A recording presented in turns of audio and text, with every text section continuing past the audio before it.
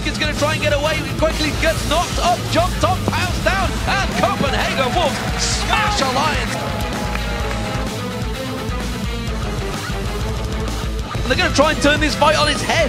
Requiem comes down, Kazan's in trouble. He gets knocked out in the double. It's Alliance that will go through to the semi-finals. He's going to take the lantern, they go towards Diamond, and they're going to kill Diamond! What is going on? We want to prove ourselves that we're good enough to be in LCS. The loser goes to relegation, the winner stays in LCS. It's like all on the line. This is where it all comes down to. We've shown our performance in LCS so far. I can't wait for the next match.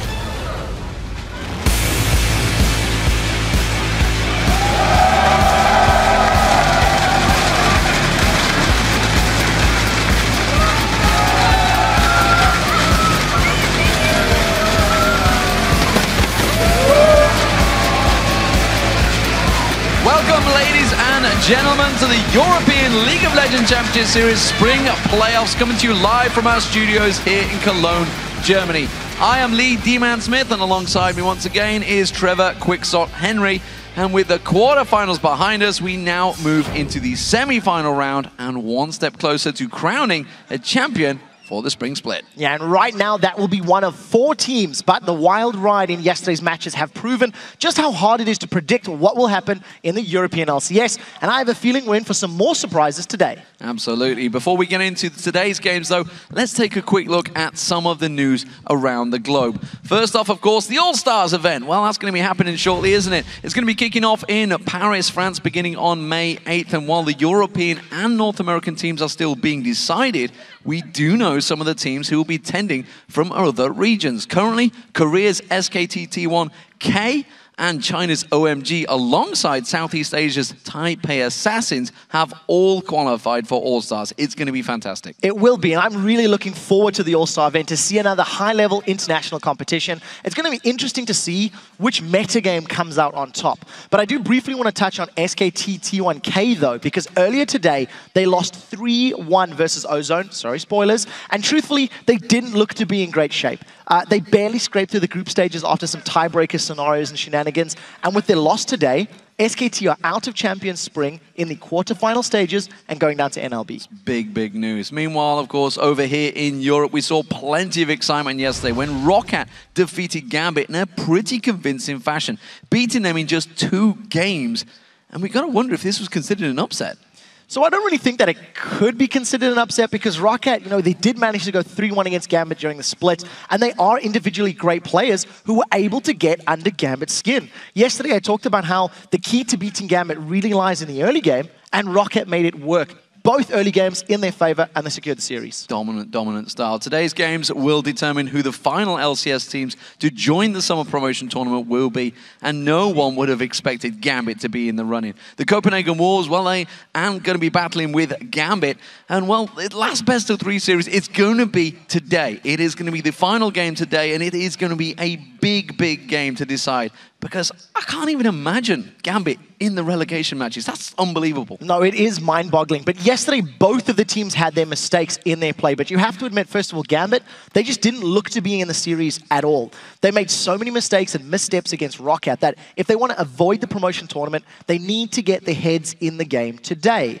The Wolves, on the other hand, they're looking to tweak their performances from yesterday. They need to avoid the pitfalls during the picks and bans, and also their late-game decision-making. Their early laning and their mid-game was solid. It's just the very beginning and the very end that they need to work on. We'll see how it works out. Let's take a look at the playoff bracket before today's matches. With Alliance and Roccat winning their matches yesterday, they now move into today's games, where Alliance will be facing Fnatic and Roccat will go up against SK Gaming. Yeah, the losing teams from these 2 series will face off in a battle for 3rd place at the start of the day on Thursday, while the winning teams will compete for the Spring Championship. As a reminder, all of these matches will be a best of 3, except for the championship game, which is a best of 5. And that brings us to today's games. First up, we are going to have Fnatic. They are on stage setting up against Alliance. Then following that, it will be SK Gaming versus Roccat. Remember, one of these 4 teams will come away with the championship and represent Europe at the All-Star event coming up in May. Yeah, and once those matches are completed, Gambit and the Copenhagen Wolves will face off to determine who will finish 5th place and who will get sent to the Summer Promotion Tournament next week. And you can keep up to date with the playoff brackets along with the player stats, standings, VODs of past matches, articles, and much more over at lolesports.com. That's also where you can find the schedule of matches, pick up the teams who you think will win the series today. Yeah, just submit your choice and we will check in just before the start of each game to see who you predicted to win. And while we're on the subject of voting, you've already chosen the players that will make up the 2 All-Star Challenge teams that will compete in Paris, but that's just the start. This week, you can submit your vote for 2 former pros to join the teams in a single Hexakill game during All-Stars. Yeah, just log on to vote.lolesports.com and pick 2 of the 5 candidates, including our own North American shoutcaster, Jat. I'm pretty sure you know who he is, and the former world champion, Shushay. The 2 who receive the most votes will join those All-Star Challenge teams in some 6v6 action on the Rift. I'm looking forward to seeing how they perform, and I'm looking forward to All-Stars as a whole. But do not forget that our Summer Promotion Tournament will be here next week. And if you'd like to join us here in Cologne, Germany, to watch these games live, tickets are now available, so get them while you still can. Now, we'd like you to get on Twitter and tell us who was your MVP of the European LCS Spring Split and why. So Froggen officially won the award. I actually voted for Froggen myself. Yep, I did myself feel too. that he deserved the title. My number 2 was N-rated. I felt that he provided a whole lot in the support role, and he really did push SK to the number 1 seed at the end of the regular game. So, deserved. For you guys at home, send us your answers at LOL Esports and use the hashtag LCS. We will read a few of our favorite responses later on in the show. And now for a little more insight about today's matches and the playoff picture, let's send it over to Shox and Deficio, who are standing by with Millennium's Kevin. Thank you very much, Dima. And indeed, we are joined here by Kevin, a top laner for Team Millennium, who's going to join us all day to analyze the games. And, well, guys, let's just run through the games we have today, starting off with our very first semifinal, Fnatic as they take on Alliance. 2 teams with very interesting stories coming into these playoffs. Kevin, do you think that there's one team of these 2 that has a very clear edge in this matchup? So for me, Fnatic has the edge, just because the patch 4.5 is really beneficent for them. The rotations they can do versus such a Alliance team when they go for maybe Karthus or Ryze again can take them really off guard. So I think Fnatic has the edge here, and Fnatic might take it here. Fisho? Well, I have to agree a little bit at least onto what he's saying, because Alliance yesterday benefit from the fact that Copenhagen Wolves don't know how to close out a game. So they picked this late game comp and it worked for them. They got to late game and then just beat Copenhagen Wolves in team fights. Against Fnatic, I don't think they can do the same. I think Fnatic's going to be a lot better early game, a lot better mid game, and then actually be able to close out the game. Yeah, in any case, we're going to be in for a great game, as well as we will be for our second semifinal of the day, because SK will take on Roccat. After what you've seen yesterday from Roccat and from SK throughout the season, Kevin, how do you think this matchup is going to play out? So I think both teams are equal in terms of maybe gameplay tactics. So I think it will be a really close game. And I think the team that will do the most mistakes is going to probably lose the game and won't come back. So I think SK is going to still take it. Well, SK Gaming, #1 team in Europe when you look at the standings. We can't really forget about it. They are such a strong team. And Roccat yesterday against Gambit looked very strong early game. They beat Gambit early on and then got to team fights, just continued going. If they can do the same versus SK here, because SK has been a team that's been a bit hit or miss when it comes to early games. Sometimes they do well, sometimes they do good. Bad, sorry. It all depends on how Svenskeren actually does. So if Roccat can shut down Svenskeren, I see them actually winning the game. Otherwise, I think it's on SK. So you mentioned how good Roccat did, but in all honesty, Gambit didn't do that well, and it means that we'll be seeing them today in the last best of 3 of the day versus the Copenhagen Wolves to decide who will stay in the LCS. Kevin, what do you think? So I think Gambit really underperformed yesterday, and if Copenhagen Wolves plays like yesterday and they dominate such in the early game and keep it in the mid game, I think they really have the edge there. So if Gambit doesn't step up their game, they're going to probably lose and end up in the relegation. Fisho? I have to agree. If both teams played like they did yesterday, obviously we're in for some very long games. Because Copenhagen Wolves will get ahead early on and then they're just going to walk around for 20-25 minutes and then maybe finish the game. But Gambit, with the way they played yesterday, it didn't work for them. Nothing worked there, so they need to really fix everything. We have to remember though, if you look back at Intel Extreme Masters, they won, they lost to TPA, terrible game by them, came back day 2, did really well. So they can do the same here. We know Gambit is a team, they can lose day 1 and just come back as a completely new team day 2. So predicting this match, honestly, it's going to be impossible. Okay, who do you guys want to see in the final? What do you think would give us the best matchup, Kevin? For me, I think Fnatic versus SK, I think, would be the really good final. Fischer.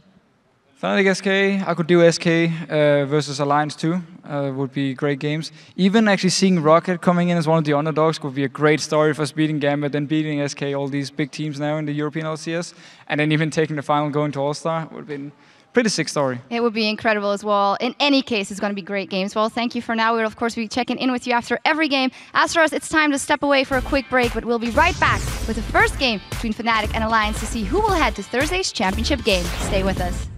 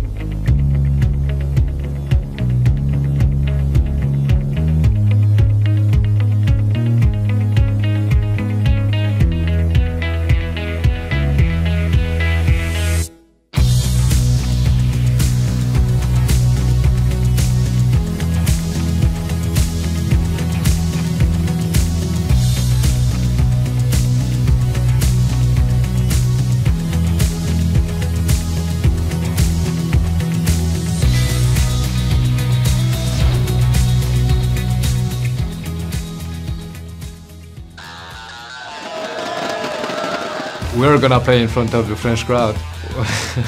and Paris is like my city, so I think it's gonna be a really good time. I think it would be really awesome to go to Paris because I've heard the French fans are really crazy and the event is gonna be really huge, so I would love to go. Everyone really wants to go to Paris sometime, and it's incredible to have a league event in such a beautiful capital like Paris because you really get to explore the world. I was in France once on the LCS Lille, and the venue was very good, so I'm looking forward to see it again because I think it's going to be wonderful. I didn't get to go to Shanghai last year, but I watched the stream, I saw pictures, and I saw how crazy it looked. And I'm pretty sure this year is not gonna be less, probably it's gonna be the same or more crazy because French fans are as well pretty crazy. It would be like really exciting to play there, like the best players from every league. We're gonna face the best teams of China, Taiwan. I know SKT is going, GPA is going as well. It will be really fun to match up against those teams and see how strong we are. You're gonna have a lot different game than against any other European team or maybe NA. I want to go to Paris and play All-Stars to prove that we're actually a good team, we're actually a top contender, that we're not just lucky, as some would say. It would mean a lot for me. We get to play against all the international teams, and if we would win that, it would be a pretty huge prestige for our team and for all of Europe. Since we came into the season going like 0-4, and then if we can go all the way to All-Stars, it will be really fun.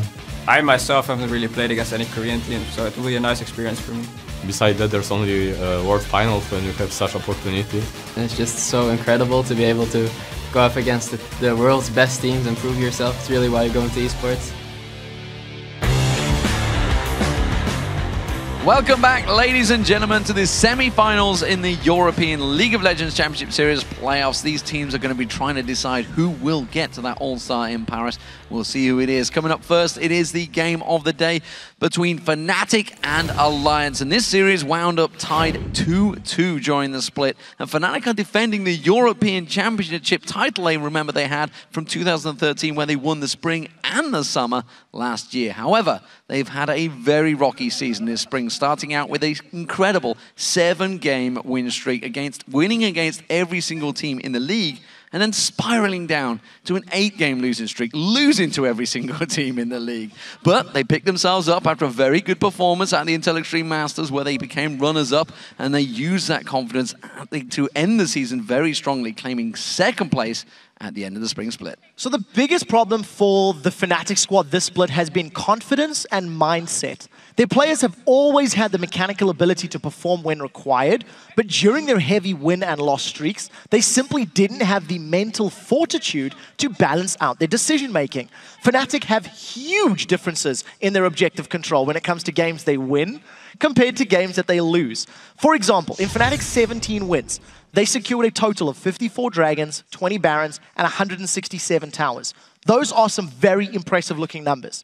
But let's look at them when they're in their 11 losses. They do the exact opposite.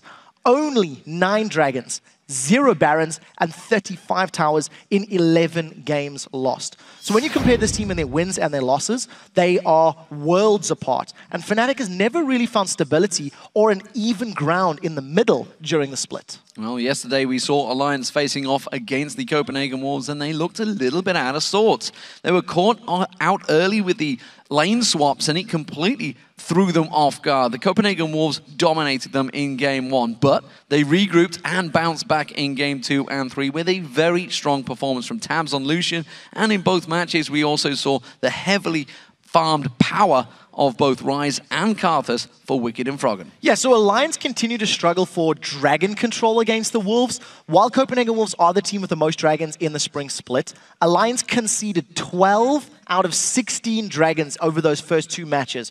They did get to take down a couple of drakes during the 3rd and final game, though.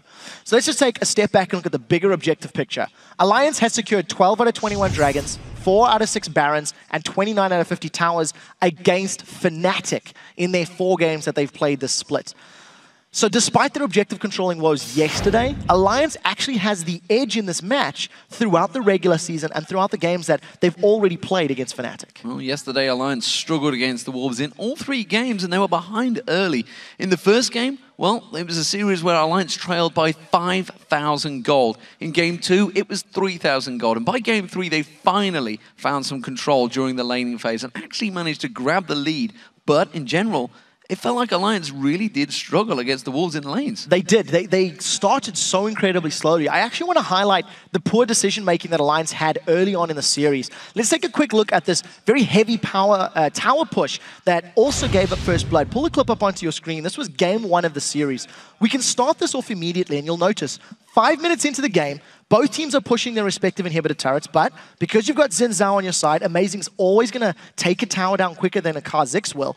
We do see Wicked sticking around, being a little bit greedy, trying to get an experience range. He gives up a death. We did see the Wolves hold on to the inhibitor turret, and they secured first blood. The reason I highlight that play, Alliance were very poor to work on their early game decisions. And to make sure they don't give up too much too early today, they need to be able to deal with these 2v1s. We are in a meta where a lot of that happens. Wolves weren't exactly able to capitalize on that earlier lead, but I do feel like Fnatic will be able to today, so we've got to see how they handle themselves. Well, Fnatic will focus on their famous rotations in this match to try and shut down the threat of Froggen. But for Alliance, winning the first game and controlling Peke will be the key to victory in this series. To win against Alliance, it's basically to rotate really well around the map, try to deny Froggen from his blue buff when he plays mage mid laner. The main strat of Alliance is for Shook to camp mid, get Froggen fed and make him go split push. Well, he does function like as a key part in our team because he's like a very strong mid player, so he's definitely one of the big forces in our team to be reckoned with if undealt with. Every one of our players can carry the game, I think. So it's not one player, I think it's all of it. Fnatic's performance really depends on how confident Xpeke is in the champion he's playing and his own play. When he brings his best, it's really hard to beat Fnatic because he'll be all over the map. They are good players, but they are really focusing a lot more in the game and playing together as a team. And you can see when they are losing or winning, their rotations are really good. They try to make the best out of every situation. I think it really comes down to whoever wins the first game. I think if we win the first game, I can see it being a fairly easy second game. On the other hand, it's going to be pretty tough if they win the first game. We won all the splits so far, so we want to take this one as well. I love playing important matches like playoffs because it really brings out the best player in me. And I really think Tabs hit the nail on the head there. We saw yesterday his performances on Lucian. When the pressure was on, he pulled out some magnificent games. And that's what these players are all about. That's why they're on the big stage. These are the guys that can perform at this level on the pressure. Yeah, I agree. The thing that I want to take away from that is how Froggen was so adamant. Whoever grabs the victory in the first game, he feels is going to have the momentum to pick up the second victory as well. We'll see if it holds true today. It worked for Rocket yesterday. Will it work for either of these teams on stage today? Certainly did. Let's talk about the lineups, though. Over on the blue side, it is Fnatic. Of course, that means it's going to be Soaz in the top lane, Cyanide in the jungle, Peke in that mid lane, Reckless the AD carry, and Yellowstar on support. And on the red side, it is Alliance. Wicked up top, Shook in the jungle, Froggen in the mid lane, who I want to note, none of them are wearing their jackets. Jat pointed this out yesterday. Since they're all in sync with the uniform, they're winning. Tabs and Nif as the AD carry and support. We'll see whether this unified front works in their favor. Took them a while to get that unified front. Of course, our featured matchup for this series takes place in the mid lane. Where else would it be? The Spring Split MVP Froggen does battle with Fnatic's Peke. Both of these players have strong KDAs across all 28 games. Peke has a 3.41 and Froggen 4.33. However, their head-to-head KDA is vastly different, with Peke only hitting 1.94, while Froggen sits at 3.43. Yeah, so the higher KDA for Froggen speaks volumes about his ability to not only control Peke, but also the rest of Fnatic in their games this split. Peke hasn't been quite as dominant as we've seen in the past, and Froggen has been outperforming him all split long. One thing to note, though, is that the average CS and gold per minute values are incredibly close, with both players hitting over 108 CS by 20 minutes, and both sitting around 380 gold per minute across all their games. So from a mechanical standpoint, these two are basically equal. But from a decision-making that will secure kills and objectives and rotations, Froggen is outshining Peke, at least according to historical data. So we're going to be coming into this game, picks and bans. Remember, Fnatic, of course, had the honor of basically finishing second, so they had the bye from the first round. Sometimes it's a curse, though, because the team is more prepared. Maybe the fact that Alliance played yesterday, they're going to be back in that match fitness, as we like to call it in football days.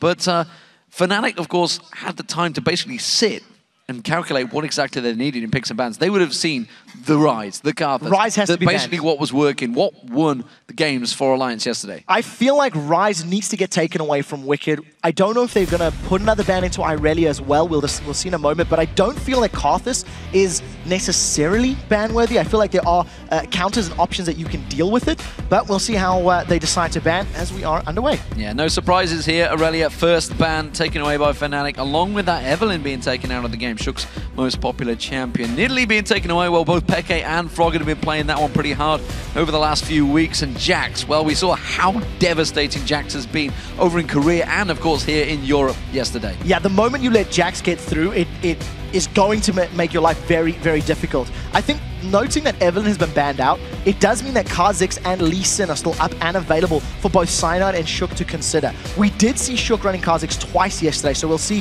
what he gets his hands on today. Well, we should mention that Soaz has been hitting Lee Sin very hard. And he is considered a strong counter to many of the lane options that are currently out there. Of course, Renekton is still on the cards, though, still that big top lane bully. Ziggs was the final ban that came out from Fnatic, and Alliance are considering this one. They've gone with a Leona ban, so taking that away from Yellowstar. Does that mean they want to go Morgana?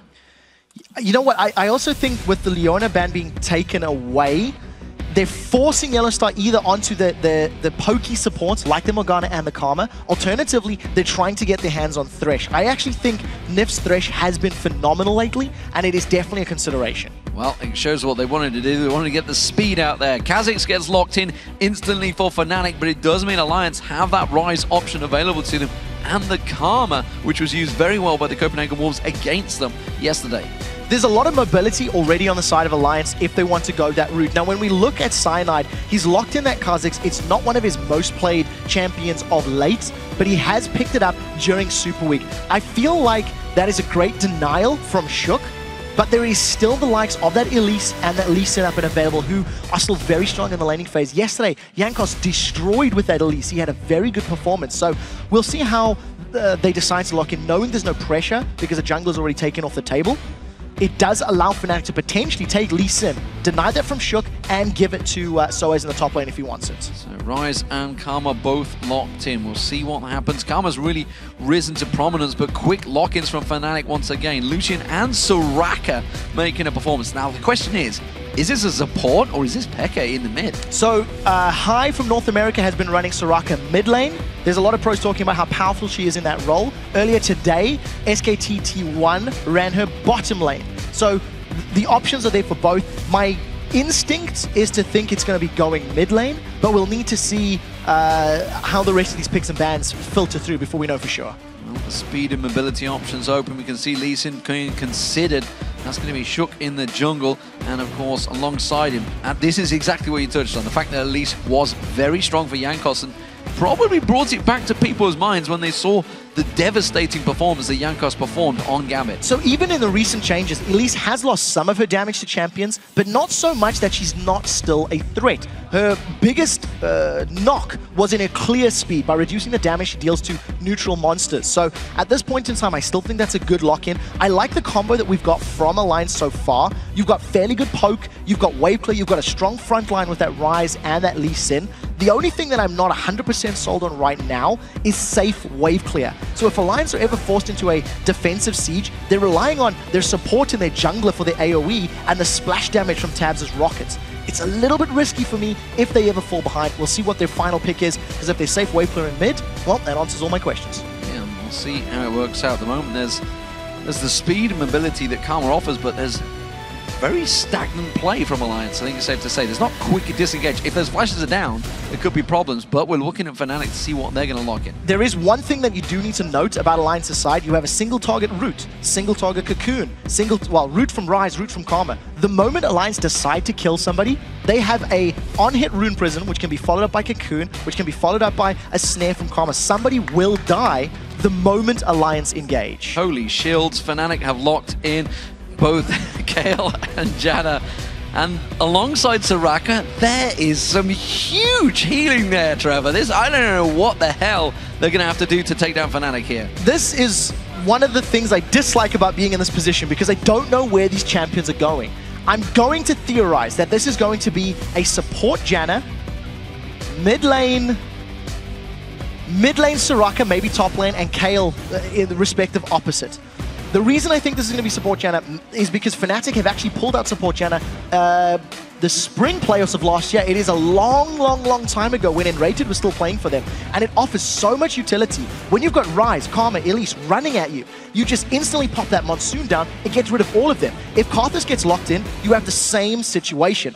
The one thing that Fnatic do not have right now is a traditional team fight composition. They want to outlast you with heals, with intervention, with Monsoon, with Soraka. There are 2 summoner heals right now. So if Fnatic ever get in a situation where somebody gets bursted down, they will instantly lose the rest of the fight because their champions need to draw battle out. They need Soraka to get a bunch of star calls down, have Kayle shredding armor and MR with Righteous Fury and melting people through as well. We'll see how Fnatic plays it because there's no room for error in team fights. Double heals as well at the moment for Fnatic on the summoner spells as well as the 3 healing champions. This is going to be a high sustain Fnatic, but is it lacking in damage? So, traditional damage, yes. Yeah. It is lacking in traditional damage. You don't have your Ryze or your Karthus to burst people down.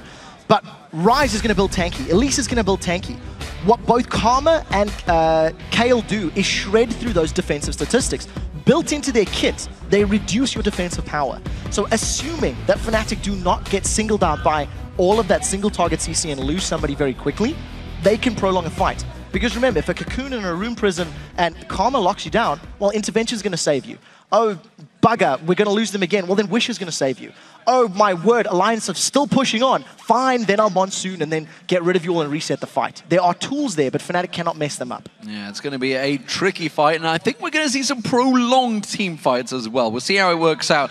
Let's take a quick look at the votes, though, to see who you think will win this one. I've got best of 3. According to the numbers, wow, 74% of you have voted for Fnatic. The Fnatic fan base coming out strong for this one. No surprises. No surprises at all. And you know what? If you looked at Alliance yesterday, I would think that's not a bad fight, not a bad vote. Alliance really struggled against the Copenhagen Wolves. And with this very, very interesting composition of Fnatic, I feel they do have the tools to deal with Alliance, but we'll need to see how they implement it. Well, here we go, ladies and gentlemen. We're about to get underway. It is the semi-finals of the spring split. Fnatic up against Alliance. Fnatic are going to be starting out on the blue side. Don't get yourselves too excited yet, people. And Alliance will be on the red side. We're 2 for 2. Froggen was on stage yesterday. We did have some pauses at the beginning of the day. Of course, it is Alliance. Froggen on stage they again continue today. to carry it through, yeah. Scumbag Froggen. Well, it's the CLG to EG to Alliance curse. It just continues to follow these players. And I'm casting it as well, so it's like there's like a whole culmination of problems. We're actually hearing it is a Froggen client restart as well, so you Froggen, cannot. please. This is as poetic as you get. Now I am quite literally jumping out of my seat at the champion lock-ins for Fnatic. Just to remind everybody: Soraka top lane, Kayle mid lane, Janna support. So it did filter into place the way we were anticipating. Summoner heal on both AD carry and top lane. And you've got all of these shields and abilities. You've got the Eye of the Storm from Janna, which is going to block a lot of damage. If you get through that, you have Intervention from Kayle. That's going to block a lot of damage. If all of that gets through it, you have Wish and Monsoon to reset team fights. The scary thing is, while all of that is going on, if Soraka, being played by Peke, is not in the middle of every member of Alliance hitting them all with Star Call, I'm concerned that Kha'Zix and Lucian will not be able to clean up. If at any point that Soraka goes down and that Star Call is not hitting a bunch of people and shredding their MR, I do feel that is the crux, that is the key of this composition, rather so as playing Soraka. So we'll see how Alliance deals with focusing the key targets in this game. And we are about to get back underway, ladies and gentlemen. The semi-finals will begin at last. Here we go. It is going to be Fnatic starting out as the blue team up against Alliance on the red team. And this is going to be an interesting start, to say the least. Yellow's start looking maybe to take a run straight in towards it. Wicked's in position already, though. Oh, yeah, Yeah, Wicked, I don't think Wicked had leveled up anything yet, and the rest of his team weren't on the same page. They hadn't got there quick enough. That's actually a little bigger than you might anticipate, because that was a purchased ward.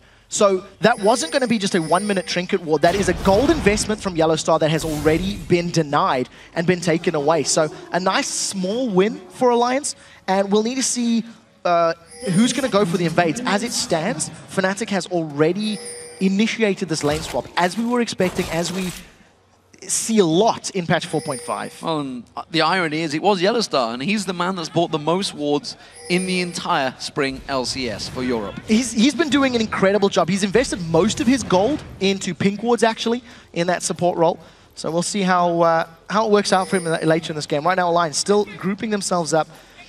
It's one of these situations where you see they are defending as a 5-man. They can go for a late invade, but whenever you group up nice and tightly, you reduce the risk of a lone member being caught out by your enemy's invade. I'm intrigued how this is going to go with Soraka. The fact that obviously Wicked's on the teleport, so we know what's going to happen. They're going to be 4-1 split pushing, trying to keep things going, but Soaz, I mean, it's a Ryze versus Soraka lane. So I'm interested to see why Fnatic decided not to go for a straight-up matchup.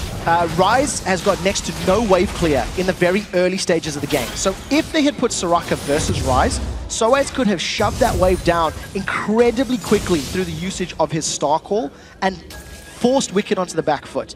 Instead, they've gone for a swap, and Soaz is going to be able to farm quite well under the tower. Well, they went for the double invade. That's what we should point out. The fact that Shook snuck in there, took away the blue buff, I believe, and also the red buff was taken away by the top lane pairing, or, well, the duo pairing, I guess you could say they are in the top lane right now, along with Soaz. So they've actually snuck in there, whereas Alliance only took the red buff away from Fnatic. So this is the benefit of being in the semi-final and having a bye from the quarterfinals. The invade of the decision-making from Fnatic was calculated. Cyanide went solo to grab that blue buff, as you've already highlighted. And because all of Alliance had invaded as a group, it was a risk from Cyanide. If he'd been caught out, he could have given up first blood. But at the end of the day, he didn't. They've denied that additional buff from Shook, and that's just going to slow his jungle down a little bit quicker.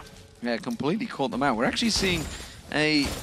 Well, it's the standard, I guess you could say, these days. The fact that Wicked is down here with his duo pair, and Shook's going to join him. Shock Horror, 4 people going to push his bottom tower. I am so happy that we showed that little clip in our pregame, because this is the thing that made Alliance's life so difficult yesterday against the Wolves.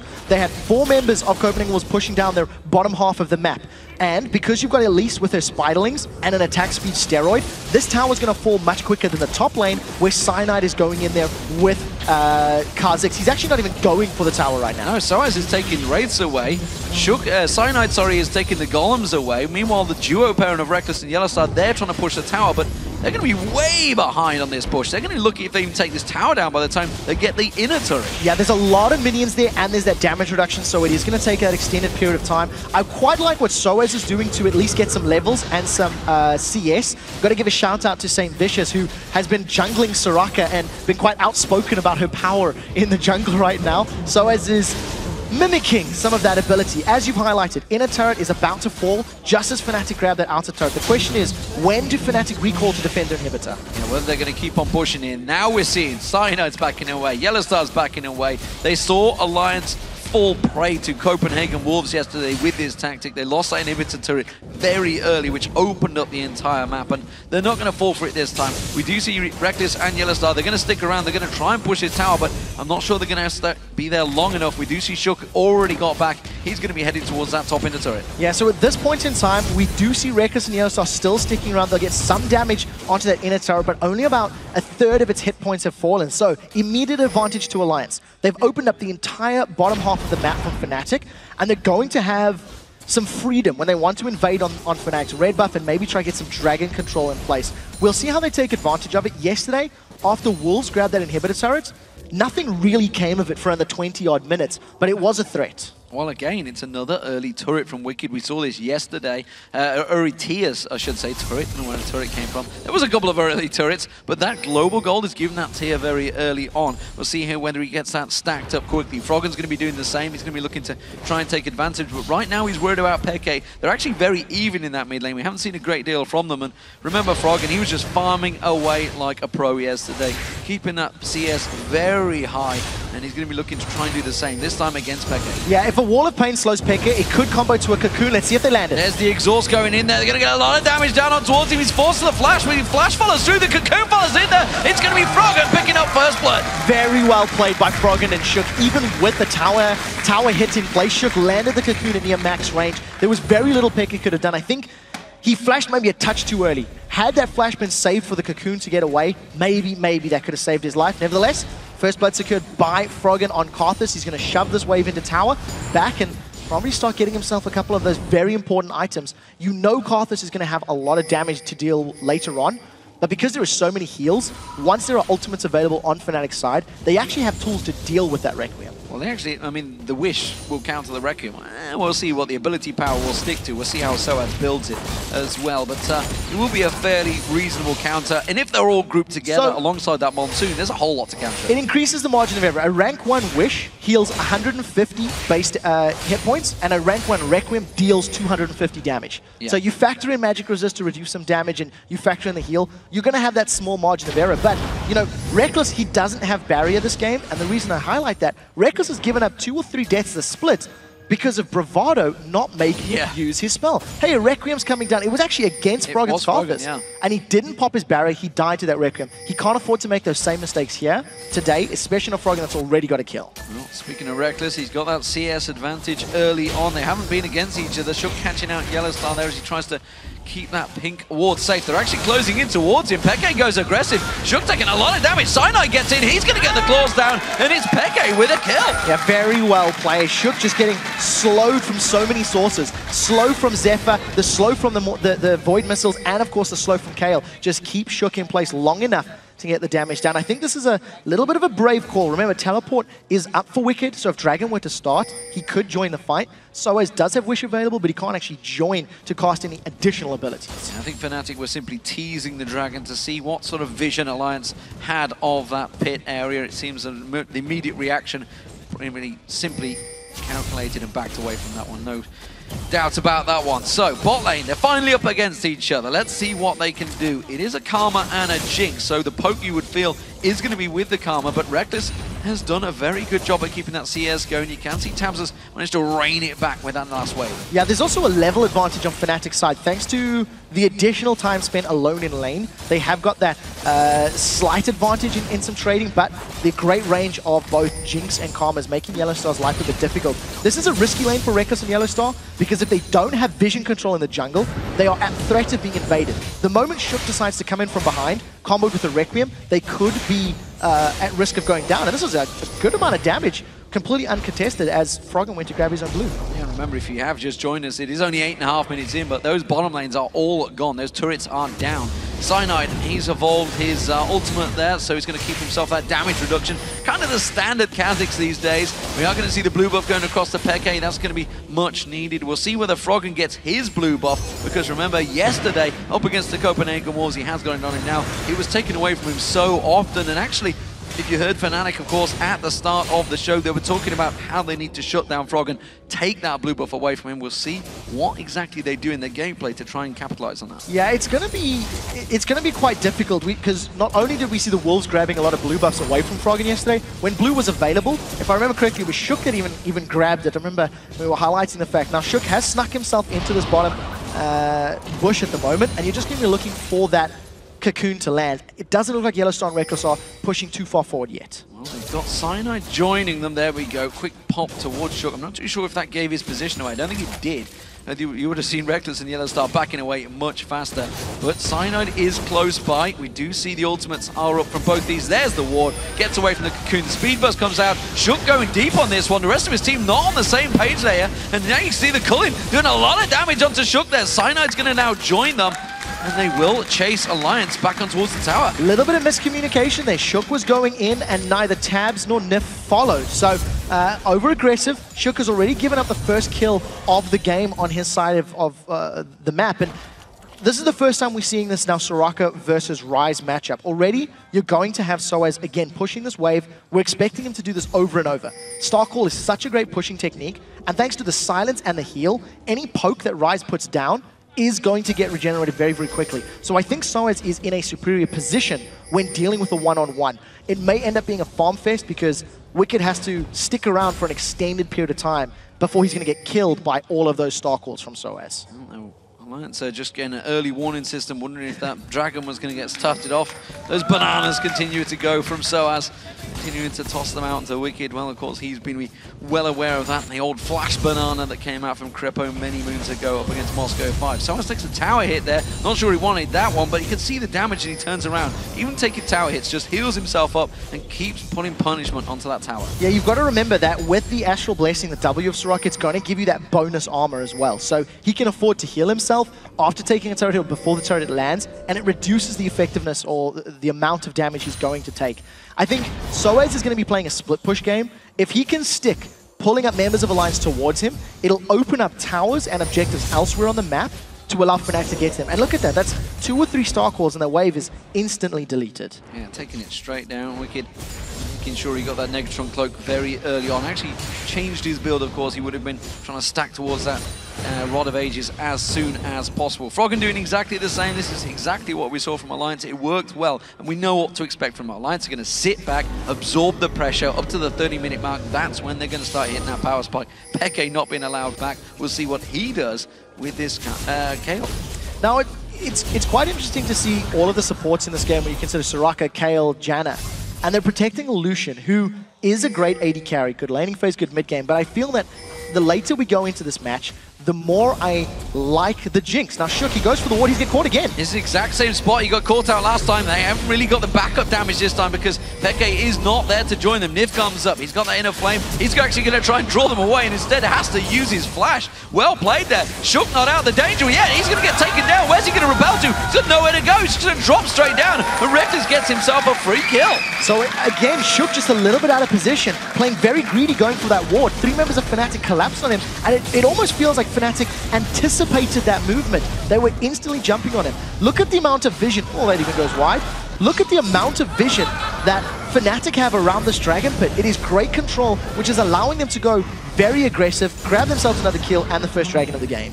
Easy objective control for Fnatic. That puts them in the gold lead for the first time. Remember, those towers pushed early on by Alliance gave them that advantage, but you can see Fnatic starting to turn this game now. SOAS has joined the team and they're just continuing to drive the pressure on towards that turret.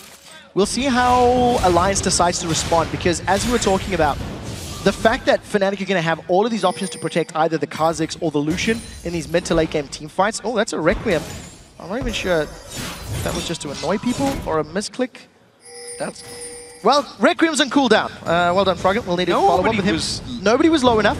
It could literally have been just to annoy Peke. Maybe there was a call somebody's low, and Peke stuck around a little bit. Well, he's definitely low now. He's going to get forced away. There was the flash being driven out. Alliance actually using it to try and push him away from the turret. That's got to be the only course of action I can consider, because that was a very random ultimate coming out from Froggen. In a moment, they are going to keep them back here, and they're actually worried about this one. Peke being very brave. Remember, he has that intervention, doesn't need mana to use it anymore on Kayle. So noticing that Shook and Wicked were very close by in that mid lane, the only theory is that Froggen was trying to delay Peke. If Peke had backed off and continued to recall, it would have allowed them a couple extra seconds to get on the tower. But thanks to Janna and Kayle being in range of that turret, getting that Eye of the Storm and blocking some of those auto attacks Alliance are putting down, they actually hold on to the mid turret. And all of a sudden, it's Fnatic that are getting some additional damage on this mid turret. Look at the power of that Eye of the Storm. That's the first real damage that this duo has taken from 3 tower hits. SOAS and Wicked continue their solo journey, and at the moment it is SOAS out farming Wicked. Wicked probably wasn't quite expecting this lane matchup, I don't think, unless they've had some sort of insider knowledge on what Fnatic had been doing. That turret very low now in that mid lane, and that would be the second one of the game. Blue Ball Steel coming on here. Again. Cyanide once again taking this away from Froggen. It's what they said they were going to focus on. It's working so far. Yeah, and they're doing it very, very well. Because of the pressure on that mid lane, multiple members of Alliance were roaming to defend. This has opened Wicked up to a gank. He's recalling Silent and Reckless. They need to go in quickly if they want to interrupt it. Inner Flame's going to come out. They try and catch him out and towards that white. It causes Well, Wicked actually didn't back away. He's sticking around, and the rest of his team are going to rotate. They want to hold this turret as long as possible. Yeah, at this point in time, Alliance need to hold on to the towers. They've got a composition that needs to scale up with time, and they don't want to give up more objectives. If Fnatic get control of Alliance's jungle, which they've actually done a pretty good job of so far, they can deny more objectives. Look at this top lane. Peke is making his way up river. It is going to be Tabs continuing to push through, but he's all on his own now, and Peke is going to be coming around the back of him. We're going to see Yellowstar closing the gap here. I'm not too sure how this one's going to go. Well, I'm pretty sure it's going to be Peke taking him down. There's the exhaust being used. Remember, the Requiem is down. He hasn't got it available. Intervention used very early on. Tries to get the slow. Hasn't got enough, though. With the shield coming from Yellowstar, it was only going one way, and the wish, of course, from Soaz. That's not... Okay, so yes, Fnatic ended up getting the kill, but they had to invest a lot into that. Exhaust, wish, intervention. You even had Yellowstar coming into rage to flash and get that Eye of the Storm onto Peke. But what it does tell you is that if Alliance can keep Tabs alive over the course of these fights and prevent Fnatic steamrolling them, there is a lot of damage on Tabs. He can get through those fairly squishy targets. So we'll need to see how Alliance coordinate these team fights, because I feel one misplay or one mistimed ultimate from Fnatic could result in their doom. See how it develops at the moment. It is Alliance with the tower lead and slight invention and advantage in the gold lead, which ordinarily, under a normal team lineup, I would say is a big advantage to Alliance, but I have just no idea what's going to come out of this Fnatic lineup. We don't know how it's going to perform in the late game at the moment. It's been a long time. I cast my mind back to the days of Dignitas when they started to use Soraka heavily in that mid lane. They used Janna, I think was top lane possibly back then. I believe it was, I'm not too sure which one Voidboy was playing. I know there was a three-pronged heal strategy they tried out, and we haven't seen it for a very long time. And it's definitely not something we've seen from Korea either. No, it's not. The one thing that is quite nice about the comp that Fnatic has put together is they do scale to a very good level. They're going to jump on Wicked. There is some support for Fnatic. Can they get it? Cyanide using that stealth ability to get the unseen threat and doing some good damage onto Wicked here. He's going to get another claw down. Soaz finally comes in, starts shredding him down. He's not going to get the escape. The Void Spikes land, that slows him down. Howling Gale's not going to quite land in there. One more hit from Soaz should be enough. There he goes down to the Star Call. Took a very long time, but again, that is an example of things to come. That is a three-man investment and a bunch of spells thrown out just to get Wicked. It will result in another tower though, so well played by Fnatic. They're finally going to even up that tower score, and once again get some deep vision in the red side of the jungle. Alliance, they've not given up though. They are still pushing this bottom lane. They're also proving just how long they can tank up that turret. The shields, the heals, everything available to them. They managed to tank that turret down. So it's 3-3 in turrets now, all square. Top two turrets down, bottom two turrets down, and the mid turret. That's the next focus. Fnatic just took that one down. That's the one Alliance want next. For Fnatic, because we were talking about how their champions can scale, Soraka's going to do very well as the game goes on, and Mikhail's Crucible's been picked up by Yellowstar, so if they didn't have enough heals, there is another heal added into the mix as well.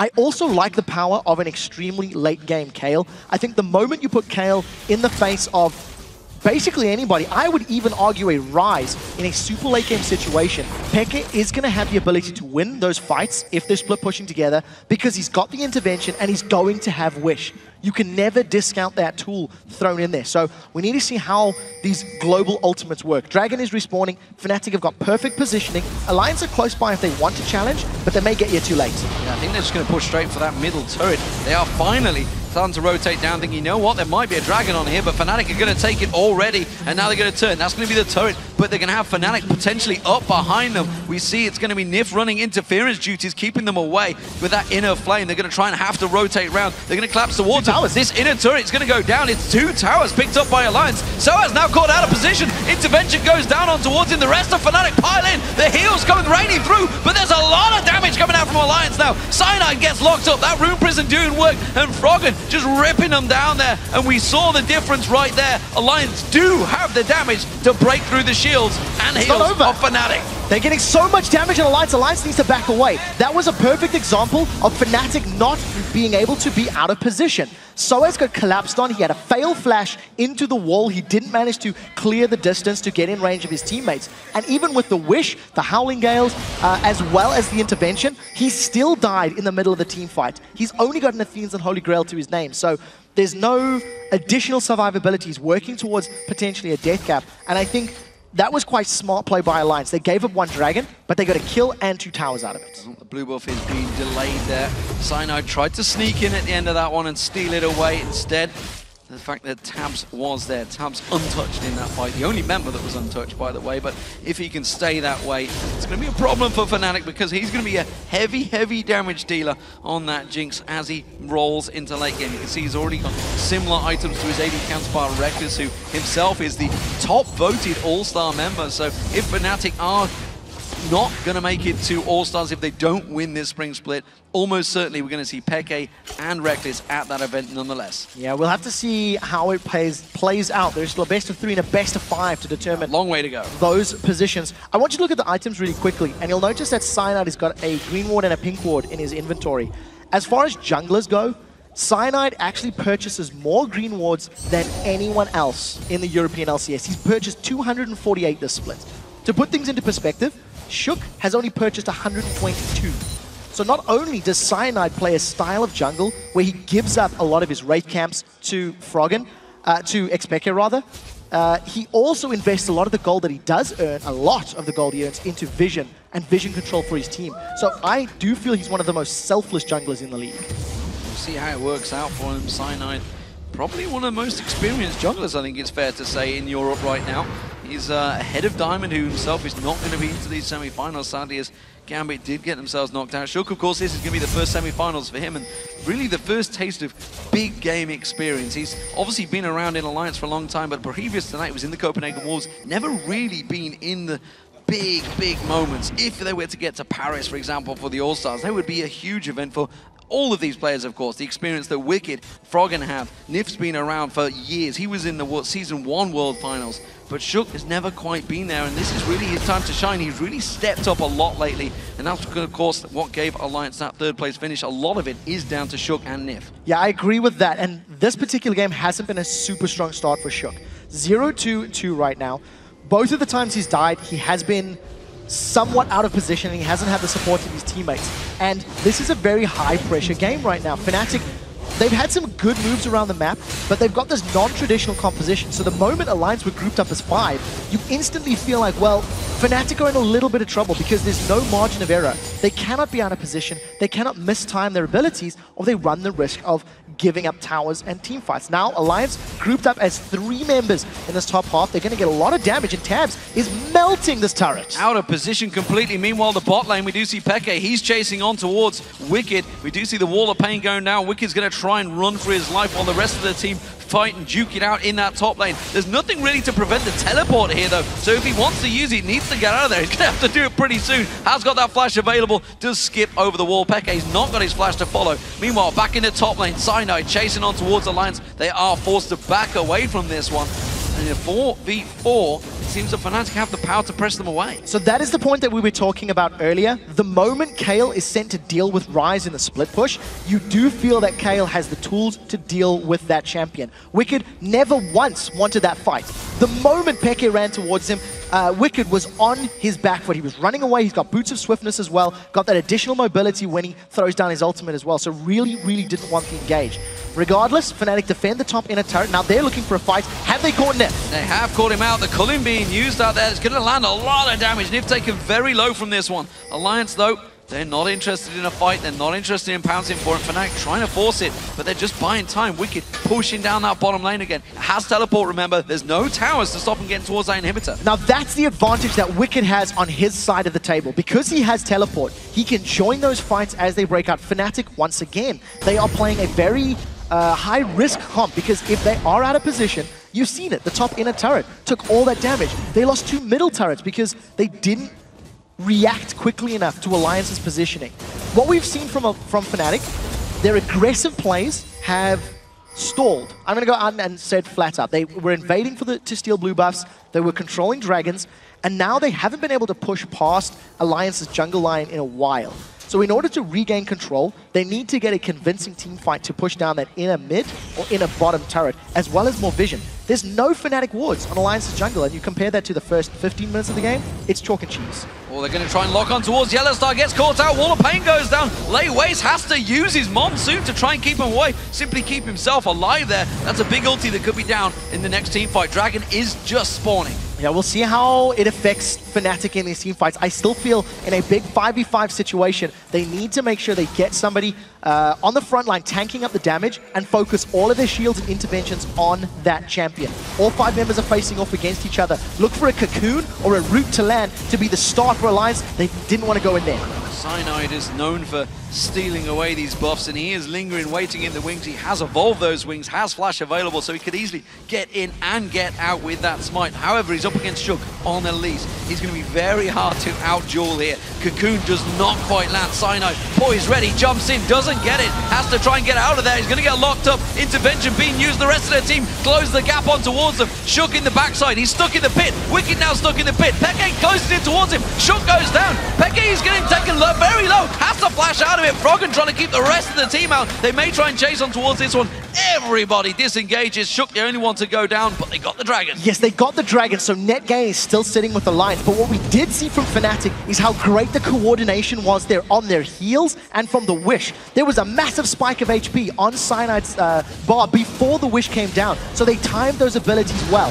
While that's all going on, Fnatic have now grouped up, but they're going to get this in a turret. They're going to take that turret down, just shield up, and well, Reckless quite confident in his ability with the rest of his team to just keep pushing there. There's a giant wave along that top lane now. Wicked's going to have to deal with that one. He's actually low on health, so let's take a look at this dragon fight. So the key that you want to be looking at is as Cyanide jumps in, look at how much focus they put onto. That's 5 members of Alliance trying to burst him down. The moment intervention comes up, they immediately peel away. Once again, keep your eyes on Cyanide's HP bar. That's the heal from Kayle. Now you're going to see the Wish come in just a few seconds later. So all of the damage that Alliance has put down is instantly reset. But because Fnatic have stuck in there long enough to get some good damage on Wicked and Nif, Alliance back away. Had Soaz been in the middle of them, getting star calls on all of the members, that could have been so different. Oh, it's not over yet. They caught Cyanide. Cocoon lands, and that's intervention used very quickly on towards Cyanide. That's going to be an ulti down. They're going to move in towards the next one. They're going to try and sweep these wards out. It's Alliance trying to fight for vision control. So with Pekka's build right now, it's a 45-second cooldown on that intervention. That is a very short timer. He's not even level 16 yet. That will still get marginally lower. The one thing I do want to highlight that I just caught when we watched that replay is the moment Fnatic decided to challenge for that dragon, they had top, middle, and bottom lane minion waves pushing in their favor.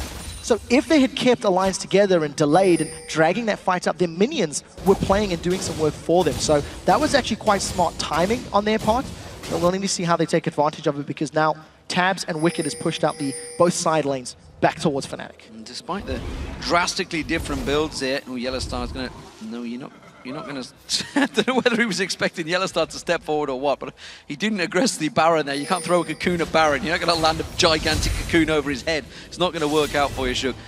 What I was about to say is the fact that all the lanes are actually very even. You look at the 2 top laners, very close in CS. The mid lane is very close. The AD carries, all very, very close. Even the junglers and supports are tight. The gold is overall, it's only 1,000 gold difference moving into the 30-minute mark, despite vastly different team builds. Yeah, and it's very interesting because for every move that Fnatic has initiated, Alliance have responded with one of their own. I want to highlight the Alacrity boots that Wicked has picked up. At default, with his boots of swiftness, he's got a movement speed of 424. When he throws down his ultimate, it gives him a flat 80 move speed. So he's going to be bulleting to the back line. And depending on if he wants to focus Soaz or Peke or Reckless, there's going to be very little that can stop him. Yes, there's slows in there, but you've got a slow from Shook, you've got a slow from Kayle, slow from Janna. It's only the knock-up that is not going to be reduced in effectiveness by those swiftness boots. You should point out that both those Seraph's Embraces are now stacked up and ready. Nif going to get caught out here, and maybe they won this fight, I'm not too sure. Nif's taking a lot of damage. Cyanide taking all that punishment once again, using that ultimate to just defend in towards it. Wicked being that tanky front line, keeping them at bay. Look at the heal on Cyanide. They didn't even need ultimates to save him. That was just the burst heal. Now Fnatic, they're feeling confident. They've caught Froggen. Seraph's Embrace being used already by Froggen. The rest of the team tanking it down. Wicked in trouble as well. And Cyanide, well, just look at all of Fnatic. Nobody low. Reckless is the only man, but he's just simply being kept away. They can just bully them out and push for the inhib. Nobody's ever going to get low on Fnatic in extended fights because the heals. They've caught Soaz. Intervention being used. Cyanide jumps in on towards Nif. They can't take him down. There's the Wish going down. There's the Monsoon. Suddenly everybody is topped off on health for Fnatic. Alliance still trying to cut the damage down on towards Yellowstar, taken low. Tabs does manage to get the execute on towards him. Gets excited, but Shook now taken low. He's going to have to repel. Well, he's got no wraiths to jump to. Have to jump back into the team. Cyanide goes in, but Froggen gets in amongst heal comes out once again. Reckless taken so low, but he's running into the base. Alliance are going to try and trap around him. Wicked's coming down the mid lane at the moment. They're trying to catch on towards him. Tabs gets the tone, gets on towards Reckless. Can they catch up? Nif comes in, Inner Flame goes down, but still, they don't have the damage. It's a 2-for-2. A very tight exchange between two teams that really don't want to give an edge. But Fnatic are going to get the tower. You've seen how long that fight was, and even with Alliance backing away and dealing with Fnatic in that very tight chokehold in the jungle, Fnatic come out even in the fight. They get the turret, which makes it gives them an advantage. The one thing that you have to note is all of the damage that's sitting on Alliance's side. They did manage to get through all of those heals, all of that sustain, and they still got multiple members of Fnatic down. That is because of the fact that Fnatic's composition is very, very risky in those team fights. Because they've got non-traditional damage dealers, it takes them a very, very long time to kill members of Alliance, and Alliance have got pretty good range. You've seen how effective that zap was, and the rockets from Jinx in the back line, plus all the lay wastes from Froggen's Karthus. So very, very interesting and exciting team comps.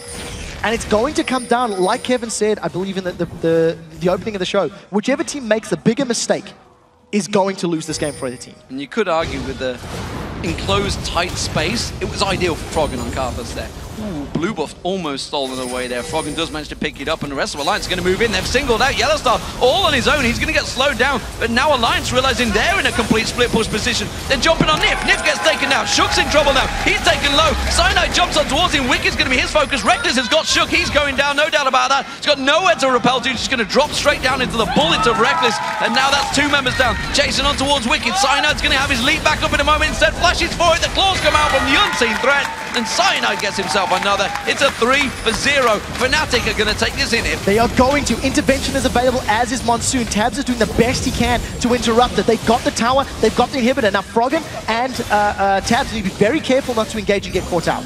Yeah, they're just actually out of position, keeping off the side. They want them to engage just off the side. They're trying to see if they can get a pick off at the end there as Fnatic disengage, but that was a very straightforward, sloppy engage by Alliance. They had to be grouped together. Those pincer moves so rarely work. I completely agree with you, and if you're going for a pincer, it needs to be very committed for everybody to go in. Because of all of the heals and the speed ups that Fnatic had, they found the picks that they needed, which has opened up the inhibitor. Now they've started off the Baron. Look down the ultimates. Wish is not available. Intervention and Monsoon are. Froggen, he's been exhausted, he's going in. Dangerous play. Froggen's going to be kept away by that Monsoon, and that's going to be the Baron for Fnatic. No problem there. A lot of damage coming out from Fnatic overall, and look at them. Everybody, full health comes out that pit. Every single champion on Fnatic's side has tools that allows them to deal with Alliance when used appropriately. Because Alliance tried that pincer move, and they didn't commit as a full unit with everybody from both sides at the same time, it meant that Nif got singled out. He got left on by Cyanide. He got, Cyanide had the movement speed increase from Kayle.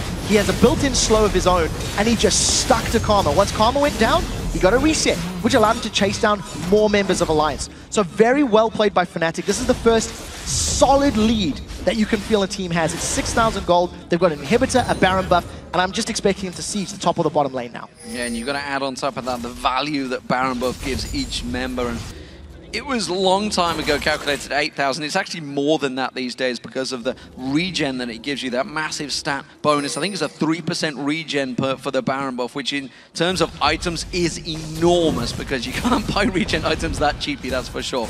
So, Alliance, despite the fact they are going to get that late game power spike, clearly are struggling to get their damage down against this massive shield heal team. I would argue they're getting the damage down. They're just not getting it a second time once all the shield and heals have been used. I want to highlight something that I've only just noticed as well. Yellowstar has still not picked up boots. We are 34 minutes into the game, and yes, on Janna, your passive plus your Zephyr is going to give you a movement speed increase. But that is quite interesting that he's still not picked up any of those boots. Whereas on the other side, you see Nif has grabbed himself those boots, Ionian boots of lucidity for cooldown reduction. He doesn't need boots, he just spends more gold on a brilliance pot instead. it's fine. Cooldown reduction. I mean, the more Howling Gales, the more Eyes of the Storm, the more Monsoons you can put down, that's exactly what you want. It's exactly what you're looking for. I think Fnatic are in a very good position now. It's taken them 30 minutes to get this lead, but now that they have it, and as we've been talking about, they've got this comp that can deal with the lines, they've got now a margin of error. They have this safety zone with the Baron and the gold, the item lead. I mean, this is a DFG Kayle. So this is not a Lichbane Kayle yet. I'm expecting that as a 6th item. But Deathfire Grasp plus the Righteous Fury, that's going to be a dead tabs the moment he steps forward. We may be seeing it very, very shortly.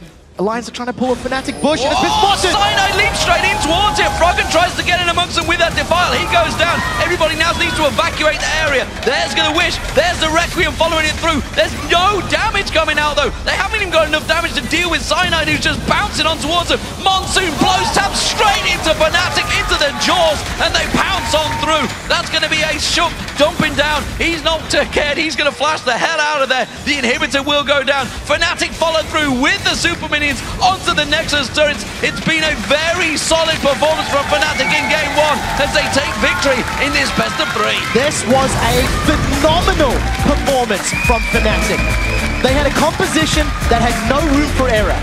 And they just executed so well. They went even in lane, they went even in the mid game. They rotated effectively. And considering all of these support type champions that were locked in, the moment somebody engaged, Fnatic always were on point. They always used their abilities correctly, and barring one mid lane team fight, that was just all about Fnatic. Yeah, and that last play, I mean, it's a last-ditch effort play. But if it had worked, would have been fantastic. But bearing in mind, that's a Fnatic with the Baron. They've already proved with all those heals, with all the shields, they could prevent it. And the fact that it was Cyanide that jumped in on a Kha'Zix with the 50% damage reduction, shields piling on top, heals piling on top, they couldn't do a thing against him. What I love about that, right, if we step back and look at the whole game, from picks and bans, where we noticed all the supports coming in, we knew Ryze and Karthus was going to be a thing we anticipated. I thought Ryze was going to be banned out. Fnatic knew they were aware of it. From the level 1 buff, where Cyanide steals blue, completely aware of where Alliance were going to be, all the way through to, you know, the pushes, the rotations, the dragon fights, and that final death push, Fnatic are in Alliance's head. Fnatic predicted what Alliance were going to do at basically every stage of the game, and it gave them all of the information they needed to counter it, and they did. So kudos to them for that. Yeah, and that's a big problem for Alliance fans out there, because Alliance have just run the tactic that, well, you know, near as damn it the same tactic as yesterday that worked so well for them against the Copenhagen Wolves, but it's just been shut down so hard by Fnatic. They seem to have an answer to it. What are Alliance going to do next? This is such a difficult pick ban phase. I mean, after you've just seen what Fnatic have pulled out, nobody could have predicted this. Nobody could have predicted Soraka top Janna support yeah, no way. In a million years, unless you've scrimmed Fnatic. But so knowing that it was surprising, it now gives Fnatic the opportunity to decide, do they want to bait this? Do they want to lock in a Kayle again and maybe surprise everybody? Or do they want to lock in, you know, that Soraka again, put a support this time on mid lane? I also want to say, this is the first double AP that Fnatic have pulled off all split long that has blown my mind. I was very outspoken about disliking how Fnatic was trying to make double AP work, and it has been very hit or miss over the last few weeks, but this game with the Kayle and with the Soraka, that was absolutely exquisite. Yeah, and it was an interesting way of doing it, because it was another facet we've seen from Fnatic. You know, they so often will run the Assassin or the pick comps. They'll have Soaz and Peke together, or recently it's been Reckless and Peke that have been basically picking someone off, creating a play, taking an objective. That's generally what they were doing. But this time it was just straight up 5-man group bully push. Yeah, and it's very interesting because the way in which they handled the early game, Fnatic actually got a few more times. Yes, the 2v1 did go in favor of Alliance very early on, but it was Fnatic in the first sort of 4 minutes to 12 minutes of the game that rotated to top and to bottom with multiple members. They found themselves a kill into Wicked for a call, and then they actually got it was Shook, and then they got a dragon from it. It was that very early map movement that gave them a little bit of freedom, that gave them that stall out in the mid game to get their items, get their power spike, and then just use their abilities correctly to deal with Alliance. Yeah, I'd love to know what Kevin has to say, because I know for a fact Millennium have scrimmed Fnatic a few times. I wonder whether they've pulled that tactic out or whether they've just kept that one secret. For some further insight, though, we're going to send it over to Shox Deficio and Kevin. Thank you very much, Demon. Indeed, a lot to talk about. What a comp from Fnatic coming out in that first game versus Alliance. Let me start by asking you, Kevin, what did you make of the comp when you saw it coming out in picks and bans? How strong did you think it was going to be? So when we first saw the Ryze and the Karma already coming out, I already kind of maybe knew a bit what Fnatic was going for. So the plan was to have a split pusher kind of, who can shave the lane really fast on the side, and Soaz is a really moving player, so he likes to do the rotations, he likes to go mid lane, push it, go back. So all the heal they had versus that comp from Alliance was just insanely strong because Alliance just had kind of 2 bursts maybe, that was Ryze and Jinx, and besides that they had no real DPS. So with that heals, it was just a super strong comp against that what Alliance had. And pretty much everything in the comp by Fnatic was accounted to the Alliance comp here. And obviously, they saw the comp yesterday from Alliance side with Karthus, with the Ryze, and knew what to do against it. Soraka, insanely strong pick against Karthus, of course, with the heals, with her ultimate to counter him straight away. Also, the magic resist she brings. At the same time, you have something like Janna, extra shields, you got intervention. If someone actually overextends in a team fight, put the intervention onto them, 100% safe. And when you also have a jungler with a 50% damage reduction who's going to get healed, those 50% is going to be even harder to get through now on this Kha'Zix, so he can jump in alone. That's what we saw Sana do over and over. So the whole comp here from Fnatic side was just built to survive teamfights and kite around. So Karthus could never get in the middle of them, Ryze could never get in, and just whenever they tried, poke them a little bit and just back off a little bit. And also, one very important thing to notice, people will probably think, why is there no Ignite on the side of Alliance? And the thing is, Exhaust is so strong at the moment, so if you force people to take Ignite and you got Exhaust yourself, you put them in a little bit of a disadvantage already there, because the 50% damage reduction from Exhaust is insane. Well, you mentioned it already. A lot of heals, a lot of shields, armor reduction, everything you need actually in a long drawn-out team fight, and that would be where Fnatic could take the upper hand, and we have a very nice replay to illustrate that. Yeah, so if you just bring the replay up on your screens at home, of course, what we're going to see here in this clip is basically long drawn-out teamfights favors Fnatic. And you can see Alliance, they want to get in the middle of Fnatic every single time once we actually start rolling the clip. And you see Fnatic backing off all the time, until they feel confident enough that we can jump in. Who jumps in? Of course, it's Sana, who goes in the middle of the team. Look here, jumping in all alone, 5 members. 50% damage reduction, provided with heals, shields, everything. He's not even close to going down here. And from there on out, they can now start kiting backwards, It goes wrong, though, when actually Yellowstar gets walled. Right here, he overextends. That's the call time for Alliance to say, now we can actually pick up a kill, because this guy, he overextended, he stepped out of position, ultimate was already gone. And that's where, still, one member down, doesn't matter for Fnatic, they can continue to kite, continue to heal, and all the members from Alliance are so low, so they can just keep going and try and pick up some kills at least. And Kevin, for you, when you play against a comp like Fnatic's here, how annoying is it? It is extremely annoying. And there was a good example when Shook, when they killed Yellowstar, and Shook wanted to keep on, because when you get the first kill, your brain, especially versus such a comp, your brain thinks, oh, now we can go, we can catch another one, we can kill him. So Shook tried the cocoon, and versus such a comp, he just got punished for that and killed. So it is extremely annoying to play against, because you never know when you can go, because you cannot really time the heals they have.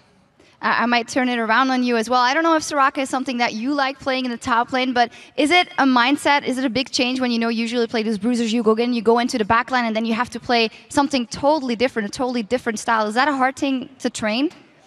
I think it is a bit hard. I think players don't expect that. I think Wicked didn't expect all the Soraka pick top lane, and especially the way they play it.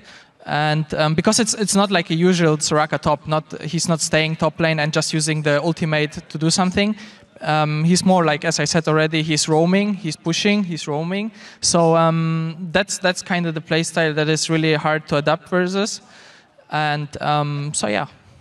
So Froggen said in the preview, it will all come down to who wins the first game, and then on top of that, you get countered by such a comp. What do you do when you have to think of the picks and bans for the next game? What's the game plan, Kevin?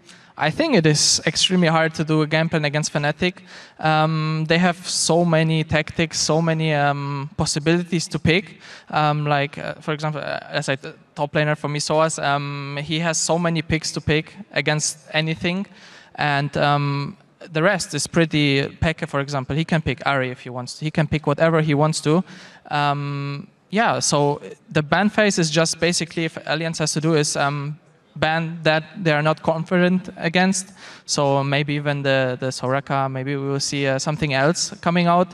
So I think they should just go for what they don't like to play against, and that would be the smartest choice for them. Fisho. Well, one thing to remember, is, yes, Alliance lost the game, but it's very close for a long time until actually, I believe they engaged onto, I think it was Yellow Star, and then Fnatic turned it around because Alliance was split up, got caught out of positions, they died Baron for Fnatic, and then from there on they can just win the game. So it wasn't a bad game by Alliance, and obviously the comp for Alliance wasn't horrible. We saw it played yesterday really well, so I don't think they need to go in and change too many things in the champ select. Obviously, they need to be a bit careful with the Karthus pick now. If they decide to not ban Soraka, I would actually think they ban away Soraka now because she's so annoying to deal with. And she's kind of the key thing in this setup here. If it's only Janna and Kayle, yes, intervention and shields, you don't have to deal with the heal here. And the heal was the key point because you don't bring 8 Knights on Alliance side with the comp they ran. So I think they need to ban away the Soraka. And then they can actually just fall back to what they were picking here. As long as they feel confident enough, they can survive the early mid game. So the main thought from the both of you is ban out that Soraka for Alliance. And obviously yesterday we did see that they can come back from a deficit and take the whole series. So it'll be very interesting the next matchups as well. Now we need to take a short break, but stay here for more LCS action in the second match between Fnatic and Alliance. Will Fnatic close out the series or will Alliance take it to 3 games? Find out when we come back. No flash on Rise.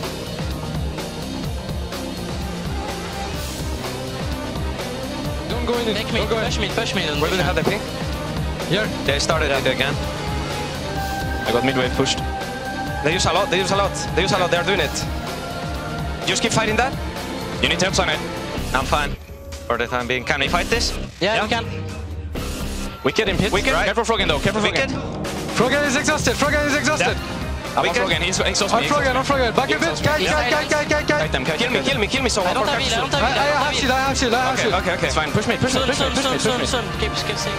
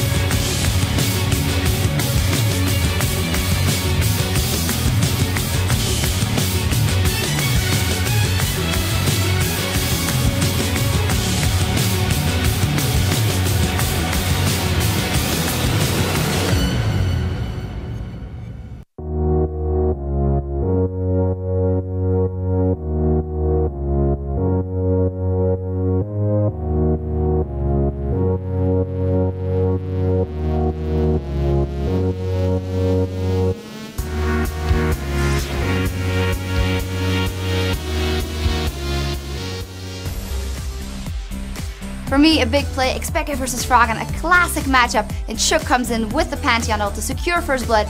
Shook is level 6 right now.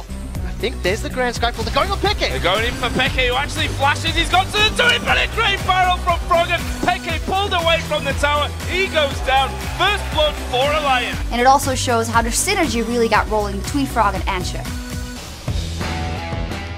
Welcome back, ladies and gentlemen, to the European League of Legends Championship Series. It is the spring playoffs, it is semi-final time, and Fnatic are 1-0 up over Alliance.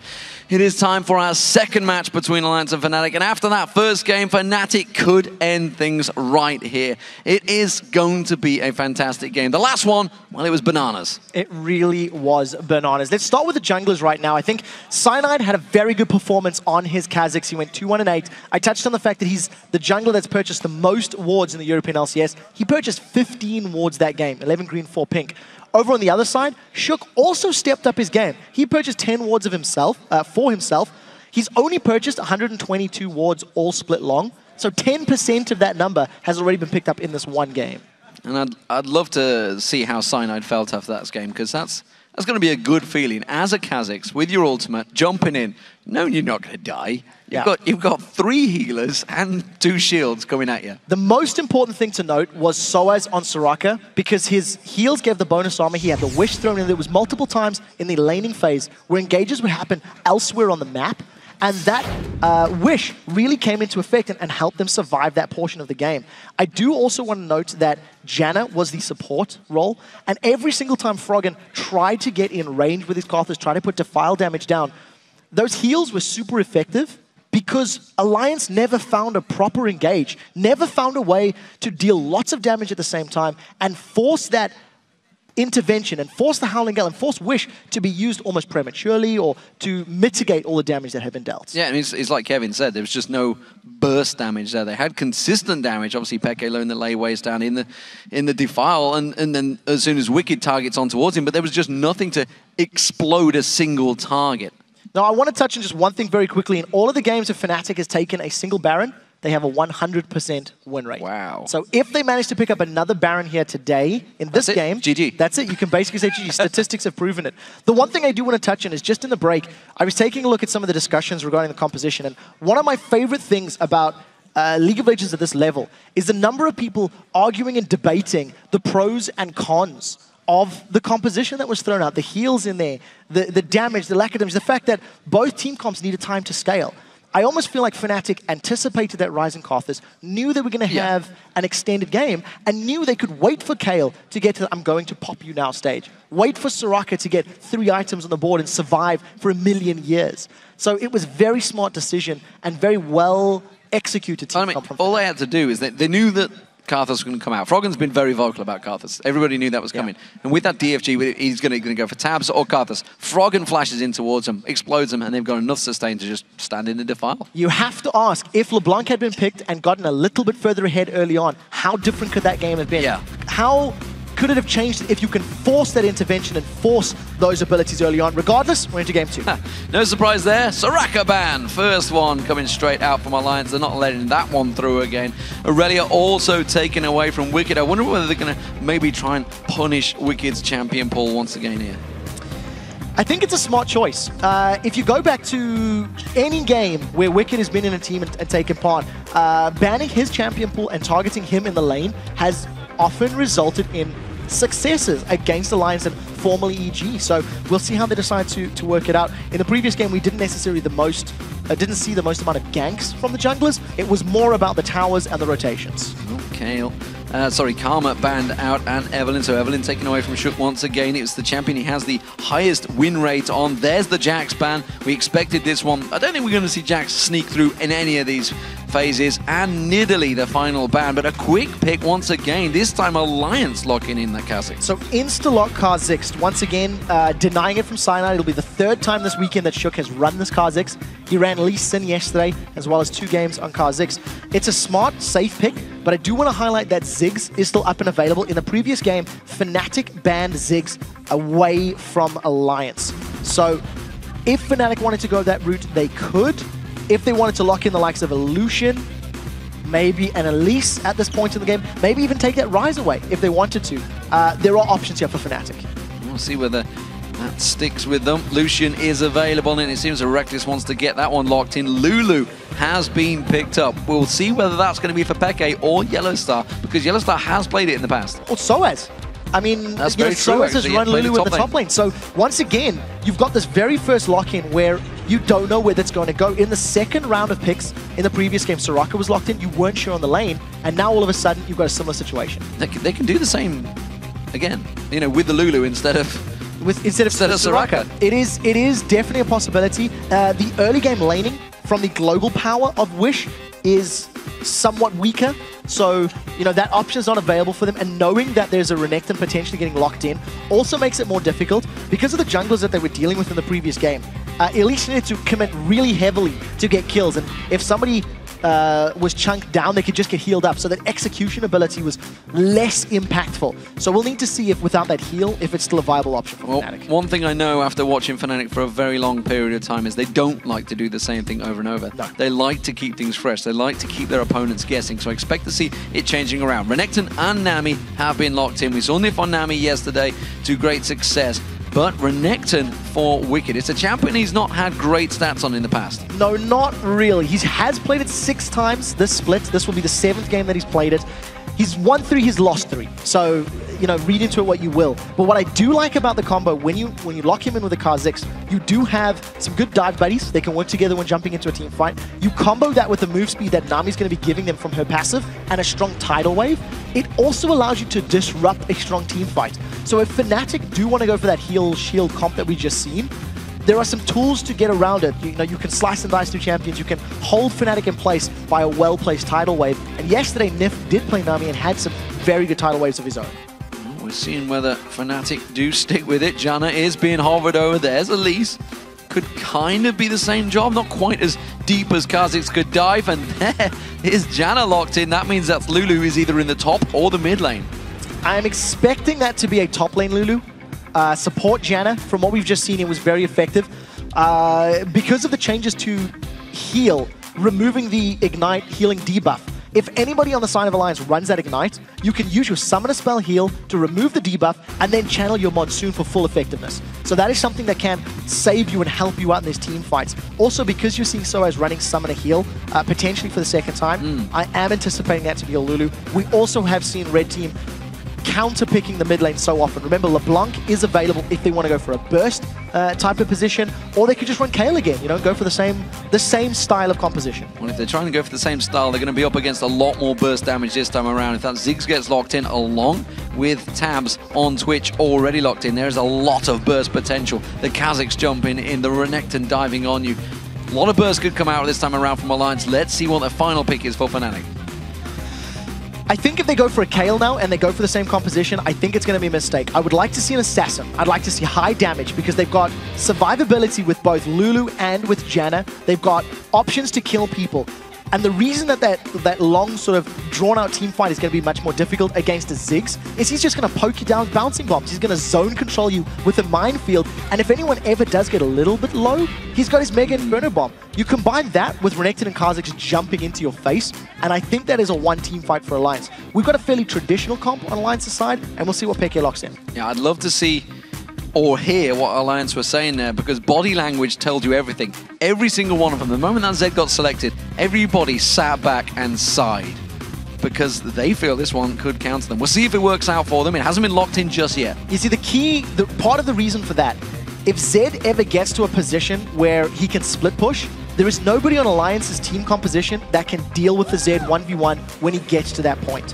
So when there's enough damage on Peke's side, he's going to be able to control the map, continually push the waves. And as we've seen time and time again, the moment Alliance commit resources to dealing with him, whoever it is that's going to go and try, keep him locked down, Peke is either going to kill them or the rest of the team is going to grab objectives. So now you've got a map play advantage sitting in the side of Fnatic. I do, however, like the tower defense situation from Alliance. If they're in a straight 5v5, Ziggs is very strong in that position, but Zed obviously offers the same power with his shadows and all of his AoE.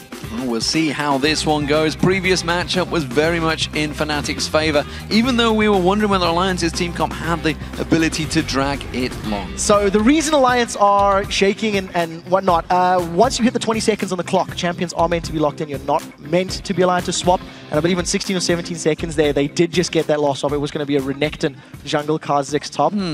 So we'll see if anything comes of that one. But at the end of the day, might get ban taken away if Alliance get through. They might. It is in the rulebooks. It is quite clear, and you're seeing immediately Wicked responding, going, oh, shouldn't have done that one. But at the end of the day, I think this game is now all about the early game for Alliance. They've got very strong champions early on, the Ziggs, the Kha'Zix, the Renekton. If they can get some map control and prevent Zed from getting to a power play position where he can split push and become this very map-present threat, that is Alliance's way to get in this game. They can't afford to let it go late, because defending a tower with Lulu, with Janna, is going to be quite safe. You've got knockaways, you've got knockups. You can defend 4v4 or 4v5. Oh, we'll see how this one works out, ladies and gentlemen, as Game 2 of the semi-final gets underway. We are in the Spring Split playoffs. Remember, Fnatic were the champions in 2013 in the spring and summer. And don't forget, of course, they got that third place at the World Finals.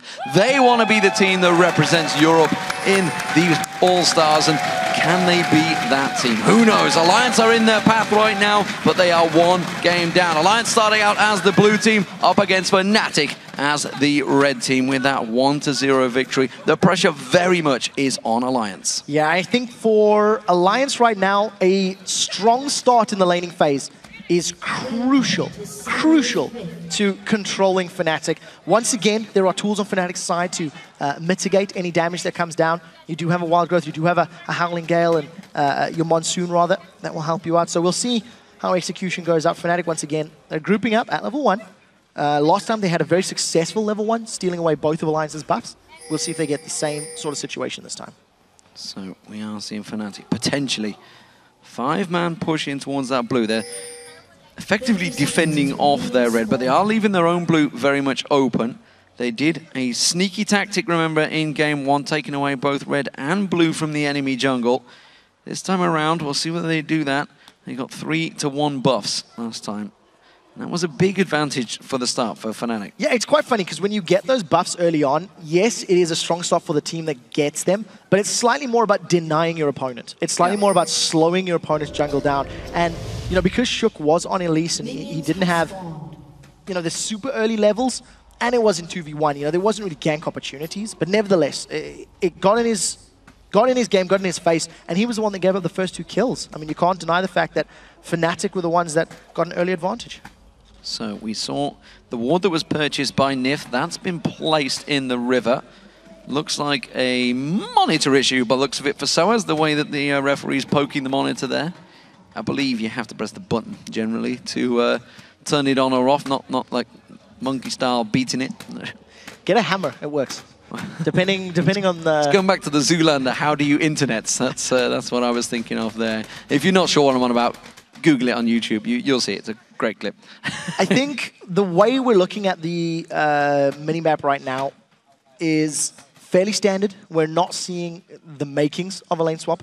Got to be a little bit careful because I don't want players to hear. But I mean, because Fnatic are still grouped up as that sort of 5-man, we need to see where they decide to go. We need to see what the game plan is, because late invades has sort of been a thing. It's a little more commonplace in recent weeks. It'll be interesting to see if Fnatic get there. I mean, they've got 2 French players on that team. So if they do get to All-Stars, you heard Yellow Star, you know, what it talks. I'm talking about what it meant from... I know for a fact, Soaz, he's a very emotional guy, very tied into these games, absolutely loves winning, hates losing with a passion. Like everyone, I guess. Well, I mean, like everyone, but the fact that you'd be doing it on your home soil is a big, big thing. The thing as well is when you look at Soaz, when Fnatic were losing and they had that heavy losing streak, you felt like it hit Soaz more. He took it upon himself. It was like a personal insult. He was very outspoken. He was very disappointed in his own play. And I think him, more than anyone else in the top lane, was complaining about the meta, complaining about the champions that are being played. So I'm excited to see him pick up the Soraka. I'm excited to see him pick up Lulu. He didn't have the greatest of success earlier in the split. But, you know, there was great control. There was great decision-making in the last game. maybe they've stepped up their performances for the series. For the I mean, he played the Lulu at Katowice, I believe, in the top lane as well, to not good success. No. He was demolished on it. So yeah, he was camped and he dived once or twice, but again, that was against the Kazakhs as well. It was. So, you know, there are tools available for Alliance if they want to try and punish him. So here we go, ladies and gentlemen. We're going to be getting back into the game, and they are underway. It is the 1 minute 55 mark. That's when the blue buff spawns. And Wicked already spotting out Fnatic there and keeping well away from this one. Doesn't want to get caught out like he was yesterday by the Copenhagen Wolves. So part of the reason that these invades are quite successful and you see teams grouping up is if you want to initiate a lane swap, you can send your duo lane with your jungler to go and invade your opponent's buff, and it ends up working in your favor. You'll notice that both Tabs and Nif moved all the way up to Fnatic's blue buff and placed a ward down. Cyanide and Soaz have been super cheeky. They're denying even more buffs from Shook, and this is the same thing that Soaz did in the previous game. Soaz turned into a mini jungler for the first couple of minutes of the game to prevent losing anything further. Well, let's see whether Fnatic stack those 4 members in the top lane. They could try and push straight down onto them turrets. Cyanide peeling off towards the red buff, so he's not going to join them. Soaz is going back up towards that top lane there, so it looks like it's going to be a 3-man, maybe pushing into it. Let's see whether he goes off towards the golems. It looks like he's going to peel that way. Meanwhile, look at Alliance. 4 members all going down the bottom. They're going to secure this blue buff to start with. Remember, they took the bottom 2 turrets in the first game. Yeah, very quickly, like before sub 5 minutes is when they managed to secure that. When we look at the games that we've seen this week so far, Fnatic's 2v1s have been significantly superior to any of the other teams that we've watched in the LCS. Gambit had absolutely no idea how to handle Rocket. Yesterday, we even seen Alliance falling prey to the Wolves' decision-making. Now, even though Alliance are going to get this first tower quite early on, I do feel that it should be evened out by that top lane. We'll see how quickly Reckless and Yellowstar can even it out. No one else from Fnatic is pushing that tower down. They're going to drive it down. Soaz had to back off. He took the golems down.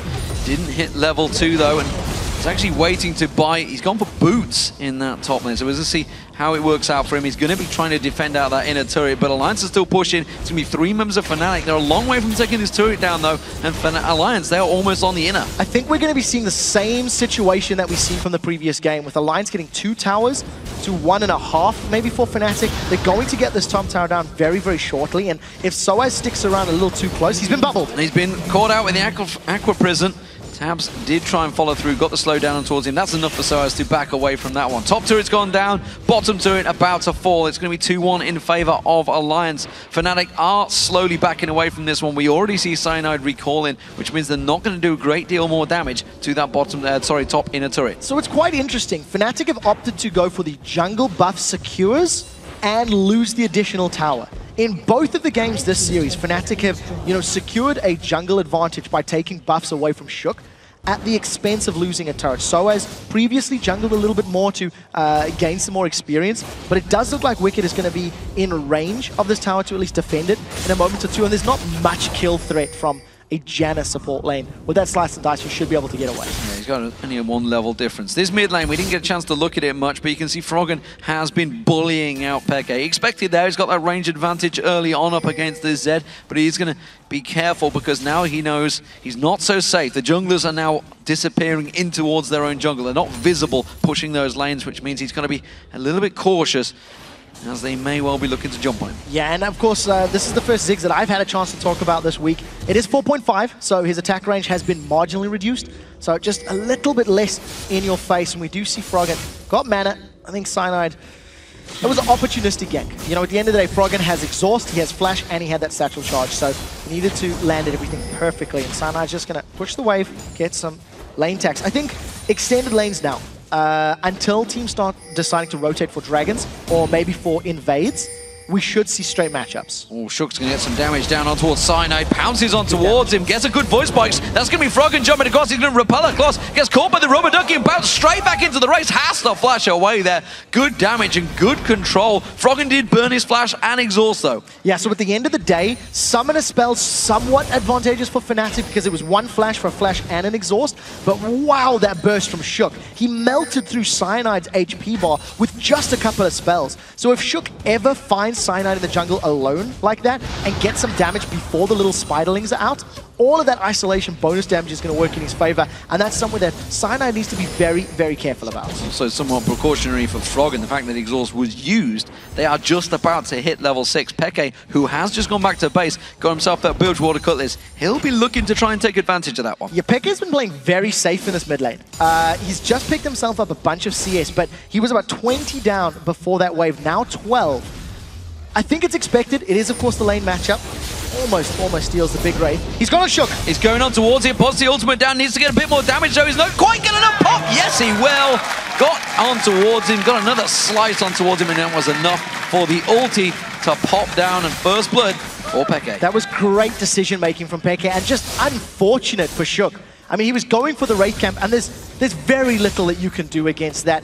Instant reactions from Peke. He just hopped straight over the wall, had more than enough damage to grab the kill, and ends up once again securing first blood on Shook in the semi-finals. Absolutely fantastic stuff. So, Tabs in this bottom lane, all very equal against Reckless. We'll see how this Twitch turns against this Lucian. Lucian, of course, being a very successful champion so far in the playoffs. Yeah, he has been very successful. It's one of the trifecta AD carries. And I think if you take a step back and look at your minimap, once again, Fnatic have got superior vision in the early game. I talked about in the last game and how many wards Fnatic buys as a whole, and etc, etc. The river and the entrances to the red and the blue buff sides of Alliance's jungle are littered with Fnatic wards. So this is a great position for Fnatic. The moment Shook stepped across that ward, he was instantly pinged by Fnatic. So they've got a lot of information to work with, and that is a testament to the fact that Reckless and Yellowstar are playing so aggressive in this bottom lane. Oh, Aqua Prison's going to land, but Tabs is not having any of that. Though, and they realize that it's going to be Cyanide coming down. So as it's coming around the side, Glitterland's available, catches on towards Nif. He's in all sorts of trouble. The Cocoon lands. Wild Growth being used. They want a double kill here. They're going for Tabs. Soaz tanks up the turret. The Howling Gale does not quite land. Soaz is taking a few too many tower hits. And with Shook nearby, they back away, but it could be a dragon. Yeah, they don't have the Wild Growth, so keep that in mind. If anybody from Alliance wants to challenge, the Mega Inferno Bomb is available from Froggen, and there is vision in the pit. So if they group up, that could be a steal opportunity. It looks like Alliance want a taste of this one, but it would be a 3v4. Fnatic wisely, I think, back away. They didn't want to run the risk of being confined and hit by that large AoE damage. Yeah, so as a very juicy target there. Mega Inferno Bomb, jumping, unseen threat from Kha'Zix, pouncing on towards him. And don't forget, Twitch was there as well, so he would have put some damage down. Very wise, Fnatic back away from that one. Blue buff does go across the Peke though. Yeah, I want to highlight just in that teleport gank from Soaz, how well played it was, getting a double knockup. Yellowstar's basically dead, doesn't have flash, he's going to get caught. Yeah, he's in all sorts of trouble. That's going to be a kill for Alliance. Or will it? Yes, it will be. No doubt about that one. Shook's the one that picks it up, and that is going to be an Alliance Dragon. So that's just a poor positioning mistake from Yellowstar.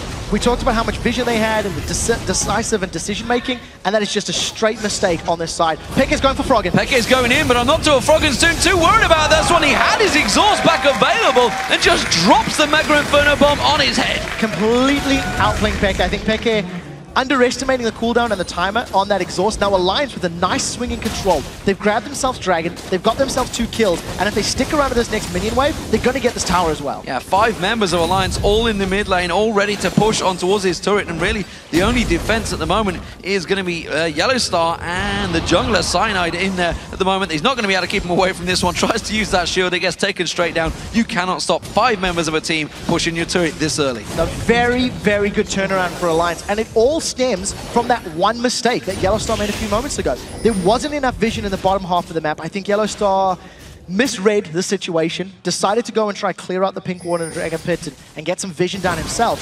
From him going down, Alliance have grabbed themselves a 2,000 gold lead. They've opened up the entire bottom half of Fnatic's map. If Alliance ever want to contest a blue buff, they've no tower for Fnatic to fall back on in that bottom half of the map. So it's a very smart play, and we talked about how important this laning phase is for Alliance. Their champions have the ability to get ahead early, and they're busy making it work. Well, it's a 20 CS advantage for Froggen. There is a disadvantage in the bottom lane. Reckless is doing a great job farming. No surprises there. The All-Star #1 vote, and honestly, the Phenom coming into this one, we wondered how he'd handle the pressure coming into the LCS. He certainly did fantastic, getting MVP in that super. He should take him very low by the blue buff there, but he didn't give that blue buff across to Froggen. No, not this time round. Froggen does have about a third of the cooldown on his blue himself, But I want to touch on that in the previous game, because of the focus from Alliance to get towers, it also cost Tab CS. This is 2 games in a row where he's been behind at CS at the 10-minute mark. And, you know, Reckless did a pretty good job. Yellowstone and Reckless have now found themselves on the bottom turret. Cyanide snuck by, but if you look at the positioning, Shook is aware of it. So I think it's going to be a little bit difficult if they're looking for a dive. Some great pressure in his mid lane, but Soaz is going to come in there. Got some good minefield down there. Already used the satchel charge, remember. Now he's going to use the Mega Inferno bomb on himself, but this time the Wild Growth should be enough to take him down. Now in the bottom lane, Tab's getting dived on. Cyanide putting the damage down, followed on by Reckless. Reckless trying to pull some punish bonus to the tower. Cyanide could pounce on towards him. Shook's going to come around as well. Can he get on towards Reckless? No, he plays it safe. Decides against it. So 2 quick kills for Fnatic in the mid lane. Peke and Soaz just outplaying Froggen. A 2v1 setup with that Wild Growth. You see Wicked, that's quite aggressive. He's looking, he's flashed. He's flashed on towards it and forced Peke to flash away. And you got to wonder in the last fight, was that a miscommunication? Did the top laner Wicked not communicate and say, hey, buddy, my top laner is completely missing right now? Yes, I think so.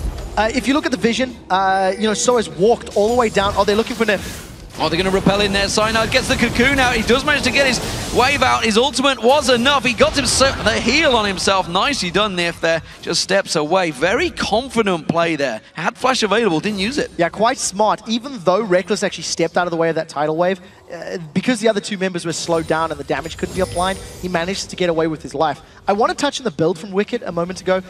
He is dealing with Soaz in that top lane. He's gone for a Bilgewater Cutlass as his first pickup. And traditionally, we see aggressive Renekton's go for the Hydra into Tiamat build. The fact that he's going for the makings of a Blade of the Ruined King, this could be a testament that he maybe wants to fight Peke for a little bit longer, have some more upfront damage, more on-hit, etc. Less so about split pushing. And also, if he does get to Reckless on the back line, it's a little bit more kill threat. I mean, you know, Tiamat and Blade, they're obviously going to do a lot of damage. But I just think the sticking power of the slow is going to benefit a little more when you're trying to hunt somebody down as a Renekton than the splash damage of that Tiamat. Well, at the moment, we are seeing this bottom lane once again. Jungler's moving towards it, but we're going to see Cyanide spotted out by that pink ward. We have got Shook sneaking in. Unseen so far, but there is a ward in the river. He's going to get spotted. Ooh. Did that just run out? I think they spotted him. It ran out just as he walked towards it. That was just unlucky timing by Shook there. Yeah, a little unfortunate. Cyanide and Shook once again sort of reading a similar situation. They want to gank on the bottom line. And it does look up in the top lane. Soaz, he's actually flashed in there for Wicked. He's going for it. He's going for it. Peke is caught. Mega Inferno bomb catches on towards him. There's the exhaust. One more bomb. He has to be accurate with it. Well, it was in his face. There was no doubt about it. Meanwhile, in the top lane, Soaz took down Wicked solo. Yeah, trading just 1-for-1. That's actually a very interesting matchup. Froggen has definitely played this Ziggs into Zed matchup before. He's still winning on CS, and every time Peke has picked a fight, I actually think Froggen is outplaying Peke more than the other way around. Froggen is using his exhaust effectively, as is expected in this meta, considering the change. Now, Soaz does have Wild Growth, and look at the damage from that health picks. He's just going to run Wicked down. I mean, Glitterlance is not going to let you get away. The minion wave as well was doing a hell of a lot to him, and he just gets caught down there. Soaz continues on. Glitterlance, no problem there. Even got the exhaust. Even got the exhaust. Oh, very close. Had to force the Wild Growth out, though. But that ultimate's on a very quick cooldown. It is on a very quick cooldown, and considering the changes to exhaust, it reduces attack speed by a smaller amount. It used to be 50%, now it's 30%. But the most important thing is damage reduced is down to 50% now. So against assassins like your Zeds, it is much more effective. And it's something that I know when Deficio and I were talking about it upstairs, he's a fervent believer that exhaust is such a hard counter to assassins. And it's working in Froggen's favor. Every time Peke has jumped in, that exhaust has been very useful, and it's only when Peke has had the support of Soaz that he's been able to actually 1v1 him. And it's always a ticking time bomb for a Zed, a case of when the Zhonya's hourglasses get built, when those Guardian Angels come in, when even the cleansing, the QSS maybe get picked up by tabs. So on that note, Peke is going to start transitioning to the map presence, the map play. You'll notice Peke is already going to start pushing that top lane. Alliance have got timer and control of the dragon, thanks to very good vision, and Fnatic are nowhere near this one. This is going to be uncontested, and another dragon for Alliance. Yeah, because Peke has gone towards that top lane. He wants to start pushing in. They've already moved into the split push mode. That's what they need. And we'll see what Alliance do, whether they try and counter this one, whether they try and three-man stack. At the moment they are. Remember, they put pressure on towards that bottom turret very early on and took it down. So this duo lane pairing of Reckless and Yellowstar aren't quite far off unguarded territory. Well, Wicked is going to stop Peke in his tracks. That turret will be safe for now. I'm hoping this matchup sticks for a little bit longer. I'd like to see how Wicked deals with Zed. He's got he's got a little bit of additional MR, which isn't going to help him against Zed right now, and he's gone for that Bilgewater Cutlass. So it's a interesting itemization on the side of Wicked. Because he's picked up that MR, you could start theorizing, well, maybe Sora's made the call to switch. Hey, he's itemized against me, so Peke, why don't you go try pick on him, try find some kills, and we'll see how they work it out. Peke is waiting off the side. He wants to get Frog, and the moment this blue buff goes on towards him, he's looking to go towards him. He's going to wait. He's going to play it dangerous game, and he realized, of course, that the fact that Tabs and Nif were nearby is not going to go for it. Alliance, they're four-man stacking. They may get closed in on, but they're going to push the mid-turret. I think Fnatic want to try and surround them. You'll notice Yellowstar still hanging around the sideline. They do not have Reckless with them. There is a number of Fnatic pings on this mid lane, but this is going to break out to a 4v4. Teleport is available, so he's not going to need it. And Peke, he's going to look for a target. He's going to dive on towards him, but he may get caught out here. There's no exhaust available. There it is, just come back off cooldown the second they go for it. The wave gets caught down there. Yellowstar with that Monsoon, just enough to keep them at bay. A lot of damage, though, from Alliance. And remember, Wicked wasn't even involved in that fight yet. He's making his way down now. Reckless still has Summon a heal. We'll see if it's effective. There goes Wicked, flashes on, catches outside. Nice shot, pounces on it, and Wicked gets himself a kill. There's five-man pushing towards this inner turret now. The minion wave is not with them. They're going to have to tank it out if they want to go for it. That was fantastic play from Wicked. He flashed directly over the cocoon, managed to land the stun into Cyanide. Now the minions are not with Alliance just yet. They need to buy a little bit of time before they can get onto that inner turret. Wicked instantly going back up to the top lane. He wants to push that tower down. From that one kill, Alliance may grab themselves 2 towers. The cooldown, it was actually Nif's exhaust. I didn't notice that one. I was waiting. Wicked's and Froggens were both on cooldown the moment that fight started out, but Peke was expecting that. Didn't get caught out by the timer. Does take a lot of damage. Them bombs are starting to really hurt Peke. This top turret is going to go down to Wicked. Oh, I actually think he's going to play this one safe. So at the end of the day, no towers gained by Alliance. The wave clear from Lulu and from Zed down the line melts that minion wave. And even though Froggen was landing some very good poke onto the members of Fnatic, Alliance didn't overcommit. They didn't stick around in that lane longer than they needed to. The chase potential from Fnatic is actually very high, with the slows from the Glitter Lance, the slow from Janna, plus a knockup. Had they stuck around, had they bit off more than they could chew, Fnatic could have turned it around on them. So at the end of the day, Alliance grabbed just a single kill and some damage on both of those turrets, but they are in a good position. They're still holding on to that lead. Yeah, it has drawn Reckless away from the AD farm for a short period of time. You can see he's a long way ahead of Tabs, but Tabs himself has been trying to get involved. Mega Inferno Bomb thrown to the blue. It is not there. No, not this time round. Not the end of the world. He's got his blue buff on himself. Does have that Athena's Holy Grail for some cooldown reduction, so Froggen doing well for himself. 2-1-2, I think he's still farming very well. He's extended that lead over Peke.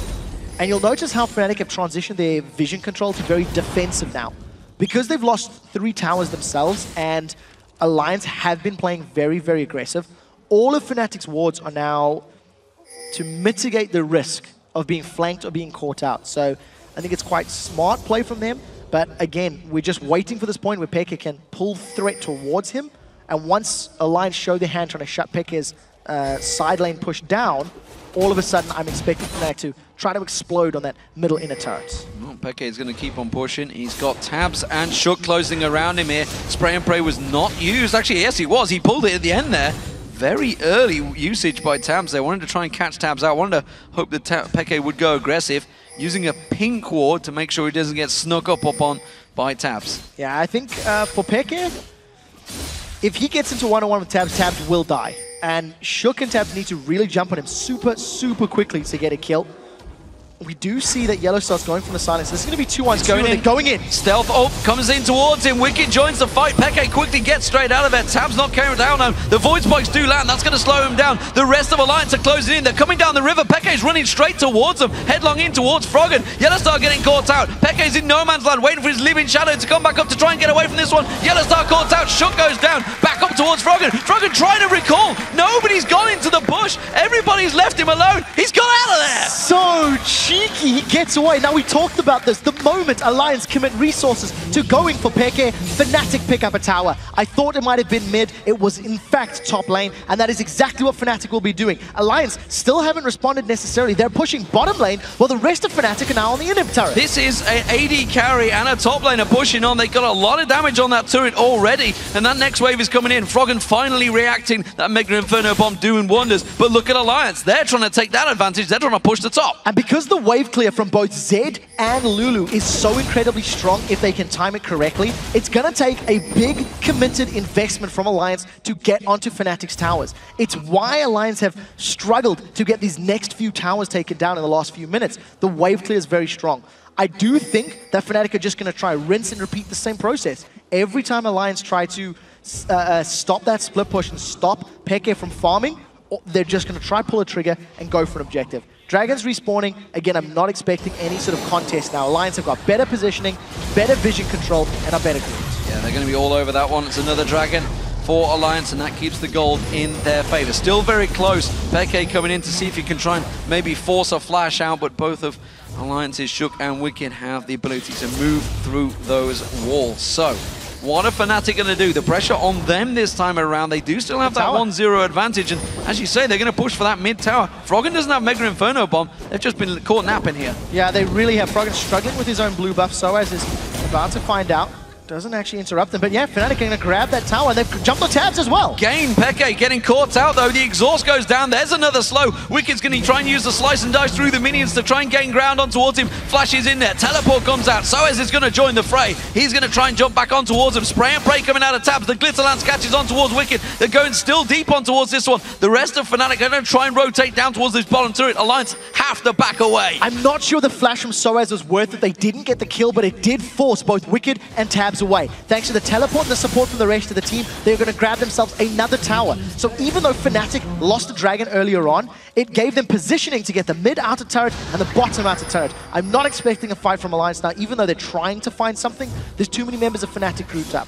Yeah, they had the vision, they had the awards, and they spotted, it's that one single ward. It's around the back of the red. Always catches people out. We do have a pause, ladies and gentlemen. So let's regroup. Where is the game right now? 5-5, you can see, all squaring kills. Gold, just 1,000 between them, and still just one tower. Alliance have had the better share of the Dragons, though, but it is a very tight game. It's Soaz once again. He's having a reboot, it seems, of the client.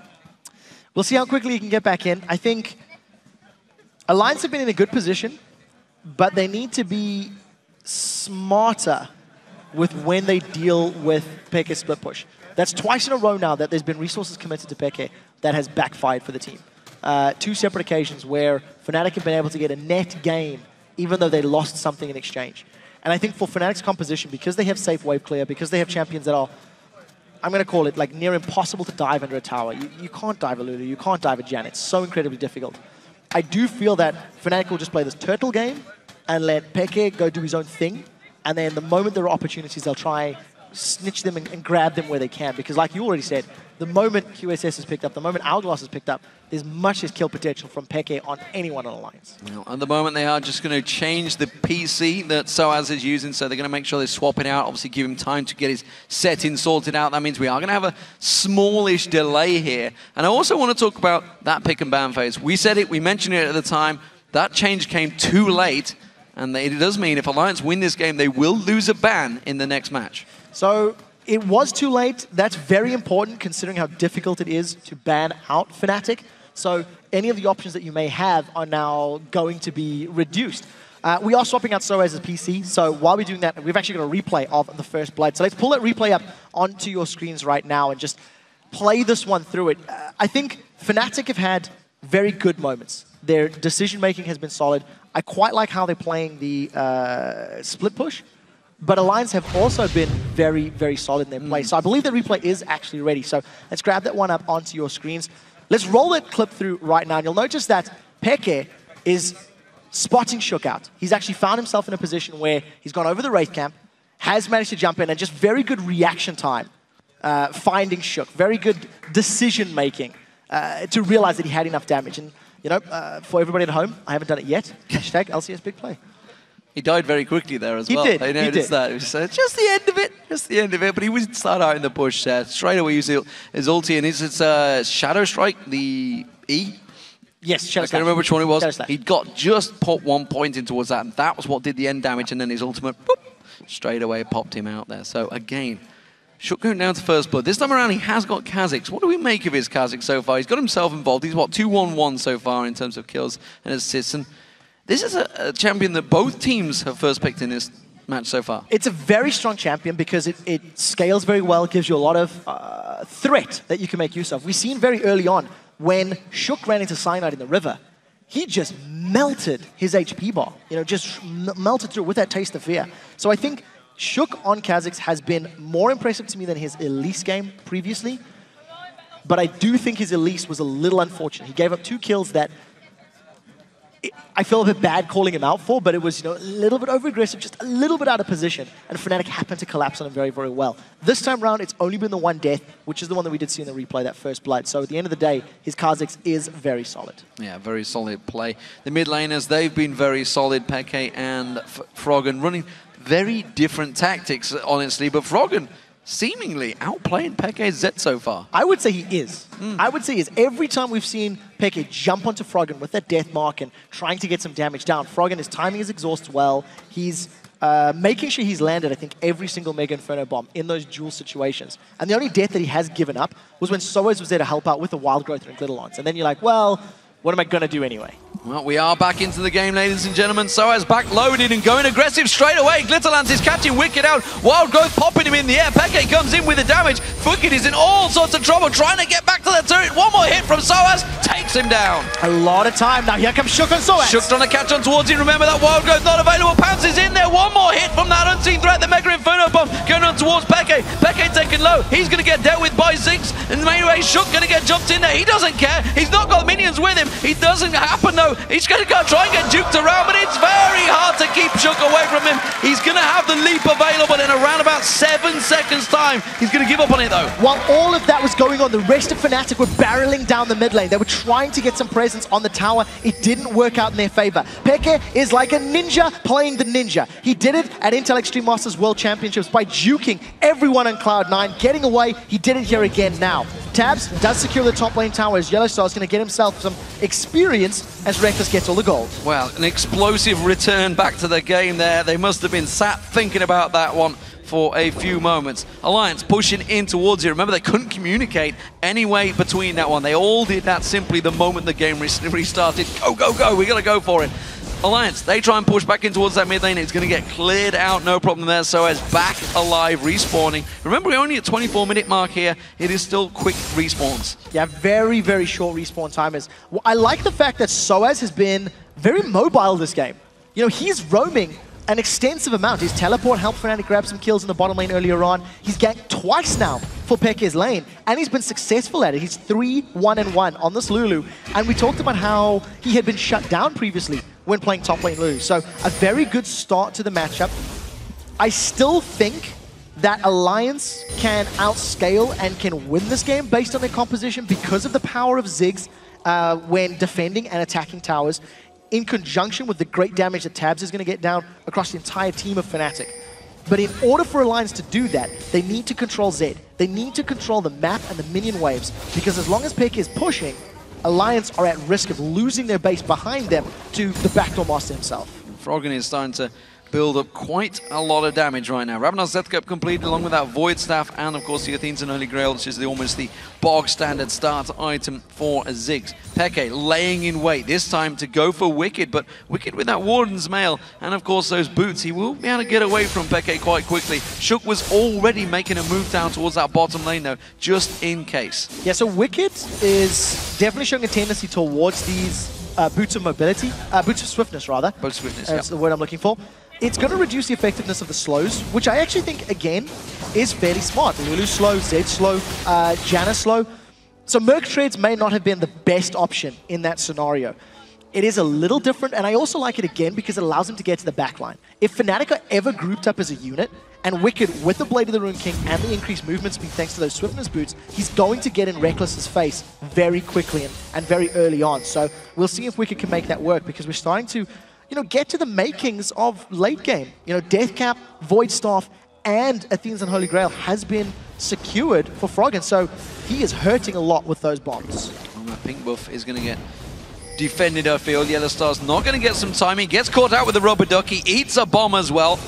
That was undoubtedly easy stuff there for Froggen to just keep Yellow Star away from that one. Remember, Dragon's up in a minute. That's why they're protecting this one right now. Yeah, and this time round, it looks like Fnatic want to battle for Dragon. They've got timer. They appear to be positioning a little more tighter knit in that mid lane. They have backed off to heal and pick up some items. I'd like to see Yellow Star picking up boots, because he didn't go boots for a very long time in that last game. I don't even think he actually purchased them at all. And that, to me, is a little riskier when you've got Ziggs bombs that you need to dance around and dodge. Interesting conversation. I'd like to have heard what Soaz was saying to his team, because he was definitely moving to go for that gank and then quickly backed away against Tabs there. Remember, he's got that Rabadon's Death Cap now completed. He would have gone very close to Tabs. Tabs is actually fairly underfarmed in comparison to Reckless. Yeah, there's a very, very big disparity. Because of the presence that Fnatic have had in the side lanes and pushing it down, Tabs has not been left alone. Tabs cannot run the risk of farming by himself deep, because Pekka is going to blow him up. So because of that added kill threat and presence that he needs to worry about, he's fallen behind. Now, we talked about how Fnatic wanted to challenge for this Dragon, but a minute ago it all started in that middle lane. Fnatic have got good vision, so they're going to be aware of Alliance moving in, but Alliance are denying it thanks to those sweeping lenses. There are 3 on the side of Alliance. If a fight were to break out, in order for Fnatic to win, Pekka is going to blow somebody up quickly, ideally Froggen or Tabs. In order for Alliance to win, they're looking for poke. And Alliance are looking to, use those bouncing bombs. Fnatic, they're going to split push instead. Yeah, they backed away from this one. Pekka goes straight down towards it, keeps those minions on towards the tower. And actually, Wicked kind of responding, realized that he's backed away from it. The calls come out, Alliance want to push him towards his mid turret. Yeah, and I think they should be able to get it if they tank the tower hits. The minion wave has been melted, but look how quickly Tabs is burning through that turret. We do see Pekka coming in from behind. He knows that he can't be spotted. He's sitting, there's no ward here, but he needs to cross a few wards to get to Alliance. So there's going to be a very small window of opportunity for Alliance to take advantage of that information. Minion wave is on the turret. It's going to take a couple more hits. That shield's not going to be enough. They're going to take this turret down. They're going to get kept away. Pekka going to come around with them. The rest of the team trying to close in there. But this is dangerous times for Pekka. Pekka's going to get closed in upon. He gets jumped in, pounced down. Ultimate used, but he just gets wrecked by Alliance. Yeah, Shook and the rest of Alliance, we talked about that window of opportunity. They completely took advantage of it. Fnatic were not close enough to respond. Pekka just got blown up, and this could result in inhibitor turrets. Yellow Star getting bullied out by Froggen here. Throws out those mines, keeps him away there. Soaz needs to be careful. Tabs is on him. The slow goes down. The exhaust gets used, but he has to flash out of the danger. Ward gets quickly placed across there, and the bombs continue to rain onto in towards them. Alliance pushing on towards the inhibitor turret. They may have enough to take this one through. Froggen taking a big burst of that culling. All of the damage coming out towards him. That's going to signal the retreat for Alliance. Very, very good defense in a 4v5 scenario. Alliance peeled away to try and zone Soaz out, and yes, they got his flash. But I think if they had committed to the tower a little bit earlier and forced Soaz to run the long way around, that could have bought them a couple extra seconds to get some damage down on the tower. Regardless, they managed to get the inner turret, they killed Pekka, and they've got themselves a dragon. While all that's going on, they also defended their bottom inner turret. Pekka was trying to peel back to apply pressure on that, and it didn't work out. Cocoon being thrown towards Wicked, very tight there, but does back away. Alliance are actually fairly low on mana. They're not going to get bullied out from this one, though. They are sticking around. Pekka shows himself in the top lane, so they know they're not too fearful. Catching on towards Soaz once again. The flash comes out. Wargrowth had to be used. The poison tick, not enough. And Soaz lives to fight again. That's one of the things I love to see when you have a Tabs, when you have a Twitch on your team. Every Switch I've seen in the last week or two of games has used that ambush stealth very, very effectively when comboed with a burst from the rest of his team. Sneaks up on you, gets a whole bunch of damage and spray and pray. If he eventually goes towards a Blade of the Ruin King, can slow you down with that as well, and then just instantly deletes you from the map. Unfortunately, because Soaz had Wild Growth, that saved his life. But well played, and Tabs trying to find his way back in. He's still 100 CS down. You can't deny that is an immense amount of gold. It is a big chunk of gold. You can see it on the screen, though, because of the global objectives, the 4 dragons that actually Alliance have picked up. It looks big in items, but he's actually only about 700 gold behind. Yeah, you are right. Because of the great dragon control Alliance have secured, this is working in their favor. Now, I want to remind you of the stat that we delivered just as the game was starting up. In every game Fnatic have got a Baron, they have a 100% win ratio when they've secured Barons. I'm not sure if that's stolen Barons or safely secured Barons, but fact remains. As we get later into the game, Baron is now going to be the objective that teams dance around. Baron is going to be very crucial, especially when you consider how much damage Kha'Zix, a damaged Renekton, and a Twitch have. I think they could burn through that Baron Nashor rather very quickly. Well, Soaz is down the bottom. He has got that teleport, so the rest of Alliance are just going to group up. Tabs is actually the man that's off on his own, dealing with Soaz. He's going to try and sneak up on him again. Remember, there's no flash available this time around, but he does get away. And Froggen was moving down the river as well, trying to get in range for that Mega Inferno Bomb. So they're looking for that combo. If it's timed correctly, maybe they can get Peke as well, but it's so much riskier. Until Tabs actually gets a QSS, he really does not want to accidentally bump into Peke, because I do still think Peke will blow him up. With the Ghost Blade, Last Whisper, and a Blade of the Ruined King, that is so much damage. Peke has got, 2 additional actives that he's going to be throwing around, but look at the damage onto Yellow Star. Yeah, Yellow Star keeps eating those bombs from Froggen. He's been bullying him every step of the way. Tabs again is going down towards there, and Soaz immediately backing away. The top lane, you can see Peke sticking around. He's going to keep on pushing here. Reckless again, using that culling, clears that wave out, no problem at all. But Alliance, they may well try and rotate back towards the Baron. They want to get a vision of it. Peke, he's going to back away. He's done enough, and he's stopped Alliance from pushing. I really like, once again, the vision that Fnatic has. It's weird because it swings. They get a lot of vision, then they lose a lot of vision. They get a lot of vision, then they lose. This is a phase where they've got quite a lot. No Hourglass for Froggen. He was spotted going for blue. The rest of Fnatic are trying to move in on Shook, and Peke is on the side. This could be scary for Alliance. Peke is looking to go on towards Froggen there. He's going to try and steal this blue buff away. He's got to be cautious, though. The rest of Alliance have rotated round. There's the rubber ducky going down. The slow catches on towards Peke. The rest of Fnatic getting close by. That Aqua Prison will not land. Tabs is actually moving up towards there. They're actually on the Baron right now. I'm not sure where they've started off. They have. And Fnatic have got himself positioned here.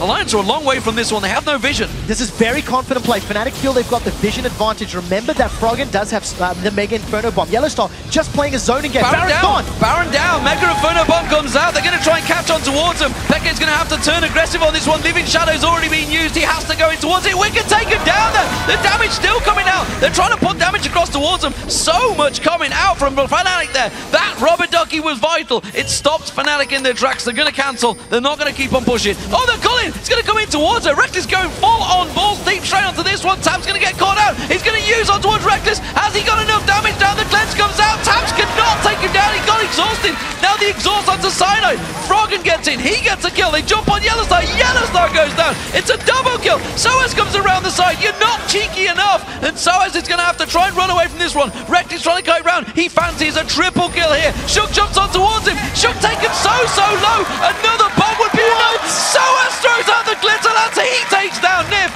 And Froggen is the last man standing. Soaz comes around. He's going to get the sweep and oh my god! The bomb bounces back and Soaz goes down. What the hell is going on? This was an example of how to bait your teammates into dying. From the moment Baron was secured, you've seen the flash being used from Peke, or the shadow dash rather from Peke, to get closer into the pit. That pulled all of Alliance toward him. Now, okay, so this is after Peke has already gone down. Every single member of Alliance is retreating, and Reckless feels very confident with his culling that he was going to hit Nif a couple more shots. But because Reckless went aggressive, it pulled Tabs in. The rest of Fnatic decided to peel back into this team fight, and look at the damage from that bouncing bomb. You do have to touch on the fact that Yellowstar had saved Reckless thanks to the Mikhail's Crucible. And the summary of the next 30 seconds of this team fight, everybody stays overcommitted. Soaz comes whizzing in from the sideline, but his teammate's already dead. Now from the exhaust, it was like, okay, well this is a lot of damage on Soaz, let's stick around. Reckless is going to sneak himself in and find a kill into Shook, because Shook's like, hey, I've got support, I can pop him. Nope, not this time. And it's just every single member of both teams getting pulled and sucked into the extended fights. I'm alright. It's alright, guys. Don't worry. I got this. I got this. So, Fnatic and Alliance. They are 11-10. The Dragon is spawning. but Tabs is nowhere to be seen. He's rushing for the top turret. The rest of Alliance, they're rotating up there. It is going to be the Dragon for Fnatic, but the rest, 4 members of Alliance, all pushing in towards that base. You can see the mid lane. They got Ziggs on the inhibitor turret. They're going to rotate towards the inner turret. Everybody putting damage down. Dragon's been taken. They're still recalling. They're a long way off getting involved in this fight. Peke fancies Tabs. Yeah, very big advantage for Alliance. They should get this tower down. And considering the struggles that they've had to take towers over the last 20 minutes, I really like that play. They lost Dragon, but you will happily lose Dragon for those towers because Dragon will respawn. You can fight for it. What I do want to touch on, that should have been the first Dragon that Fnatic has secured if memory serves. It should be 4-1 now. And we highlighted the fact that every time Fnatic have got a Baron, they've won the game. I'm going to question that stat this time round because immediately after getting Baron, their whole team overcommitted. They chased so deep into Alliance territory that they lost Baron on 4 of their team members. Reckless is the only one that is still running around with that. And yeah, it's great to have at least somebody, but that advantage, that map play, that decision making, great to get Baron and then mediocre to overcommit. Ooh, let's take a minute to take stock of the items, because everybody after that Baron play, remember there is only one member, I think his Reckless is the only man standing with the Baron on him right now, of course, because everybody else went down. He's not going to make a great deal of use of that, but it's Alliance that actually fancy themselves the stronger. They're the ones that are doing the pushing. Peke once again off in that top lane. He's been told not to recall, it seems, by his team. We've got this. Cullen's available, can clear the wave. Yeah, because of the wave clear that Fnatic have, they are relying on Peke to just keep split pushing. He's got the hardest job though because he needs to get all the way down to this inhibitor turret. The vision that Fnatic have in the red buff area allows them to know when Alliance backs away. As long as they don't go through that jungle, there is information to work with. Peke has made it all the way to the inhibitor turret. There's no culling for this next defense, so pressure on Soaz and Yellowstar to get good line damage.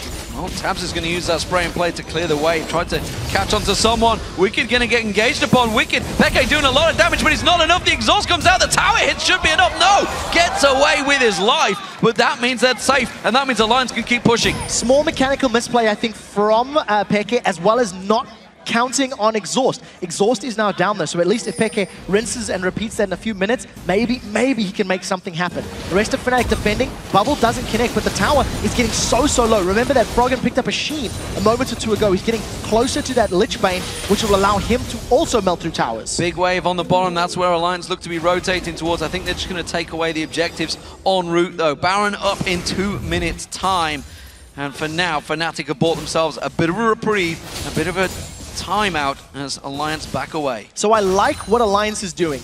They have got this sort of attack damage Renekton with that Blade of the Rune King in there to try and deal with Zed. Even if he's winning or not winning those 1v1s, he's keeping him busy, which is protecting towers. While that is going on, the rest of Alliance is sieging. They are using the great position that Froggen is in. He's 7-1-2 on this Ziggs to make sure that Fnatic feels the pain with every bomb, and it's allowing Alliance to get damage with each wave on those towers. But again, we're now down to the most difficult part of the game, getting past those inhibitor turrets. And if Alliance don't read the situation well, and Peke manages to flank them or get a kill onto Wicked, for example, all of a sudden that's going to be an inhibitor for one team or the other. So we'll need to see how Alliance continues to play this game. Well, with Peke trying to push that top lane, it is going to be Wicked. It seems it's going to be sent back there once again. He's got that Randy Zoman, of course, so feels that he can deal with him. Froggen now got the Zhonya's Hourglass. He has his weapon of mass destruction to stop Peke from taking him down, and at 7-1-2, he really is a key player for Alliance. MVP of the season we have given him, and I think rightfully so. He's trying to put another performance in for his team here. Yeah, 30 seconds before Baron comes back up. Alliance are doing the right job of denying vision from Fnatic and setting up their own vision. They don't want Fnatic to rush down that Baron like Fnatic did, a moment or two ago. So we'll need to keep our eyes on that situation as it expands. But again, I think if I were in Alliance shoes, I would get vision and set up a siege. Force Fnatic to defend. Yes, they have great wave clear, but you have much more bouncing bombs. If you spray and pray one more time, you'll get that turret. They got 70% of the HP the last time they attempted it. If Peke shows himself in this bottom lane, I'm wondering if Alliance are just going to rush straight for that Baron. He's warding it out. He's expecting he's hoping, I think, that Tabs is going to come looking. That's what he's looking for. He's got that red pot running. but he's a long way away from anything. Alliance are not interested. They're just pushing straight at the mid. I don't think Tabs will come at all. Tabs has been playing so safe this whole game. He's never really put himself in a position where Peke could jump on him, and it's always been Wicked that has responded to those pushes. Now, because Peke is going to be pushing the bottom lane, it's opened up Baron for Alliance. I want to touch on the fact that Rex is coming in here with those Fura boots. They are cheaper, and it's going to give him kiting power, which will be very crucial in this next team fight. Alliance are melting through Baron, so Fnatic, they need to steal. Peke's going to get you in time for the fight, not for the objective. Cynide's going to have to go for this one. He's got vision. He's going to have to repel. He tries to go for it, but Shook gets in. There's going to be a repel. Where's he going to go? The culling doesn't really do a great deal. Wicked's killed has Cyanide in that backside. Cynide's now going to get taken down. Tab's doing a lot of damage towards him. Peke goes in. He goes aggressive, but straight away gets exhausted and blown up by Tabs. Cyanide gets caught out. He gets pinned on the wall. It's a second kill for Tabs. Shook goes aggressive. Mega Inferno Bomb. The Howling Gale doing just enough. Shook with the speed boost of the ultimate will not gain on towards him, but it's 2 kills and the Baron for Alliance. So much damage onto Tabs in that previous engage, but the Mikhail's Crucible and the heal from both his Summoner spell and from Nami allowed him to just survive through the death mark. Peke did the right thing of trying to find the squishiest target, but it was too little. Alliance had already secured Baron. They're going to get this inhibitor, and if they want to carry on sieging, they've got some minions to work with under the turret. They're going to be hard-pressed for Fnatic to stop this. 26 seconds, that's the countdown on Peke and Cyanide. Alliance are going to keep on shoving in towards these Nexus turrets. It is Reckless they want to worry about, and Soaz trying to pincer them off the side there. They're taken down on health, but remember, they've got the regen from the Baron. They're pushing in towards there. Yellow Star taken low. They still keep getting pinked out there. The exhaust being used. That Nexus turret taken low. Here comes the minion wave. They should have enough, but they're going to back away. 3-second timer on Fnatic. They know that they're going to be respawning. They're playing it safe. The culling was so crucial there to defending the Nexus turrets. Reckless was able to just melt the first minion wave as it moved up, and Alliance were tanking the turret the entire time that they were at that objective. Now that Alliance have grabbed themselves a Baron, they're going to peel back away, let the super minions do their work, grab a Dragon as well, and I'd like to see them just ward up the jungle. Ward up everywhere where Fnatic or where Peke in particular could move. Because if you know where Peke's movements are across the map, it's going to give Alliance the ability to just dive in. Peke no longer has freedom to split push alone. Because if it takes him 7 or 8 seconds to recall back to base before he can contribute meaningfully to a team fight, Alliance have a 5v4 where they can go for Nexus turrets or a second inhibitor. And now, of course, Wicked with that Thorn Mail, he's happy to go 1v1 with Peke, I feel. But it doesn't seem he's going to be given that opportunity. So, Alliance in the driving seat right now. Still only a 3,000 gold advantage for Alliance, but with that Baron buff, with the seemingly big advantage they have in the team fights right now, they're going to be very confident. They're going to be looking to push. I'm very impressed with how Alliance have played this game so far. They've played it very safe. They haven't overextended. I think every time Peke has looked for an opportunity, he pulled some resources towards him early on in the game, but not necessarily the greatest amount. Peke cancels his recall, but there are so many members of Alliance nearby, he immediately decides to back away. So minions, both the bottom and top wave, in favor of Alliance. If that big minion wave gets to the inhibitor turret, Alliance are going to be able to siege both the top and the bottom lane at will. Whichever they feel is more juicy a target, they're going to go for it. Well, for a moment there, I wasn't sure whether Fnatic were going to try and set one of those baits, the likes of what Frog can push down the Statue of Charge on the Shadow, just in case. Just in case Peke fancied going in towards there, he would have eaten the Statue of Charge in his backside. As it stands though, it is going to be Alliance pushing on towards the turret. Yeah, that was actually good damage onto Nif. Just from a single, Shadow Slash from his E, it put a lot of damage down, but Nif has already healed himself back up, so Fnatic are the ones they're going to continue sieging. Super minions are not in the base yet, so Alliance biding their time until the minions pull members of Fnatic away, either onto the turrets or to defend the wave. And as it stands, it's just going to be extended siege. Good position for Alliance to be in with this Baron buff. Yeah, Reckless has gone across the deal with those super minions. He's going to be away from this turret for now, but again, it's good timing. No minion wave. They're going to have to tank it up, and Wicked's trying to do that. Oh, the Mega Inferno Bomb thrown out. Soaz does not get taken down, but he's going to have to back away to the fountain. Alliance are going to push in, try and take that advantage. Monsoon being used, everything from Fnatic to try and keep them at bay here, but it is going to be the second inhib turret going down. Second inhib will be focused on.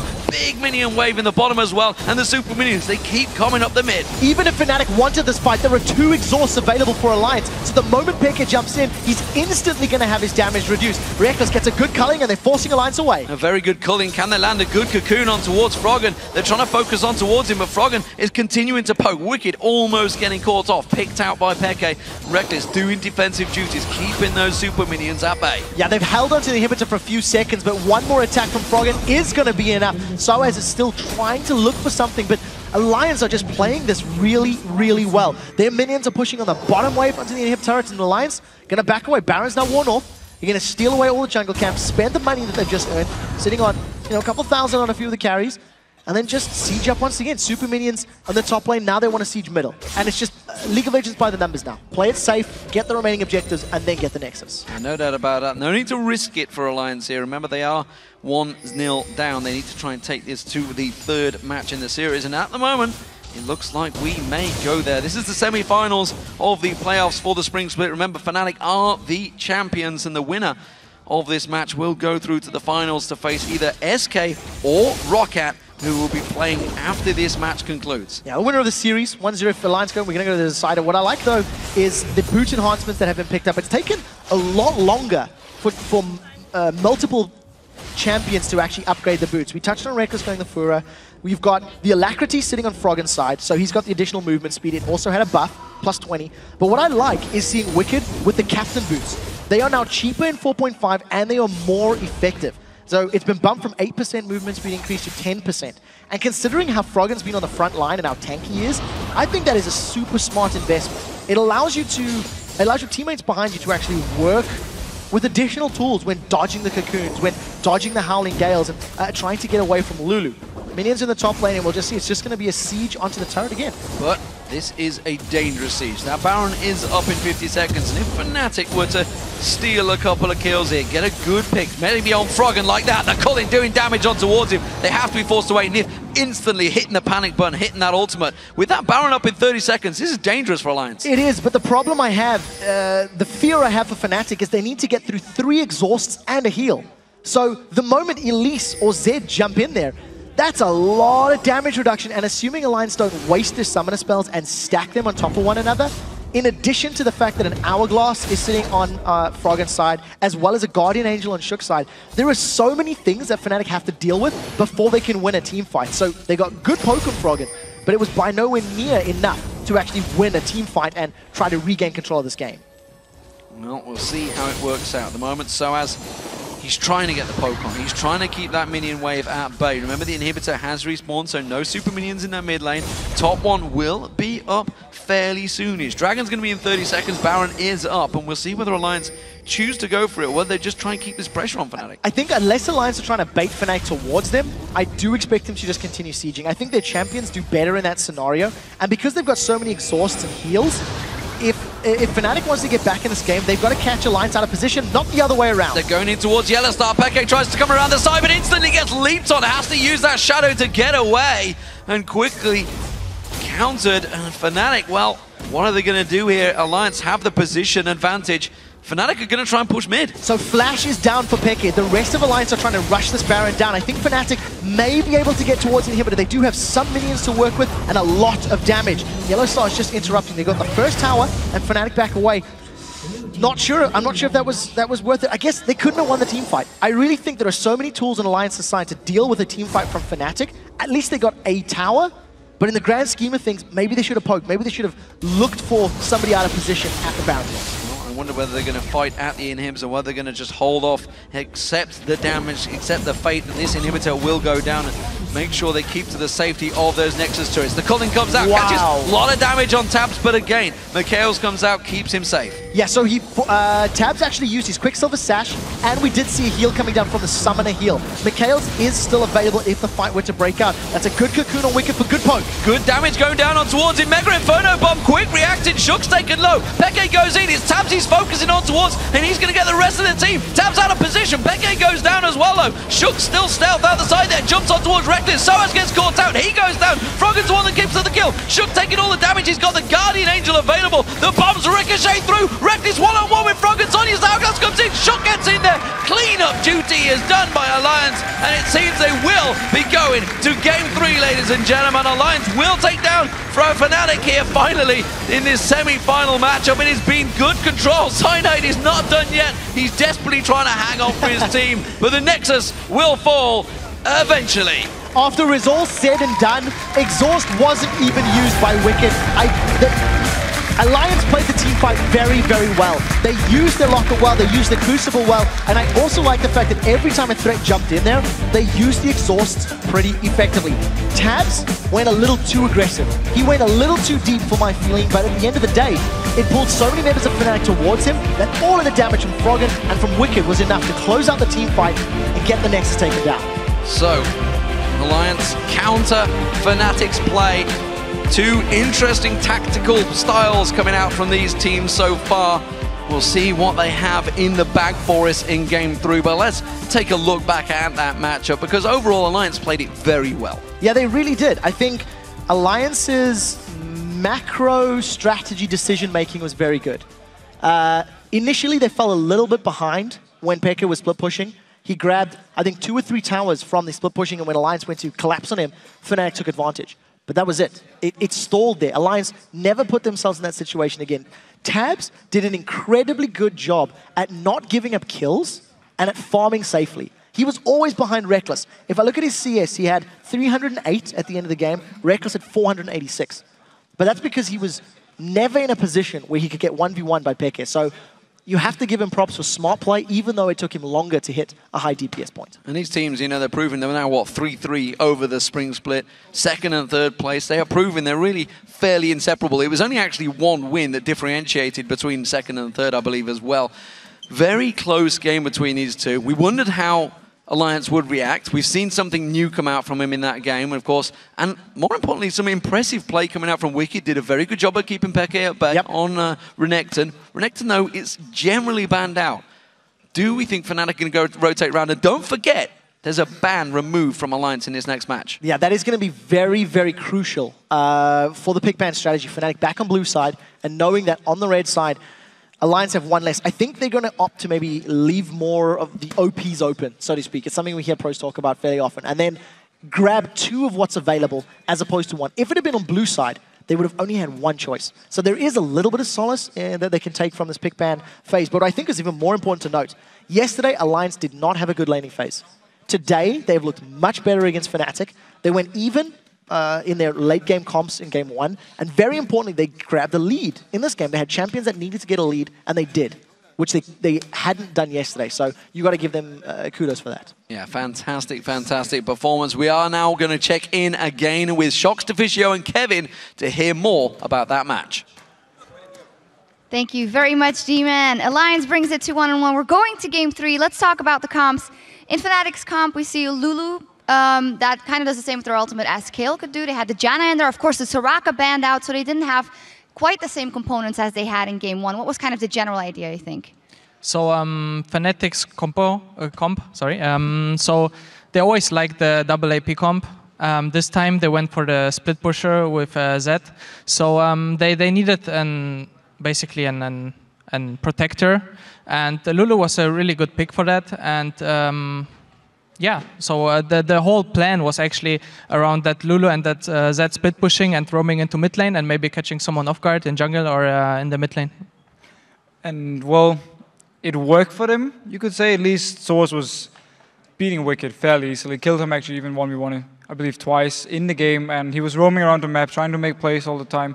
The issue came with the fact that Zed wasn't able to actually kill people due to exhausts on the line side. That's the reason Assassins here in 4.5, people are like, are they going to be good, are they going to be bad here? We saw Zed now actually also dying 1v1 to 6 a few times due to exhaust on the Froggen here in the 1v1s. So yes, you got pressure. Yes, you got the turrets down from Xpekka's side when he was split pushing, but he could never really kill anyone, so he didn't get the full pressure. He never got to move all the way into the base or force multiple members to actually come and defend. It was always him, and then Source teleporting down, so it was 2v2 and down in the bottom lane, and nobody actually killed each other. They just backed out. Let's talk maybe a little bit more about that Froggen versus Peke. It was also our featured matchup, and Froggen, or I think it was Tabs that touched on it in the preview. He said, well, if the main thing is if you can get Peke on a champion and he's not that confident on, you can actually do very well versus them. Do we feel like with a Ziggs going to Frog and a Gragas maybe not being that good as he was before, he might not be able to find his right pick? Oh, I definitely think Zed was a fine pick for him. I think he... Well, okay, so his play was a bit over-aggressive, especially in team fights where he often went in by himself, but I wouldn't say he's not a good Zed player or he's not confident on it. It's more, it's so hard to play it now because look at the Alliance team, 3 exhausts. What are you going to do? No matter when you go in, there will be someone with exhaust ready. He's going to pop it on you. So if you don't time it 100% perfect, you won't do anything in the fights. That's what we saw every time he went in. Exhaust, turn around, try and kill him, and he had to back out. So I wouldn't say it's him not playing the champion correctly. It's just very, very hard now here in 4.5. And on the other side, of course, Froggen on Ziggs. What an absolute monster. Yeah, so he was beastly, and that's why basically Fnatic banned it in the first game. They did the mistake to not ban it this game, so I'm expecting a Ziggs ban again in the third game. Ziggs is just an overall really good champion. He has everything in his kit. So yeah, people really underestimate maybe him a bit. So I hope Fnatic bans him in the third game. We can go into those bans a little bit more actually, because we've seen a lot of things coming out, and it's almost too much. I can't remember. Have to remember that Alliance has a ban less as well. How much of a factor will that be? What do they have to ban out? Well, Soraka again should be the first ban, and here comes the issue then for Alliance because they might want to get rid of the Jax. We haven't actually seen Wicked played yet. They've been banned. They banned it out against Copenhagen Wolves after the first game. They banned it out against Fnatic now. It might be the next ban coming in for them here. If they do not ban it, let's see if they want to pick it for Wicked then, or if they're going to have the same scenario where Fnatic can just ban away Renekton, pick Jax for Source, and say, what are you going to do, Wicked? Are you going to pick Shyvana again and do absolutely nothing? So it puts Alliance in the fact there. Is these the two bans? Like, what about... What else is like? Lulu for Source was so strong. You really also want to get rid of that champ. All right. Final word, you guys. Who's going to take it? Who's going to go to the final tomorrow? Kevin, Alliance or Fnatic? I think Fnatic. So just basically because probably they will have to let one good champion open. Maybe it's a Jax, maybe it's something else. So if Jax is, for example, open, if Wicked picks it, I feel like it's not so strong on him. I saw it in solo queue and played against him, and his early is really weak on this champion. So I think with the bans, it will decide everything. Martin? I agree on the champ select part, because with one less ban now, obviously first pick for Fnatic side here, there's so many things for Alliance they need to be careful, or they don't want to let go through here to the side of Fnatic. So champ select, as long as they can get out champ select fairly safe, I actually feel like as a team, they have enough to win this game, because we've seen both these games. They are so close to each other. But every time there's team fights, at least in the last game, I actually feel like went in favor of Alliance. So if they get out champ select properly, I actually think they're going to win. All right, very interesting. Well, as for us, we're going to take a short break, and then we're down to the last match between Fnatic and Alliance. Who will head into the championship game? You can find out when we return, so stay with us.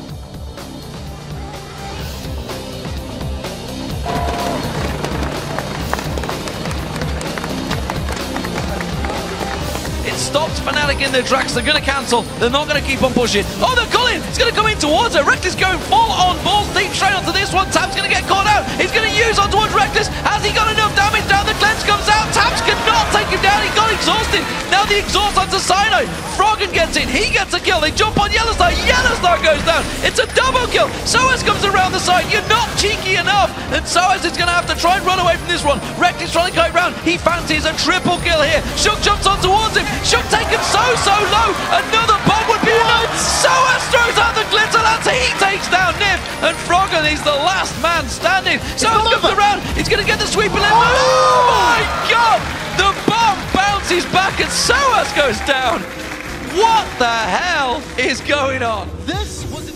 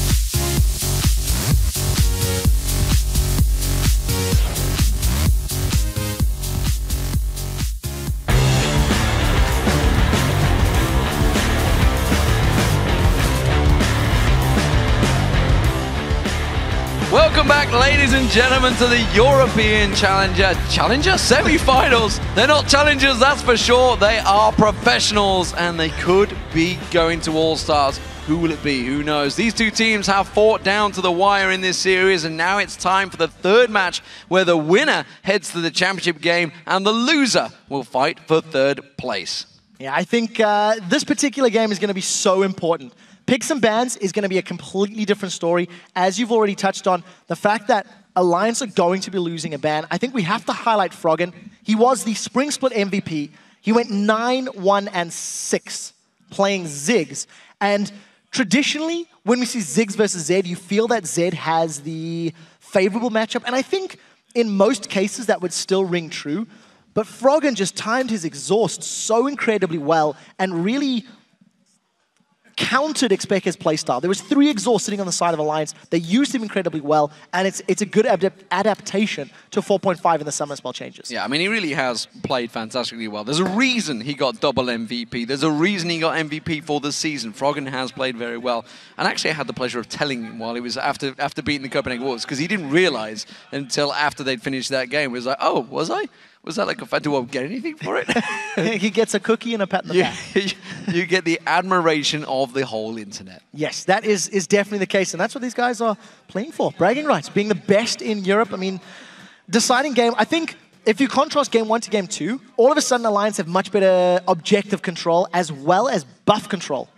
You know, in the pregame video, they were talking about it. So Alliance got 10 towers, 5 dragons, 2 barons. They got 10 blues and 10 red buffs of their own. Tells you how long this game was running. Yeah. So if you compare some of the gold stats and how that objectives added up, at the end of the game, Alliance came away with like 85,000 gold to the 77,000 of Fnatic. In general, Alliance were marginally ahead for most of that game.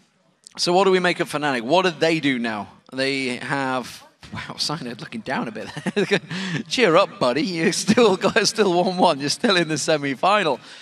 They had a great first game. The second game didn't go so well. Did they fall back to plan A, or did they have a plan C? So I don't think it was a picks and bans. I don't think it was a compositional-based loss. I think it was objective control. During the course of the game, 1 dragon, 1 baron, 6 blues and 6 reds. That's the first time Fnatic has ever lost when they've secured a baron. But the reason I highlight that, they just didn't have enough objectives. They didn't get enough towers. They were trying to split push with Zed. They didn't get enough dragons. 1 out of 7 is not good enough at this level of play. So if Fnatic can refocus their decision-making and their objective control, I do think that composition could still have come out ahead. But because they didn't, that is probably one of the reasons why they lost. And they fell behind both times as well with the tower push starts for Alliance. It has been fantastic. Before we get the teams underway, we're going to get into picks and bans in just a moment. We want you to tell us who you think will win this matchup. Get over to Twitter and use your hashtags. Fnatic win, which is FNC win, hashtag FNC win. This is all at LOL Esports, by the way, and hashtag all win. Easy. Fnatic win, all win. That's all we want to know. Tweet them at LOL Esports, and we'll check in at the start of the game to see how your votes have turned out. Do it now! Yeah, do it now. There's a super cool feature. It's the first time we're doing this. So check it out. At FNC win or hashtag all win to see who you think's going to pick it up. I did think Alliance was going to be in the final. I thought you were going to give a prediction then. I am.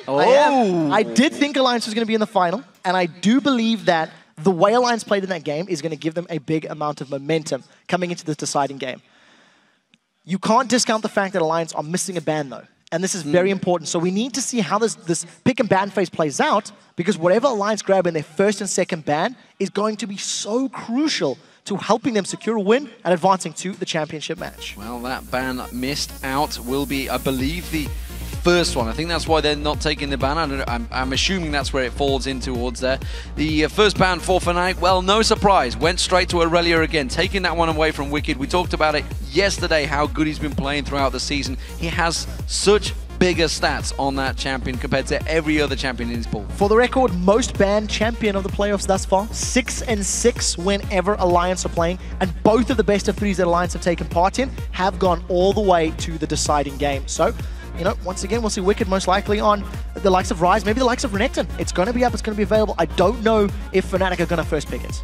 Ziggs was taken away from Froggen, caused too much terror for them in the last game. 9-1-4 he ended on, I believe, there. Soraka being banned out. They don't want to see Soaz terrorizing that top lane on it this time around. No, they're not. Now, the question is, do they ban a jungler? Kha'Zix is available. Both of the games in this series, Kha'Zix has been first picked, so it is an option. Evelynn also been banned out both times by Fnatic. Let's see if they use it this time around. Yes, they do. There we go. So, sticking to that ban against Shook. They don't want to have Shook on that. Shook himself has incredible win percentages on Evelynn as a champion. That's where their big 8-game win streak they had, actually I think it was 8-game win streak they had, was picked up mainly down to Shook. And let's not forget, Nif was on Thresh for a big period of that. Even more important than the winning streak, Shook has won 4 out of 5 games when playing Evelynn, and he's got a 5 KDA on that champion, which is great numbers.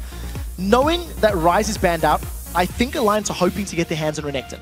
At the pro level play, there's a lot of talk how Ryze is a counter to Renekton and really gets in his face. So by removing that, it's going to allow Alliance to grab that as a first pick if they want it. Well, Nidalee has been banned out every game so far. That loss of ban does mean it got through. Peke will be playing that one. Well, we'll see whether it is him. I'm expecting it to be. But Jax and Kha'Zix being locked in by Alliance. What are Fnatic going to do to counter this Jax? So this is a very interesting pickup because it's Alliance that have banned Jax in both of their previous games. I had actually been watching this under the impression that Wicked was either not comfortable or not wanting to play Jax in the top lane. So it's interesting to see him lock in, and that was a very quick lock-in as well. The counter to it, if they're going to put this Lulu top, I think is a pretty smart option. When he jumps in to leap strike you, you can glitter lance him, you can turn him into a munchkin with that Whimsy, and you can get away cleanly. So there are tools in Lulu's kit to deal with the Jax. The real question is, who do they put as a late game champion? Do they want to run another Kayle mid to maybe try and control him in the super late game? Because the longer this game goes, the more likely Jax is to become unstoppable and be this just super immense side split pushing monster. Well, they're changing at the moment. They had Twitch highlighted for a long period of time, worked very well in the last game for Tamps, despite the fact he was a long way behind in farm, but he may be falling back to a ever-present champion in his pool, which is Caitlyn. It's a champion he played consistently when he was on the Lemon Dogs and has continued to do that on Alliance. It looks like it will get locked in. Once again for Nif, it's going to be Nami. Yeah, again, surprising. It's one of his lesser played champions. This split, at least, he's been focusing on Lucian, but Lucian has been landing in the hands of Fnatic all 3 games in a row now. The one thing I do like is this is a lot of ranged, long-range spell poke. With Nami, with a bubble, as well as the Pult of a Peacemaker, you can defend under towers. There's also a lot of on-hit damage. If you combine the headshots of Caitlyn plus the Tidecaller's Blessing from Nami, you've got an on-hit slow that allows you to land multiple auto attacks. So Alliance, if they're in a 2v2, they're in a good position already. That's a strong lane. If they want to do lane swaps and they want to tower push and do fast rotations, they also have that option available to them. So a lot of tools that Alliance can play with. Remember, at the moment, we're just waiting. All the champions getting locked in very quickly. Nocturne getting picked up here by Cyanide. This is a champion he's played so heavily, but barely had a chance to show it. If you look at his solo queue play, he spams this champion non-stop. This is all he plays heavily at the moment. And he played it at Katowice, and they had 1 loss on it, and he was so depressed about it when we were talking to him. Morgana also locked in by Yellowstar. That's a champion he's had great success on. So what I like about the Nocturne lock-in is this is going to be our first real sort of Feral Flare style jungler. So I want to see where the Cyanide is going to pick it up. Part of the reason I do like this lock-in, if you combo the Paranoia with a Wild Growth in a team fight, the backline of Alliance is going to get jumped on. Tabs, even with the protection of a Tidal Wave and playing on Caitlyn, is going to get run down by Nocturne.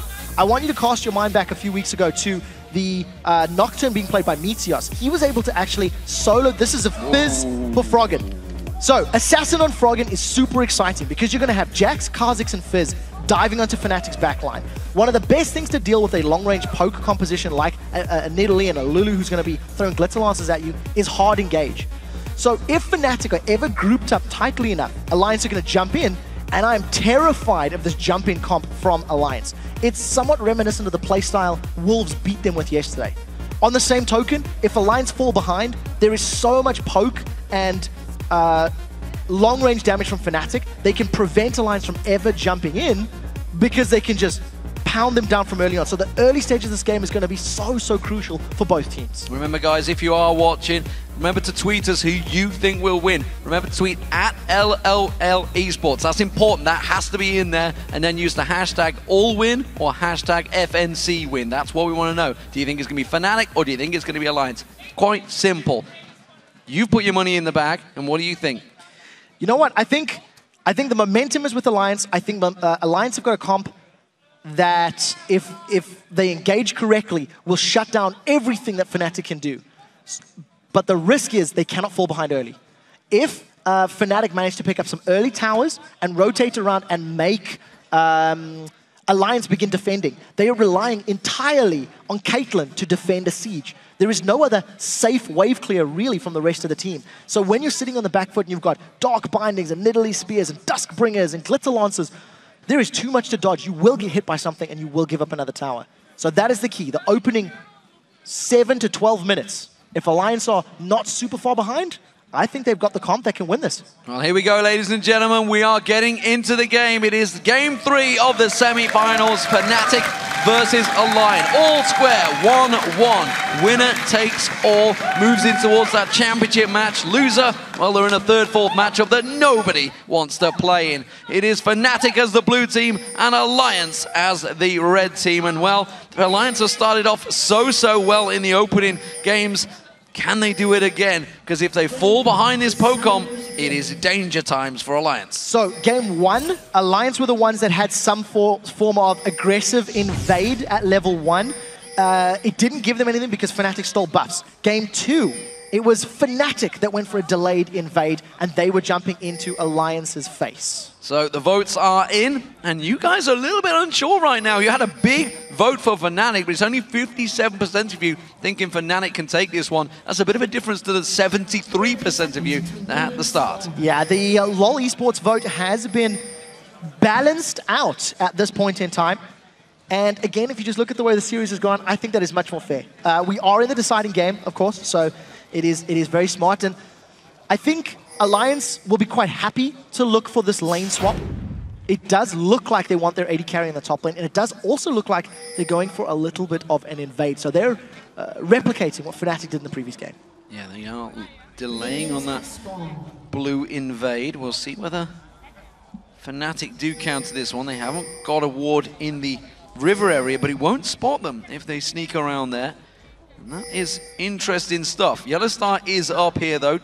He's going to maybe use his trinket wall, but that won't be up till 2-minute mark, and Alliance will be in his face. He will see them coming, though. He's in that bush. He should be able to get out safe, unless he gets caught by one of those aqua prisons from Nif, who's winding it up there. The spear instead will catch Shook out. Yeah, not a lot of damage, but there are 3 members. Even with the Dark Binding, I think this is just running interference. The fact that Alliance has been denied the buff on an invade immediately gives advantage to Fnatic. They've defended the jungle. It's going to allow Cyanide to get into a pretty good position. But oh, that's great. Oh, very nicely done there. Teleport interrupted. Whimsy being used by Soaz there. He says, see ya, I'm down to the bottom. I'm getting the farm. And he knows he's got himself a clean wave to push against Wicked. Yes, a very good start to the beginning. Fnatic defend their jungle. They interrupt Wicked's teleport. They're going to deny him experience and a little bit of gold for that first level. That is very important for Lulu, who has some tools to deal with the Jax, but I by no means feel that it's a counter to Jax. So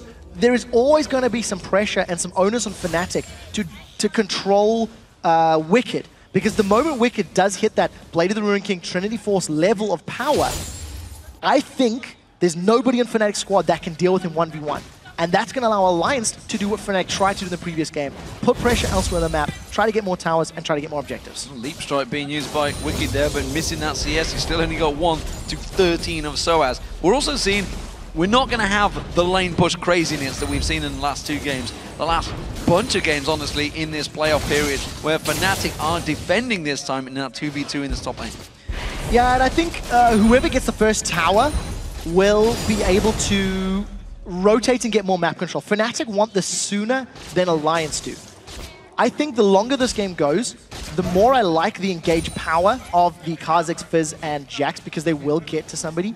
But you can't discount the fact that if Alliance ever engage inappropriately or at the wrong time, the Nocturne plus Lulu combo should be able to zone out and deal with members of Alliance. So we'll need to see who picks the better fights and who executes those fights more effectively. So at the moment, Cyanide double buffed up, as is Shook. Both coming towards the rates actually. Shook simply always going to try and come around the backside of Peke. Peke unaware of this one, actually very deep in there. Froggen goes in, tries to catch on towards him. The lead comes in. Only Void Spikes didn't manage to get his claws out this time. Couldn't taste the fear. Flash burned. So this time around, Fnatic, they've got that heal on Peke, so he's got his own built-in heal thanks to playing Nidalee, as well as Summoner Spell. Double exhausts from Reckless and Yellow Star, and I'm just looking down the rest of the list. There is actually an Ignite on the side of Froggen. So only Ignite that we've got in the game right now. A lot of exhausts on the side of Fnatic. We've seen how effective those exhausts are against Assassins in the previous game. I keep talking about late game because I feel like both of these teams are going to go late. Froggen is just looking for some poke, but until he can 100-0 Peke, Peke's just going to heal himself back up, so it's a bit of a half-hearted attempt. It burns his mana down and it keeps on towards him. There's the Ignite being used this time around. Look at that. Froggen, Cyanide, forced to come in and counter him. And Peke, he's got next to no mana now. He's going to try and desperately get some of this farm. Yeah, Peke, no flash. He does still have Summoner Heal available, and he hasn't backed yet. So well played by Froggen. Dealt more damage than even I was anticipating. And Peke just under a little bit of trouble. He can't run the risk of getting 100-0. The moment Fizz is able to do that, he's going to be able to just side push and go to the side lanes and really put a lot of pressure elsewhere on the map. And, you know, Froggen picking up that Crystalline Flask played it exactly how you should against Nidalee. We've seen it a couple of times where players don't bring that Crystalline Flask against Nidalee. He's going to get poke, especially as a melee champion. Wicked taking some big damage from Soaz there, and he's caught up very well, though, when you consider the advantage that Soaz had in this lane. Yeah, so about a minute of uncontested farming, maybe a little less than that, but also the fact that he's a melee champion against ranged. Wicked's doing fairly well at CSing under the tower. He's got vision of the Tribush, so even if Cyanide wanted to come in, he would have had some time to think about it. You never really want to tower dive at Jax unless you can instantly blow him up. Because of the Counter-Strike blocking auto attacks and the fact that it will stun you when you're in range, it just makes it so risky to execute that play. I think it was a smart call for Cyanide to back away. Was spotted out early. Shook was heading down there again, looking to maybe try and pounce onto Peke in that mid lane. He's already forced him to burn that flash. Chum the Waters is available. Not hit level 6 yet. So he's going to get Chum the Waters, catch on towards him. Froggen goes in. Shook pounces in there. The tower damage is on Shook, but it's easy blood for Shook there, taking him down. No problem about that. Very well executed by both Froggen and Shook. They landed everything that they needed to. The moment Froggen hit level 6, he instantly took advantage of it. What's even more impressive is that Shook had roamed around the moment that it happened. That gank had been set up a little bit beforehand. Froggen or Shook would have communicated, talking about the levels, talking about Chum the Waters being available, and they synced that up exquisitely. It appears to have been going on so long, I'm starting to miss words out here in my pronunciation. Tab scored out with a very good Dark Binding there. Reckless doesn't manage to try and counter on it. We'll keep that farm going, and this top lane pairing is staying very even. Bottom lane pairing, well, Wicked is backing away. He's going to have to buy here. He's managed to push a wave up, but Soaz is going to keep that advantage in this top lane. He's going to be around about 20 CS ahead of Wicked by the time he's done here. And he's freezing the lane. At Dark Binding's land, they've caught Tabs. And caught him out. They're going to use the exhaust with the Aqua Prism, turns it back around on towards Reckless. Damage still continuing to come down on Tabs, but he's safe for now. I was just about to say, oh, now Peke has been jumped on. In that top lane, as long as Tabs and Nif don't get caught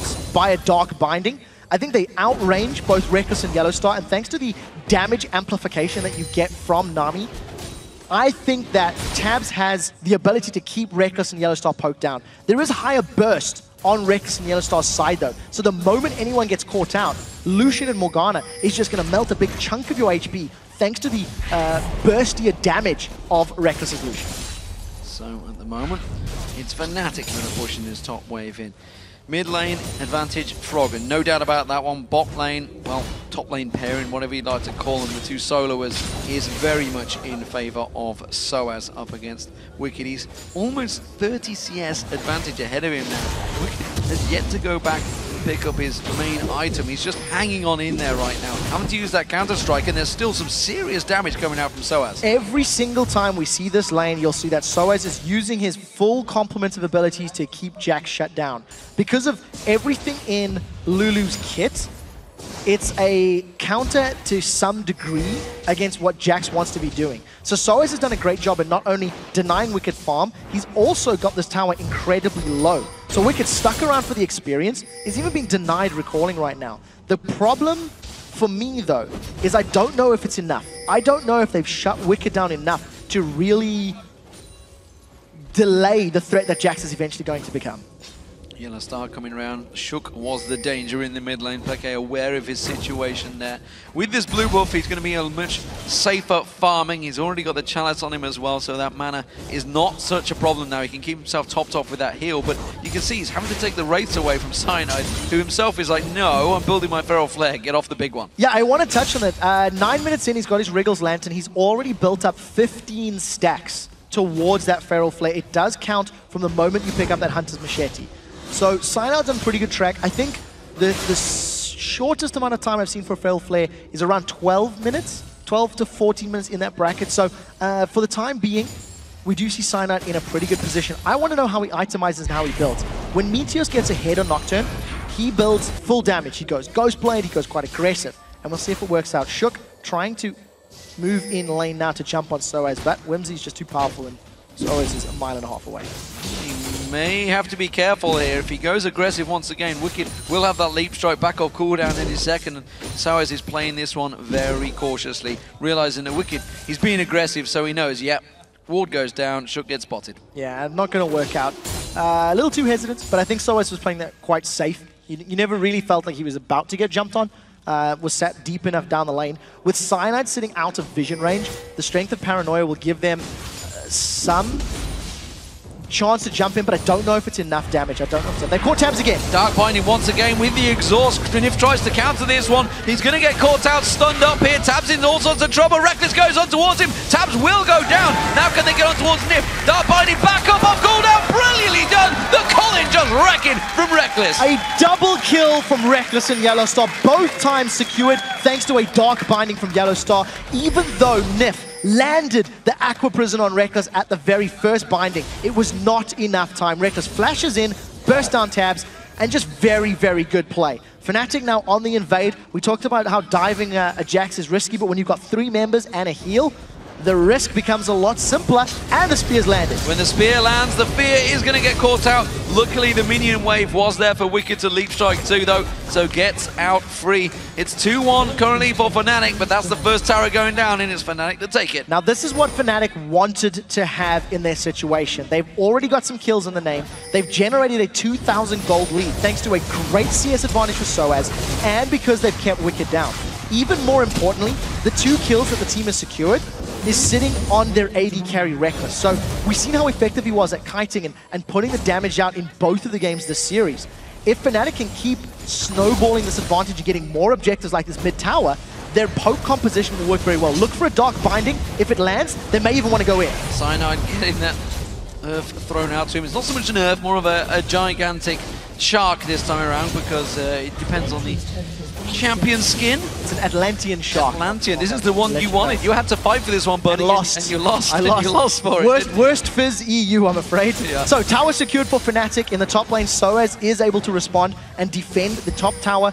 Alliance, 3,000 gold down. I think you somewhat expect it because of their champs need some time to scale, but they can't afford to fall further behind. Look for a Dark Binding. If it lands, Tabs could die again. Tabs has already used the 90 caliber net. He's going to have to flash away from this one. The Aqua Prison comes out, but there is the Dark Binding. Wild Growth being used by Soaz. The ultimate from Yellowstar will lock him down and pick up the kill. Tabs goes down again. Yellowstar fired the Dark Binding a millisecond before the bubble landed. Now Wicked's in trouble. He's going to get dived by 2 members of Fnatic. He's got nowhere to go on this one. The stun is going to come through. He will manage to stun, has to use a ward, but he's going to get exhausted down. Reckless is looking to pick up his 3rd kill of the game.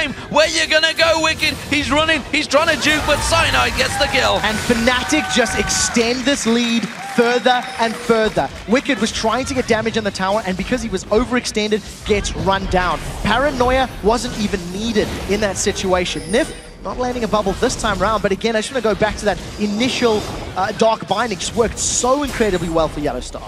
Well, we were unsure how it would work out for Wicked on this Jax. Jax is a very strong champion, and if the game goes longer, then it will become a problem. But from the word go, Soaz has really put the pressure on towards him and kept him guessing, kept him out of the lane phase, and kept him well away from farm. You can see it's a 40 CS difference between Soaz and Wicked right now. And well, we talked about it with this Nidalee. If you start getting the advantage, you can start putting the pressure on the towers. It is a huge, huge difference for Fnatic, and with a, 4,000 gold lead 14 minutes into this game, it is playing very much into their hands. Yeah, and this is what Fnatic wanted and what they needed, to be frank.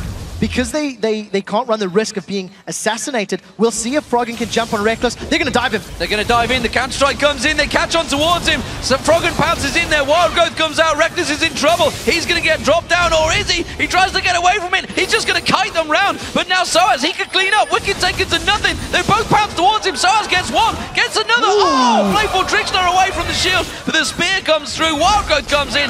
There's the spear from Peke. And it's a 2-for-1 to Fnatic. 2-for-1, and Froggen fired that Chum the Waters a little bit prematurely. There's a Paranoia available from Cyanide, so if he wants to go, he's jumped on Nif. He's diving on towards that support. He's also into trouble and quickly uses that shield to block away. Aqua Prison comes down. Nif is going to try and get away. The Javelin comes in once again, and Peke gets himself another. Now, if Fnatic can keep the pressure on, use the gold and the item advantage that they have accrued for themselves to siege under the towers, Alliance will be forced to engage over and over. Because Alliance do not necessarily have the damage to win an extended teamfight with multiple members. The Wild Growth from Lulu and the Black Shield from Yellowstar are going to be so important at saving a team member and buying them the time they need to kill members of Alliance. So Alliance are looking for engages right now. They're looking for moments to claw back this gold.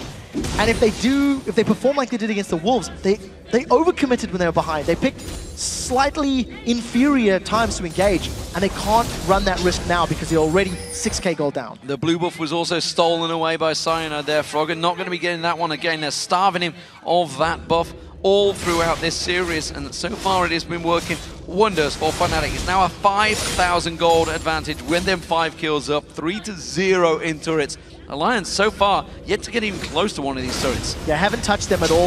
There's one buff away from Cyanide completing his Feral Flare. It's not going to be on the blue buff. The next kill, assist, or large camp. Maybe if he goes for the white. Besides, he doesn't want to start stacking yet. He just realized it. Now, when the Feral Flare is upgraded, it will be dealing an additional 100 damage on each auto attack to minions and monsters, and will be healing for 10. And for every large monster you kill or kill or assist you pick up, that will increase. It does deal a third of that damage to champions. The reason I talk about that, if Cyanide continues to stack this up and builds up a whole bunch of additional damage, him and Reckless could put themselves in a situation where they can secure Baron as a 2-man, and the rest of Fnatic with Lulu and Nidalee can be running interference and holding Alliance back thanks to their great long-range poke. The damage from these spears, not the greatest right now, but there's no death cap completed, there's nothing outside of the needlessly large rod, so Peke is still building himself up. Wicked unable to counter everything Soaz is doing to him right now, and he's on his turret, but Soaz has got the range advantage, just continues to poke on towards him, and you talked about this in Champ Select. Tabs is really the only thing able to try and keep this wave clear away. They have nothing but melee champions, and Fnatic are taking full advantage of this one. They're keeping those spears continuing to flow. Soaz continuing to keep pressure on the turret. They can't do anything about it. So there is a risk, if Fnatic continue that siege and stay grouped up, that Alliance can jump in on them with the Jax, the Kha'Zix, and the Fizz. One of the added bonuses to having Cyanide playing Nocturne on your team is the moment Alliance do jump in, you throw down Paranoia, you deny their vision. Even if you only reduce a portion of that vision, it gives Fnatic the chance to deal with that all-in, jump at you comp. So I think it's a very smart pickup from Fnatic, from picks and bans. And Fnatic siege their way down, land some spears, they grab their 4th tower of the game uncontested. Yeah, Soaz teleported down to the bottom, you saw it there. He's going to be clearing that wave out, keeping that tower safe. Dragon, that's going to go across to Fnatic. You talked about it a moment ago, the combo of Cyanide and Reckless. Well, you can see it in action right here. They're taking the Dragon down with it right now, and all of the turrets so far have been safe, but it looks like Alliance are finally moving to pick up their first turret of the game. It's going to be Wicked that will take that down, but they've left themselves completely exposed in the bottom lane. Yeah, Fnatic should be able to pick this one up very, very quickly. Tabs is alone, and if he sticks around, he's at risk of being dove. So Fnatic grab their 5th tower of the matchup right now. Just continuing to expand their lead. They've got monumental vision from the top half of the map to the bottom. It's just littered with Fnatic wards. And Fnatic are playing this roam, rotate, siege comp well. Somebody's going to die. Nif or Tabs, both Dark exposed. Binding? Dark Binding will be the thing that starts it off here. In fact, no, it could be the Glitter Lance from Soaz. Either way, 4 members of them. They're not sure which way to go. It's going to be a flash. They're going to dive on towards Nif. He goes down. He gets caught out. The Dark Binding was not used. They're going to try and counter this one. Wicked jumps in, pounces on towards Reckless, but they just simply don't have the damage anymore. Froggen is going to look to assassinate somebody. He's coming in from the side. This is going to be 4 and 4 as Peke is not there. Shook pounces in, avoids that Dark Binding and gets caught with the Glitter Lance, and Froggen counters this one. Peke giving the call, back away from it. Dodges out of it though, the spear does not land. Froggen yet to throw the ultimate out because the rest of Fnatic are closing the gap. Yeah, so Froggen doesn't feel that he can instantly blow Peke out. They tried to make something happen. That was actually a super aggressive play from Fnatic. The flash Soul Shackles from Yellowstar Morgana was the safest of engages because it's guaranteed to land. He put himself in range, he chased down, he was able to put the Black Shield on himself, which meant no CC, nothing could interrupt him staying in range of Nif.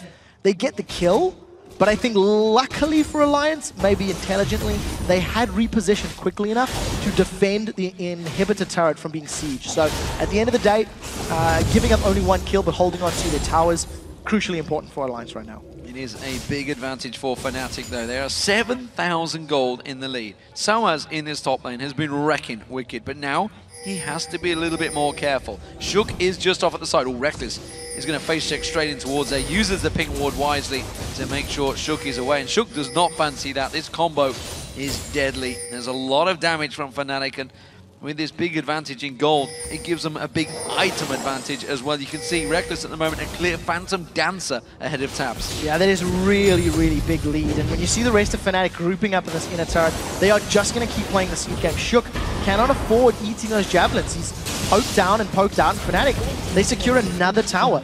This was the pitfall of Alliance's comp. If they fell behind, it was always going to be next to impossible to defend.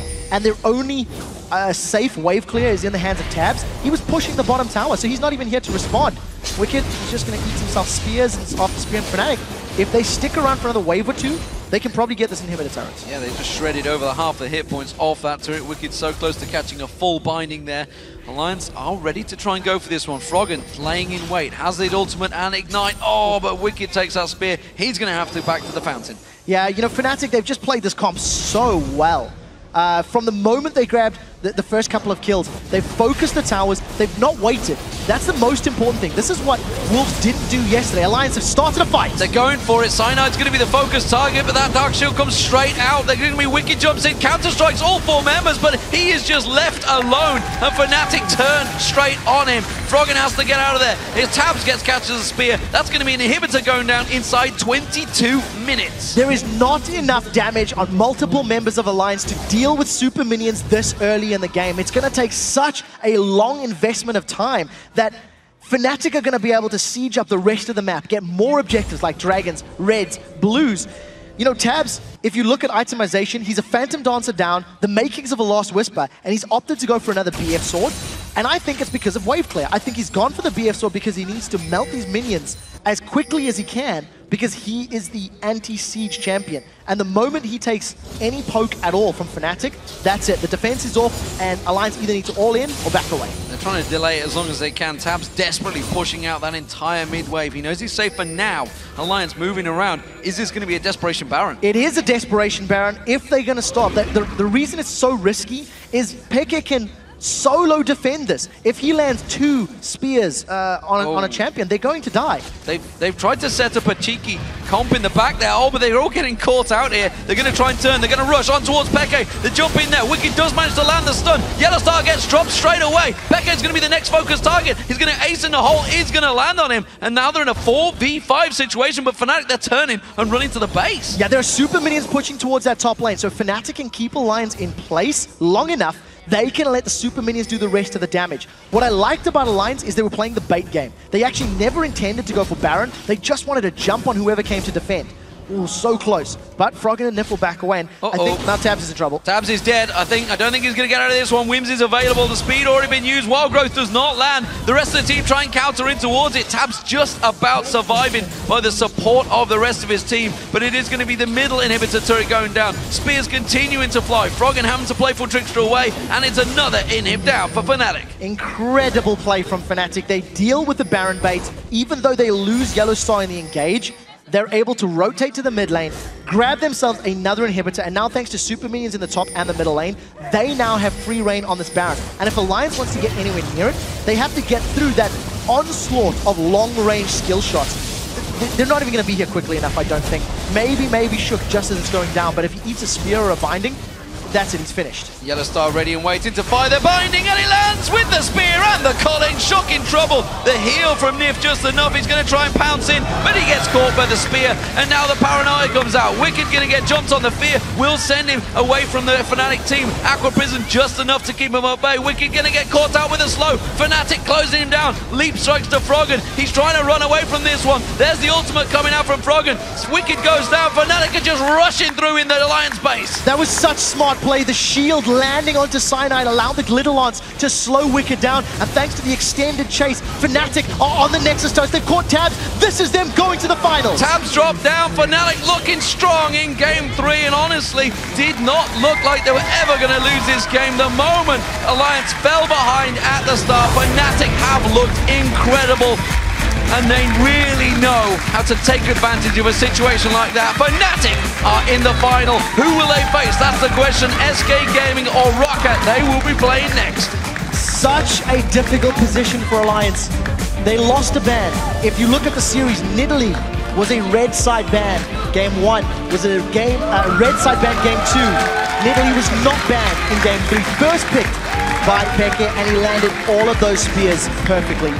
I think that was very, very good play from the side of Fnatic. They used their siege comp well, and they never gave Alliance a chance to engage it. Well, I have to say, so far, every higher seed has won their match. Gambit, they went out to Roccat, who were placed 4th. Fnatic have just beaten Alliance, who were placed 3rd, who themselves beat 6th place. Is that an omen? Will it be SK in the final against Fnatic? It's going to be a big match regardless, but Fnatic have shown 3 separate tactics in this best of 3 already. They have so many different tactic styles in their bag. We didn't even see them using the run and ganks tactic. No, they didn't need to. You know, I think when you look at Fnatic's playstyle over this series, they demonstrated an ability to rotate very well. Even in the game they lost to Alliance in game 2, it was actually about Fnatic. They had the first few towers very early on, and then Alliance built themselves back up. Then Alliance were able to control and maintain Fnatic in their control.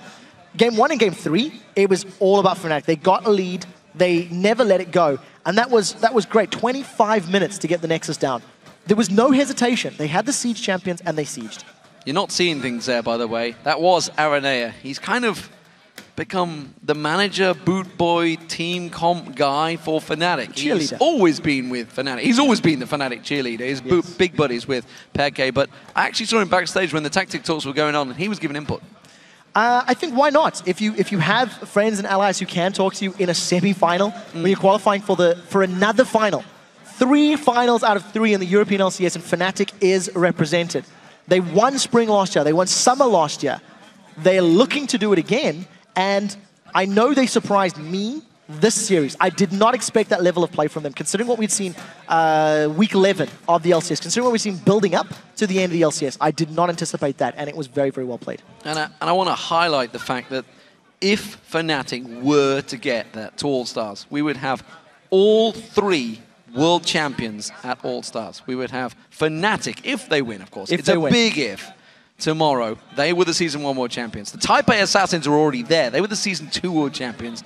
And SK Telecom T1K are there. They were the Season 3 World Champions. It could be an epic All-Stars if they make it. It's going to be an epic nevertheless, but to have all 3 World Champions would be fantastic. That is another whole very poetic storyline when you look at the grand scheme of things, the All-Star Invitational, all the regions having their teams working towards it. We'll know who Europe's representative is tomorrow, and we'll know who North America's representative is on the weekend. We got a lot of games to go before we get there, though, ladies and gentlemen. So, Alliance are going to go through to the third, fourth place match, but they did look good.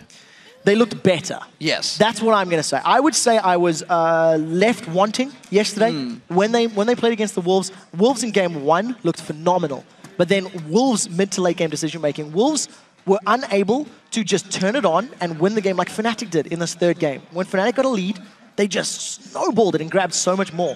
Fnatic really, really impressed me this series. They came out, they had new champion picks, they had a newfound rotation and objective play. And they deserve to be in the final because they did outplay Alliance. Well, it was a fantastic matchup, ladies and gentlemen. There's still 2 best-of-3s to go, so there's a lot of League of Legends action to continue. But for now, let's check in with Fnatic, Soaz, and Peke, who are standing by with Shox.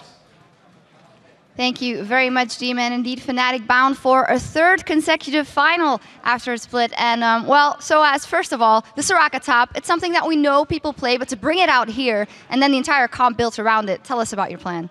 I was searching for a pick against Ryze, like with Yorick, and I just tried Soraka in scrims, and I played like twice or 3 times, and it went pretty well. And we just built like a team comp around, mostly Reckless plus Cyanide, and yeah. Yeah, that game was pretty straightforward for you guys. And then going into game 2, Peke, you went on that Zed and tried to split push, but it didn't really work out that well. Tell us about the game.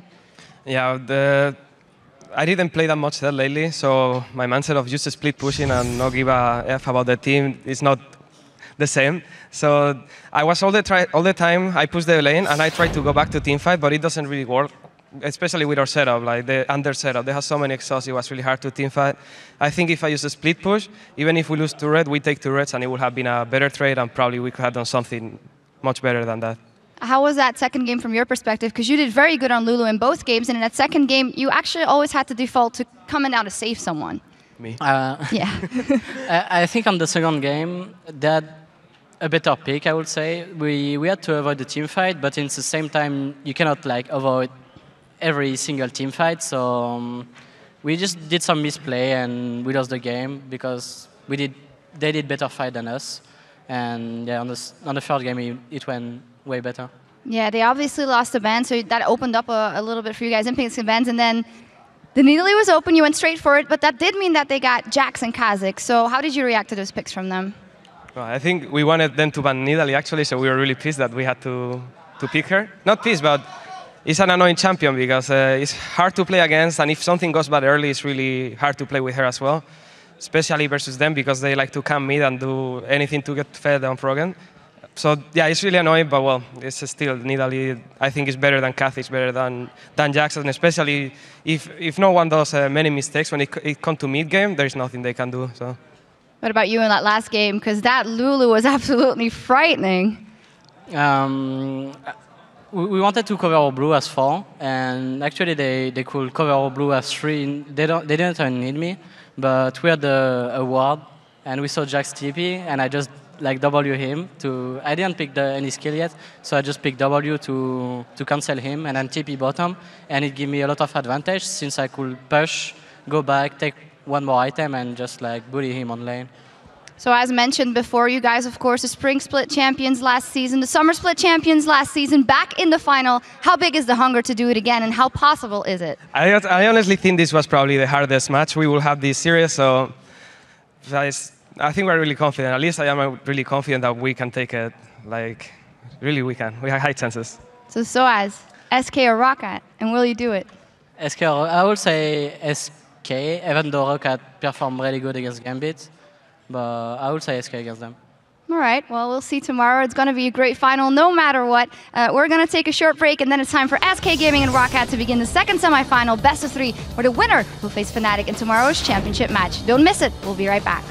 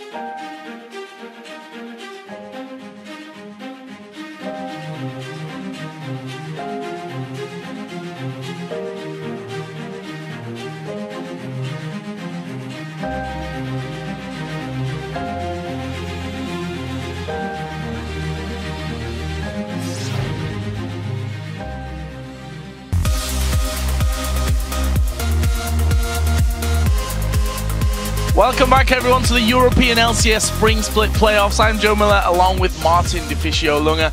And before we get into our next match, let's take a quick look at the playoff bracket. With that win in the last game, Fnatic will head into the championship game tomorrow, and Alliance will compete in the third place game, and their final opponents will be decided right now, as it's time for our second semi-final series of the day, where SK Gaming and Roccat take to the Rift and try to battle their way into that final match against Fnatic.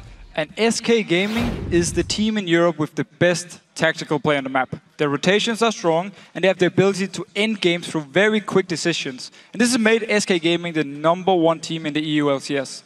And combine those strong rotations with a lot of different team comps, and you have a team which is very hard to make a game plan against. The only two predictable players, in my opinion, during the season have been Freddy and Jessis in terms of picks, where Svenskeren and the dual lane all played a lot of different champions. Well, let's take a closer look at Svenskeren. He received OP Player of the Week 6 times during the season, and Svenskeren has, for us, been the MVP jungler of the season as well, I think we can safely say. His KDA is not that impressive with 3.1, but his early game impact is the most important in the league. Yeah, and Svenskeren loves to play champions like Pantheon, Evelynn, and Elise, and all three bring early game pressure, and they can gank before level 6. And the numbers on these champions for Svenskeren really show how dominant he's been. He lost only 2 games the 18 times he played Pantheon, Evelynn, or Elise. His lowest KDA is on Evelynn with 4.2, while his 100% win rate Pantheon sits on a KDA of 6. However, though, I don't expect to see Pantheon from Svenskeren, as there are so many new options now in the jungle with the new Feral Flare. I think another player to keep an eye on for SK Gaming is their mid laner, Jessis. It's the first season for Young Dane, and after a shaky and I think we can say nervous start, he's become more confident and started to perform better and better. He's scoring the second highest KDA of mid laners in the European LCS, and that really shows how much he's improved over the season. Yeah, he's been improved a lot, but people actually still consider Jessis to be the weak link of SK Gaming. His performance on LeBlanc or Zed has been very poor, but when you put him on Nidalee or Ziggs, you see a completely different player with nothing weak about him. His KDA of 8.33 on Nidalee and 5 on Ziggs really show which playstyle Jessis is the best at. And Roccat, they might target bans against Jessis to get him away from Nidalee and Ziggs, so we need to see if he has expanded his champion pool here in 4.5, and if he can control his nerfs, which were an issue in the start of the season. So let's talk about their opponents, Roccat, who proved that they're still a force to be reckoned with in their massive win over Gambit yesterday. Yeah, Roccat, they played fantastic in team fights yesterday. That's the thing we can say from the games. Vanders, Fresh, landed hook after hook, and Silver and Jinx had just perfect position in the fights. Overpower, he was in a more of a supporting role than we normally see him play. He was using Lulu and Orianna, and he focused more on protecting Celavar and then bringing utility to the entire team. Xaxus also had a classic game on Jax, and it was a repeat of Youngbuck's performance on the same champion against Alliance in the first game of the day. With that strong split push, Gambit really had no answer against the Grandmaster. No answer at all. And Xaxus was actually one of the players I had my eye on coming into the playoffs, as his performance during the season had been hit or miss. Early in the season, he was winning his lane, but in the last few weeks, he's focused on going even and just playing consistently. With both Freddy and Xaxus now showing skills on Jax, I expect him to be the most contested pick of the series. And while on the topic of Roccat, Jankos in the jungle decided to stick with Elise despite the changes that she received back in 4.4 and the recent introduction of Feral Flare. Even though a lot of pro players are saying she dropped down on their tier list, Jankos has remained faithful to the Spider Queen. Yeah, and looking at the Gambit games, the Elise pick worked out perfectly for Jankos. She still brings a lot of damage and utility with her stun, and as Jankos, he landed stun after stun, he set up so many easy kills for Roccat. Combine that with the early pressure he brought to the lanes, then the Elise pick really was a success. And Jankos, he actually started out the season on fire, and people instantly named both him and Amazing the 2 new superstar junglers. And then Jankos' performance during the season dropped down a little bit, but he kept playing very consistently and always focused a lot on early pressure, just like Svenskeren actually plays. So with 2 early game junglers in this series, then we should be in for a lot of action. Well, coming into this match, Roccat is feeling the pressure after winning their series yesterday and will look to control the game through picks and bans, while the rest of SK Gaming will seek to control their opponent's bot lane. mobility and can rotate really well. So they have the kind of the same playstyle that they just like tweak depending on who's their opponent and what playstyle they have. They have very upper hand on us because they know what we play, what we prepared, because we played versus Gambit, and we know nothing about them.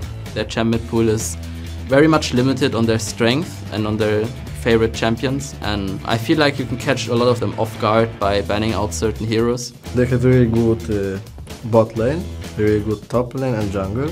I think the weak point is mid lane. Their mid laner is very passive and he usually just farms. He doesn't have that much comfortable champions, so it's easy to predict what he will do. Rocket has this bot lane that only plays this push style. They tend to play like any other amateur bot lane. They keep pushing and rotate. That's pretty much what they do, and we kind of figured that out already, so we know how to counter it. And just as you mentioned a little bit earlier on, Roccat seemed to be singling out Jesus as an easy target in this game. I feel like it could be an option at least for them, like ban away in Italy. It was banned both games yesterday against Gambit 2 by them. So clearly they don't really fancy playing Italy, at least they didn't show it yesterday. Could be a ban. And then of course the Ziggs, which Jesus has been playing so much. It's just 2 bans and you kind of remove him from his comfort zone. Well, we'll find out in just a second as we hit Champion Slate. But first, let's check out the starting lineups. On the blue side, it's SK Gaming with Freddy in the top lane, Svenskeren in the jungle, Jesus in the mid lane, and the duo of Candy Panda and Enrated. And on the red side, we have Roccat with Sasus in the top lane, Jankos is in the jungle, Overpower is the mid laner, Stelvar as the AD carry, and Vanderlife on support.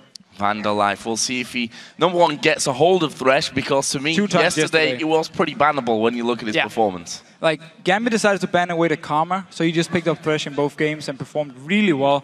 So let's see if SK Gaming will do the same, ban away Karma, and then let him pick the Thresh here, because in Rated, he doesn't play it. We haven't seen it all season long, so it would be a free pick there for Roccat. Yeah. And at the same time, if you look at these teams, top lane-wise, they play the same champions. There's Renekton, there's been Shyvana in the season, Jax, of course, for all of them. I even think both of them actually picked up Ryze now, so it could also be a ban. Overpower played in the mid lane.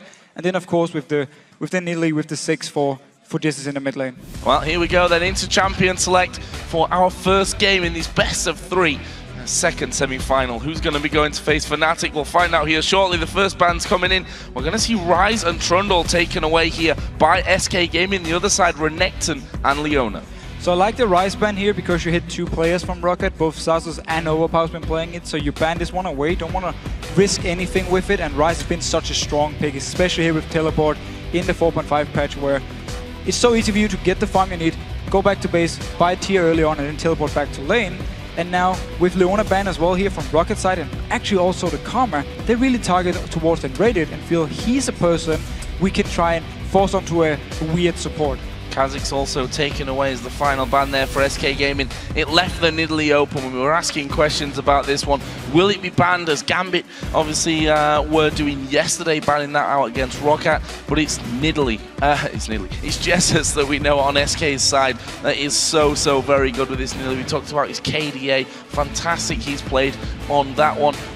As a first pick, good choice from your side? Very good choice. Nidalee is such a strong pick. She can lane against everything. Yes, she might fall a little bit behind in ZS, but she will catch up and she will be strong in every single scenario when you come into this mid-late game point. So yes, she's definitely worth the first pick. That's also why I'm a little bit surprised they didn't ban away. Everything seemed to go to plan there for Roccat. Leaving that Nidalee open, they're like, okay, we get what we wanted. Jax and Thresh locked in for them. Yeah, so looking at it now when they just instant lock these 2 picks, it's pretty clear they wanted SK Gaming. They knew they would first pick Nidalee, so they're like, you get the Nidalee, fine, we take our main support and we also take the top laner at the moment, which nobody can deal with because Renekton is banned away. Roccat banned Renekton by themselves. He is the counter pick to Jax, shut him down early game, he's gone. So now they feel confident just blind picking this Jax, and we actually see a matchup we saw yesterday now. Evelynn and Shyvana going to be the picks here for SK Gaming. We touched on Evelynn for Svenskeren, that he loves these early game ganks, trying to grasp a control of the game for his team. Early game pressure is what Svenskeren does in every single game. It's what SK Gaming needs him to do, because when you look at SK Gaming as a team, you don't see these insanely strong individual players who are just gonna win the lane by themselves every single time. You see a team which works so well together because of rotations, because of the way the ganks from Svensson comes in, the coordination with him. So whenever he picks the early game pressure junglers and he helps out these lanes, they will survive them. They will get to the mid game point where the teamwork really shines. So, the other picks on the other side for Roccat. Again, you have to feel going to plan for them. Elise, we talked about the fact that Jankos has stayed true to Elise, and he's going to do that here once again. We also see Jinx locked in for Celiva, a champion which he played in both games yesterday, 7-1-9 and 4-9. It's an exact replica of the team that they had there so far. All the same champions from yesterday. Now, only difference was in the mid lane where they played Lulu and Orianna, so we need to see what Overpower decides to log in. But with this lineup here, what I like about it is you have so many options. You can fast tower push with the likes of Jinx, with Elise, of course, who's very good also because she's ranged. She can push these turrets down. Her spider form gives some extra attack speed to push the turrets. At the same time, you got split push with the likes of Jax here, so he's going to be very, very strong if he gets a good start. And you can set up fights as well with both Jax, the Cocoon from Elise, and of course a hook from Vander. We're going to see Vayne. We are going to see Vayne for Candy Panda. Last time he brought that out was against Alliance in Week 10. That was a loss for SK Gaming. Also going to be paired here with Kale, a champion which we saw N-Rated actually bringing into that support role for the first time. In fact, played that against Roccat in the third game that they actually met up. And he's the only support in Europe which really makes the Kale thing work here. We saw Edward actually playing it yesterday and it didn't work out for him. But in Rated, he was the guy who brought it to life here in Europe, and he really shows many, many times how strong he is on this Kale support. The laning phase with Vayne is weak if they get in a 2v2, but once they actually get through like the level 6 point where you get the ultimates from both of them, they can start making plays. So SK Gaming is definitely looking for lane swap, but the same goes for Rocket here. They're just fine with lane swapping when they have the Jinx, when they have the Elise, so they can push faster than SK Gaming. Didn't expect that to get locked in there. They were hovering over Lulu, Orianna, but it's going to be Akali that's locked in for Overpower. So it's funny with Nidalee being so popular now. A lot of picks comes up just because they're very good against Nidalee, because they can deal with Nidalee in lane, they can try and shut her down. Akali is able to farm very easily against Nidalee here. Once they both hit the level 6 mark, Akali got so much damage to bring, and she can jump, she can dash. Even if Nidalee, very mobile, dashes away herself, Akali can follow. So it's a direct counterpick towards this Nidalee, so we need to see how Overpower handles it. And he needs to be careful because Svenskern, after the lane swap, if they happen, after they're gone, after they're over, the junglers can start ganking again. And that's where we can see him use a lot of time trying to shut down this Akali in the mid lane. And the fact is that they've pointed out that middle lane Roccat already quite publicly and said middle lane is a weak point for SK Gaming. You look at a video like that and you say, well, you know what they're going to do. Well, again, that's why we were expecting bans towards Justice, but instead, Rocket decided to say, we know what you're going to pick. If we leave Nidalee open, you will first pick it because you love this champion so much. It's the main champion of Justice. We're just going to bait you into picking it. Now we have our counter pick in Akali. I haven't seen the matchup before, so let's see what they can actually do with it, or at least I haven't seen it lately. And at the same time, it also gave them the Jax pick. Well, with his first match about to begin, let's check your votes over at lolesports.com. 51% of you going for SK Gaming here. I was going to say it doesn't get closer than that, but a 50-50 is the only closer option. Very, very close vote. And this is the #1 team in Europe in the standings against Rocket, who came in as number 5, or number 4, possibly. Yeah, number 4 it was. Yesterday, they beat out Gambit yesterday. Fantastic performance, of course. That's why I guess a lot of people now actually believe Rocket can take it all the way. Well, here we go then. It is game #1 between SK Gaming and Roccat here in our second semi-final matchup. Really interested to see how this one ends up going in. And interested to see as well how Vander is going to bring himself to the table. He was instrumental. Some amazing hooks he pulled off yesterday. If he plays like yesterday, he can set up a lot of things here for Rocket. And they also got the same combo with Elise and Thresh, where they land a hook followed by Cocoon, or the other way around. So it's a good engage as long as they can land one of these very crucial skill shots. So here we go then. In game, are we going to see anything at level 1? We've been seeing more and more action here, some of it more successful than others. Yeah, we've seen a bit of different things. First thing that comes to mind here is none of these teams actually brought a ward level 1. We've seen more and more supports picking up the early ward here, so at least they got some vision. They can cover an area and then laning wait somewhere else, so they can see if the other team does the same here. But as we talked about in Champ Select, when it comes to lane swapping, both these teams should actually be fairly happy lane swapping. You never mind getting Vayne in a lane swap, so you can get some farm early, get to the level 6 point where she becomes stronger. And at the same time, Rocket, with this fast push, with the likes of Jinx and Elise to push down these turrets very fast, they wouldn't mind the lane swap either. Well, we'll see if that does in fact happen right now. Jax and Shyvana are on the top side of the map. Overpower just waiting here on the top side of his middle lane as well. And down the bottom, Elise already moving forward here. Will this be a later 3-man push around onto that red buff from Rocket? They might actually just miss each other. Actually, no. SK is moving back towards the red buff here, so Rocket coming in. They're going to wait for them here. They want them to face check. This could be dangerous as they start to move forward. The spider link goes out. Candy Panda was spotted. Svenskeren did go low there. And actually, he's going to get hooked into it. There's the slow as well. He goes down and didn't bother to use the flash. First blood actually goes over to Jankos. And now they're chasing down Candy Panda and decide not to push completely through there, but I was about to say they've smited away, got themselves that red buff. In the end, it's Jankos that gets the kill, gets himself the buff back, and now Xaxus is taking their red buff. Yeah, so 3 buffs now on the side of Rocket and the first blood. Svenskeren should have flashed away from this hook as soon as he saw it. He knew he was going to die instantly if he actually got the hook onto him, so I'm not sure why he didn't flash. And this is one of the reasons we see teams late invade, because once you actually do it, once you are being aggressive, if you pull ahead with it, if you get the buff, you get such a big early game advantage. And now with red buff as well onto Jax, who is going to be stronger than Shyvana up here in this top lane. Very scary stuff for Freddy. See what Xaxus can do with it. You mentioned this performance against Gambit. Yes, it was indeed a fine one. You can see already putting down a bit of initial harassment there down in the bottom as well. And Rated and Vander just trying to thrash away on their opponents. Candy Panda going decently low. One thing we should really touch on here in this bottom lane is that heal coming out of Venerated, and also the fact that both AD carries running the standard now heal. Yeah, so obviously with the heal now, with Exhaust, it's a lot harder to get kills in the bottom lane. You don't have this Ignite anymore to all-in burst someone. Exhaust, 50% damage reduction and 30% attack speed reduction is a lot onto an AD carry here, especially early game where your damage is gone.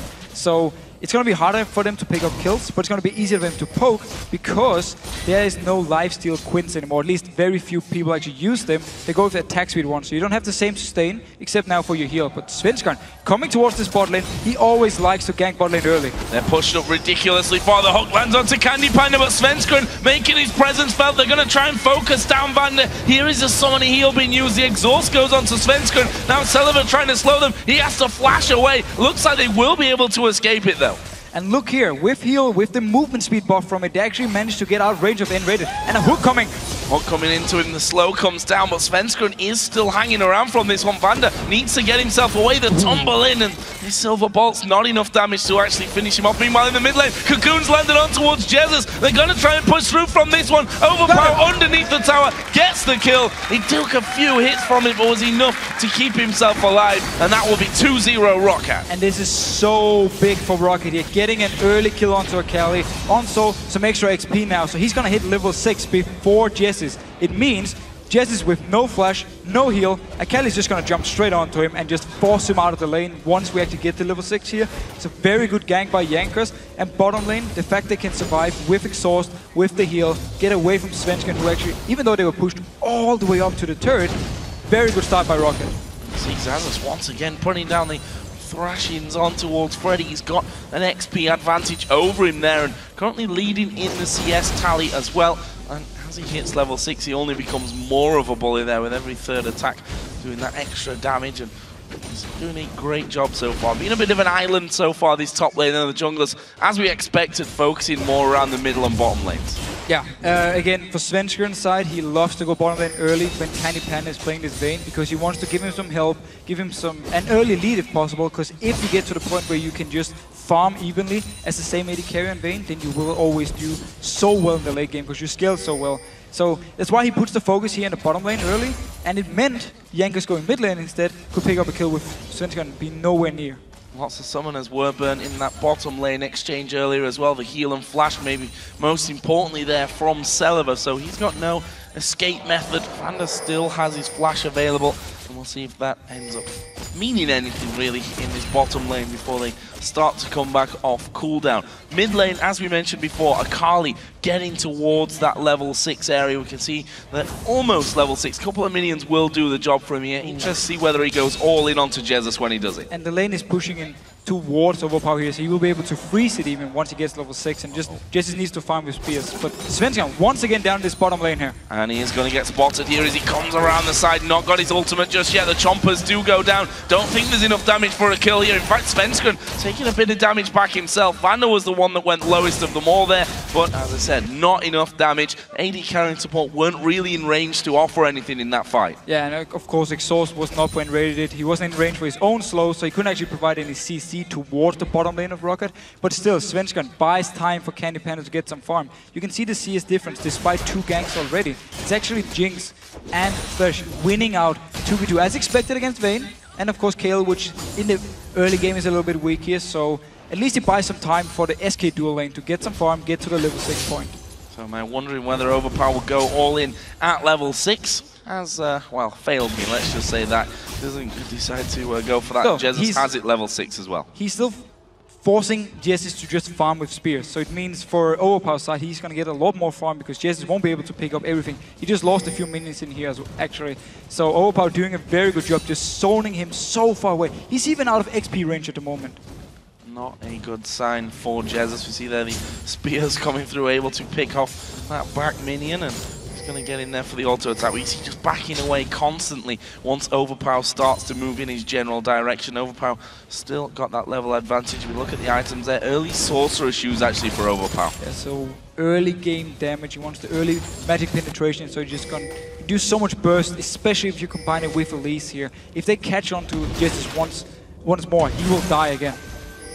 One going over into the blue buff, and Jankos is like, yep, I'm going to go in for this one. Svensson is level 6, but also around that half health point. Jankos here just going to wait off to the side, and doesn't look like Jesus has really come into assist here. This could be that buff going away from them. Overpower here is on top of a ward as he gets hit by the spear, which doesn't really do all that much damage to him, and there is the blue buff taken. Very, very smart play by Rocket, using the advantage by having the stronger mid laner at the moment, so they feel confident just going into the blue buff. If Jesse's tried to follow out and actually fight, he would have been so much weaker and they would have lost the fight from SK's side, so they had to give it up. It's a very good play by Rocket, pushing the advantage. See whether they can take that blue buff away, and it looks like they will be able to. They can't actually stop them doing this. There's no one around there. Overpower stuck in the mid lane, so Jesus will in fact get a blue buff off that. And of course Svensson did take his red, which he was gifted, or he gifted over I should really say, to Jankos at level 1 when they died to that little invade. So the fact there was no wards in the river for Rocket, they didn't actually see them moving all the way over to the blue, and also Jankos, he decided to recall after he did his own buffs. So he wasn't there to try and stop them, and it meant actually a very smart counter move by SK getting a blue buff. This top lane, as I said before, being a bit of an island with not much going on there. We see Giant's Belt, a couple of Doran's items for Freddy, Vamp Scepter and Doran's Blade for Zazas. But are we going to see a move towards Dragon here? Jankos is already in position. There is a ward put down, and then Rated may find himself a little far out the hook. Not quite got the rage. But both Rated and Candy Panda now, with the level 6 mark and with the help from Svensson, are actually doing really well in the lane. They can start farming even with Jinx and Thresh, so that's very important for them. And of course Candy Panda, we didn't actually talk about the composition from SK yet. The whole point of this is you want to have, of course, Freddy in one lane, you want to have Candy Panda in a different lane, and then you want to keep Jesus just poking away in the mid lane. The only issue for SK Gaming is the lack of wave clear. So if they fall behind, if Rocket decides to just group up and siege down a turret, there's very little wave clear on SK's side. Candy Panda now up to level 6, as is Celibat, and the support's there as well. So intervention, the box can come into the equation, and that super mega death broker is the hook lands onto Enrated. Gonna knock him back here as he stands on the chompers. Gonna get slowed as well as the cocoon comes down. He's used the intervention on himself. It's not gonna be enough to save his life though. In fact, he's stayed alive a lot longer than he really should. In the end, it's Jankos that gets the kill, repels off to the minions, and while Svensson coming here to do some good damage, he might actually fall foul as they blow him up. That's a double kill now for Jankos, and now they're gonna go towards Candy Panda. The slow will land, but he flashed into it there, and in the end Candy Panda can walk away from that, but they've lost 2 men. And you asked before this game actually started. Can Vander do the same as he did yesterday? Can he land these hooks twice in a row here, landing the hooks, setting off the kills? Jankos came in, Svenskeren was there for the counter gank, but because they already did so much damage onto him Rated, and because Vayne at this stage doesn't do the same amount of damage as a Jinx, they weren't able to turn the fight around. Kill for Rocket, actually 2 kills due to the second hook, and now also a Dragon. There was a bit of a mishap in there. I don't know if you noticed the Super Mega Death Rocket that he fired just as he took the Lantern, which actually meant to threw it straight past them and damage there. But they got 2 kills, so who are we really to complain about an ultimate not landing in that scenario? Leaves Rock at 4-0 up, Dragon taken, 3,000 gold is the lead that they have here, just over 11.5 minutes in. Very, very strong start from Rocket, really using or abusing the fact that Vayne and Nidalee with the weaker early games here. So they're just pulling far ahead, and Jankos, we highlighted him before the game. Yesterday, on at least twice against Gambit, he did the same things. He was so strong throughout the entire game, especially the early game. He's doing the same now. Every single gank he's done, it's been successful. Seen a lot of people backing away from Elise, and certainly in the bans, we used to see a ban out so very often, but now just left after those changes where everyone, I think there's a bigger split if you talk to a lot of these pro players as to whether Elise is still good or not. It's kind of hard to say she's not good when you look at the scoreboard right now. 3-0-1. Yesterday's games, of course, were also amazingly played by Jankos. That's got to be a consideration next time around, however this game now comes out. Well, the thing with Elise is she brings so many different things to your team. Like, you can push with her, you can siege a turret because she's ranged, you can get the damage on the turret. She's one of the few ranged junglers we have. At the same time, you got still some very good damage, you still got good Dragon and Baron control. Yes, you can take it, it's a bit slower, but it's still very good control you got over these objectives. So, and also, of course, we see her ganks here. Her late game with a 2-second stun now, it's not bad either, so she's still good in every aspect. We just see a lot of pro players with different opinions. Some prefer junglers with Feral Flare. They like Xingzao more, they like Nocturne more than Elise at the moment, and that's just different styles, and also depends on your team. Evelyn, who's now down at this bottom lane, Svenskeren. That's the thing, he's been in position. Every single game. He's been in position here a couple of times already. They've not had the damage to really get anything going on. This time could be different though. Vander and Selva moving out of position. We see Svenskeren coming around the side. There's a 2-man ultimate. Box goes down. Vander is going to go low from this, but can they finish him off? He throws down the Lantern to get the shield, but Candy Panda able to pick up the kill. And the very big, oh, actually in the mid lane. Backing out, backing out. Still, the big difference down the bottom lane here with the gank is the ultimate from Svenskeren. He can actually provide the slow by himself now, so the rest of SK can then follow up, get in range to actually do all the damage, and perfect for them to get the kill onto Candy Panda. Don't want to let this Vayne get going if you're a Rocket Rocket fan or player. Or Rocket plan too. Oh yeah, exactly. Their plan certainly doesn't like to have a Vayne that's fed, I guess, by the end of this game. Well, and they've got themselves a Jax, which is, you know, a similar kind of painful when it gets to that late game. Yeah, so the thing is, both these teams got the potential to do 1-3-1. I mean, you can have Jax and you can have Akali split pushing. You can then have, of course, Shyvana and Vayne split pushing, and they're gonna fight each other here 1v1. If it's Jax against Shyvana late game, Jax is gonna win. Shyvana needs to back off. She can't deal with the sustain and the damage from Jax in a 1v1. So Vayne is actually going to be all about Candy Panda. He needs to be able to outplay in his 1v1s so SK Gaming can put the pressure on the split push. In the mid lane, it's just going to be Nidalee throwing spears and then Selva dodging them and trying to wave clear and apply pressure. See, once again, Overpower actually diving in there, got a bit of damage. Tries to shroud up there to get away from the spear, but, well, already on his general direction. That lands in, but you can see just getting all that back with the spell vamp that he's got. Exactly. Look at the way he's playing. He doesn't mind taking a few hits because he got so much lifesteal and spell vamp, so he can just get it up on the minion wave. Jesus won't be able to pressure him enough, so he can just dive onto the turret, get a few hits, back out again.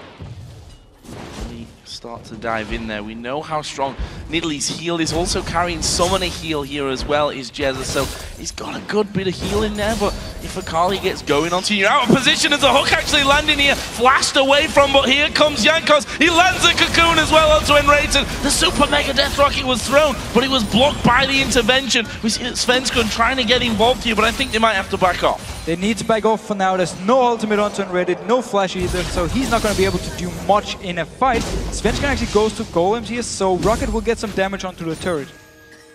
How much damage onto the turret though. The zap comes through there. The hook, and it actually landed there onto Enraged, and I feel like he walked into that one. And while it was a good hook, I think he still walked into that one. He saw it coming, ended up in there. It doesn't matter if you walk into it or whether it's spectacular. Vander landed the hook, and again we see him setting up the kills here for Roccat. Yeah, he's really, together with Jankos, every single gang has been combined with hooks and then the cocoon landing, and you set up these kills, these picks from Rocket side, and they can now take the turret.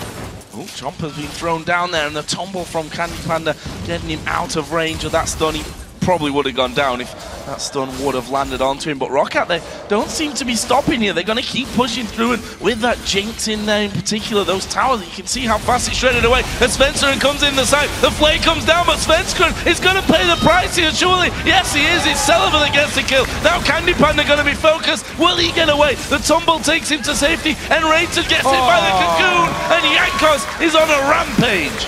And this combo by Rocket here, they bring so much CC, they bring so much damage. The nukes they can do when both Elise and Jinx, they got this percentage damage when people drop low, and the Rocket, pretty far off. Yeah. Well, I got a bit too hyped about that one. It's okay, I captured the replay once. But yeah, that leaves them 7 to 1 up in kills, 7,000 gold there or thereabouts. Math was never really my strong point, and 2-0 up in turrets. And we see that Zazas here starting to move in already onto that tower. He doesn't really care that Freddy's there, but as the minion starts to go, he's like, I'll use that for the leap strike, get himself away. He's already got that Blade of the Ruin King done, by the way. Yeah, so the Jax train is going to start. He's going to split push, and it's going to be very, very dangerous to actually duel him 1v1. So Freddy, he's just looking to clear out the waves and then back off. He doesn't want to fight him. But the bottom lane again, the combo they're using, the composition with these 3 members, it's the same thing they did yesterday, and it worked the same way. They grouped up, they landed hooks, landed cocoons, and it has had so much damage, and the execute damage as well.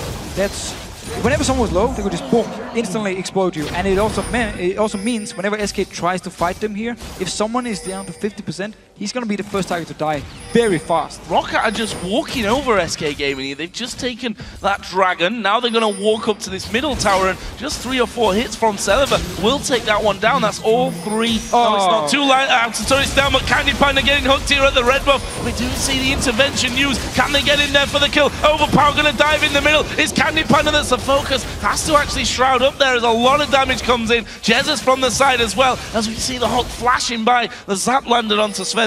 No kills resulted there though. But very aggressive play by Rocket. They can do it because the 2 outer turrets are gone, the mid lane and the bottom lane, so they can move into the jungle of SK, put the deep wards and find some key targets. This could be dangerous for them. No, Svenskeren is going to walk straight into the middle, and that's an easy ultimate to get off onto all 3 members.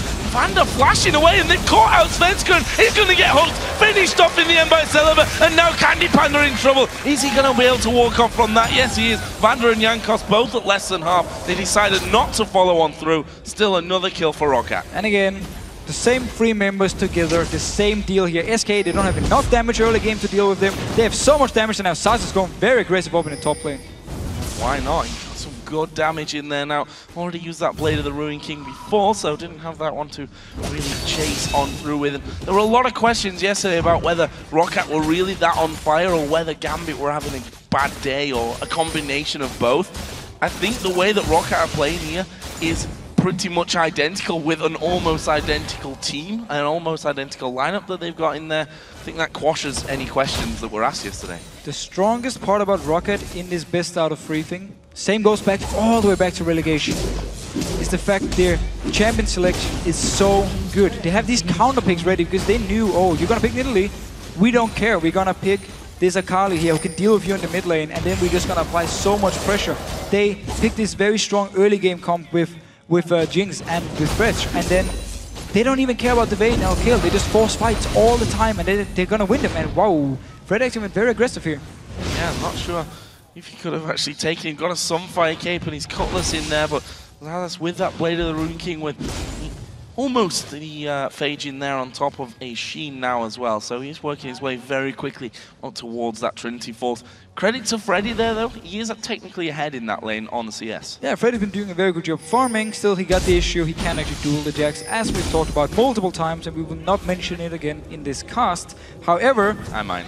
You might mention it. I'm not going to mention it. Maybe, okay, maybe once. Anyway, down the bottom lane, we actually see Overpower now starting his split push, as we talked about earlier with the 1-3-1. So he's going to be down here, and one thing about him is this pink ward he actually just planted. He had it in his inventory for the last, I don't know, 15 minutes, just waiting for a time to use it. I actually thought he would use it if he was gonna dual Candy Panda to pop it down when he used his stealth, but instead he actually put it in the tri-bush and very quickly cleared out. And look at this, that turret going very low. Celiva supported that Svenskeren was coming in, saw that he was under threat. The Lantern was already down for him. He gets whisked off to safety, and that turret survived with very little HP. Meanwhile, the top lane, as we expected, the 1-3-1 split the Carly down bottom, Jax up top, and the 3-men death team, which is what they've been in this game so far, pushing mid. And the thing actually we didn't talk about yet is the lack of hard CC from SK Gaming. So Celivar feels confident enough just with the Lantern from Vander to actually stand by himself and hit the turret. And then Vander stands a little bit further back, throws the Lantern to him, and because there's no hard CC to engage onto Celivar, he will always be able to flick it. Celivar's going on to Freddy here, and we see that empowered strike as he jumps back away to Vander. The spear just came flashing through there. Rocket, I think, wisely deciding to back away. They've got full vision control on Baron, but we're only 22 minutes into this one, and honestly, Rocket probably don't even need it at this stage. They don't need it, but when you have Jax, when you have Elise, when you have Jinx, you only need 2 or 3 members and you can take down this Baron very, very fast. If Overpower stays in the bottom lane and pulls down multiple members from SK, instantly Rocket can just move there and start the Baron. Raiter trying to get rid of that pink ward, but there's a Spider in there which he doesn't want to walk straight into. That will finally get rid of it though as they come back in. And Rocket know that that ward's down there, so that's an easy take in there when they come in and sweep it. And look at how SK Gaming is playing. Candy Panda down the bottom lane, farming like he's alone. Svenskeren in stealth, staying around, waiting for Overpower to jump onto Candy Panda, and then he joins in and turns it around in favor of SK. If they do manage to kill him, they can then go for the turret. So they're keeping Svenskeren with Candy Panda for now, just to make sure nothing happens. Or if it happens, they can turn it around. Xazas has his Trinity Force now, and we've seen Jax has been able to 2v1 people already this weekend. We'll have to see whether Candy Panda even fancies his chances in that one. Does have the Blade of the Ruin King, a couple of daggers in there as well, but he is just backing away from that one. So they're going to go back to that split again, the 1-3-1, this time with the Carly pushing the top lane out and Jax down bottom. And the smart thing about sending Jax bottom lane is the fact with teleport. If he wins, if he kills Freddy 1v1, he can then teleport up to the Baron by himself. Overpower will already be near, so they can just pile 5 members in there. Yes, you could do it with Overpower in the bottom lane and keep Jax up here so he could start the Baron by himself and Overpower fights in the bottom lane. But they decided actually to send Jax there, so they got the teleport threat towards Baron.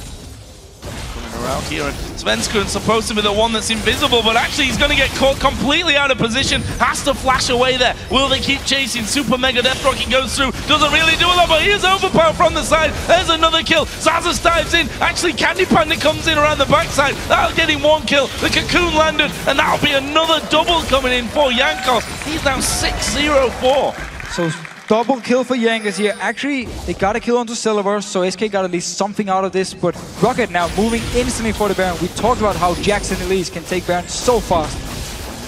He looks to be the only one that could really do anything. He's just going to ultimate in there, and Rocket say thank you very much. That'll be a free kill for us then. Jankos picking that one up. 7-0-4 now for him.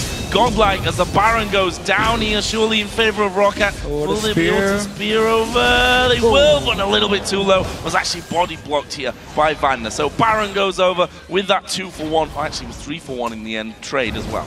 Yeah, very, very good play by Rocket. Really using the early game advantage. They're not going to wait around. They're not going to extend this game. They want to just fight, go straight for the objective as soon as there's an option. So very aggressive play by Rocket, really abusing this late game comp from SK. If you look down some of the items here, Gunblade done for Overplow with a needlessly large rod as well. Jax has got himself a Warden's Mail, so going to start to be getting a little bit tankier here as well. And not only is he doing masses of damage, but it's going to be so hard to take down. Another thing that we talked about early game, or before the game actually, was how SK have been so present and so good moving around the map. They've not had the chance to do it at all this game, losing out on all 3 dragons and that Baron. And I think SK Gaming lost this in the laning phase, or they fell behind in the laning phase simply by very good ganks from Yanker, setting it up every time, and then the hooks from Vander, of course. And oh, going aggressive. Yeah, I don't think Seliver's going to escape this one. It's Candy Panda that gets the kill to put him at 2-1-1. They may be able to take themselves a turret here. Freddy is headed down. Only Vander is around to defend, and he's not going to be able to. This is going to be the first turret of the game for SK. And this was the good map movements we talked about for SK Gaming. They have these small tactics they're going to use whenever they're behind, and they do everything they can to get Candy Panda some kills. And now Svensson beat Cocoon. Svensson's dead as well. It's Zazas that gets that one. Now they turn around onto Freddy. He does have his ultimate available and will use that one just to move off in towards the river. Meanwhile, Enrater and Jesus doing a good job of moving into that middle lane and taking out the second turret of SK's match. So they got 2 turrets for it. Yes, they gave up a kill onto Svensson. Stayed a little bit too long and once again actually got Cocoon. It's been happening many times so far, but Overpower getting some damage on this turret. Jess is coming and also N-rated right behind him. Yeah, but you don't want to fight Overpower. He's got a DFG and a Gunblade here. Ouch. That is a very, very scary Akali teleport is going to be coming in. Overpower actually gets hit there by the spear and Raider going to get the heal up, but there's the damage coming in. He went down without even using intervention. They do get 1 kill back, but Candy Panda will fall. Now it's Freddy that's focused. Super Mega Death Rocket again. I think Seliver's trying to miss him on purpose. It was a triple kill for Jax. He's now at 4-0-2 and 3 men down for SK. They're not going to be able to hold on to these towers now. When there's obviously a DFG that he didn't actually use it, but still when you have such a good early game start for Akali, such a good early game start for Jax, they have so much damage already. They're going aggressive again.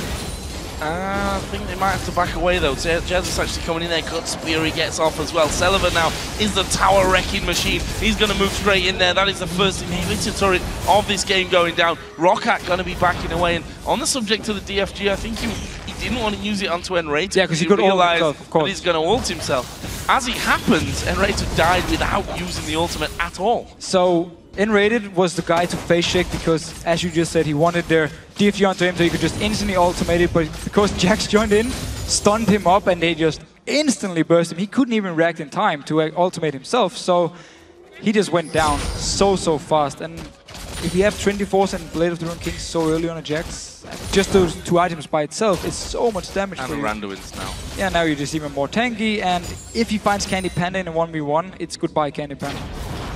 Panda himself got that Phantom Dancer now. It leaves him 1.5 items behind Seliver if you look overall. Last Whisper and a Negatron cloak picked up here recently by Seliver. Yeah, there's Candy Panda trying to push this lane out, trying to get himself even more farm, but honestly he's going to have to run away because the Roccat team are starting to move in from this one. They're going to go towards Freddy first of all. A lot of damage coming in there. Are they going to be able to get close enough? Here comes the hook.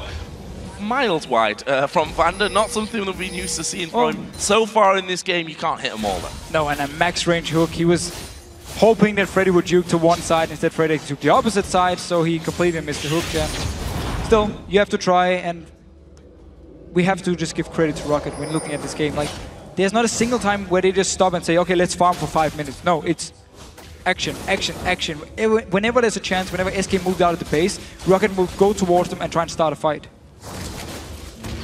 Coming out from Seliver onto that inhibitor, and that is going to get finished off here quickly while still managing to dance around those spears that are coming out. And Roccat not going to take any risks here. They pick up that one hook, almost catching out N-rated. They're just going to rotate straight to this mid lane and carry on the siege possibly, or are they going to go to bottom first here? There's a big wave on that lane as well.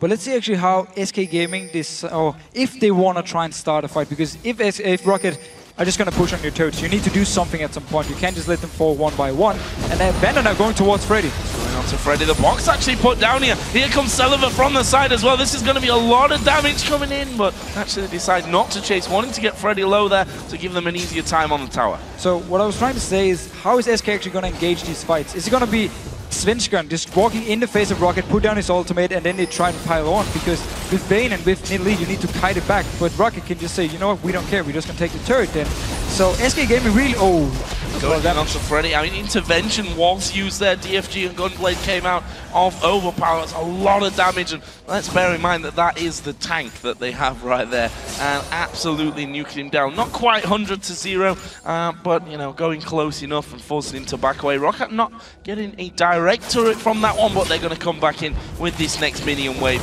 and start their assault again. Always getting some good damage onto the turret. Seliver feels so safe because nothing can lock him down.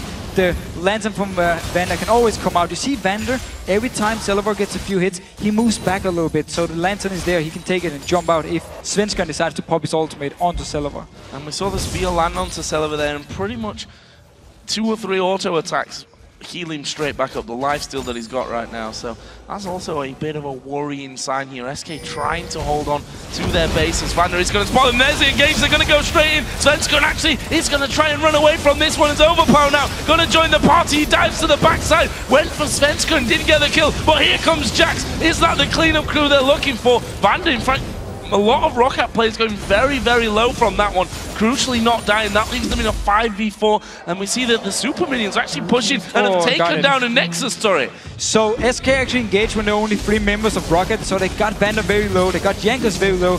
But then Xaxus and Overpower could come from the mid lane and join in for the fight. Turn it around, kill Freddy, and now Inhibitor more for Roccat. Wrecking the base there. That's not good, and probably the reason why SK said, okay, we have to fight here because we're going to lose the entire base if we don't do it now. So when you're so far behind and the enemy team is just pushing onto your base, you can't just sit there and wait. You need to try and do something. They actually did the best thing they could do. When 2 members were gone, they engaged onto them, but at least Repel took some time to kill her. Didn't actually manage to kill her because while she was up in the air, Xaxus came in, Overpower came in, and then when he landed down, there was actually no threat because SK had to run back to their own base. Look at that gold to spend as well after taking down Dragon. Over 2,000 for both Xaxus and Celevar. That's going to be Jax coming back in with even more ridiculousness to the party. Celevar actually picked himself up the Banshee's Veil. Now Lichbane onto Overpower, so he's instant upfront burst with DFG, of course, with his Gunblade, and then with his first hit on the Lichbane here with his own Q on the target. Yeah. You're not going to survive. It's almost going to one-shot someone like Enrated. We'll see if it comes to that here because Roccat have a Baron to take. SK Gaming is still trying to push those waves out of their base, and Roccat are just going to start off the Baron. SK, I don't think is going to come anywhere near that here. This should be the second one of the game going over to Roccat. If SK Gaming... No, I mean, if SK Gaming tried to do something here, it would be horribly wrong. It would be easy for Roccat to just turn around. So wisely enough, they stay in the base. Roccat just taking full advantage of the fact they're so far ahead, and because of everything they've done earlier, of course a Baron like this, no problem. Over 20,000 gold is the lead that Roccat are currently handling. And well, if you can't win a game with that kind of lead, then something's going to go wrong for you in the future, I think. I think we've seen too in this game is the lack of wave clear from SK Gaming. It's been an issue actually, because once they fell behind and tried to just stand it on base, it was no issue for Roccat to always get a few hits on the turret because the wave would always come all the way in. Nobody could kill it from SK, so it also meant for them and they were forced to teamfight. And of course, when you're so far behind, there's nothing you can do in these fights. Xaxus actually trying to 1v1 Candy Panda, who turns things around, and we see there he's not even doing that much damage to him. Xaxus does this time get condemned against the wall, and he just jumps away, leap strikes off to the ward, and dodges the spear as well. Meanwhile, the rest of the team did in fact take out that inhibitor in the top lane. So Xaxus here buying some time. Again, SK Gaming, they can't fight for the inhibitor, so they need to try and do something else. Every time they try and find a pick, they're just so far behind, they don't have enough damage, and there's actually nothing else to say at this point. Now they're coming in for that third and final inhibitor. Of course, they've only got 1 Nexus turret here, SK Gaming, thanks to those minions. TP from Xaxus is going to bring him right to the front of the fight as Freddy is round the back here. Not sure that's the position he wants to be in. Intervention will be used, but look at Xaxus ripping through them there on the backside. Freddy will go down, and Xaxus didn't even take any damage as he charged through. Super Mega Death Rocket on towards Overpower. He's going not quite into the fountain. Had enough range to stay away from it, and this is going to be game. 3 men down for SK Gaming. Candy Panda was off in the Dragon Pit. There was Jesus, and Roccat pick up game number 1 and step 1 step closer to the grand final. And it is fantastic to see them continue the play they used yesterday. So aggressive early game. Finding these right moments to always land a hook, land a cocoon in the ganks, and then they just get the kills and they continue going in the game. They don't stop, they don't sit and wait, they don't farm for 10-15 minutes afterwards. They just keep fighting, keep using the advantage they got.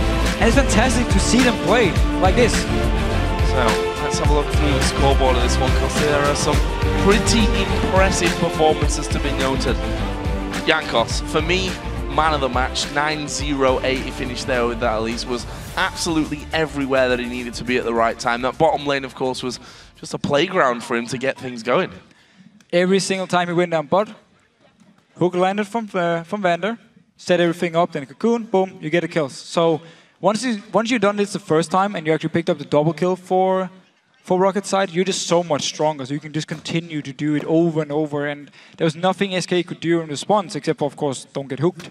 That was obviously the way to avoid it. But then they would just be zoned out of the lane anyway and would have lost the turret, and it would actually been the same deal. So as soon as the early ganks from Jankers went so well, he just managed to snowball the entire game by himself. What did you think to the style there? For me, was very similar to what we saw against Gambit yesterday. And the funny thing is that if they come in with almost the same lineup, almost the same tactical play out of it, SK watched the game against Gambit yesterday. They should have known surely what to do from this, and what can you do about that in the first place and then in the second place when you start to fall behind anyway?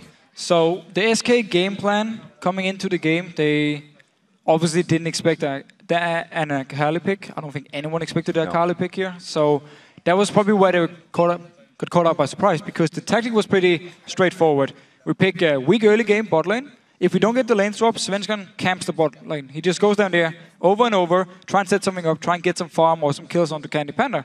If it works, great, we can start split pushing. We have this very strong Vayne, and we have this very strong late game comp with an Italy poking and Shyvana pushing the other lane. That was obviously the main idea about the tactic. Now, Akali gets logged in against Italy. It's a matchup you can't win as Italy. I mean, there's so much pressure onto you. The first gank by Jankers is a success in the mid lane.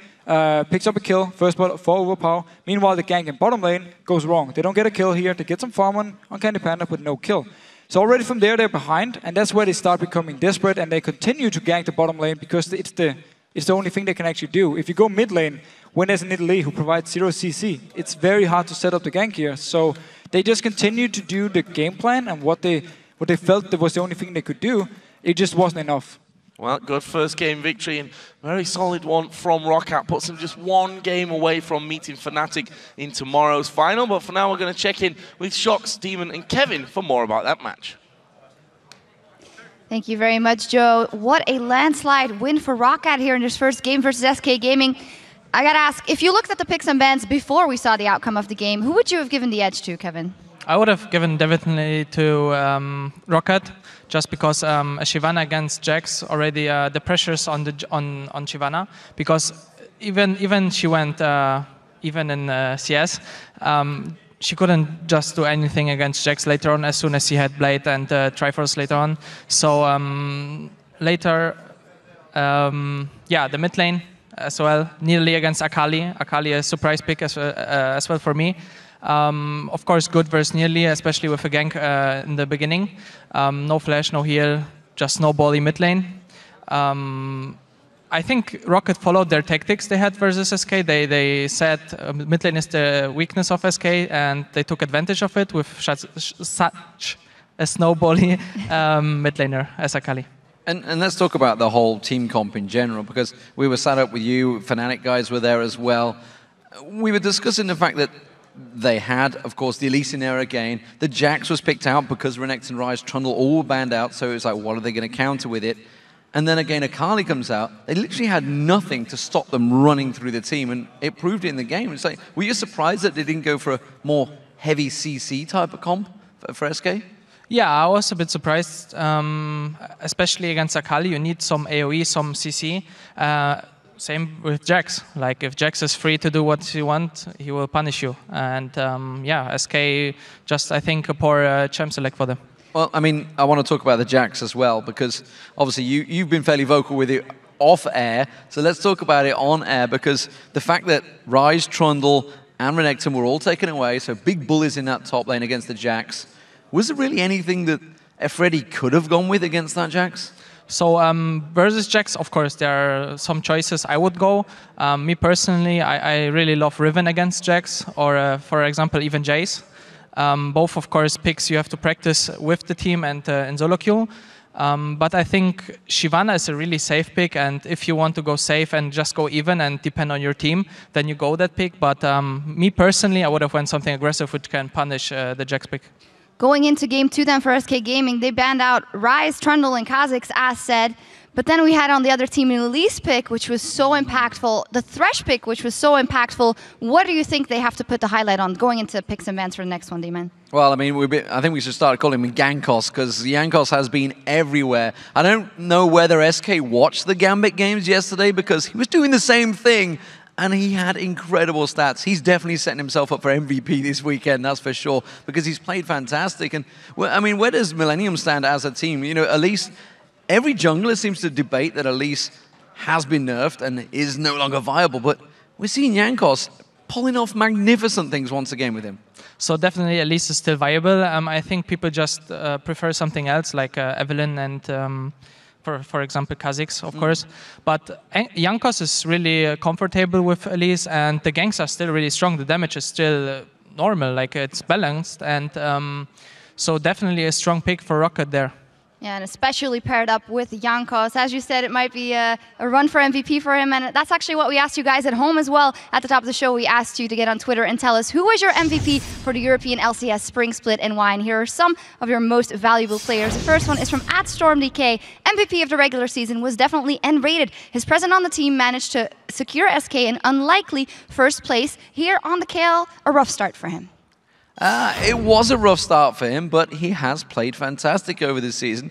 Have you ever been a teammate with him? You were back in game, maybe?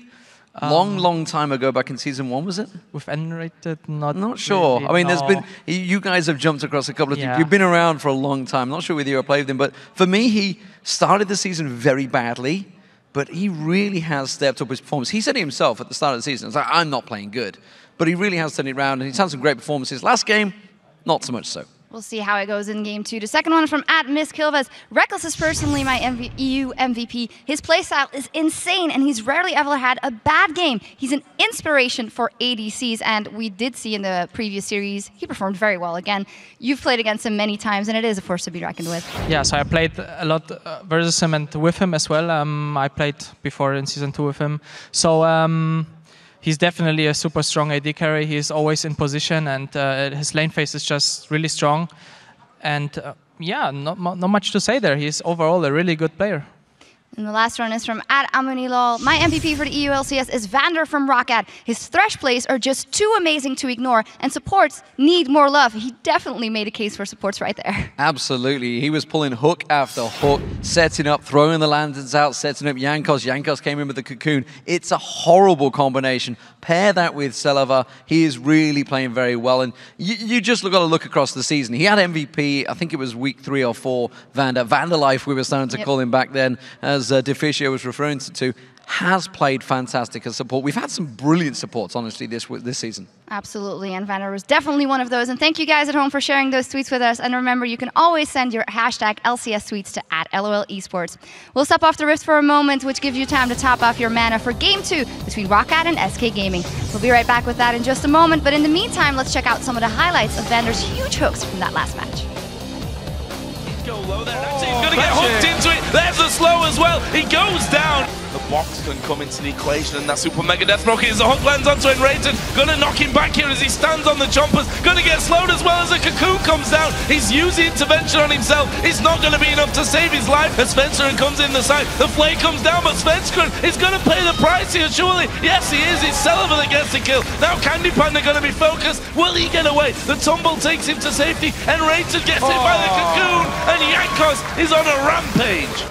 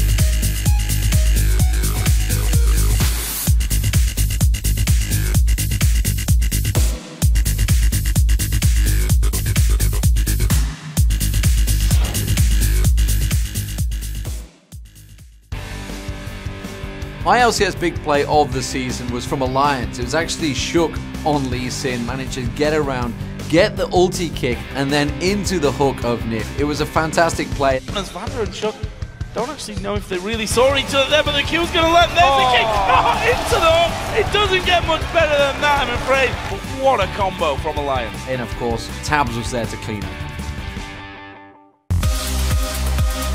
With one game down, Rocket have taken the lead and could take the entire series with another win here, but SK Gaming are ready to fight back, and this is where they have to make their stand, otherwise it's third, fourth place for them. And first thing first, the pick and ban phase for SK Gaming, looking back now at the picks, of course, Rocket will bring in here and their bans, really made their SK bans look very weird, because it was, or at least I think, SK Gaming were expecting the Nidalee ban as the last one from Rocket, and then they would first pick Jax, because they banned Trundle themselves, their Renekton ban was in from Rocket, and at the same time we had their Ryze being banned away, so a lot of top laners banned away, and the whole plan then was we're going to first pick this Jax, and we're just going to give them the Thresh and Evelynn or something, and we don't actually care because we got this Jax. But because Rocket decided to leave Nidalee open, SK was like, we need to pick her. We have to first pick her. So it was very, very smart mind games by Rocket, giving them these two very strong picks and saying, you choose one, we take the other one. And they decided to go for the Nidalee, and it meant the Jax. And as soon as the Shyvana was locked in, it was pretty clear what's going to happen in this 1v1, at least up in top lane. And it looked, I think you're right in that, certainly from Rocket's side, that's what they were planning on, because they locked in Thresh and Jax in an instant. There was no messing around there. Let's talk about the Thresh, because Vander didn't really let anything happen for SK in that bottom lane. Hook after hook after hook. He was absolutely brilliant. Just like yesterday against Gambit, I almost feel you need to ban this champion away from him now, because, again, N-rated, he's not playing him. We haven't seen him play him in this season at all. Maybe one or two times all the way back in week 1 or week 2 without any success. So he clearly does not play it, which means you need to ban away, because Vander is setting up so many kills, so many plays together with Jankos coming down there. The Elise, of course, was a great pick for Jankos, but he could have done the same on Lee Sin, he could have done it on Nocturne, he could have done it on Pantheon, whatever. He could have come down there, as soon as the hook lands, join into the fight, get the kill. So, I'm interested to see if they can carry on that front. And Jankos there on your screen. 9-0-8 as Elise in that first game. Is Elise a ban? I mean, if look back to yesterday, 6-0-7 in game 2, 5-2-9 in game 1, 9 kills in that last game. Surely you've got to ban it. Well, there's so many things you need to ban now. Of course, you need to make sure there's no Jax on to Stasus. That's pretty obvious. You need to make sure there's no Thresh on to Vander. You also need to make sure, as you just said, oh well, Elise, do you want to ban it, or do you just say it's not the champion doing this work, it's actually the player and the team now doing so well? Personally, I wouldn't actually ban away the Elise. I would say there's so many other options you can just pick up and do the same. It's more the way your team is playing at the moment that makes it very, very strong. So I wouldn't ban away. I would focus on getting a Jax away or trying to give Rocket a situation now where they have some very good first pick options, and they need to decide, do we want to first pick the Jax if it's left open or not, or do we want to give it to Freddy?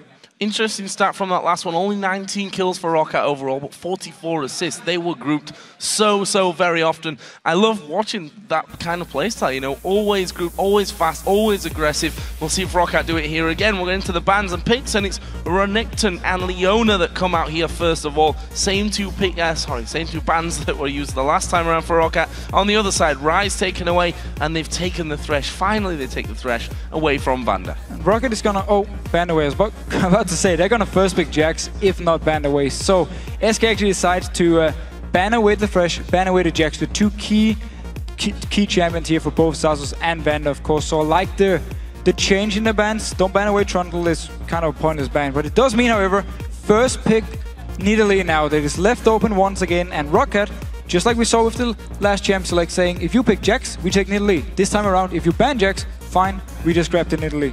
On the other side, SK Gaming taking Trundle here very quickly. Elise being hovered over. Svenskeren, of course, played his fair share of Elise. In fact, their last game of the regular season, 3-2-14 against Millennium. He finished on that one, but switches over to Eve, which has actually been his go-to champion in recent weeks. Yeah, again, as we talked about, the early game pressure you can do, as long as you don't lose your red buff at level 1, do not flash the hook at level 1, and then in the very first fight down the bottom lane, lose it.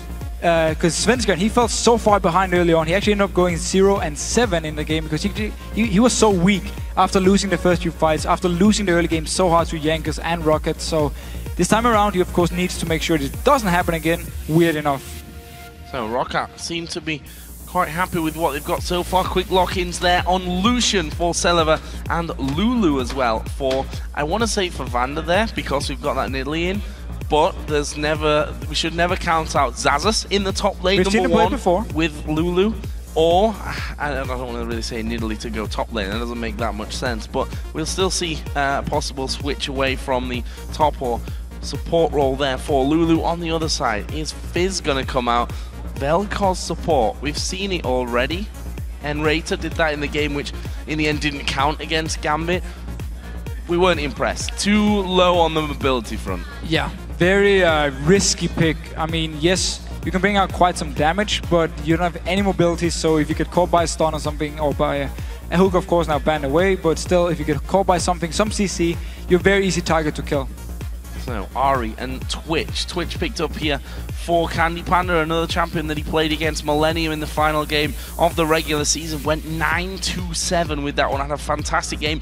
Ari at this point as well, fairly safe pickup against what he's expecting. Yeah, he's expecting to go against the Nidalee. He want to try and do the same thing Overpower did in the last game. Of course, it was an Akali. This now is an Ari. So, Assassin, you want to try and bully out the Nidalee. You want to try and get a kill, force her out of at least XP range or CS range in this laning phase, and try and abuse the fact that Nidalee is fairly weak in the early game, and also that you can roam around the map as well. You can shove out the wave, and then you can start making plays with your jungler on Ari here. So that's obviously the case for SK. They want to try and do the same as Rocket, and with Twitch also being logged in, it gives late game wise or teamfight wise a lot of damage, and also with both Evelynn and Twitch logged in, you can roam around the map in stealth, try and find someone out of position. Going to see Kale taken away by Rocket. We are. Obviously, Enrater playing that in the last game, and Gambit played both matches with that Kale against them as well. But Kha'Zix for Jankos in the jungle, that's a scary champion. If he gets going like he did on Elise, he's going to be even worse in terms of snowballing. Of course, I mean, and it also shows the Elise pick for Rocket was not their key thing, because it was open, they could have picked it, but decided to go with the Kha'Zix here. So, teamfight-wise, when you have Kale, Kha'Zix, Lulu, it's a very tanky Kha'Zix who's going to jump in your face. It's very hard to kill him, but if you actually look at the lineup here from Rocket, we still don't know exactly who's going to go where. Is it going to be Kale mid, and then Nidalee top lane? It's going to be Nidalee mid lane, Kale top lane, Kale support, or Lulu support. We're going to see how they swap around here, but I expect it to be Xaxus top lane on Lulu, Nidalee mid for Overpower, and then of course with the Kale support actually. Sona support here was the final pickup by SK Gaming. Sona we've been seeing less and less and less of as the season really rocks on. What's your opinion of Sona right now? Well, actually what I like about the Sona pick here is if it's Lulu support or if it's Kale support, she's going to do well against both. She's going to out-trade them, and she's also going to out-sustain them both. So in a 2v2, if they get this 2v2, Sona's going to be so strong compared to these supports early on, and will be able to give a lot of farm and a lot of pressure on, or give a lot of farm to Candy Panda, and the kill potential at level 6 when you have Twitch and Zona. If you combine the ultimate from Twitch and of course the ultimate from Zona, you have so much instant damage, so much CC as well. So very scary combo from SK here if they, or once they get the level 6 mark. And if they get rolling here as well. We saw Svenskeren on Evelynn in the last game. We've seen him on it so many times this season, and always putting up good numbers, but more importantly the numbers, always being able to get the rest of his team really rolling. And he tried his best in that last game, came down to that bottom lane, but as you said, you start to fall behind a little bit. It quickly turns into a position where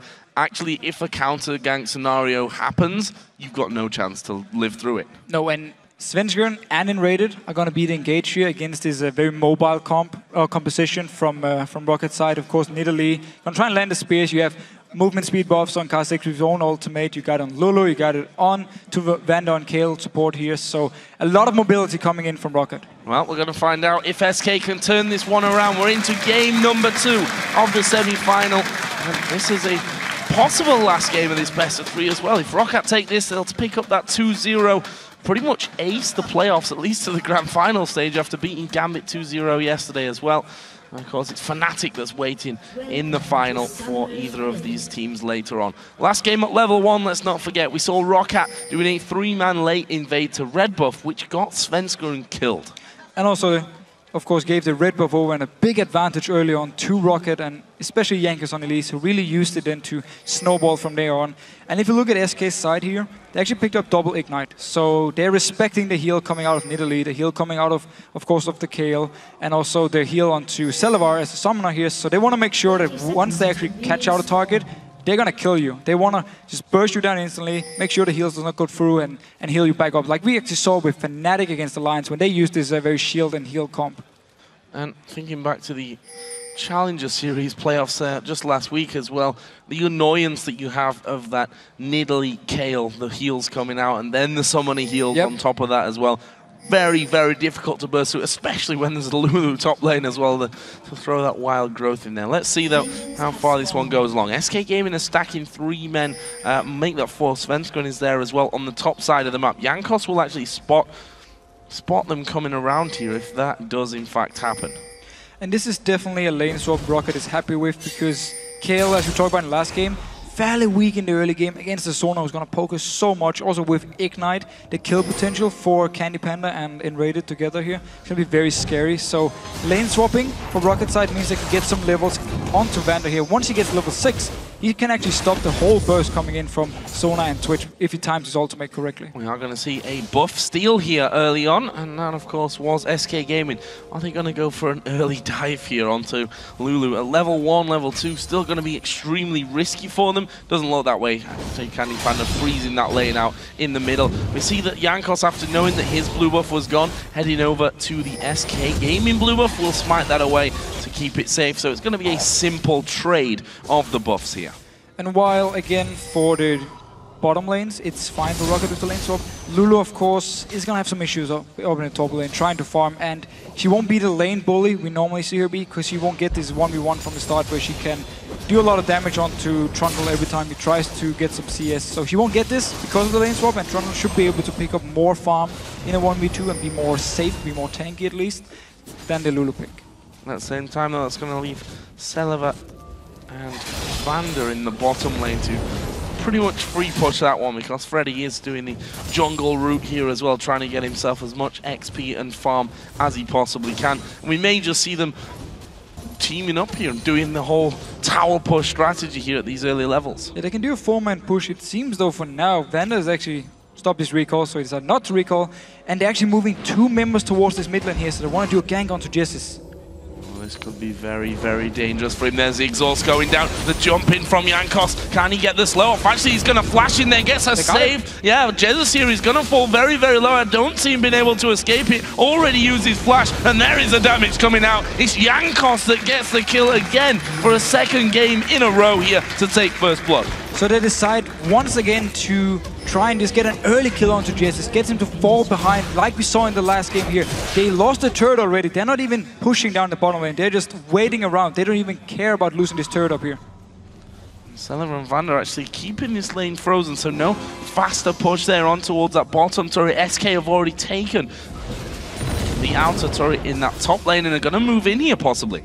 Well, they can see Candy Panda when he steps under the turret here, but he just wanted to engage. Oh, flashing in for it there. It's Svenskeren that gets that kill. Freddy coming around the side, and Jankos surely going to fall. This is 4 men going in onto him. It will be a double kill for Svenskeren. Now Vander moving around. Teleport coming in as well. They're low, but it'll still be a 4v2. They can't fight that one. They've kept the turret alive, but losing 2 men. Yeah, losing 2 members, definitely a big mistake. They stayed around the turret, even though there was the chance of them getting dove by SK Gaming here. So very good move by SK. And now with the turret here and down the bottom lane where Celavar is just freezing the lane, he's not even going to hit the turret. They actually trade first blood onto Jessis now for turret and 2 kills for SK Gaming. So definitely worth it due to the fact they can get those 2 free kills, I would actually call them. Much better start this time around for SK, that's for sure. And as we hit the 5-minute mark, they've already got a 1,300 gold lead.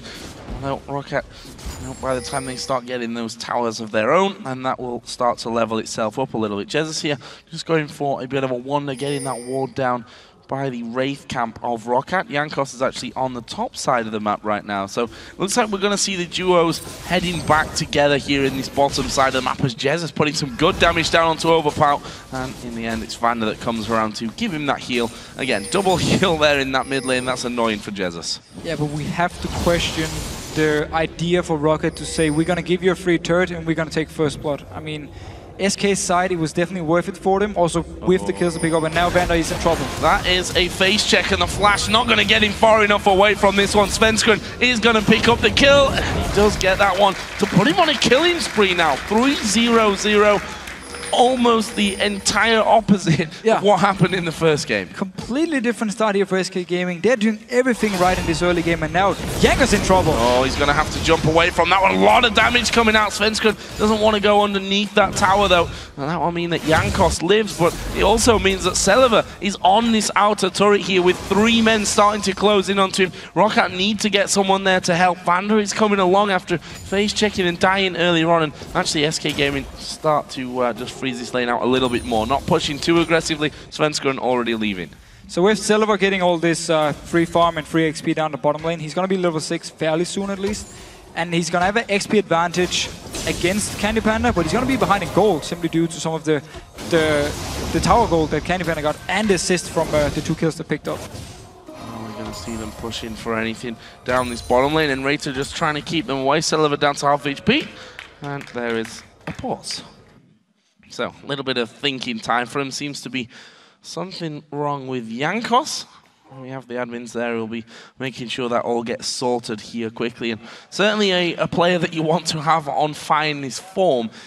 We saw how good he was in game number 1. The start not quite working out for him. I mean, he did pick up that first blood, but after that, kills kind of slipping away from Roccat. Again, the whole idea behind we want to get the first blood in mid lane, and we don't care about pushing. Our dual lane doesn't even push the wave up to the turret, so they can take it. There's 2 members. They decide to actually freeze the bottom lane and just try and deny Freddy all the CS, and then meanwhile they just give up the turret in top. So the whole decision made even though he picked up the first blood, they still fell behind, and now SK Gaming just been taking control of the map, and with some good moves, especially the one where they actually killed Vander, trying to come down to the bottom lane, they just extended the lead a little bit. So Jankos seems to be getting back into the game, so we'll be able to restart this one here in just a couple of moments. We're 6 minutes 50 into it, and a 2,000 gold lead for SK Gaming. Very much the start that they were looking forward to. Whatever they talked about in between game 1 and 2 seems to have paid off for them. Yeah, and we also, again, going all the way back to Champ Select, banning out the Thresh, of course, for Vander, and making sure there's no Jax in the game either. Very smart decision, and we need to see if Roccat can actually adapt to this now. Well, SK start to pile those minions up against the Roccat turret, and Vander just helping out Celiva here to make sure he can pick up that farm as he goes. 55 to 38 CS, and that's simply because Celiva had that extra time down there in that bottom lane. He's hit level 6 here, going to throw out the Culling straight away. A lot of damage coming to Enrated, but, well, the Culling at level 6 with no items in there, not really doing masses of damage. Looking at the pings from SK and also the wards. Triple ward in the jungle of Roccat so early on. They got full vision of anything Jankos is doing, and that's why Svenskeren feels confident just moving straight in here, going for the red buff whenever it actually spawns. And with this vision control, if SK moves in with the duel and if they push it all the way up here, force Vander Silver to back, they can just walk in with Svenskeren and find easy picks. Red buff from Rockat's side actually spawns really late because Jankos had to move from his blue to the enemy blue and then all the way back to red. So Svenskeren's not going to get anything there for a while. Blue buff being done. Svenskeren's actually coming down towards his bottom lane. It's going to be a 3 versus 2. Vander being ripped to pieces, and Celiva, he's going to fall to the same. It's a double kill for Enrated on Sona. So while he didn't get a red buff, he still got to walk all the way down and just dive onto Rockat's dual lane here in the bottom lane. So again, the free farm onto Celiva has done absolutely nothing. The very strong movements here from SK, not being afraid to dive onto Roccat, really paying off. And they may get themselves a turret here as Jez is waiting over the wall from Overpower, decides not to go in. They've got vision of Jankos. This could actually be really, really dangerous for Roccat as the spears come flying through. And Rated at half HP, they're going to pull out this red buff, and Svenskeren tries to steal that one away, bringing it all the way around the back, and Svenskeren will smite that one off. He's getting himself another buff, so that's 2 buffs stolen overall in this game for SK, and they are now 3,000 gold in the lead. So slowly but surely that gold lead getting bigger in their favor. So just like Rocket in the last game, when they got hit early on, they kept going, they kept putting on the pressure. SK Gaming is doing the exact same thing in this game. Whenever they see a chance of getting some kills, getting a red buff, whatever, get the Wraith camp away from Rocket, they go in there and they take it, making sure they don't give Rocket any chance of a comeback. So far, game similar to the first one in terms of the amount of kills that we've seen, but in completely the opposite direction. SK Gaming turning this one around, and that's always great to see that, you know, sometimes teams in a best of 3, they'll lose the first game incredibly heavily like that, and they'll just cripple themselves and, you know, almost roll over without a fight in game 2. SK Gaming obviously not going to go that way and are doing very, very well here. Need to pick up this win and bring us level, otherwise they will be getting knocked down. And Zazas now could be in trouble. We see Svenskeren stealthing in for this one. Should be pretty obvious. Freddy going to go towards him. Wild Growth will be used here by Zazas. And actually he's turning around the damage. Svenskeren going to start to fall low from that one. Not quite low enough to really be in danger, but he could be now as Overpower headed to the top, but turning around. Freddy was completely so he out of mana, so he couldn't join in for the fight here. He couldn't even put up his pillar, I believe. So Zazas was just pop his own ultimate, turn around, get some good damage onto Svenskeren here, forcing him to go back to base. So at least now, Rocket, they know where Svenskeren is, they know there's no pressure on him, at least for the next 30 seconds.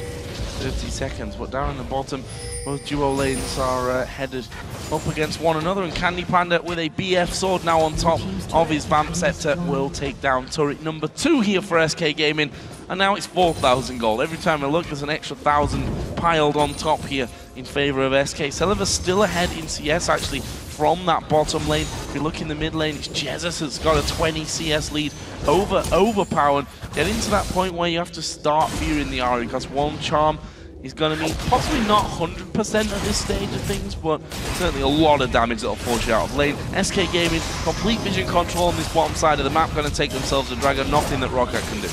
And Rocket needed to gank this bottom lane if they wanted to give their own dual lane a chance to do anything, because the issue with Zona was always the fact that you're so immobile. I mean, you're so easy to gank. There's nothing, if Pantheon, for instance, drops down in your face or Kha'Zix jumps onto you, there's nothing you can do. And whoa, Freddy flashing the wall here. Zazas decides to back off, nothing happens from it, just forcing away the flash and the ultimate. But still, this Zona pick here, as long as Enredis is left with Candy Panda to 2v2 against Celivar and Vander, there's nothing they can do. Zona is very, very strong in these 2v2s. She needs to be ganked. She needs to be shut down by Jankos coming down and setting something up and just kill her. And level 6 now, which means the crescendo is available Even for worse. Enrated, and that's going to mean a little bit of trouble as the charm just been sidestepped by Overpower. They didn't quite have the damage to finish off that final outer turret. Both top and bottom lane already been taken, and Svenskeren now going to come into the jungle. Jankos is here. Can he do enough damage to him? Half HP stripped away there. There's the ultimate pop from Jankos to try and get him out. Spear will land onto Svenskeren. They're going to try and turn this one around. That was a good ultimate to get the group slow off, and Svenskeren can walk out. So he walks out here again, used the ultimate, used the flash, just like Freddy up in the top lane, just a few, like half a minute ago. So Rocket doing a very good job now, going very aggressive onto Candy Panda. Oh, Candy Panda though gets into stealth. Celiver gonna wait for that one, and this is gonna be outplayed. Oh, fail flash! Candy Panda goes down. So again, actually, Rocket managed to force away both summoners from another member from SK, so they're doing a very good job finding the right targets, finding the picks here, and making sure SK Gaming, even though they're so far ahead, actually need to use summoners to either escape or flash into the wall. Svenskeren coming back onto the top side of his map, and that's a Rocket just sitting back from that one. That's a welcome kill for them. Actually, Zazas is now 1-1-0 with that blasting one, double Doran's ring on the other side. Trundle with his Vamp Scepter also got himself a Spectre's Cowl in there, so a bit of protection, bit of sustain and more damage. But SK at this point can just take 4 members in the mid lane and just start pushing down the turret. If Rocket tries to engage, you got the Zona ultimate and the spray and pray with a Bloodthirster Twitch, who's just gonna completely destroy you. So even though this outer turret now is gone, they can actually push on for the next one with these 4 members because they are so strong. They do decide, however, to actually send Candy Panda down to the bottom lane because he's a little bit behind in farm. They want to make sure he can get the farm here early on, and they don't actually feel they need to push just yet. Farm him up, and he's got 5 assists at this point. He's probably wishing that he's had at least a couple of kills in there to his name, but still doing very, very well. And with these couple of waves, we'll be catching right back up in the farm. We'll have a look down some of the other items. A big one there for Nidalee. DFG is going to be picked up there as we get another pause. Looks like it's Vander this time around. So DFG is the first item. Simply means whenever we actually get a team fight or if we get a pick, Jesus is going to do so much burst damage. If he lands the charms, combine that with the DFG, you have so much extra damage you put onto them, and he can just blow someone up because he's so far ahead also, farming really well here in the mid lane. So all of a sudden now SK Gaming, completely opposite of the last game. If they now find the right team fight or find a pick, they will just blow them up like Rocket did in the last game to them. Interested to see what the targets will be here for Jesus, with intervention and wild growth can both go on a single target or onto different targets there. So Jesus really going to have to pick his targets or pick his battles very, very wisely as to who he goes for. Yeah, that can be the downside about picking this DFG so early, because, of course, with the single target defensive stuff on Rocket's side, it can actually completely destroy his use of DFG. But I actually believe it's more so for general just trying to pick up people or pick a target. Not in a team fight, but if they find someone in the jungle, if they find Yankers, if they find Overpower overextending or something, go towards them and get the kill. Not exactly for the team fight itself. Well, we are going to be getting Vander back into the game here shortly, and we'll be able to start things back off. Of course, it is a decent lead here, 5,000 gold, in fact, for SK Gaming, and we are 13 minutes, 40 seconds into it as Overpower spotted here by Enrated, who's trying to harass him away from picking up that ward kill. Didn't quite work out the way that he expected. So, and what I'm interested in now is Rocket. Once they got ahead in that last game, they got some good deep wards down. They moved around the map really quickly and never gave SK the chance to come back. I'm interested to see whether SK could do a similar thing as Celiva face check straight into the brush. Their ultimate was it used? No, it was on cooldown actually. But that will come up if Celiva decides he wants to go back into it. Actually, Svenskeren here could be in some danger. Going to get slowed down by Jankos. That's a lot of target damage as we see the ultimate being thrown through. And there's a shutdown. Candy Panda running the pray and spray. And he's going to go down as well. Jankos here burning. And he's popped his ultimate. And it's just enough damage to get the kill. So, SK Gaming now are trying to just split out on the map and just split push in all the lanes here. Jess in the mid lane, Fredo in the top lane, and then with Candy Panda in the bottom lane. And then you have this stealth Evelyn just roaming around the lanes, trying to find targets. This time it actually backfired for them, because Jankos he was nearby, and because Celiva as well with his good dash, he actually got away from Svenskeren at first, and then could turn it around when Svenskeren decided to stay, just wanted to peek a little bit more. Rocket edging a bit of gold back in their favor. We'll see if they can keep that train running. Freddy, by the way, he's doing a fantastic job of farming up right now. 107 to 83 CS. That's a nice lead that he's got himself over Zazas. As this turret, will it get pushed down? They're yet to pick up a turret kill here, and if you look through those outer turrets, all of them are still pretty healthy. They've not really done much in terms of pushing down those objectives. No, I mean, that's what happens when you fall so far behind, and Jankos now going very aggressive top. We have to slow down. A good pillar from Freddy that will stop Lulu chasing in. Did use the subjugate, which stopped the further chase around. Now it's Jesus. Is he going to go for Overpower? He's landed the charm. He is going to throw everything at him. You've got a DFG. I'm not sure why he's not using it. Well, still, with the exhaust from Overpower, he would be able to survive it. So good use of the exhaust from Overpower, of course, with two of them on the team. Jesus and Candy Panda in the team fights, when he's using his spray and pray, are gonna be the targets here to shut them down. Now Jankos again going in. Oh, and he's gonna fall surely with both Overpower and Jankos moving in there. There is the kill. Freddy comes around. Svenskeren is there as well. Rocket aren't gonna know that until he's right on top of them. Freddy down to half HP. There's the intervention, and here comes the rest of Rocket. Have they got the damage? They've got the exhaust on Svenskeren. He's just dodged away there from the slow of those void spikes. In the end, SK don't lose anyone else. Couldn't pick up any kills, and now Enrated moving in. Celiva putting down a good ultimate. Svenskeren so incredibly low. Nidalee moving from the side. It's a four-man slow. Wild Growth will knock them all up. Spray and pray comes from the back. The crescendo as well. The spear doesn't finish off Enrated. And in the end, so very low on both sides of things. It's SK that get the kill. In the end, they actually end up trading 1-for-1 here, but SK Gaming, they were so far ahead, and they decided we're just gonna continue to split push. We want to force Rocket then in some bad fights, but instead it's Rocket all the time actually winning out. Jankos is the guy moving between the lanes, picking up kills left and right here for Rocket, so they actually get some kills, get back in the game. They're still far behind. That we need to say it, of course, they are still far behind, and SK clearly though don't feel confident enough to actually go down and and start sieging a turret. Also because of the fact with Twitch, it can be a little bit risky because you're very immobile. When you hit the turret, it's very scary. And wow, spear onto Jess. A lot of damage onto Vander though, and actually uses DFG this time. Celiva coming in from the side, spears flashing through as well. Jankos dives into the middle, but again, they don't feel like they've got the damage as that spear was wide of its target, but they want Dragon here. This is another big chunk of gold in the right direction for Roccat if they can finish it off. SKR kind of hovering around. Let's go put the ward in, but it's going to be too late to get in there. Good Dragon pickup for Roccat. Yeah, with Candy Panda up in the top lane, Roccat, even though Vander was very low on HP, still went in for this one. Of course, remember the ultimate of Kale, because no mana, so you could still use the ultimate and then just try and back out of the fight. But yeah, with Candy Panda again split pushing away from the rest of the team, Roccat picks up a Dragon. Celiva, is he going to get the first turret of the game for Roccat? Actually, they need to be careful that they don't lose his inner turret in the top lane. There are 3 men there for SK Gaming. I think that 4 now as Sona comes around and Roccat do get their first tower of the game down on that bottom side. Zazas trying to slow everyone down. Vander and Jankos and Overpower now moving in. Can they actually close them off here? Who will be the target for them as the spear comes through, lands onto Enrated? That's surely the signal to go for this one. Celiva is actually pushing the inner turret. He's going to take that one down. The entire team of SK are here. They could either fight 5v4 or try and recall, but Roccat are doing such a great job here of actually stopping them from recalling. How are they going to get back in time? They've lost the inner turret. Celiva's finally turned around. Brilliant play from Roccat. Roccat is honestly outplaying SK Gaming on the map. They take the Dragon, and then SK say to themselves, we need to go top lane now because Candy Pan is pushing a big wave. We need this turret. So they move all 5 members all the way to the top lane.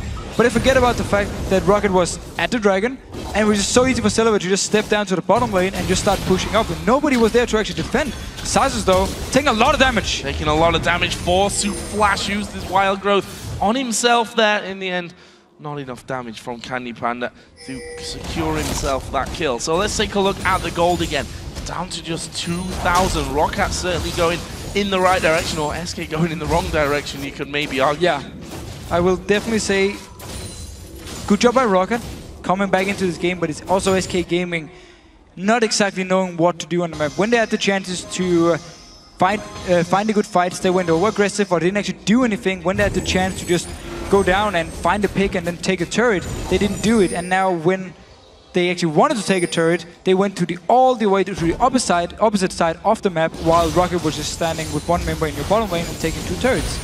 So SK need to just clear their mind now and actually think, what do we want to do with this comp? Do we want to continue to split push and try and find targets with Evelyn and maybe Candy Panda roaming around? Or do we actually want to start grouping up and try and team fight because we still feel we're far ahead? Surely with the composition they've got, it's got to be team fight. It's got to be pile in. It can be both. Gendo. If Roccat start to push them back onto the towers, with Overpower now starting to get stronger and stronger, that's not a position you want to be in defending against those Nidalee spears. No, again, so with the DFG and the Jesses, it was clear he want to find picks. He doesn't want to go straight for a team fight because the intervention, because the Lulu ultimate can counterweight his DFG. So it showed at least we want to find picks. And that's the comp is very good for this from SK's side, of course. With double stealth, with Trundle split pushing, nobody can actually 1v1 him at the moment. He can just push out the wave and then back off, and with teleport he can always join in. So split pushing is definitely an option for them. They just need to make sure whenever Jankos actually comes in to fight, that they don't die to him, because that's been the issue again. He joins into the fight and they're being caught out of position by Jankos. Got himself up to 3-2-1 now. You see that Candy Panda again off on his own, and we mentioned that a little bit earlier on. He was behind in CS, he remains behind in CS, and quite the distance as well. 206 to 170 CS. Celiva certainly doing a great job on that front. The gold does still remain at about 2,000, the difference in favor of SK Gaming. They had pretty much the dream start to this one, aside from that first blood, of course, that went Jankos' way. Everything else went probably better than planned, considering everything that happened in game number 1, but Roccat not letting go of this game just yet. They want to win this 1-2 like they did against Gambit yesterday. What we need to remember though, SK Gaming just need 1 kill in one of these side lanes and they can push it all the way down to a turret, and all the other lanes can start pushing all the way down to another turret. So while they've been losing for the last few minutes, they still have a very good chance of just finding a kill in this split push, with Svenskan once again staying around where Candy Panda is to see if something happens, get the kill and turn around. So they still got very good chances. If Roccat go alone here. Well, Vander is kind of proving me wrong on that one as he throws out that ward, but they've been sticking generally at least in a pack of two. You can see they've got that pink ward on the top side to make sure that they've got full vision control of that area. Both Jesus and Enrater just pushing this middle wave up once again. Look down some of the items here. The Rabadon's Death Cap now added in on top of the Athene's Unholy Grail for Overpower. And we can see that the Lich Bane almost finished there for Xaxus as well. And Overpower got really past the point where Nidalee is weak. Of course, he got to the Death Cap point now. He's wave clear. As long as he jumps into cat form, he's now also very strong. If he can actually get into the minions without SK going towards him. So the whole point where the SK could abuse the fact that Nidalee wave clear is very weak is now somewhat gone, and also with the fact that Celebar is joining in with him, they can just clear together. Candy Panda here waiting around the side though. Will he be able to get through? Stealthing up there. Just to clear out that ward. Void Spikes will stop any advancement. Only 30 seconds until the next dragon of the game comes up. Svenskeren has already scouted that one out here. Scanning for more ward takedowns. So 2 invisible champions headed towards the dragon area. Not easy for Roccat to really weed out. A few things to look for in the fight. First of all, the DFG from Jesus. Will he use it on a target where Vander managed to put the intervention on, so it removes all the damage here? And also we need to look for the combination with Enraider, his ultimate, and then spray and pray from Candy Panda. If he can stand in the backs of the fight, ultimate landing down from Enraider, he can hit multiple people. SK Gaming will destroy Rocket in the fight, so let's see how they can play these key champions and key things in the fight for SK's side. And of course Rocket needs to be very careful they don't get caught by a Sauna Stun. Dragon is up, and Rocket and SK have 3 men in the middle lane just holding on to position in there. Trundle of course did take down that turret in the top lane, the inner turret, but now Freddy might find himself in a little bit of bother. He's going to throw down the pillar. Overpower basically right on top of him there. Freddy using the flash. There's the knockup from the Wild Growth as well, and whilst Freddy trying to put some damage back here, is only going to buy some time for his team down by the dragon, which they do take. That's the word I'm looking for. Thank you very much, Deficio. They take the dragon, losing the kill for it. So Rocket actually decided to give up the dragon, just picking up a kill, because they didn't feel like they can actually fight in this position. They don't feel like their comp is strong enough to fight against this again with Twitch and Zona together. It's such a strong comp from SK Gaming. So give up the dragon and instead just pick up a kill. If we look at the gold lead, 3,500 SK have brought it back to, so swinging a little bit on that front, and just of course I'm talking about it, the turret in the top lane does go down, so that's all outer turrets now done. I know that's a lie because middle's still standing. 3 of them have gone, you know what I'm talking about. Still though, Celebar pushing up here, getting good damage on the Svenskeren, and a few hits onto the turret. Lucian of course very good just coming up, get a few hits with his passive with the double auto attack and then backing away from the turret, slowly grinding them down here. Rocket side though, what it actually decided to do in this mid-game point now, coming in towards the late game, because it is so scary for them to actually group up against all this damage from SK's side. And if someone gets caught by a charm, for instance, it's the go time for SK Gaming. So a bit scary for Rocket to actually do the side and group up here. So we need to see what they're going to do. Well, currently they're going to go home and spend a little bit of that gold that they've been farming up so nicely. Almost a Randuin's Omen is done there for Jankos, so he's going to be feeling a lot more confident about jumping in there and trying to finish off these kills. And now he gets a little bit tankier. Xaxus returning back to his top lane, still about 30 CS behind that of Freddy, but he's got that Lich Bane now done, along with a blasting one as well, which means he's going to be doing a bit more damage, not necessarily to Freddy because he is already pretty damn strong, although Ravenous Hydra, so not as tanky as he could be at this stage. It was very scary in this split push, and whoa, they're actually jumping onto him. They're going to go on towards Freddy. We'll see if that Ravenous Hydra is going to cause him problems as Candy Panda actually puts down this spray and pray, but he's got the damage reduction of that exhaust as Jankos flashes into Baron Pit. That was nicely done there for him while he was in stealth mode. In the end, nobody dying. But a great use of spray and pray here for Candy Panda. Actually, 3 members from Rocket were lined up here, so he hit every single one on every single hit, so they needed to back away. And Candy Panda now on Twitch, he will scale into late game, into the team fights, and become very, very scary. He does in fact have the Phantom Dancer on top of his Bloodthirsty hero. Another couple of items coming out as well for Jesus. Void Staff done along with a blasting one, so he's going to have a bit more damage about him if he finds anyone. If a charm lands, and I have to also add in there, and Kale's not there. Yep. then that person is going to go down. We'll see about that one as Candy Panda going to ambush Silver. Is he got the damage to finish him off? He does now. Actually, his teammate comes in. Silver gets the kill, though. 2 versus 1. Silver takes one with him. So they actually trade 1-for-1 here, but we see the power of Twitch and Evelyn together when they stealth in here, trying to find the target when they're just standing there and farming. So they did get a pick, but Candy Panda went down with it. So beautiful play by Silver. 3,000 gold still is that lead that SK are holding. And interesting to see that that's not really getting any bigger for them, that they've not really been able to force any objectives for quite a while now. And I'm a little bit surprised there's no Blade of the Ruined King onto Candy Panda. We often see it as an early item when you want to do these split push, you want to do these ganks with Twitch, a stronger 1v1. You would actually been able to survive the last fight with a Blade of the Ruined King. So a little bit surprised when we at least see the rest of SK build towards split pushing and catching out targets. Well, he's got a last whisper now put in there. It's better for team fights, of course. Very strong for team fights here. We'll see if they can get to that point. Rocket certainly don't want a team fight at this stage. They've made that one very, very clear here. Not really grouping up, not really daring to push. We've got a Dragon coming up in 2 minutes. Last one went over to SK Gaming. We'll see if they can do it here again. Or did it go to Rocket?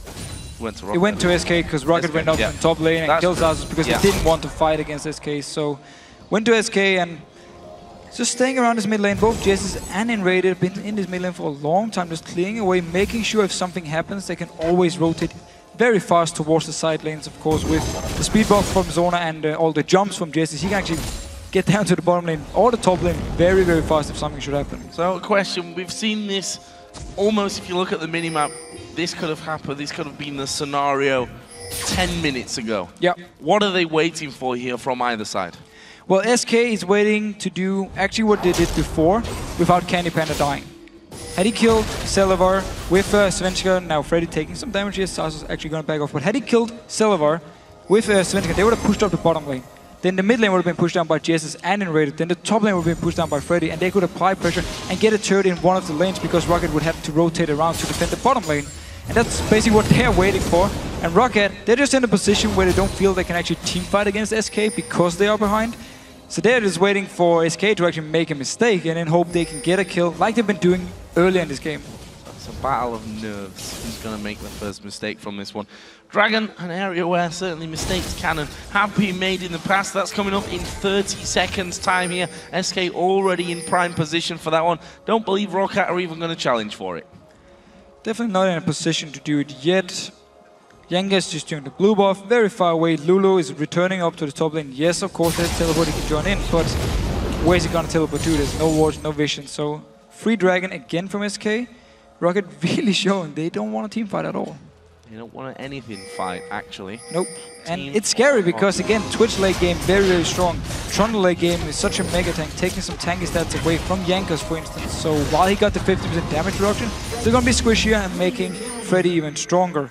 Of course, you can say Rocket in the late game are just looking to poke and then kite away and then land a few spears, and whenever someone drops low, they can actually go in and just instant kill them with Yankas jumping in, get the kills. So, but in their case, they don't mind waiting because they don't feel they can do anything else. Laza's just drawing a couple of men towards his top lane. He, by the way, has now that death cap in there with a Lich Bane. So you have to watch out for him. Can't leave him alone in that lane too long. Otherwise, he is going to be taking away towers. But he was, again, just a little bit scared of hanging around there too long and getting caught out. Because as you mentioned before, that's exactly what SK Gaming are looking for to get this game rolling. Also, Rocket, they know that SK don't want to just siege up because of Twitch, where it's very hard to actually get in to hit the turrets. Due to, again, once you're standing there hitting the turrets, and if they engage onto you, you're not going to get out. So they know SK is looking for this pick, and as long as they don't give up a free kill, they feel they can just continue farming. It's just a matter of time, though, before SK decides to push up the lanes and actually go towards the Baron, ward it up, and force Rocket to team fight. Or should be a matter of time. I was waiting for that little disclaimer there at the end. But again, Rocket pushing up. Trying to keep a hold of that vision on Baron as well. That's the important thing for me, because that's, as you said, the area where SK can really start to force their hand somewhat and say you have to come out, otherwise we could be doing that Baron from right under your nose. And Rated, as you'd expect, with that in mind, is clearing out wards wherever he can. They've got 3 sweeper lenses at the moment, so They should be able to do a good job of that one, but credit to Roccat, they're still holding good vision over by the Baron pit. Well, again, SK is not exactly doing anything to clear around this Baron here, so there's no pink wards for them. Only been in there once. I don't even think they used the sweeping lens, just backed out again. So for now, Roccat keeping the vision and actually decide to group here in this mid lane, trying to land down some good poke. I think it's dangerous. If this Nidalee Spear plus, you know, Lucian ability and then 2 auto attacks actually land, we saw there. That's a lot of damage. It's a lot of damage, and that might be the signal for Roccat at least briefly to start pushing out a little bit, get some damage off onto those turrets. The middle turret, of course, is the only outer turret left remaining in this game for SK. Bottom lane's already had the inner turret taken away thanks to Seliva's counter push a little bit earlier on in the matchup. And Roccat now, they've had a change in mind, I think. They start to push up past the halfway point. Look here what the difference is. 2 pink wards in the side bushes of the mid lane. So they can actually spot Svenskeren or Candy Pen if they try to sneak around them here. And of course, one of the engage options for SK is Svenskeren coming around, planting his ultimate, and then Freddy teleporting in, starting the whole fight. So the land is slow, and then Enradic can flash and stun them, and boom. Spray and Pray is going to go mental. Candy Panda, though, is going to show himself in the top lane, and look at that. Roccat just dives straight in. The Culling comes through! Last bullet actually catching Enrated. This is the tower going down. Freddy's pushing bottom, but he's not going to be able... Oh, is he going to take the tower? Yes, he did take that one. But Zazas actually going to stop him here. There is a teleport. Where is Wild Growth on himself to stop the teleports coming in. He was like, I'm going to win him. Oh, wait a minute. I can't actually do anything about it right now. Svenskeren, you're going to get jumped on. Don't think there's a kill there, though. Jankos decides to back away. So as you just said, the second they spot Candy Pen open in top lane, they start moving to the turret, land the poke, and actually get a kill and a turret. So good play by Roccat. Zazas and Freddy going to have a bit of a fight. That Ravenous Hydra is going to do ridiculous damage to Zazas. Look at that. He goes low, but he's just spotted that Seliva's coming around as well and decides, I should probably get out of here. Can't fight the two of them. Freddy stays alive. So, have a look at the goal. Surprise, surprise. 3,000. Been that way for quite a while. Well, with the mid turret gone, at least for Roccat they can push a bit further up, but it does also mean for them they actually need to get the pink wards moved up and notch into the jungle of SK if they want to push for the next turret, because again, they want to avoid being flanked around by Svenskeren and then teleport coming in from Freddy to start the whole thing. So they need to take the pink wards they had before, move them a bit further up if they want to start pushing up and actually try and land some poke.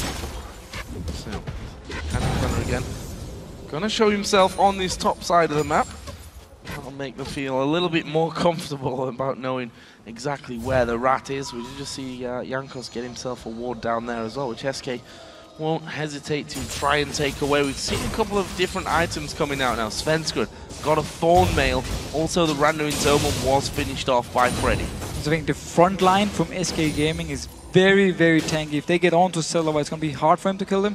And at the same time, Twitch should be fairly safe in the back line, because it's actually only Jankos who can jump in towards him, and with, you know, Candy Pen with the protection from Sona with the ultimate, of course, with Jess being around him also to help out, it's gonna be hard for Roccat to actually kill him. So he should feel fairly safe to do all the damage, and it's another advantage for SK in a team fight. I saw Candy Pen and have dealt with him thanks to overpowering there. Actually, no wards there for SK Gaming. That's slightly worrying from their side, but we'll spot Vander moving around the side. Svenskeren just waiting here. Then Rated takes away the wall. That's not the position you want to be in. And there, Jesus can jump that wall and be straight in your face before you know it. And now, SK moving forward. They want to gain that vision control back here over the Baron pit. And they spot out Svenskeren trying to move in there. The rest of Roccat team is actually coming across. And they need to try and force Zazas to teleport in here, because there's no teleporting Freddy, so he has to join the team and try and set something up. Otherwise, Zazas is going to push all the way up to the turret. Good damage actually coming out there, and again, SK fell prey to this one. This is how they lost their inner turret before. They were held in position by Roccat, who chased them and stopped them from recalling. This time around though, Candy Panda was able to get into his jungle, and he's going to retreat to keep that inhibitor tower safe. And their Baron potential for Roccat, the damage is not amazing onto Baron here, but they're starting it anyway because Candy Panda was in the bottom lane, but they should abandon this one when the rest of SK joins in. Yes, I think abort mission is something that's going to be called for this one. Svenskeren thinking about going in there, possibly. Jankos actually stepping forward, spots out Svenskeren, so they've got vision of the Evelyn. That's a time where you may want to think of moving in, but they don't see Candy Panda. He's not actually there, but they don't know that. And the only engage from Rocket would be Jankos popping his ultimate, jumping into the face of SK and then popping the wild growth from Sasus onto him so you can knock a few members up. It's not ideal engage, that's why they need to start the Baron to force SK to actually do something. Well, they have started off once Use again. Culling on it. Culling is going to go in. That's a lot of damage, but look at Freddy. He's going to try and stop them, but I tell you what, he needs to get away. Forced to use the flash. They've taken out Overpower. Zazus is dead as well. A strange fight as Spray and Pray comes over. There's Jesus catching the charm onto Jankos. He's got his ultimate running now. We'll have to flash over the back of that blue wall. And Roccat disastrously split up in that fight, lose 2 men. So, you have a worst team fight combo, or combination. You have a worst team fight composition, and you're behind. And then you start the Baron when the entire SK team is around, and then you split up as well, so you couldn't even intervention on any one of the first targets SK went for. So, very easy Baron, and I would actually say very easy team fight for SK. They just... Rocket didn't exactly know what to do. Well, we'll see what SK actually do with this one. We're going to have a look at that fight again. So look here. Everyone going straight for it. Overpower is here, all by himself, by the way. The rest of Rocket is up here in the top. Sasus tries to join in, only to die, and now Jankos died too. People are just dying everywhere. Dying, and speaking of dying, Celiva might find himself falling here as well. Intervention's just about to come off of cooldown. Doesn't need to use it in the end though. Celiva is flash instead to get back to the safety of his teammate. So that leaves us at 11-8. That Dragon, we didn't quite spot, but he did go over to SK Gaming. Yeah, Dragon and another kill here, and it means they can just start pushing down. Freddy, teleport, is in the top lane. He can always join in, push down 2 lanes here, and Rocket, well, they technically need to engage onto SK, but they don't have any engage, so it's going to be fairly easy for SK to just push down these turrets. Well, that's the first. We'll see how many with this Baron. 6-4 they lead in turret kills right now, and they start to move in, nearly trying to snipe them from the side there. That seems to be enough for Roccat to force SK to back away, but that may just be a lane change right now. Freddy pushing down the top, and no, SK are actually going to recall. Imagine they've got a lot of gold. Amount of gold to spend here after that. Yeah, wow, 3,800 gold for Candy Panda. Yeah, so that's why they didn't actually want to continue pushing, because picked up won the team fight, picked up the Baron, then the Dragon, so they collected a lot of gold now. Guardian Angel picked up, and a BF Sword more for Candy Panda now, so his damage is just insane. That's quite a good set of items in Banshee's Veil, Sona, Zonya's Hourglass Ferrari, Guardian Angel for Candy Panda on Twitch, as you mentioned, with a BF Sword as well added in there extra. So not the ideal scenario for Roccat. They still are behind you. It's getting closer to a 10,000 gold lead. 11-8 in kills, 6-4 in turrets. SK Gaming with that Baron buff on. Taking down 1 tower here, but they don't seem to be in any rush of going for any more. They don't have to, as we talked about so many times. Like, the team fight potential of this team going into late game as well is just, it's fantastic. So they don't need to rush down for anything. Now they're so far ahead, all of a sudden, they're now almost 10k gold ahead again. Like, they were never 10k gold ahead, but they were far ahead early on, and now they got the lead again and can start pushing up.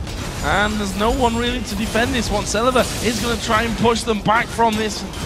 That Banshee's Veil on, but we can see the turret's falling far too fast. Freddy's a tanky beast. You don't want to fight Svenska, and he's got himself that 4 Maelon and a Guardian Angel now as well. And that will be turret number 7, the first inhib turret to go down in this game so far. And with this inhibitor turret gone, they can obviously push in here and they can force Rocket to either back away from inhibitor or try and go in for the fight. So let's see.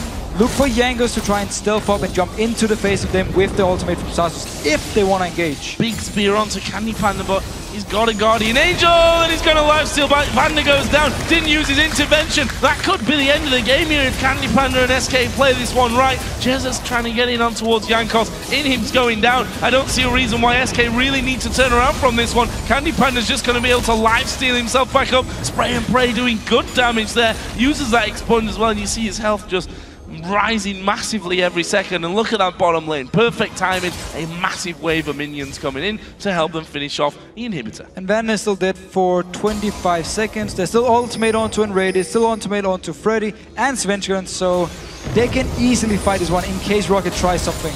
Now going into it then, that's where it focused by Candy Panda. Freddy bites, also doing masses of damage to those buildings as well. You can see that they don't last very long whatsoever. So 2 inhibitors down now in favor of SK Gaming. They're going to turn and burn though. That top lane is pushed all the way back to the halfway point, but again, they've just taken down so much, they're going to have another ton of gold to spend. 1,200 on 3 people in the team.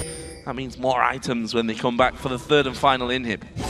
Then they can just go straight towards this top lane here. They can even put Freddy in a different lane to push up with the super minions going in towards the Nexus turret. He can always join with teleport. Or they can say, we don't even need to do this anymore. We can just go 5 members and push down here. And Rocket's response, try and land a spear in our face and then try and engage, but we are so much stronger at this point. Seems like banning Threshing Jax has worked out quite nicely for SK Gaming here. And well, again, and we have to look at the champions from Rocket here. They're picking a composition with absolutely no engage, and also weaker in team fights. So they made it very hard for themselves once they actually fell behind early on. Oh, and they might be falling further behind. Candy Panda chasing in towards Overpower. There's Svenskeren, who's going to chase straight on through. And it's Henrated that's actually going to be looking for the kill. No, Svenskeren got it in the end there. That puts them 13-8 up on kills. 60 seconds spawn time for Overpower. They lose the massive damage that comes from his spears. Yeah, they can finish the game right here. At least they can try to. The minions in the mid lane and the bottom lane is a bit far away though. They need some time before they join in with the base, so they don't have any minions, but they're still going for this turret.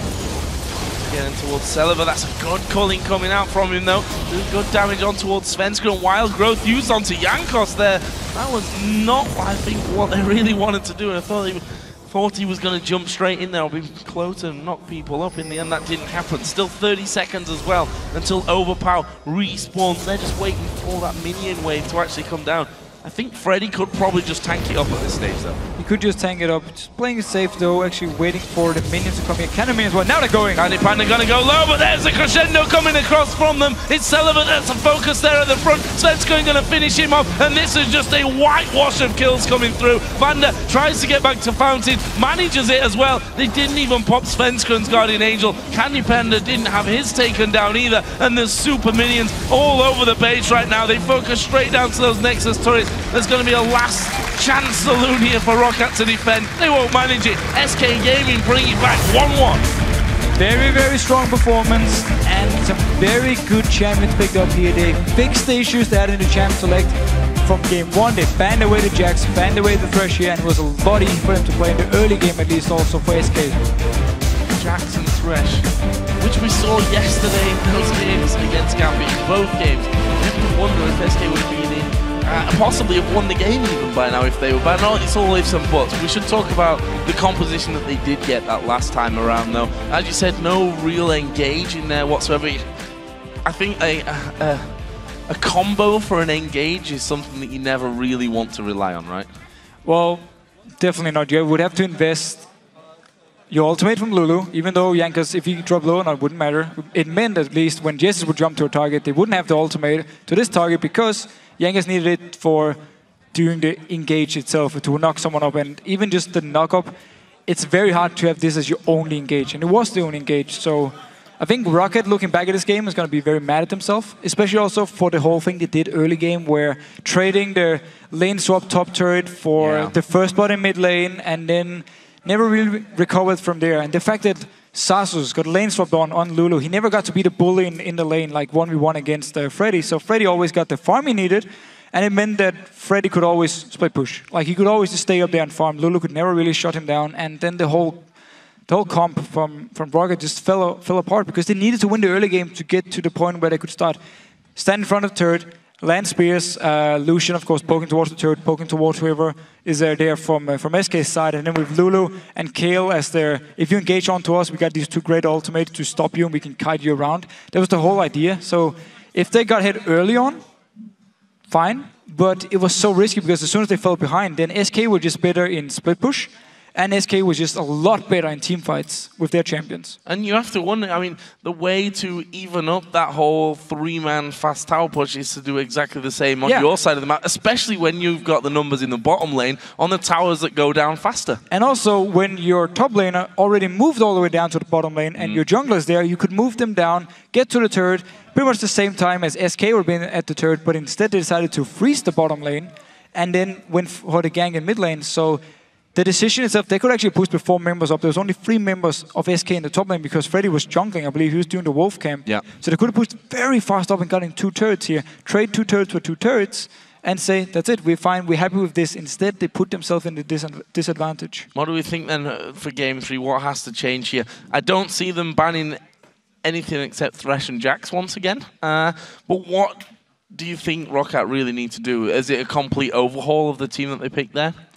Well, at least if they do pick a lineup like this again that needs to win the early game, then they have to make sure they do the 2v1 absolutely perfect. Or they need to force 2v2 and 1v1. If they pick Lulu top lane again as the lane bully, they need to make sure to actually go inside the jungle of SK Gaming with a ward before the 2-minute mark, place it down, spot out where SK Gaming is, so they can predict the swaps here. And if SK swaps up top lane with their dual lane, they do the same thing. So they get Sasus against Freddy on his Lulu, if they pick the same comp at least. I don't expect him to pick the same thing here, especially also now with SK being first pick. We might actually see Roccat banning away the Jax. Well, we're going to find out in just a few minutes what happens in game number 3 and who will move through to the final to take on Fnatic. But for now, we're going to send it over to Shox and Demon, who are ready to talk to Kevin again.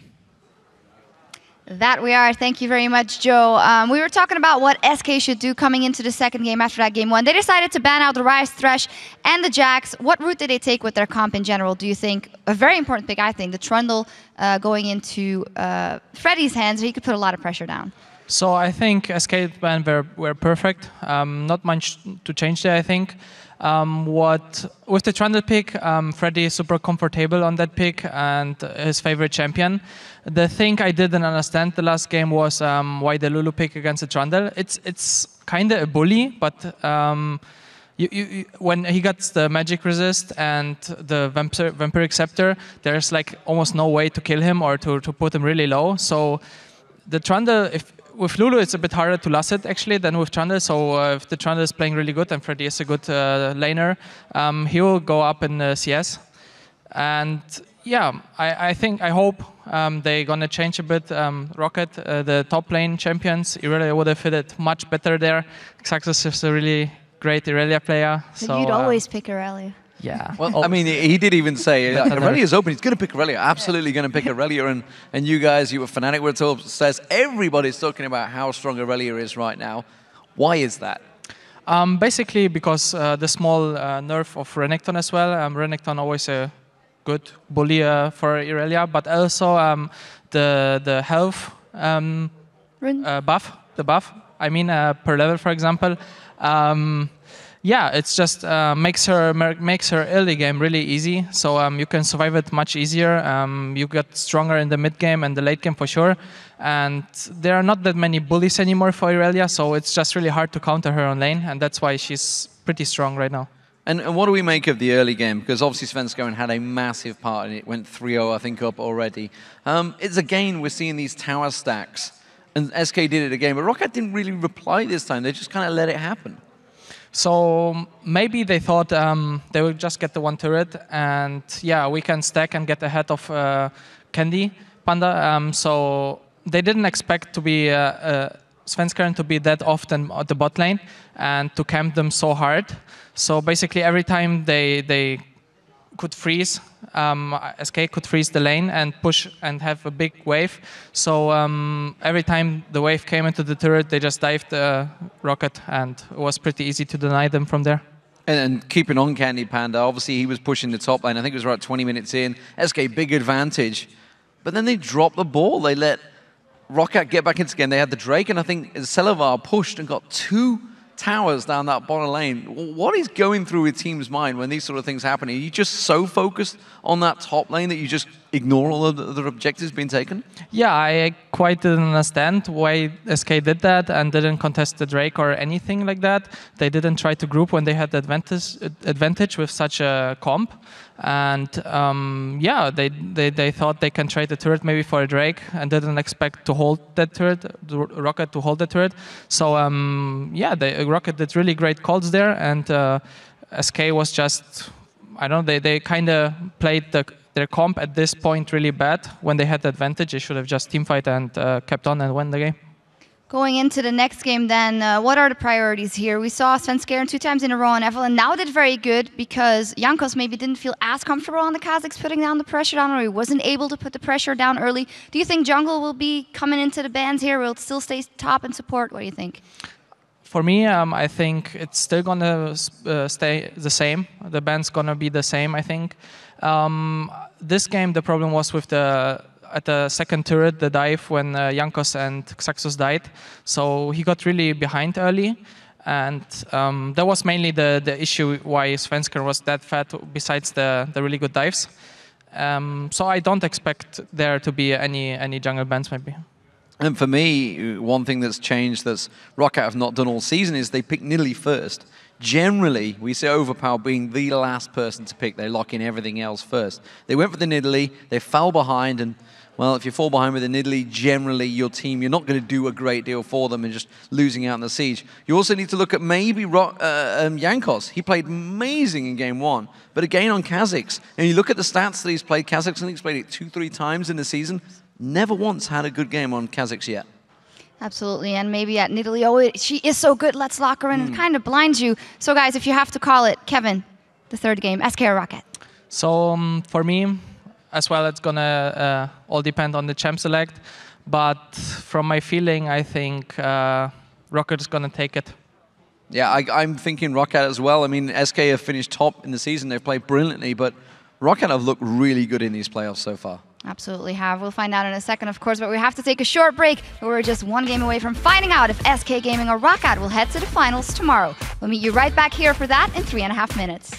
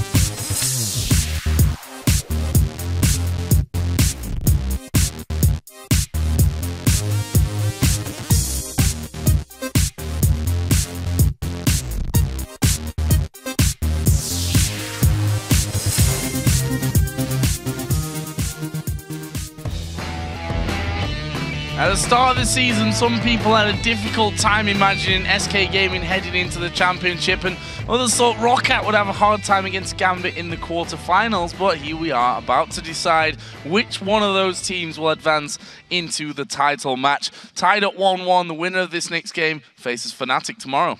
And the big thing, to be honest, in this series so far has been Roccat winning Champ Select in game 1, winning the game. Game 2, picked a very weird composition. It didn't make a lot of sense, at least it was very risky. So SK clearly got out ahead on this Champ Select. They won the game as well, without any trouble actually, pretty much like Roccat in game 1. So the Champ Select here now in game 3 is going to be so important. And the fact that SK, now with the first pick, can actually take the Jax. They don't have to ban away if they feel confident playing it. Makes it very hard for Roccat now which champions they want to ban away. I'm interested to see whether they actually do ban that. I want to talk about Svenskeren as well, because he had two very, very different performances in game 1 and 2. Started out 3-0-0 very early on in game 2, and to be honest, wasn't really that heavily contested. You can see there his kills, deaths, and assists from 0-7-3 in game 1 to a 6-1-7 in game 2. And not just his individual scoreline there, but he helped everyone really get going. Yeah, the whole early game from SK just worked perfectly for them, because the fact they could take the turret and then get a double kill because Roccat was staying at the second turret, and they just went straight on to him. I believe actually double kill went over to Svenskeren here, so he got a perfect start. And then just with him, when they continued to do the split push, he was always the one staying with Candy Panda, trying to set something up. So the whole early game pressure, the map pressure, of course by having Evelyn and by Svenskeren being so far ahead early, went in favor of SK. Yeah, and they had everything really on the map. 4 out of 5 Dragons, took the single Baron that was picked up in that game, and 11 out of 15 tower kills as well. So that really was a different SK game in this time around, and you have to wonder whether those two picks that have been obviously key to Rockat's success. I mean, if you look down the game against Gambit, both games against Gambit actually, because they ran both of those picks in both games, and game 1 here, moving into game 2, it was a very, very different team.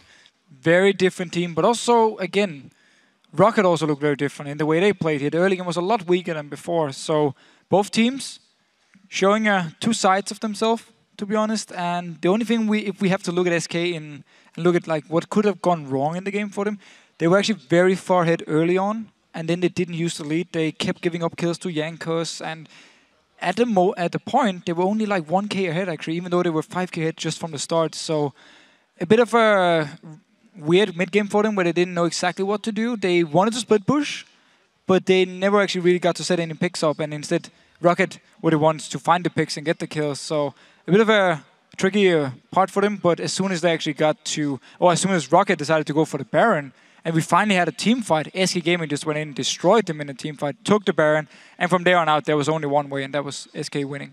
Well, teams are about to get into picks and bans, so this is when we want you guys to let us know on Twitter who you think is going to win this match, the third and final match, and therefore the series. All you have to do is send your choice to @LOL Esports using the hashtag SKWin or the hashtag RockatWin, or RockWin, ROC win, RockWin. We'll check in at the start of the game and see how you guys voted. Which hashtag will you be using, Deficio? Well, I will tell you, no, actually, I will give this one to Roccat. I feel they've been looking like the better team overall. While SK's performance in the last game was very, very good, I really liked the composition they picked. I still felt like Roccat had a chance of actually coming back in the game, which is where I give the edge to them. You can also use the hashtag Deficio wins as well. People will use that hashtag as well. We are going to get into Champion Select here for Game 3, our final decider between SK and Roccat. Who's going to be moving through to play Fnatic in tomorrow's final? Well, we'll find out in the next hour. Maybe a little bit shorter, maybe a little bit longer, who knows about that one. But the band's coming in. Rise again, Jax again. Renekton and Leona, identical picks so far to the last game. Yes, so SK actually decided to ban away the Jax. They clearly don't want to first pick it, and they know if they first pick something else and Jax is open, instant lock for Roccat, so they actually banned away. Again, Trundle was the ban in game 1. Nevermind is banned. Rise, been banned all 3 games by SK now, so they clearly do not want to face either Overpower or Sasus on Rise. Evelyn might be a thought here for SK, but for Roccat, but does that then leave someone else open? Well, for me, the Karma, I don't know. I'm not sure if that's that big of They've an been banning it impact all on it. games now. Car 6 is open for Svenskeren if he wants to play it. Evelyn is open instead, actually. Trundle once again for Freddy here. There was no counter, there was no answer from Rocket in the last game because of the lane swap, so Zazas never got to bully Trundle early on his Lulu. But let's see if he actually decides to pick Lulu again and then this time around try and get the 1v1. I wonder also if they're going to be thinking about Nidalee early on in these picks. For Roccat, for me, they don't really need to. Again, they can wait for SK to pick up that Nidalee and then lock in an Akali again, for example, like Overpower did in Game 1. Both teams have shown they have picks against Nidalee and also they know how to play against, so especially in the early mid-game part where they put a lot of pressure on the map, and that's when Nidalee is not able to do anything. She needs to get going, she needs to get the death cap and really start poking away before she shines. So both teams actually now, despite being first picked in both Game 1 and Game 2, decide to just leave Nidalee. For now, at least. For now. Lulu was taken, though. Whether that's for Zazas, for Overpower, for Vander, we'll find out later. But a pick that leaves SK Gaming guessing, that's for sure. They've also taken the Evelyn here away from Svenskeren. Now, where does that leave Svenskeren here? You'd automatically be thinking right now, if you're looking at the jungle tier list, that Kha'Zix. Of course, he's the next one, or actually the top dog normally of the junglers here, so he would be open for him. But again, with Fail Flare, we need to remember Xing Zhao, Nocturne, even Master Yi is actually a viable pick at the moment, so there are a lot of options for Svenskeren here. So obviously he played Evelyn both games. I mean, to see what he actually decides to go with now, and if SK want to build some comp around his jungle pick. Don't know about Master Yi in a final game of a Probably best not. of Probably three. not. I'm just saying he's viable. We've seen Master Yi. There's no doubt about that one. And whether SK would really be that ballsy, I'm not quite so sure. Xin Zhao, though, we've seen people doing very, very well on him, as you said, with the new items coming in. Also, we'll see Lucian picked up here for Candy Panda. Last match on Twitch, and when he's brought out Twitch this year, he's actually done very, very well on that Twitch, but this time's going for Lucian. So, due to the fact that Evelyn has been picked up by Rocket, they don't actually want Twitch on the side of SK because they can't do the same combo between him and Evelyn, where they try and worm around and gank people. We saw them ganking Silver. Actually ended up being a 1-for-1, but still, we saw the idea behind the 2 picks for him. So with Evelyn now being gone, and Lucian still being left open as one of the most safe and best AD carries we have at the moment, it's just a lock-in, or an easy enough lock-in for SK Gaming. And the Xing Zhao pick, I really like it because with Fail Flare now, and also due to the fact your early game is so strong.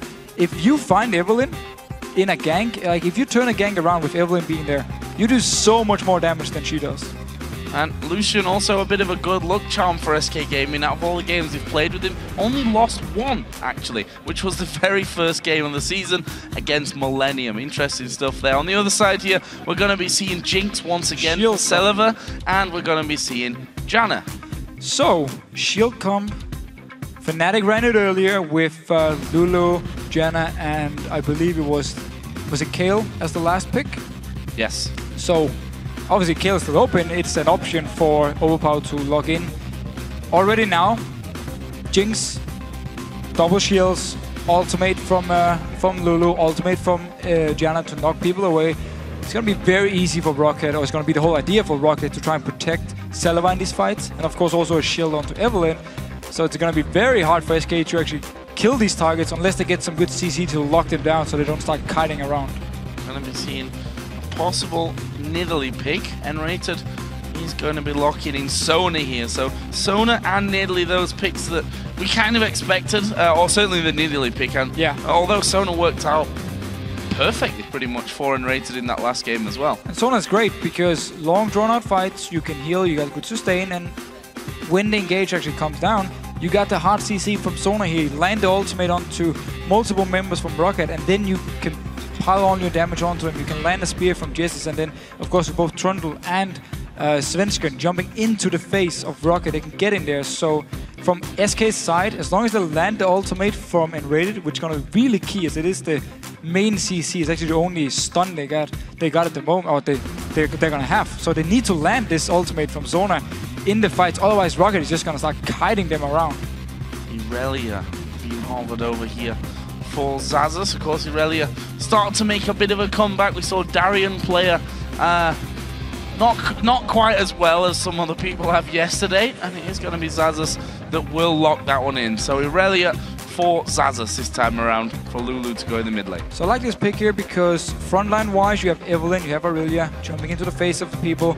Backline you have Jenna and you have the Lulu to protect the Jinx. So very strong teamfight comp from Rocket. And also laning wise, well, Jenna versus Sona is heavily in favor of Sona. So in their case they would look for lane swap here to get out of this very weak early game from Jenna. But still, with Aurelia up in the top lane, the good thing is she's gonna build 24s, maybe even gonna put on something like a Blade Rune King, but at least go a bit more damage, so there's less tank stats for Freddy to steal away, which is a good thing. And at the same time, you're gonna be so tanky with all the shields from Rocket's all the champions here. So Aurelia, if you get a good start, you can really be such a beast in the team fights, and you can play very aggressive because of all the shields from Janna and Lulu. A lot of heals as well on the side of SK Gaming. Nidalee, Sona, 2 summoner heals in there as well. In fact, it looks like Roccat are also running 2 summoner heals in the mid lane with Lulu, and of course in the AD carry role as well. So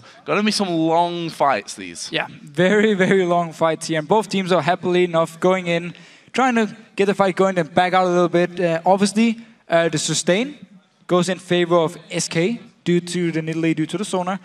The shielding, well, obviously goes in favor of Rocket, but it means actually if Rocket takes some poke without the shields being on the targets, they won't be able to heal it up, where SK Gaming can do it. So they really need to be on point when the spear comes in. If it's going to land on someone, they need to shield this target. Otherwise, the poke from SK and the sustain is going to be much stronger than just the shields. Very interested to see how this one all works out. Of course, the winner will go through into tomorrow's final. The loser will play Alliance for 3rd place. We're in game now. It's match number 3 between SK and Roccat. Will we see here anything at level 1? Well, first thing is there's a coin on to Vander, so he really wants to lane swap because he's going to be so weak in a 2v2 here. So look for Roccat, maybe just to try and late invade themselves, spot out SK, and from there on actually decide which lane they want to go to, because they really want to make sure they don't get into 2v2. Jankos just waiting off to the side here. Svenskeren taking his usual death brush position. Xaxus is also waiting on the top side, so up until now, things set up for a fairly timid start, but of course we've been seeing these invades coming fairly late on. In fact, both games have seen later invades. SK invaded the blue buff of Roccat last game, and of course we'll remember game 1 where Roccat 3-man invaded the red buff, got the hook and the kill. First blood onto Jankos. So let's see if that happens this time around. Very passive first 1 minute and 10 seconds, not really spotting each other whatsoever. And no real moves being made. Well, Rocket's dual lane is now moving towards the top side, but so is SK. And they're gonna move in with Freddy, of course, with teleport. You can always just teleport down to the bottom lane. So both teams actually on the same side of the map at the moment, and it looks like SK want to go in towards the red buff, and then Rocket want to move in towards the blue buff. Jankos could be the deciding factor here, though. When SK think that that is clear, and they're all going to reveal themselves to Jankos. They already know whether they're there. They're already pinging on top of them. There is Jankos spotting the entire team. SK are going to move in. Are Roccat going to try and fight this one? They've got 3 men on the top side. They're going to come in. They're going to fight this one. They're going to go for it. There's a slow coming down. Svenskeren going to get knocked up. That's a great Howling Gale. Svenskeren's going to go down. First blood comes in. Jankos flashes away. Freddy's low. They follow him over. Jankos is going to go down by the spear. Freddy dies as well. Now they're trying to track down Vander, who's also low. In the end, it ends in a 2-for-1 for Roccat. Crazy start. And what a fight. Rocket actually went in with all 5 members before Jesse could join in. He was stuck in the mid lane, so Overpower joined in here. 5 members from Rocket managed to pick up 2 kills. Yes, okay, they lost 1, but still very much worth it. And they got the lane swap. Lane swap in there as they want. Xaxus down in this 1v2. We'll see how he actually does on that front. Candy Panda and Enray are just going to try and keep him away from things. And first blood, or 2 kills already, going over, 1 for Overpower and 1 for Jinx. Going to be the 2 big damage dealers, of course, with the Aurelia pick later on. So very, very good start for Roccat. And very good for them to get him on these key members here. So Overpower, he's going to be very strong early. Look for him to really pressure Jessis. Slightly hitting level 2 before him there. Jankos can have a peek down to the SK blue buff, which Or is he? Is he just going to go in here? Standard 3-man dive at this point as Vander is going to be the one tanking up the turret. That's a lot of damage from the tower. He's still tanking it! That was awfully done there. I don't think he realized. Jankos, is he going to fall here? The minions, not quite enough damage. That was almost disastrous for Roccat. Not only did he tank the turret for too long, he also decided to auto-attack onto Freddy before Jankos was even close. Like, Jankos was running around the edge here, around the bush, when the first auto-attack landed, so Vander took a lot of extra damage, and he didn't have to die for this one. He could definitely have backed out in time. Anyhow, bottom lane being pushed heavily now by SK. They will pick it up very easily. Only Celebar pushing up in the top lane.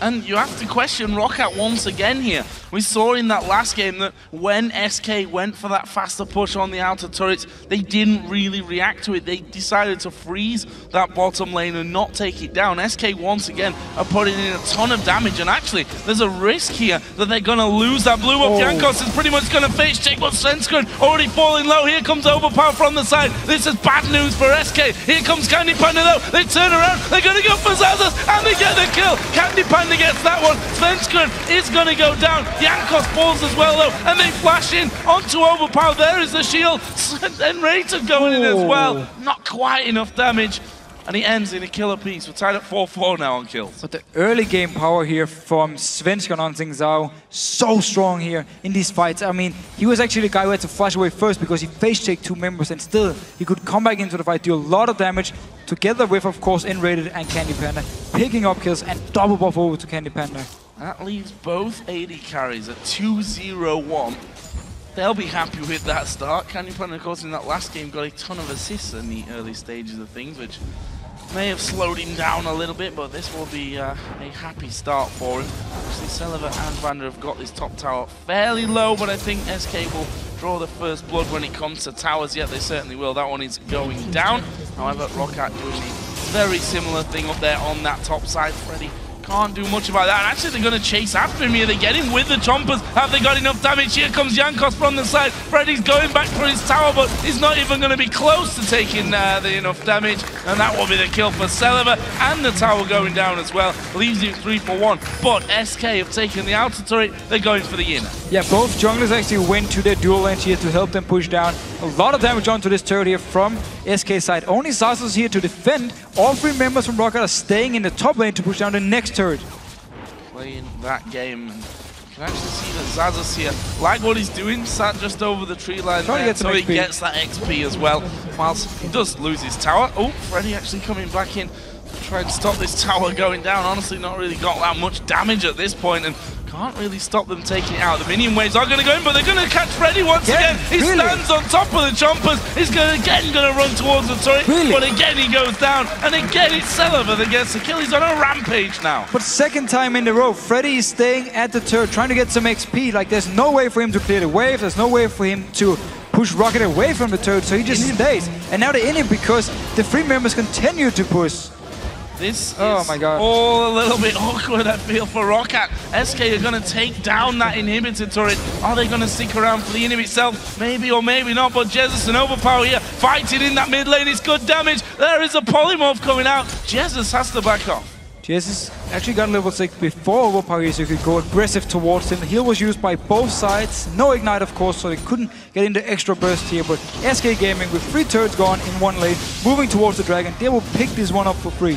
The only positive thing for Roccat with this is the fact they picked up so many kills to Celebar because Freddy decided to stay, and I don't know what he was doing, but he decided to stay at the turret to just give them the kills. Oh, Jankos actually chasing Jesus there, but didn't want to go any further, didn't know where the rest of the team was. As you said, first dragon goes to SK Gaming. 600 gold lead that they have here. 3-2 up in turrets and a wide open inhibitor. Killing off that inhibitor now would cause a few problems for Roccat. Well, Roccat would have had time to kill the turret here, recall, and stop them actually for taking the inhibitor. Yeah. And for now at least, it shouldn't matter too much. There's an open inhibitor because nobody from SK is strong enough to push all the way up there, actually get it down. Roccat won't let it happen. So for now, it shouldn't do too much about it, but at least later on in the game, if Freddy becomes very strong, yeah, exactly. If Freddy becomes very strong, can start split pushing. We saw the exact same thing yesterday. Game 1, Alliance versus Copenhagen Wolves. Copenhagen Wolves pushed all the way down to the inhibitor, didn't do anything with it for like 20-25 minutes, but then Jax became very strong. He started pushing, actually got the inhibitor. SK. Freddy can try and do the same. Yeah, they're gonna bring up a 3-man team, and Celiva sticking to the twist. Svenskund score! Oh, disaster strikes again here for SK. Freddy flashes away from that one. They got the slow onto Candy Panda, but them chompers from Celiva have been an absolute nightmare. Knockup coming in, and Rated gonna go low, but Jesus is there. Will they keep fighting? Jesus is left, and Rated, there's Wild Growth coming in, and Rated falling very low, exhausted onto Jesus. And Rated can't get away, and now Jesus is gonna try and run the rings around them. Will be able to escape from that one. Roccat decide not to chase. This is one of the weirdest games I've ever seen. I mean, mistakes on mistakes. Svenskund, he dives onto Celiva there, just get trapped, and then he dies under the turret. There's nothing else. Celiva just flashes away from him, puts down the traps. That's it. You're dead under the turret. You're level 5. And then later on, Enrated now here being caught out actually together with Jesse. Yes, Jesse survived, but Enrated gave up another kill. So both teams giving up turrets, giving up kills left and right. And if they continue this pace, we could be in for a very fast game. We've had more kills than we've had minutes, which is nice to see, but sadly most of them have been very weird deaths. Weird and a little bit sloppy, I think, is the right way to really phrase that. We've got a 2-man team pushing down top here. We've also got Jesus trying to push that middle outer turret here as well. I don't think that Freddy's going to get caught out again, although I've said that I think now 3 times, because he does have 4 deaths. But Roccat have pushed that all the way up. Freddy will just want some free farm from this. Only 26 CS, almost 10 minutes into this game, and can't really say that it's going any better for Zaza, who's sat on 30. This is the time though where Roccat can just go 4 members mid, because Nidalee's wave clear. She won't be able to get in and clear the wave, so they can put a lot of pressure onto this turret, especially when the members from SK was in the bottom lane with both Enrated and Candy Panda, and of course Freddy was in the top lane. The big wave was coming down. They could just rotate earlier in here instead of going with the wave all the way down to the turret just to back off in top. Celiva just dodged into that spear, and then Rated's going to get caught out. Got a flash, but he's not going to be able to escape Jankos. Super Mega Death Rocket came in. The story of actually game number 1 when Celiva was throwing them just a little bit too late to try and secure those kills for his team is exactly what he's trying to do. Actually catches himself another spear, and we'll see if SK can actually hold on to this tower. Celiva just getting the aggro from it. Svenskund, always a danger as well, may just decide to dive in onto them. In the end, Minion's going to be taken down a little bit too quickly for Roccat to get any big damage onto it. But at least they did swap to the mid lane here. Got actually some pretty good damage onto the turret early on. Of course, the pick on to Enrated helped them a lot. He wasn't there. It was only 2 members trying to defend. And Zaza's teleport is not ready yet, but should be up very soon. He could go there. Whoa, Svenskund aggressive. Going in on towards Celiva. There is a good Howling Gale, and the Monsoon will knock them back. But SK might want to try and chase this one. They've done a lot of damage, but in the end, apparently they don't want to chase that one too hard at least. They kind of half went in, half went back. Maybe though, they will be able to get something on the tower. Freddy, meanwhile, is pushing top lane, and he's going to have all the time in the world there. But we did see again the comp here from Roccat, what it can do. If people jump onto Celiva with the shield, with the Monsoon, they can knock them away. He can put down the traps and be safe for some time and do some damage. But SK pushing onto this turret here. Will they get it? Yep, they did. They will take that one, and now Jankos chasing Freddy. In comes Celiva. They're going to get the slow onto him, but Freddy, who's now got a giant spell in there, feeling a little bit safe, feeling nice and healthy now with that extra health on board. So, seeing as Candy Panda could rotate after he pushed out the bot lane, he went to base, and then he went straight for mid lane. So with the fight already being over, with Roccat running towards the top lane because Freddy was pushing, they could actually go in and get this turret fairly easily. Even Jankos moved away, so there was no wave clear left around his mid lane, or at least not enough wave clear to actually stop SK from picking up a fairly easy turret. Where are Roccat gonna go here? We've just seen him clearing out a little bit. And those wards around Baron. You know, this game is that weird. We could see a 12.5-minute Baron. 12.5-minute Baron. Yeah. Spawns at 15 minutes. Exactly. That's what I mean. This game is that weird. Oh, okay, I got it. It's alright. It's alright, Deficio, I got you. I realized that was a little bit of an obscure one, so I'll let you off on that front. Either way, they are clearing out wards on that side of the map there. Jankos just waiting off the side here. No one really there for them to be picking off, though. They'd already backed off and recalled out of that one. Dragon, though, is coming up in 20 seconds, so we'll see who moves into position for that one. Actually, Xaxus is already there. Gonna see that pink ward, and that'll deny a little bit of vision on that side of the map from SK. I can see Xaxus here early on, before he builds any items, already upgrading his boots, really going heavy into move speed, and it's such a good stat on Aurelia because you are already fast just by your base stats, and then of course providing you more movement speed, you can just rotate around the lanes very fast, and also in team fights you can always stick to targets, especially in Italy who's going to jump away from you or try to jump away. So this could be a freebie for SK. Literally no one there from Rocket after Xaxus went down there and got himself a ward in position. There's nothing or no one that can stop that one from happening. That will be the second one of the game going over. They need to be careful here. Actually, Jankos going to get a good ultimate off. And he's off to the side here, and they dive through the wall on towards Jankos, but there's a good crescendo. Xaxus starts to go low, but it's Jankos that dies first. Have they got enough damage here to be finishing off? Rocket don't want to fight. They've backed away to 1 for nothing. The spears are going to be doing good amounts of damage at this point of things.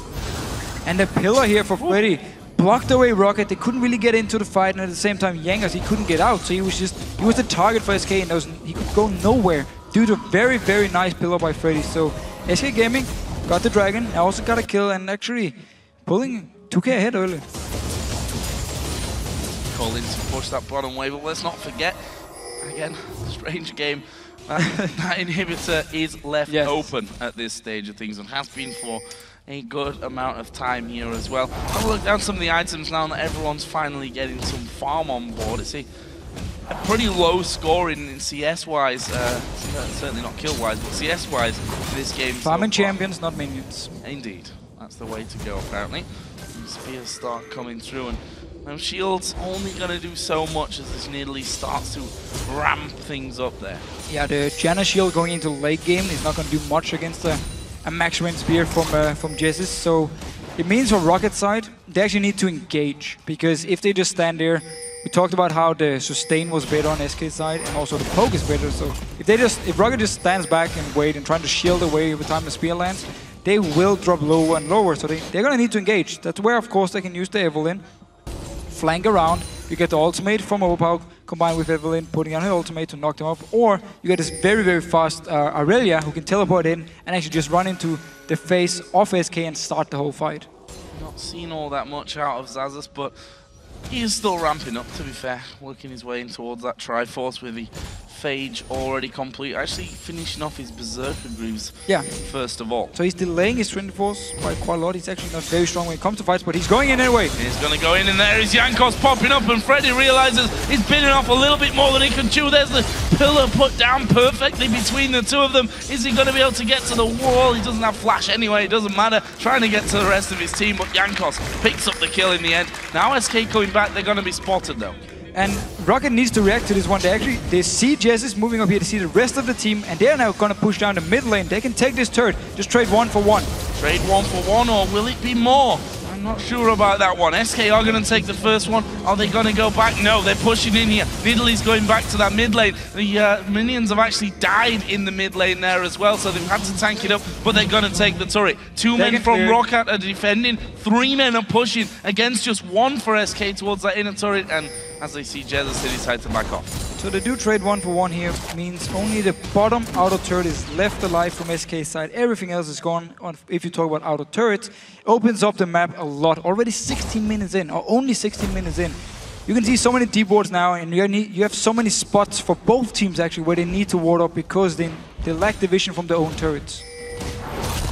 Nice big wave to play with on that bottom side as well. Actually, going in for Blade of the Ruin King this time around. Let's not forget, in the last game, he rushed that Ravenous Hydra, so changing things up slightly this time in, as Jesus lands a good spear off there on towards Overpower, but he needs to be careful, because Jankos is going to be flanking. I like this play of the Ruin King, especially also because you steal movement speed. So the faster Aurelia is, the more movement speed you actually take with your blade. It also means your 1v1 potential is stronger. So if we see Freddy fighting against Xaxus here later in the game, then the play of the Ruin King is very, very big for Xaxus. And it should also mean he can start doing a thing where he can just push down his bottom lane all the time. And if Rocket loses the 1v1 or moves 5 members somewhere else, he can move all the way up to the to the inhibitor and start hitting it. And there's plenty of movement speed with Aurelia as well. Got those Berserker Greaves done. Actually, has got the Alacrity enchantment on it. The very first thing she actually did. Yeah, and has got that extra movement speed in there as well. So see how that one all works out for them in the moment. Jankos is still hanging around the back, seeing if he can actually get in there. There's a knock-up from the Howling Gale. Is anyone going to go for it? They're going to go for Jesus, actually. Get the slow, get the knock-up as well. Can they chase him down? Glitterlands, another super mega death rocket, went flying by without connecting. The culling comes in from the side as well. SK, are they going to be able to get back in for an engagement? It doesn't look like it. And Rated actually had Flash Crescendo available, but they only want it when it's perfect. But very, very good engage by Rocket. Flanking around with Evelynn, teleporting him for Aurelia, and then the Wild Growth to knock up Jesus so they can get onto him and kill him instantly. And it means for SK's, for their point, they need to actually pink ward up. Like we saw Rocket do in game 1, you need to pink ward around these side pushes here if you want to push up to the mid lane and start sieging. We brought out the split push cam for the minions because that inhibitor is in fact open, let's not forget. So Rocket need to keep an eye on that one and don't let things push up too quickly. Meanwhile, as we approach 20 minutes, a few wards actually starting to go down inside of that Baron pit. But for now, looking fairly quiet on all fronts. So let's have a look down some of the items. Both AD carries, Bloodthirster, Zeal. Actually, we have a pickaxe in there for Candy Panda at this stage. He is slightly ahead in CS, and we can see that Celeber actually doing a few jungle creeps here. And needs to watch out, because Jesus might try for the steal. And now Fell Flare, finally for Svenskeren, 25 stacks, and he now picks it up. So he's going to be very, very strong if he actually catches on to targets. So let's see what he can do in the team fights. Of course, he needs to go through all the shields and the ultimate from Vander to knock him away the first time. Then he needs to come back in the fight if he wants to get on to Celeber. More spears coming through. Of course, Dragon is now spawned in there. SK have controlled the previous two. This time it looks like Rocket want to try and get involved and stop themselves falling behind in this game. Svenskeren already on it. It's down to half HP as Jankos comes around from the side. A good zap there. There is the crescendo coming in. The calling's going to come around the side. Svenskeren right in the middle of the pack at this point. Vander is low. Svenskeren actually flashes away. And there is the shutdown coming in onto Celeber. It's now a 5 versus 4. Can they chase in here though? If anyone, it's going to be Jesus. That was a good little dodge back from Vander. They get their 1 kill and they retire back to the Dragon Pit. And whenever it's SK engaging onto Rocket so they can't get around with Evelynn or Aurelia to flank in, trying to get towards Candy Panda Justice, then SK Gaming's in full control because their front line is so strong. Look here at the fight here. There's never a chance for Rocket to actually come around SK because they're doing the engage first of all, and then in this little small area here, Celeber is trying to do the damage he can, but the spear from Justice is flying in, killing him, and now the front line with Freddy being so strong, and of course Svenskeren who now managed to back out very, very low.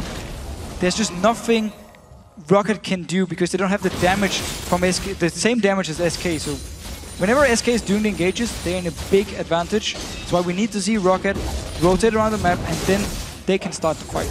Feel a little sorry for Celeber there because Jankos was blocking that spear until he flashed out of the way of it, despite having the wild growth on him. So probably a little bit unlucky to actually get taken down by the end of that one. But he has got 4 kills to his name, 4-1-2 right now, taking a slightly different path here to Candy Panda, who's gone last Whisper before finishing off his attack speed item. Phantom Dancer was picked up by Celeber.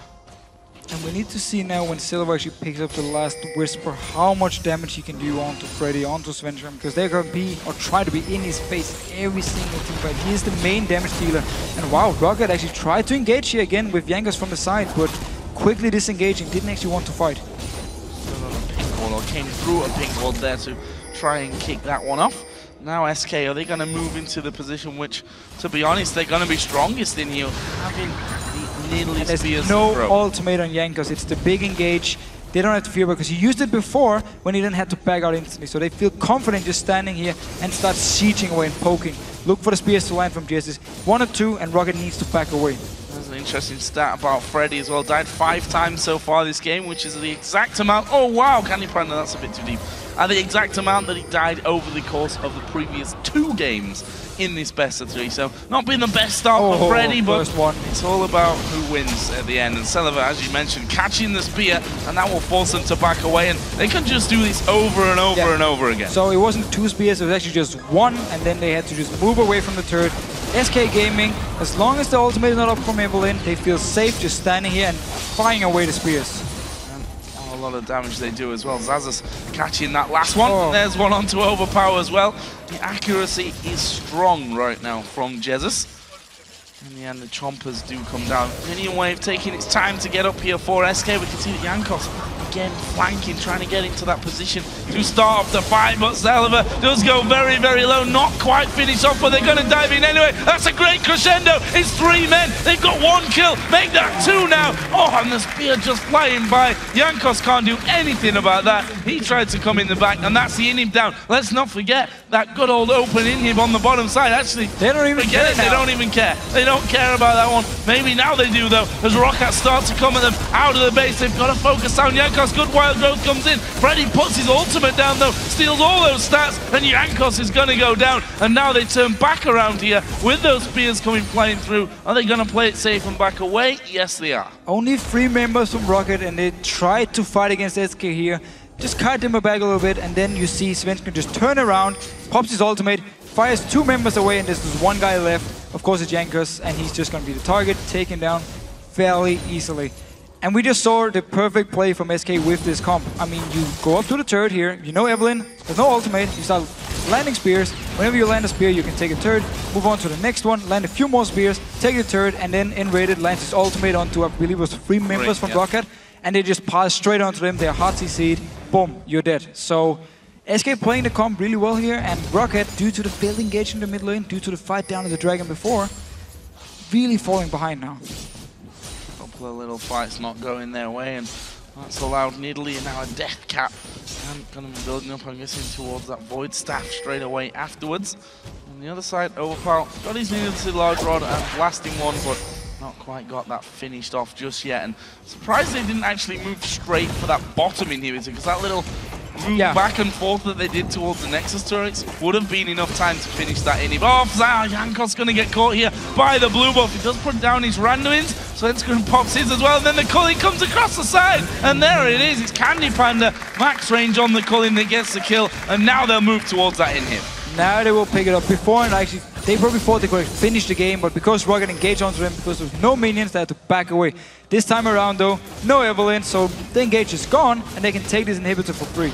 Freebie, now any rebuttal there from SK Gaming. Of course, those super minions going to start to already push their way up the mid lane, but looks like SK want to do this the safe way, but you just can't get close to them. Celiver can't step forward there because of the threat of those spears, and SK simply just going to rotate here onto the top side of the map. Jesus is actually tanking that one up for now. He can, of course, heal himself, and in fact, between him and Enray to heal that completely up. There's the Inen turret gone down, and now it's only this final inhibitor turret on the top side of the map left here for Roccat. But look at Jankos here, he wants to come in from behind. There's a ping with those who didn't know it, and here's the fight. And they're just going to fight the 4 men at the front. The crescendo gets 2 around the side. Zazas going low, Super Mega Death Rocket does nothing, and they're just kiting Jankos at the back. Candy Panda survives it, and that's the 1 single kill that they may need to open the floodgates here into the base. The middle lane has already got super minions pushed up. You can see they're hammering away on the Nexus turrets. SK are going to take this 3rd and final inhib before turning their attention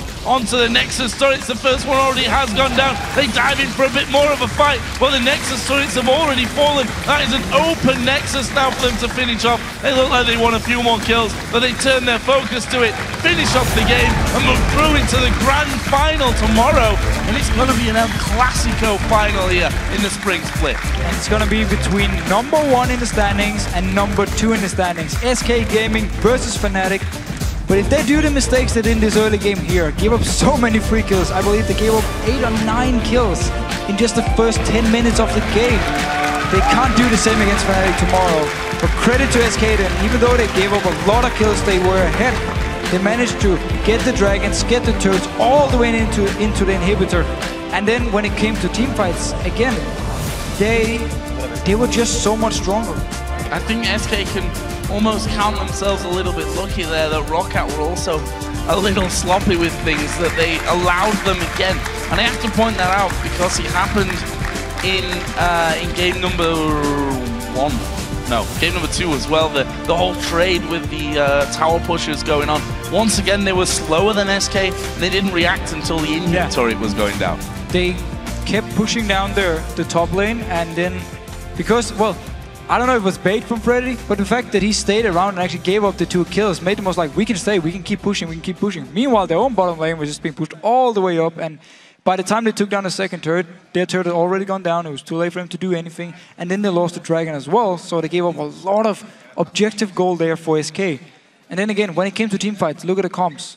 We talked about how Evelyn and Irelia needs to come in from the sides and do the engage onto SK, onto the backline here, and then they actually just need to pile onto people. But they never had enough damage because they never actually got far enough ahead or got ahead in the game. So they never got to the point where they could do anything. And also with Sasus investing so heavily into movement speed early, when we actually had the fights here in the like 10-15 minute mark, he didn't even have 24s or anything. Like he was very, very weak and did nothing. So Jankos was actually the guy going in, which often meant that SK would just turn around and say, okay, we're just gonna jump in your face.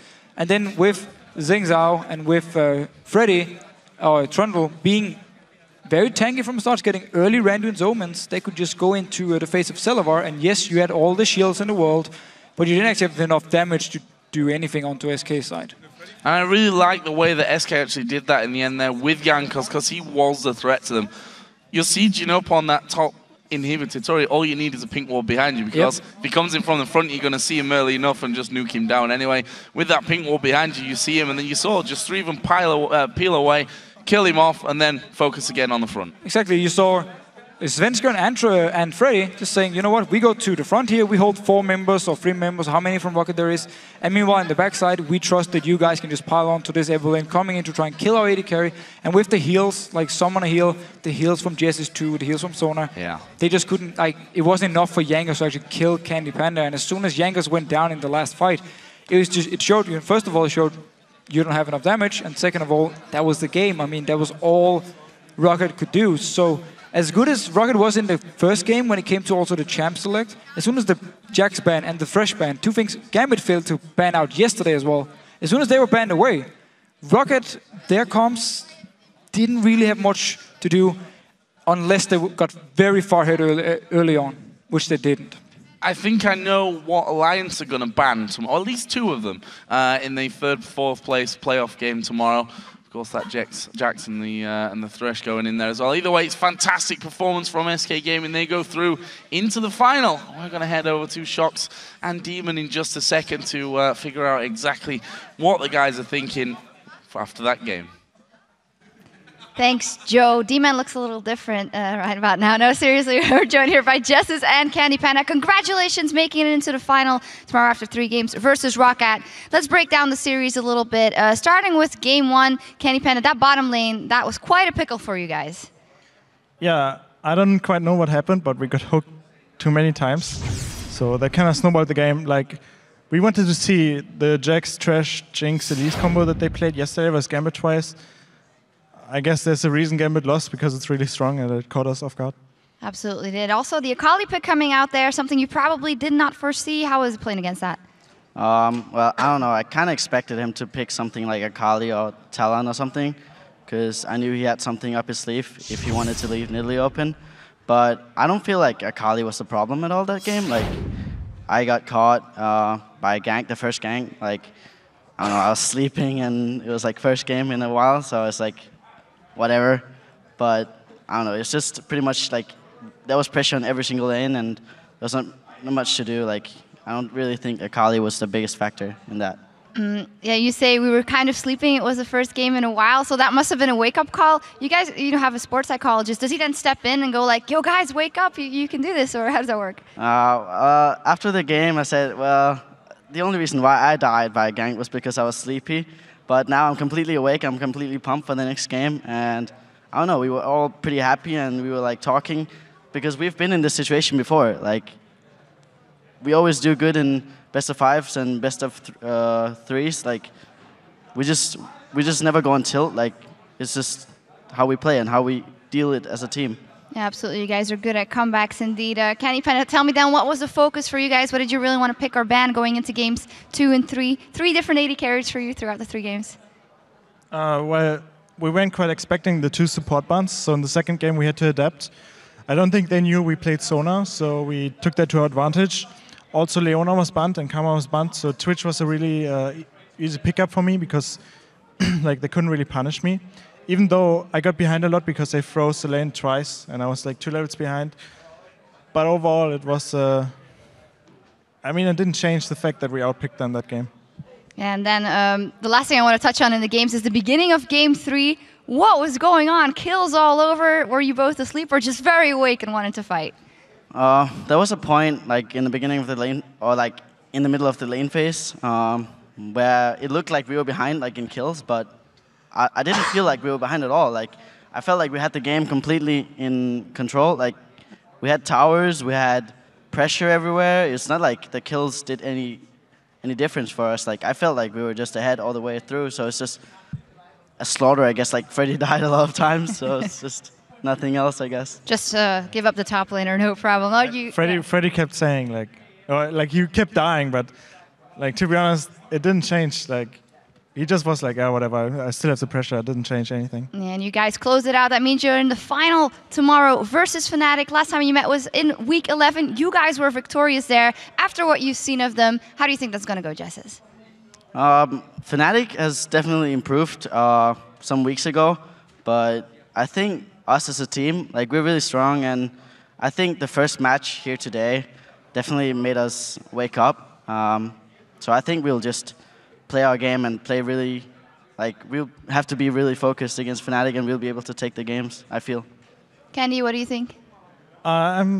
It's always great fun to play with Reckless. Like I told them this time I'm gonna beat them in lane, so I'm gonna do that, regardless if we win or lose. But that's what I'm gonna do. So it will be a good series, I'm sure. I'm absolutely sure it's going to be a fantastic series. Congratulations once again on making it into that final. For us, it's time to take a short break. But when we return, there's a lot on the line as Gambit and the Copenhagen Wolves will compete in a best-of-3 to decide who gets 5th place and who heads to the summer promotion tournament, along with Super Hot Crew and Millennium. Stay tuned.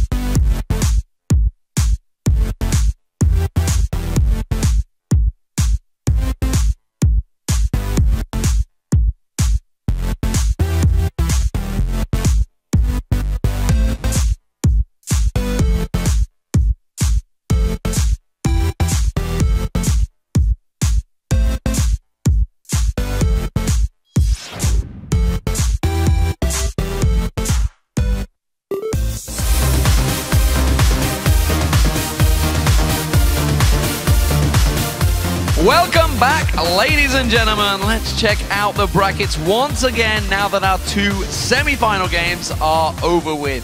With that win, SK Gaming will advance to the finals and compete against Fnatic in our championship game tomorrow, while Alliance and Roccat will fight for 3rd place. But now it is time for our best-of-3 series between Gambit and the Copenhagen Wolves, and the winner will secure a spot in the LCS for the summer split. But the loser, they're going to be sent to the summer promotion tournament next week along with the Super Hot Crew and Millennium. And while the losing team will get the first pick as to who their opponents will be, they have to choose between Cloud9 Eclipse, Ninjas in Pajamas, or Denial. It's a place that nobody wants to be in. I don't think I'm being too harsh when I say yesterday Gambit looked absolutely terrible against Roccat. They never once looked to have control of their game, and from pick and ban phase onwards, they were simply chasing shadows. It was a stark contrast to the Russian overlords we have seen in the last few years. And in League of Legends competitive play, it really is the downfall of a giant. Yeah, it really is. Every single aspect of Gambit's play was questionable, from picks and bans to execution in-game. We saw Darian for the first time on Aurelia. We've seen a 4.5 Kassadin. We've seen Nami and Kale on Edward. And not one of those champions truly had any sort of positive impact in their games. The problem not only stemmed from picks and bans, but then their decision-making as well. Gambit simply stuck around too deep in enemy territory and gave up multiple kills where they didn't need to. They engaged solo, and generally, you just never really felt like they were in the game. And I'm just looking at the camera right now. Constantine, the Groove, the manager, stood behind him. It's something you don't often see here in the LCS, and generally, when it's serious business, he is the man that's there. Obviously, a lot of people know him for having his belt in his hand before. May well need it this time around. The Copenhagen Wolves, well, they started off well against Alliance yesterday, dominating Game 1 with complete control over all of the objectives. They took out 5 out of the 6 Dragons, 2 out of the 2 Barons, and every single tower in the game. They ran a very strong dive comp, and that worked very well for them. However, Alliance adapted and banned them out in games 2 and 3, and the Copenhagen Wolves never seemed to be able to adapt to that change. Yeah, you're right. When you watched the Wolves yesterday, it was apparent that their very first game was planned and executed well. They had a game strategy, they grabbed control, and they never let go. The entire split of best of ones has allowed them to practice and build up that strategy, which practically guaranteed them a win. But it all fell apart from there. Alliance adapted to picks and bans, generally coming out of the pick and ban phase with what felt like advantages, and very crucially, their double AP composition of Ryze and Karthus was left intact.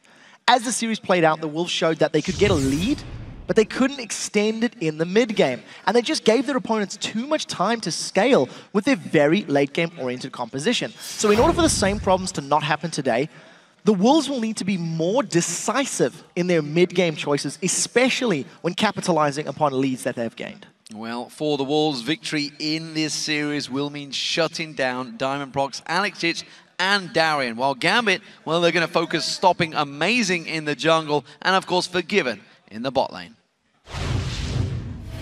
So we face Copenhagen Wolves. They too did mistake and lose it. So I think we're same situation. Versus Gambit, all 3 games we lost, they crashed us, and the game we won, we crashed them. They are a very strong team, but their core players are jungler and AD carry. They are incredibly good, and we need to either shut them down or just do something whenever they can't participate. The strong parts are obviously Diamond, Alex, and Darian. Those 3 basically make plays happen, or they don't. If one of them gets far behind, each one of them will also drop out. As a team, we just need to prepare ourselves, morale, and prepare Darian to stop feeding. Most mistake is their top laner. I don't want to say he's bad, but so I think I'm better. Well, Gambit is a team that's been quite inconsistent throughout the entire season, but they've been bootcamping, and that's the scary Gambit that you don't want to play against. Today a lot is at stake. We're running for 5th place and hopefully try to stay in LCS without having to face relegations. We don't want to lose because we want to play in LCS more. We want to show ourselves that we are not that bad like we played lately. And I think Diamond really hits the nail on the head there. Realization has set in for this team. Never have I seen a more somber Diamond than yesterday after realizing they lost that game and potentially they could be facing a relegation match. Nobody ever considered Gambit to be in this position at the end of the split. Probably not even themselves. Yeah, and you could argue that is potentially part of the reason why they are here. So we'll need to see what they bring out today against the Wolves. Yeah, they look very serious-faced. Let's check out those starting lineups. Over on the blue side, it is Gambit. That means Darian is in the top lane, Diamond in the jungle, Alex each in that mid lane, Genja as AD carry, and Edward on support. And on the red side, it is the Copenhagen Wolves with Youngbuck up top, amazing in the jungle, Coutard playing mid, AD carry player is Forgiven, and support on being played by Unlimited. Absolutely. So coming into picks and bans for this game, we saw a number of champions coming out for Copenhagen Wolves. They had a very good team comp in that first match. Do you think they can get it again? I don't think Jax is going to make it through. When you look at the best of threes that have been played this week, the teams that have won have, a lot of them have had Jax on their squad. The moment Jax is taken away, it happened to Rocket. Take Jax and Thresh away, and all of a sudden Rocket fell to pieces. I think if you get Jax out of the hands of Youngbuck, it's going to force him into something else. I do think the likes of Ryze, Nidalee are definitely going to be considerations, as is Kha'Zix. And I just want to throw a Heimerdinger reference out because it was Youngbuck that played Heimerdinger against Gambit during the regular season and won with it. So if there was ever a team that you would consider trying to play the mind game again, maybe play on their emotions, get Gambit a little riled up because they've already lost it before, Copenhagen Wolves could consider it for this game. Well, here we go, ladies and gentlemen. Picks and bans getting underway. Gambit facing off against the Copenhagen Wolves. Gambit coming into this one as the higher seed, so they are the blue seed. Blue side, they got the choice of sides. So, best of three, what will happen in the start? Yasuo ban, no surprise. Coutard had a fantastic game against Alliance on that one, and Nidalee being removed. Almost a standard these days. Yeah, out of all of the Yasuos that we've seen in the European LCS, I actually think Coutard is arguably the strongest. Yeah. He's had more success on the champion and tends to play well with the rest of his team. So not surprising. I do think that LeBlanc is still up and needs to be a consideration here because it is a champion that is favored by Alex. So Karma being taken away, Unlimited playing that in many games yesterday. Evelyn also being removed. Well, Amazing and Diamond both play that champion. There is the Jax ban, so no Jax for Youngbuck this time around. So Renekton was banned against Gambit yesterday, and I'm wondering if Copenhagen Wolves want to go either, take a champion away from Darien, get that Renekton off the table, allow Youngbuck to get something like a Trundle, or if they want to take LeBlanc out of the picture and try and get counted on a farming jungler, maybe like a Ziggs. It is possibilities. We'll need to see what they decide. There's a couple seconds left. So last ban coming through is a Ryze ban. So Darian's been playing that one a little bit lately, so he's going to have that removed from him. First pick coming in. They're going to go for the mid lane, it seems. Alex Hitch wanting that Ziggs. So strong laner, strong mid game, strong late game. What I like about this pick is there's a lot of versatility in the Ziggs lock-in. You've got good offense, you've got good defense, you've got good zone control. So I think that's fairly smart. It also denies it from Coutard, which is another thing that you can't deny. With LeBlanc still up, Coutard has the possibility of thinking about it if he wants to go for some sort of assassin pick or some sort of kill champion, but we'll need to see how the rest of the picks and bans plays out. It does mean that the Kha'Zix has got through. Lucian was insta-locked as well for Forgiven. Yeah, Lucian and Caitlyn are Forgiven's most played champions by a massive margin. He absolutely loves playing his safe, reliable AD carries. And as you heard in the preview video, Gambit was saying it's amazing and Forgiven that they're looking to shut down. Yesterday, I feel like Alliance did a pretty good job at controlling Forgiven because he never really had a massive impact in the game. It was a lot more about the other lanes. So we'll need to see if Gambit decide to invest some resource, maybe ganking, maybe jumping into their lane. Lee Sin and Elise are still up if Diamond wants to go that route for the junglers. Well, we saw Darien on Aurelia in the 2 games yesterday. This time it's going to be Renekton, though. Renekton left open and Thresh being switched over for Edward. So Edward going back to the champion that really earned him all of the accolades during the course of last year. He was the best European Thresh for a long time, but I do feel that crown has been passed. I do feel that in recent weeks, like if you look at the 2014 season so far, there have been Thresh players that have outshone him. Vander stands out for me. Nif is another very clear contender. And we'll need to see if Edward can thread the needle, land those death sentences, and very crucially catch people out. The Renekton pick, it was banned against Darien yesterday. He's got it today. We'll see if he can make it work. And fairness, I think Edward was probably the first adapter, the first man to pick up that Thresh and show the true power of it.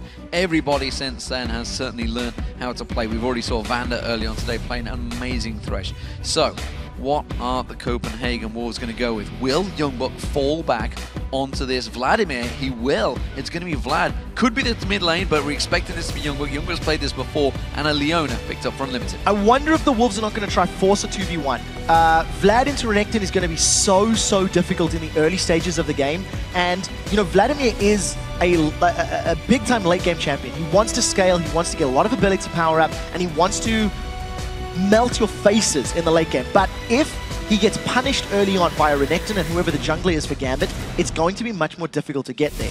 I like the Leona lock-in for Unlimited, because one of the weaknesses against Alliance yesterday was an inability to make aggressive plays in the mid-game. And it's something we've talked about for the Wolves all split long. Well, Caitlyn's in there, but more importantly, Volibear coming out for Diamond. That one surprises me, because now that Xin Zhao has stepped up, it's the champion he played the most throughout this spring split. And now that he's actually strong, he doesn't play him. He switches back to Volibear. We saw him playing this throughout the summer of the LCS last year to somewhat varied success. And honestly, he made a lot of players take a look at Volibear. Yeah, he really did. Volibear's never truly been an absolutely top-tier pick. It's always been, it was up there for a period of time last year, but you know, I've never thought of him at the top of the charts as a #1 most contender. Now, what we are seeing from Gambit is you've got a lot of range. You've got Ziggs and Caitlyn that can keep people at bay. You've got a very beefy front line with a lot of hit points. Renekton with Dominus at later levels is going to get a lot of HP. Volibear is going to heal thanks to his passive. So I like the front line from Gambit. The one thing I am concerned about is Diamond pulling out a short-range melee champion against the Wolves. Again, last time he pulled out Udyr, it didn't work out. Now he's going with Volibear. We'll see how his initiations work out. Well, Volibear in there, you talk about initiations, there's only Leona that can stop him charging through the pack right now. And Kassadin, the final choice for Kautar. So, okay, Kassadin again, it's in a Gambit game. This time it is against Gambit. Now, in terms of initiation from the side of Gambit, they want to run at you with Renekton or Volibear if they do not land a death sentence. So it's a very linear path. Vladimir can pull away from the fling. Kha'Zix can jump away. Kassadin can rift walk away. Lucian is going to dash away. As long as Forgiven saves onto his Relentless Pursuit, his E, in theory, he should be able to get away from Volibear.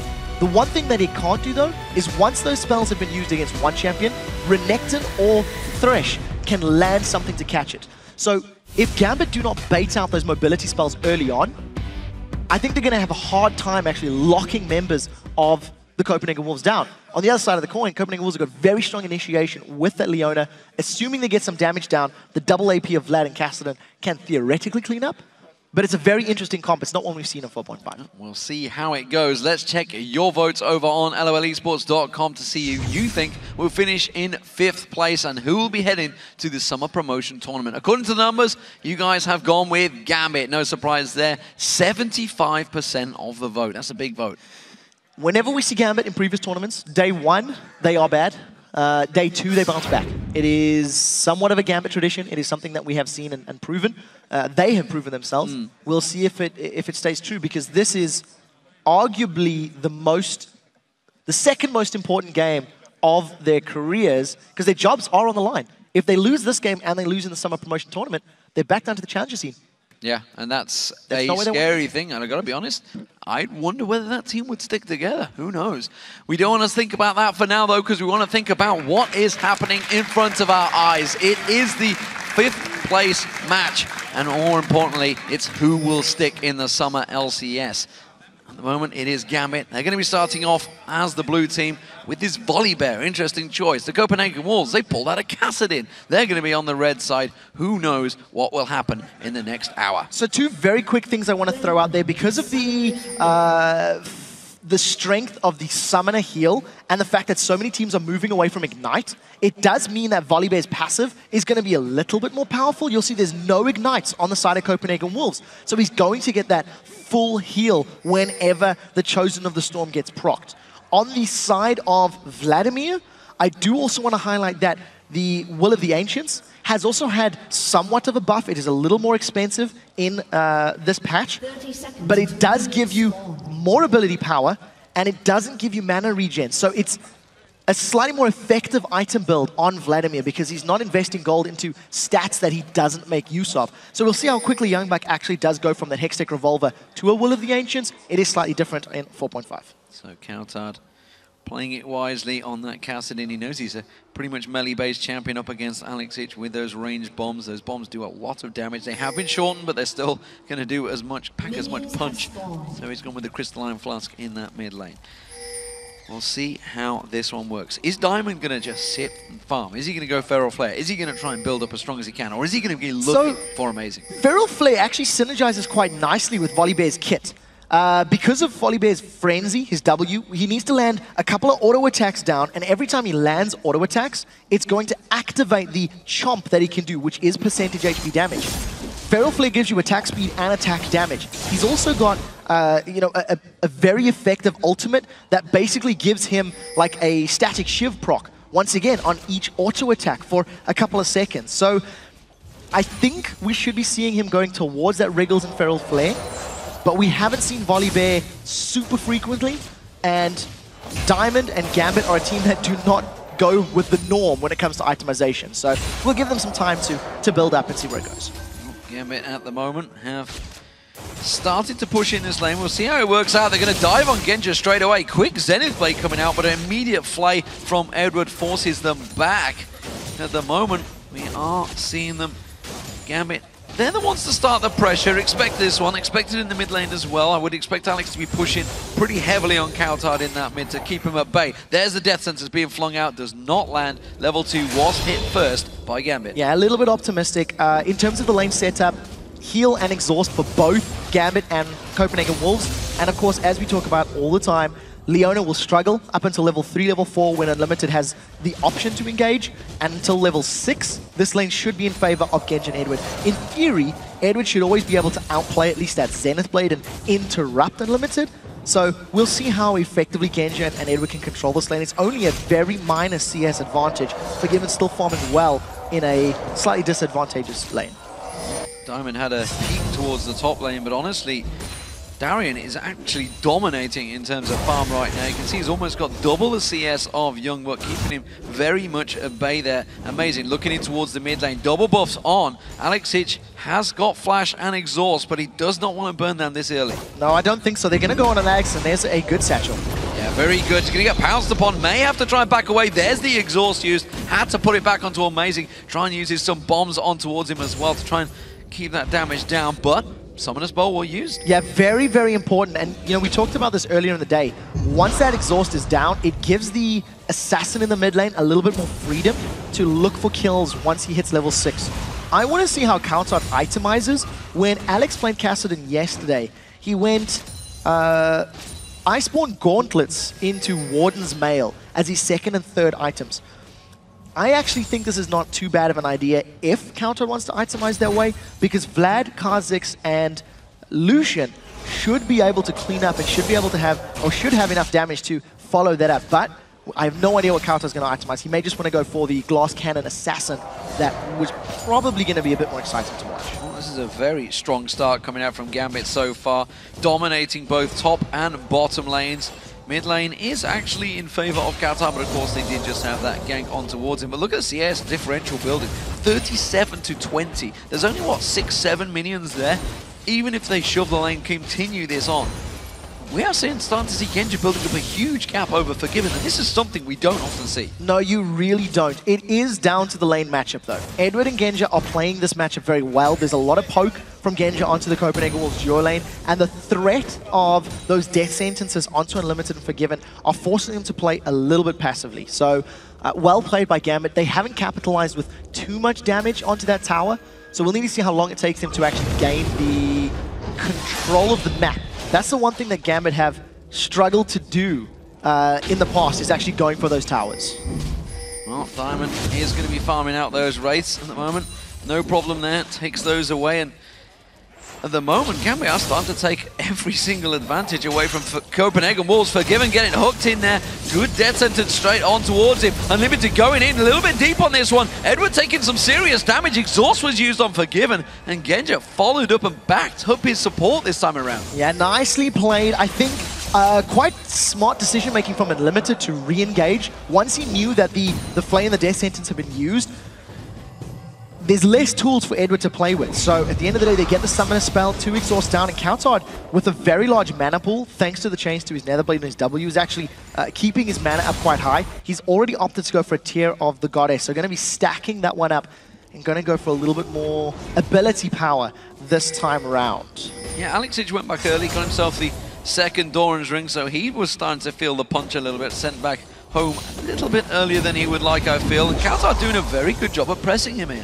Yeah, staying aggressive. More importantly, Counterhard is staying even on CS. Oh, they've caught Unlimited. Not sure if they're going to follow through. There's a lot of damage going down on him, though. He's taken incredibly low. Has to back away. Big wave coming in. Meanwhile, Alexich in the mid lane will go down, and that is first blood for Amazing. Yeah, Amazing just coming in from the side. Flash as well as Leap allows him to pick up first blood. Counterhard is level 6. He's got Riftwalk available, so he knew Darren was just sitting above him. And Amazing making it clear he wanted to shut down Alexich, wanted to get in his face. Diamond, I don't think we're going to see a flash fling, but the option was there if he wanted to. Remember, he does have those frenzy nom-noms to bite on a member of the Copenhagen Wolves. No, it's just a dancing Russian bear in that mid. He's going to get himself a couple of minion farms. So, blue buff going to be going across the Counterhard. That will be gifted by Amazing. This bottom lane pairing is doing a fantastic job, though, for Gambit. And it is a pairing that has actually been questioned many times throughout the season. You know, Gambit, this is their worst ever performance in the LCS. And honestly, the worst ever performance outside the LCS as well, because they've never once been outside that top 3. Yeah, and I think the entire split has been difficult for Gambit. You've never really felt like they've been on the heartbeat of the patch, is the way I think I'll explain it. You see some interesting picks, interesting itemization choices, and even more in-game decisions. But at the end of the day, Gambit are, you know, they've made it to playoffs. They had a very poor showing yesterday, which I think is a testament to their play, not necessarily entirely pick and ban, etc. And this time round, they have started much better. Even though they've given up first blood, their CSing has been pretty solid. They built up small leads with both Renekton lane and the Caitlyn Thresh. I do want to start saying that I don't think it's enough. When you've got a Caitlyn Thresh, yes, they punish Forgiven. They've made them lose 16, 17 CS. They haven't pushed the tower all that hard. Darien on Renekton is even farming with Young Buck on Vlad.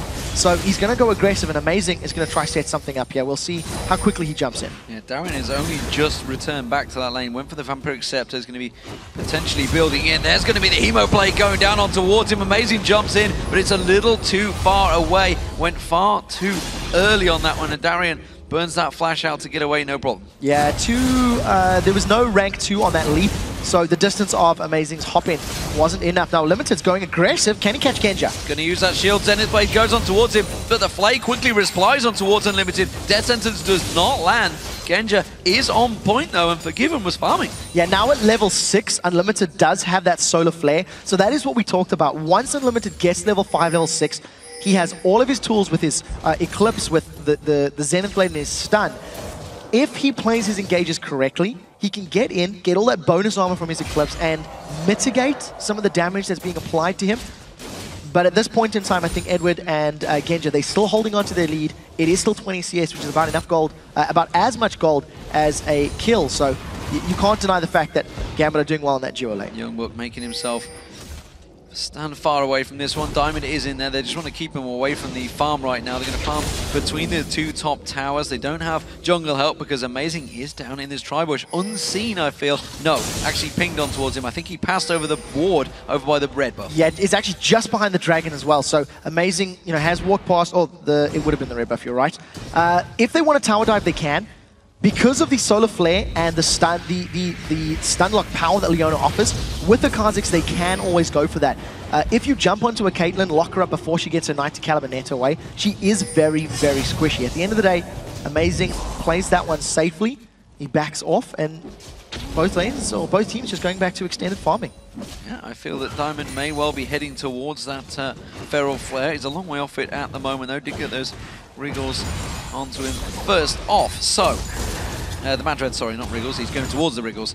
He's some way off it at the moment. Edward winding up. Is he going to try and throw out that Death Sentence? Try and create a play. Big farm advantage, as we've said, but is it enough? Is it punishing Gambit, are they punishing this bottom lane? I mean, this is what they talked about. This is where they feared. This is what they had to focus on. Whereas Copenhagen Wolves didn't even fear this bottom lane of Genja and Edward, which is unusual because that's a lane that was so fearful many, many moons ago, but they really haven't been at the top of their game this season. No, they haven't. And I don't think that they have punished it enough.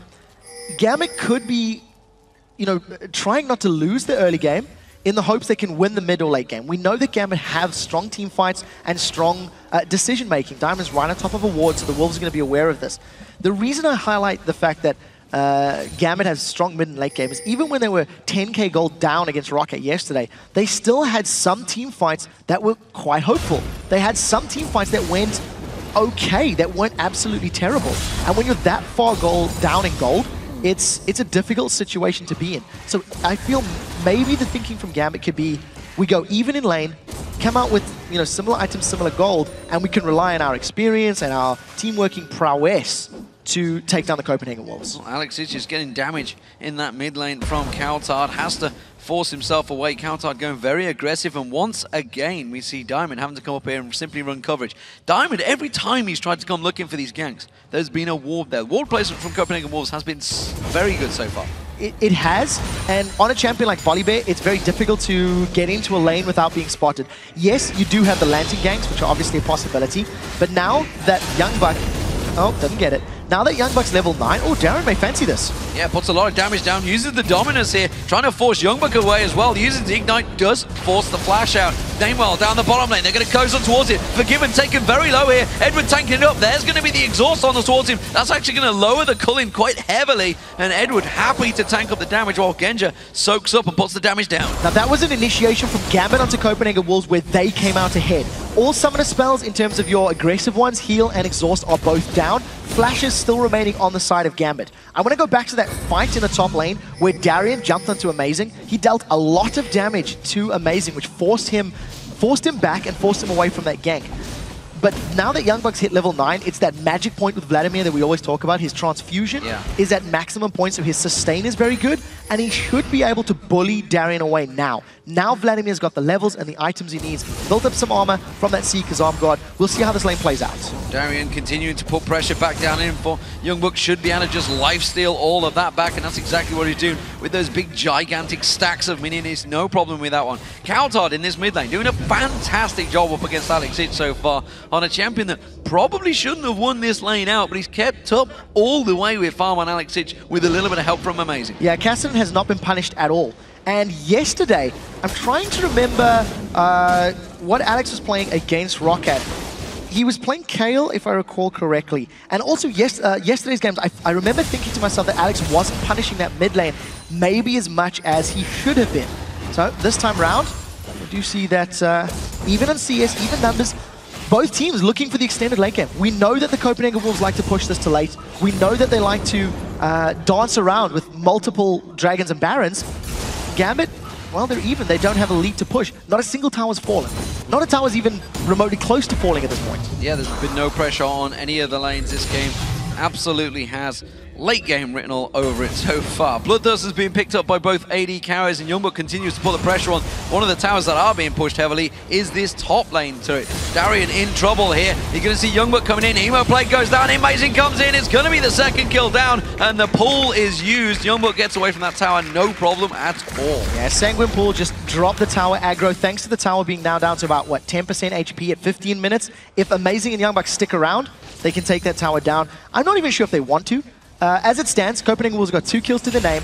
The only lane that's behind in CS is their AD carry Forgiven, who likes to pick up the side lane farm in the mid-game phase anyway. So, you know, there's options from them. They can drag this out a little further. Youngbuck is going to push the wave down with that cannon minion. And Copenhagen Wolves with a 2,000 gold lead in 15 minutes. They're clawing themselves a small lead right now. Well, with Youngbuck in that top lane, no teleport available. Gambit are looking to try and start the Dragon off here. There is a ward on it, though, from the Copenhagen Wolves. Amazing is nearby, doesn't have Smite just yet, but it should be up available if they were to contest. So the problem for Gambit now that they're falling behind, the tools that they have to dissipate this lead is going to be in sieging.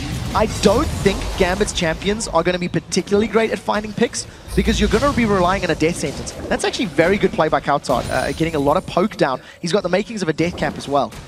Now, the reason I highlight the siege from Gambit, Caitlyn and Ziggs in a siege position is very, very good, and you can counter-engage with a Thresh very effectively. Because Gambit have not pushed towers down very quickly, in the open field, you're entirely relying on Copenhagen Wolves being out of position and caught by Volibear, or on Edward landing a death sentence. Diamond on Volibear has yet to get a gank off, and that's because every time he comes in there, there's a ward, either in the bot lane, in the top lane, in the mid lane. He's always being spotted out by the Copenhagen Wolves. Their ward control has been very good, and they're fully aware of where he's going to come from. We're going to see Diamond getting face checked here by Kautar. Actually, Rip walks over the top of him because they're going for Genja down the bottom there. We're going to see Amazing try and close the gap on towards it. Edward taking very low. Ace in the hole comes out, but quickly gets stopped off by Amazing. Mega Inferno Bomb doesn't hit anyone, and Copenhagen Wolves back away, no problem. So Diamond actually saved Genja's life because of the Rift Walk over his head. When he flung Kautar back with his Rolling Thunder, it meant Genja got the time he needed to get to the tower. Now Gambit have started Dragon off. There is vision for the Wolves. It looks like they want to contest. Amazing does have Smite if he wants to steal. It's a 5v4, and they're going to have to try and bully this one out. If Copenhagen Wolves can get in and steal it away, it would be a great victory for them. Zenith Blade comes out. Now they're going to turn the aggression down in there. Darian goes in. There's the rubber ducky on towards Unlimited. The stun comes down, but look at Gambit. They're all taken so low. Darian goes down. Edward goes down. They're chasing on towards Alex Ich. Hemo Plague's been popped out. Alex is taken very low. The Hemo Plague pops off. It's not quite enough, and it's a double kill for Kassadin. Kautar is running amok here. He does manage to get another one down. He was so low on health, and yet just got healed off there. Genja now, he's all on his own on this bottom turret. The wave is coming in. They could dive him. Amazing is waiting, biding his time. Now, even though Copenhagen Wolves did not get the dragon, they got themselves 3 kills, and they're going to get this tower as well. I think very patient play from the Copenhagen Wolves. They didn't initiate until the teleport from Youngbuck had come in. The moment they did, Gambit just stayed so tightly clumped that the force pulse from Kassadin slowed them all down. There was a good amount of poke from all of the members of Wolves, and Gambit are now 3,500 gold down. This feels like yesterday. This feels like the decision-making from Gambit is just not as crisp as we're used to seeing. Very lethargic, and despite the fact they actually did very well in lane phase, and now we're starting to transition out of it. The Copenhagen Wolves are completely on the ball, and Gambit are just slow to react, and a 2-0-2 Kassadin. This is a rework Kassadin, but let's not discount what he's got. His Seraphs in place is almost built up. We're only at the 18.5-minute mark. He's got about 100 to go to stack out on it, and that needlessly large rod is already in there, along with the Source Boots. He's going to be deadly. Now, I want to just expand on why that fight went well for Copenhagen Wolves. Because they've got all the mobility, that they can jump in and out of fights with 4 of their champions.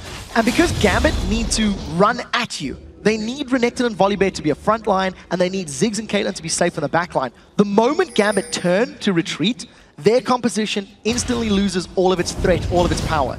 On the back foot running away, the mobility of Copenhagen Wolves plays into their favor and allows them to pick and choose the target that they want. And as long as the Wolves are on the same page as far as communication is concerned, they will get that target, as was seen in that Dragon fight. Youngbuck going to get picked out here. They're going to be around the side. Diamond actually finally finding him in there. We got Alex Ich nearby. He's going to try and Sanguine pull away from this one. He's going to get flipped straight back into Gambit. This could be their first kill. Hemo Plague went down, but Gambit finally get on the board with a kill. Yeah, positional error there from Youngbuck. He didn't have the vision to really be pushing past that point in the map. So good play by Diamond and Darian to run him down, stick to him as best as they could. But again, I think Copenhagen Wolves, small lapse in judgment there as far as the vision was concerned. We've seen Forgiven hard pushing that bottom lane. That 20 CS difference from the laning phase has still stuck. 192 in a moment to 172. But Bloodthirster and Sheen versus Bloodthirster and Zeal, it hasn't actually equated to an item difference yet. Yeah, and now that, of course, he's got those 3 assists on him, that will counter that goal very much indeed. Top lane, Youngbuck, he fell behind Darian. He was about 20 CS behind as well. But he is now charging ahead and starting to cause serious problems. And you can just look at his items. He is completely itemized. Darian really can't do a great deal against him. Now, this is something that we talk about whenever you see these top laners that do get into a very good position. Who on the side of Gambit is going to deal with Youngbuck?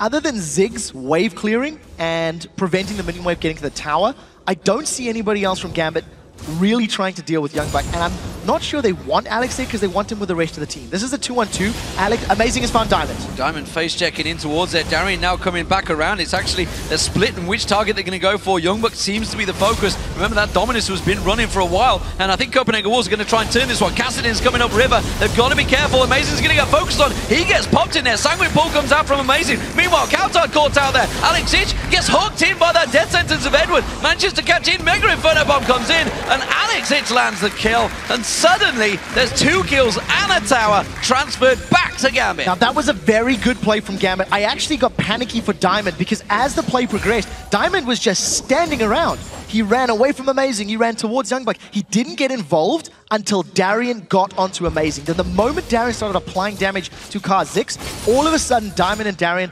melted through him. That Frenzy Chomp really dealt the deal, and he burst Amazing out. Countered, maybe overemphasizing the power of Riftwalk. He gets caught out. Edward lands a clutch death sentence, and it gives Gambit some signs of life. The Goldie's been mitigated. They've got a tower, and they've got kills. They're back in the game. So lane phase may well have not gone the way of Gambit, but they seem to be transitioning. And this is always the period where the Copenhagen Wolves start to flounder.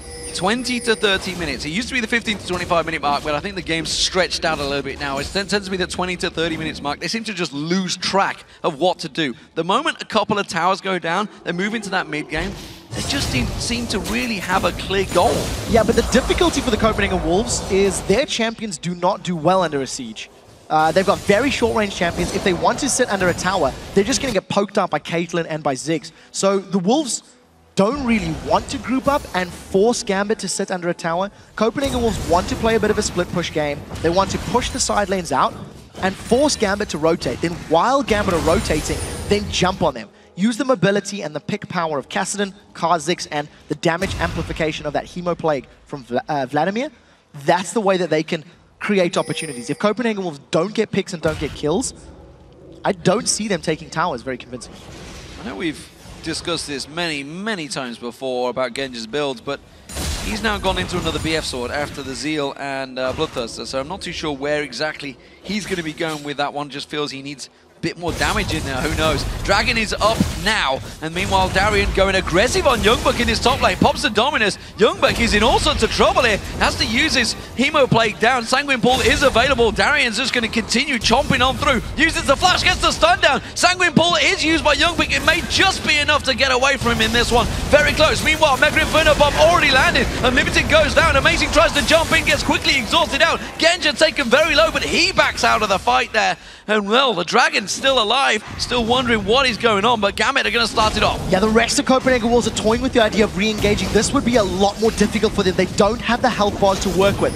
The Darian versus Youngbuck 1v1 was great. Darian just completely outplayed Youngbuck. Youngbuck was forced to just blow everything he could to survive the Sanguine Pool just for the lifesteal. So Gambit grabbed themselves a Dragon. They're also going to get themselves another tower, and now the gold is in their favor. Gambit haven't stopped the siege, and if they keep Copenhagen Wolves defending against a siege, they're going to do very well. There is no safe wave clear from... They've called counter! Death sentence and a flay. Well, the moment he tried to rift walk out, he was just flayed where he stood. Tower goes down. Gambit are in complete control suddenly. Youngbuck comes around, and well, he suddenly realizes he's in the wrong place at the wrong time. Brilliant spot was used, but it's going to be no use right now. If Gambit, as we said, siege up, Copenhagen Wolves have got no safe wave clear. So all of a sudden, they're on the back foot. That's the second time that Countout, I think, has maybe overestimated the power of his Riftwalk. He was playing a little bit too close to the Gambit squad, and Edward landed a clutch death sentence when it counted. It's now giving Gambit the tower lead, a okay gold lead, and I'd like to just see them siege. I'd love to see Gambit just group up now and force down this bottom outer turret, push the wave all the way up to the mid inner turret, and force Copenhagen Wolves to engage. If you force them to engage out of sorts and out of line, then all of a sudden Gambit's comp is quite good because they're sitting there, they're forcing you to jump onto them. Darian is causing problems. He's keeping Youngbuck very much out of the game right now in that top lane. AD carries, well, Genja continues to power ahead in terms of farm over Forgiven, something we haven't seen Forgiven do in a long time. He generally is the man, the monster in terms of CS. Edward throws out the Lantern, pulls Alexic back in that mid lane to keep his farm ahead of Coulthard. In terms of gold, you can see it. It's turned from a 2,000 to 3,000 gold advantage for the Copenhagen Wolves to a 3k advantage for Gambit. This game, in the last 5 minutes, has very much gone in their favor. Yeah, every single time Gambit have looked towards an objective, they've found a member of Copenhagen Wolves, whether it's out of position or just landed the crowd control they needed to get the kills. I quite like that little play in the mid lane. Edward was using all of the charges from his face of the mountain and the Targon's Brace rather, and Alex was just waiting. He didn't farm, he let the goal get shared, get as much advantage from that as possible. Touching on item builds, Negatron Cloak has been picked up by Genja, so he's going to go for some defense, and when it's a double AP comp, I think that's the right choice. Darien, got to be careful here. Coulthard's waiting in the wings to try and create some pressure here, waiting for Darien to get taken down low by Youngbuck there. Now they ping it out, they spot the difference. Genja's in there in support though. So now they have a carry. Mega Inferno Bomb always available from Alexic, remember, from very long range. They're going to go aggressive. They're diving on towards Youngbuck, forcing out the Hemo Plague, the Sanguine Pool already there. And Youngbuck gets the hell out of dodge. Yeah, we've seen that Diamond has had that Feral Flare for a little while. He's got 13 stacks already built up, so it's about 140 bonus damage. This is another situation where Volibear could, with the help of maybe Genja or Darien, go for some sort of Baron. It's a play that we've seen a few times this weekend, and if Gambit get map control and they're unable to get past a line of towers, it gives Gambit another tool to force Copenhagen Wolves to react to them. Genja's a little bit alone, but he's alive. Darien's right there below him. Playing very confidently, trying to pull Youngbuck towards him. Yeah, putting a lot of damage down on towards him there as well. He's got a lot of damage in items. We'll see where he goes. Is he going to go to Mercurial Scepter here? I'm wondering that. That'd be an interesting build this early on. Remember, there is a double AP diving in towards him, so it's a possibility, but it would be a very early item for that. I think he's simply got it for magic resist. Yeah, I think so too. I wouldn't be surprised to see more of a, maybe a Banshee's Coulthard. He's been caught! Oh, what a death sentence! Remember, the Baron was doing damage on him there, giving assistance, and Gambit just say, you know what? Let's take the damn Baron while we're here. Yeah, the rest of Copenhagen Wolves are trying to respond. Darien does not have teleport. Youngbuck doesn't either. It is on cooldown. This is a 3-man Gambit. They're going to need to peel away. They've got to back out of that. They didn't have the damage on towards it, and you saw Diamond tanking out far too many stacks. Genja going aggressive. This is something you don't often see. Ace in a hole on Amazing, but taking a chunk of damage off him. But Gambit, they're continuing to push here. I'm going to say it again. Coulthard is disrespecting Gambit's crowd control and overestimating the power of his Rift Walk. He used the Rift Walk, he couldn't get over a wall and just got caught. Now Darien is looking for some fun with Youngbuck. Causing problems, he's already used the Blade of the Rune King on towards him. That's keeping the slow down. Youngbuck should be able to escape this one. Mega Inferno Bomb is available, but Alexic is a little bit out of range right now. But Darien, he is not afraid of Youngbuck. No, he's not, and Youngbuck doesn't have the damage to deal with him. I actually felt that if Vlad had got some time to poke Darien down, it would have given him troubles. But because of the Blade of the Rune King and the Kuldamik sustain, Darien has never poked down long enough for the sustain of Vladimir to keep the poke on Darien down. So I think Darien's playing very, very well in that lane. Even though he is 20 CS down, every time we've seen him go 1v1 against Youngbuck, it's Youngbuck that's needed to back off. I wonder if a Zhonya's Hourglass might turn the tide in Youngbuck's favor as he gets some more ability power and will then be doing more damage, but time will tell. Wondering whether Genja was about to make his way down. He's not. He's back to wait. He's going to stick around that mid lane and keep the farm going alongside Alex Ich.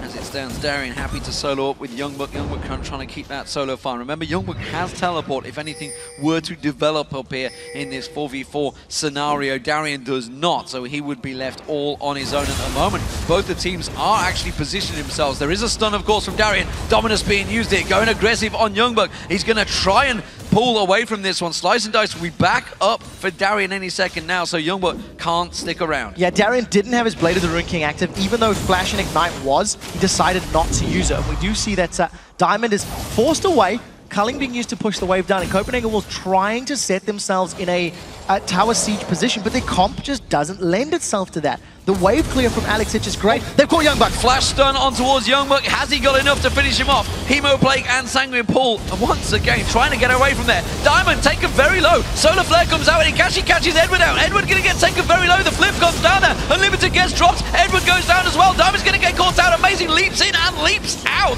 as he gets himself the kill. It is a 2-for-1 this time to the Copenhagen Wolves, but Darian, he's taking the bottom turret. Yeah, so net gained gold in favor of Gambit, but a similar situation. Gambit were running at the Copenhagen Wolves. While they were chasing them down, just took too much damage getting into the river. So as the Copenhagen Wolves re-engaged when Gambit were retreating, that's when Copenhagen Wolves were picking off the targets. They got Diamond, they got Edwin.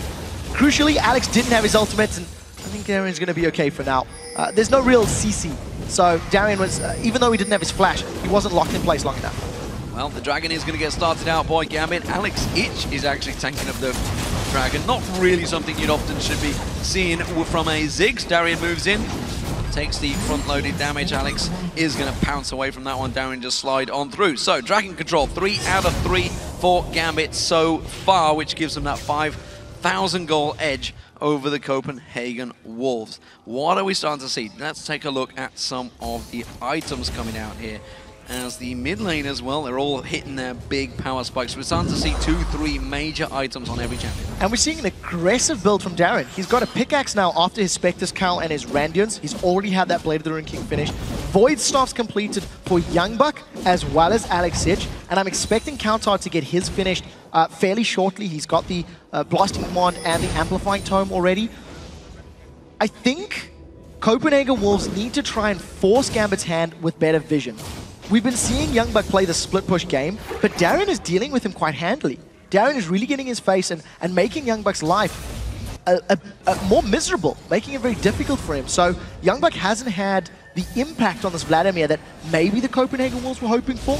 Gambit going to start themselves off another Baron. There is a teleport from Youngbuck, so the tightly grouped Gambit are trying to rush it down, and if Copenhagen Wolves respond too late, or they go in drips and drabs, Gambit may be able to just focus them down. Cullen going down, Solar Flare being used, Mega Inferno Bomb, not really catching on anyone, Ace in the hole going through, that landed on one, Youngbuck comes in, Hero Play catching 5 members, and that's going to turn the damage, but look at Genja just roasting straight down on one, takes a second one down, he's going to finally back away. We do see Kassadin on Countard picking up 1, but it's only Diamond. Darian has gone down as well, this is a very even battle, and Copenhagen Wolves may be able to continue pushing. 2 for 2, but because Alex is up, I think he should have the wave clear to defend this tower. The Mega Inferno Bomb didn't do anywhere near the damage they were looking for. It hit half a member of Copenhagen Wolves, and because of that, it allowed the Copenhagen Wolves to just re-engage.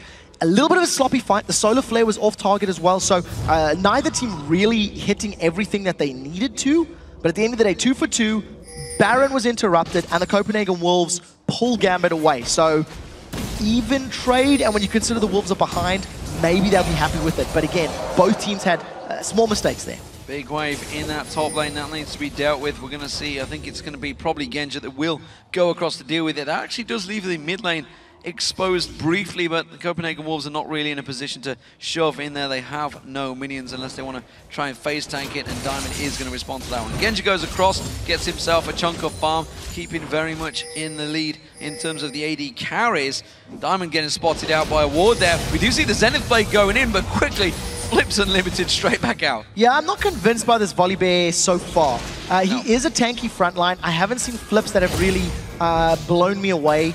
And yes, he's had one good execution, but I wonder if a Zinzao wouldn't have been better. Get the disruption, allow Gambit to lock targets down.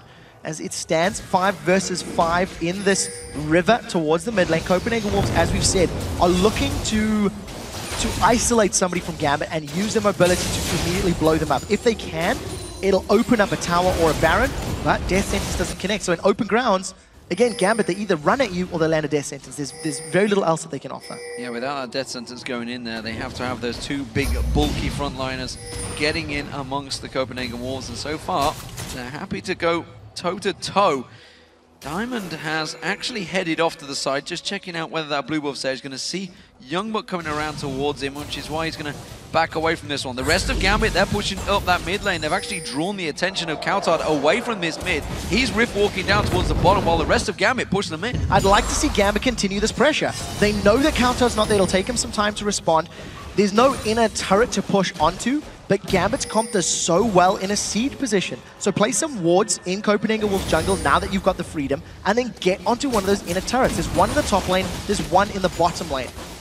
Gambit may be afraid of the engage power of Copenhagen Wolves if they stay grouped up, but they're just going to try and play a bait game. Gambit are split up here. This could go wrong if Copenhagen Wolves jump at the right time. They're going to flip in. It's going to be Youngblood they go for. He can just sanguine pull away. Diamond's taking the brunt of the damage. Edward tanked it up. Now Youngblood's in trouble. He gets away from this one. Mega Inferno Bomb does not hit anyone once again. Amazing stealths up and runs away. And Kautard can just riff walk away. And Gambit can't catch the Wolves. No, they don't have enough hard CC, and the Copenhagen Wolves are able to run away.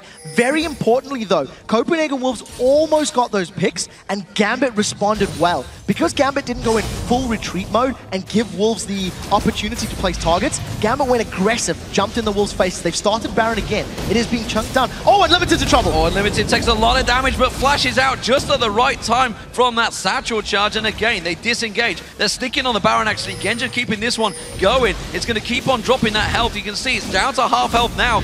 The Copenhagen Wolves, they're going to have to move in here. They're going to have to force Amazing to try and make a play. Yeah, there's not a lot of ultimates available for the Wolves, and with the Death Sentence not landing, Amazing's got a lot of HP. There's Darian on the sidelines. Darian's trying to make all sorts of plays, and the Gambit have once again peeled off of the Baron. They are split off at the moment. Ace in the hole back up, lands onto Kautard, and they keep the pressure going. They have no vision control anymore of the Death Bush. No, they don't. In the top lane, there are minions pushing the turret. The Copenhagen Wolves are able to actually secure a tower thanks to their own minions, and Gambit have been forced back. Genja is so low. Amazing's going to look for a reset. Yeah, that was the mid lane turret that went down there. Amazing jumps in onto Genja, but he quickly flashes away, uses the Death Sentence to pull Amazing back in towards him, but now he's in trouble. He flashes away. A Solar Flare lands. He goes down at last. Copenhagen Wolves going to try and gather on towards this one. Darian actually going 5-on-1. Mega Inferno Bomb comes in, but Darian goes down as well. The bombs are rattling through, but there's just no follow-up from Gambit. Gambit are flailing as they tried to evacuate the pit. They stuck around too long. They took too much damage from the Copenhagen Wolves, and the chasing power of the Wolves is very good. They ran down 2 members of Gambit. It does look like Alex is going to secure his own blue buff, but it's opened up the Baron now for the Wolves. Mega Inferno Bomb is not available. We'll need to see how quickly Gambit respond. Youngbucks teleporting to run interference. Teleporting straight on top of 3 members of Gambit. It may well be interference enough, though, because that Baron is going down. There's the kill for them, but look at that. It's going to be the Copenhagen Wolves taking the Baron. Gambit come rushing in there, but they are too late. And the Copenhagen Wolves hit and run. Yeah, that was definitely worth it on the side of Gambit. And I need to reiterate that this Volley Bear offered very little in that pit. The flings are not keeping people in place long enough for Gambit to take them out. And if there was more CC, say, Xin Zhao knock up and a knock away, you know, that could have been so different. So Gambit, they lose Baron, they lose another kill, or they gained a kill rather. 10-11, small lead for Gambit Gold, but the buff puts Copenhagen Wolves in effective gold lead. I would love to hear the reasoning from Diamond. I know he does a lot of interviews afterwards for the Gambit website, and I'd love to hear his reasoning for going with the Volley Bear over the Xin Zhao when Xin Zhao was clearly available. I feel that one would have pounded in there. Anyway, it's a Dragon for Gambit, and that's going to be secured. That's going to keep them a 2,000 gold advantage, but remember, they're up against 4 members of the Copenhagen Wolves that now have the Baron. This is the part of the game where the Copenhagen Wolves need to take advantage of Baron buff. Because they do have the ability to, you know, jump on Genja and blow him up, jump on Alex and blow him up. Even though he's got a Banshee's Veil, you can pop that fairly efficiently, maybe. We'll see how Kautard deals with it. But Copenhagen Wolves need to find those picks. If they don't find those picks, it's going to be very difficult to get past the wave clear of both Caitlyn and Ziggs. So we see the scrying orb coming out here from Youngbuck. And remember, this has had a number of changes in 4.5. It's now lasts for 2 seconds instead of 1. And the range has increased considerably on the 3 different stages. Yeah, by a full 1,000 units at all levels of the game. So because we are past level 9, it is a 3,500 unit range, which is a very long distance. What I like about the pickup is it gives Youngbuck the ability to spot an area and face check safely. So if they want to go into a Baron pit, or if they want to invade a buff, like Copenhagen Wolves are doing now, you're going to have that additional tool to reveal the area and make the right decision. It is on cooldown now, so it's not available, but Copenhagen Wolves, they appear to be using this Baron buff a little more aggressively by pushing down these waves.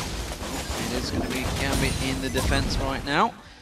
No doubt about that one. Youngbuck, he's been off on his own for the majority of this one. He started to build up a pretty heavy lead over Darian Interested to see how the 1v1 would go now between these two champions. At the moment, though, it's Genja that's being sent across there, who has got the Guardian Angel complete now, along with that Infinity Edge. That's going to be very, very useful against the high damage of Kassadin and Kha'Zix. Vladimir not doing the most amount of damage. Oh, they've got Diamond. Wow, had to take the Lantern there from Edward Diamond, taking the full burst of the Culling with that Baron buff on him. So Forgiven laying down a lot of damage. The rest of Gambit do rotate round, but look at Genja. Takes a couple of blasts from Forgiven, takes him very low quickly. There's no armor penetration from Genja. They've caught Amazing. The hook goes in on Amazing, quickly flays him, wasn't able to pounce away from that one, and the 90 caliber net landing on Unlimited as well slows him down. He manages to take another pill to a Peacemaker, but again, Copenhagen Wolves can disengage without any issue from Gambit. Copenhagen Wolves couldn't stay there. They could not stay. Unless they wanted to tower dive with absolutely everybody, they couldn't stick around in that scenario. Alex is doing a very good job at extending the length of this game by defending the turrets. Now, Copenhagen Wolves have rotated significantly quicker than Gambit have, and even though they don't have their AD carrier yet, this tower is going to drop. Well, Mega Inferno Bomb was thrown down the bottom here, but he did not clear out the wave very well. I'm just going to take a look back at it myself. He took out a fairly big chunk of it, but pretty much missed. Yeah, if the Mega Inferno Bomb isn't killing the entire wave, then obviously... No, he did hit a lot. I'm gonna let him off. Fair enough, fair enough. The point, I think, now is that Copenhagen Wolves are just continuing the split push. They are continuing, leaving Youngbuck on this island. He now has his teleport available. The Baron buff has, in fact, worn out. So Copenhagen Wolves managed to get themselves a single tower from the Baron buff. And it's really just a matter of who can control these waves, because if the Copenhagen Wolves are 100% in control of the minion waves, they're not going to get past that tower line.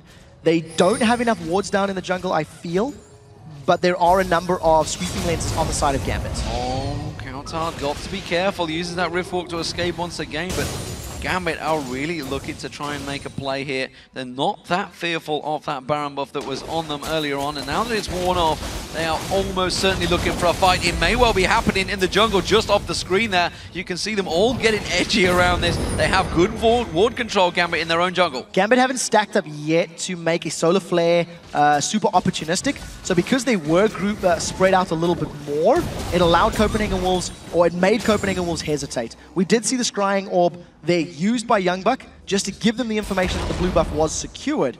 Amazing does not have the timer on that Dragon. So a minute 46 for Baron, a minute 40 for Dragon. And the Copenhagen Wolves have not made the greatest use of Leona.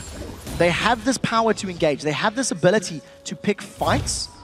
They have tower mitigation champions with both Kha'Zix, who can leap away, Sanguine Pool from Vladimir, and Kassadin, who can rift walk in and out. And they haven't made aggressive plays yet. They have been responding to the aggression of Gambit, which I guess is fair because Gambit have been in the lead for a little bit longer. But at some point, you also have to make plays to actually win the game yourself. Yes, it would be required to actually get some victory here. So, a minute away. That's when the action will be heating up, because the Dragon and Baron, as you said, will be spawning. Ward control is going to be trying to gain by Copenhagen Wolves. As you mentioned, that Scryno was used, so it's not going to be available for a long period of time, but it will give them a big advantage if they lose the vision around Baron. I would like to see some more armor penetration on Genja's Caitlyn. We're at 45 minutes into the game. We have no Last Whisper secured. If you look at all of the armor on the side of the Wolves, you've got an Hourglass on Youngbuck, you've got a Sunfire Cape on Amazing, an Hourglass on Coutard. There's a lot of armor to burn through. If you are playing Caitlyn, it's going to increase all of your damage, especially on Caitlyn, who is so auto-attack reliant. So I'm hoping he's saving money, going to sell that Dawn's Blade for that item and not a Zephyr.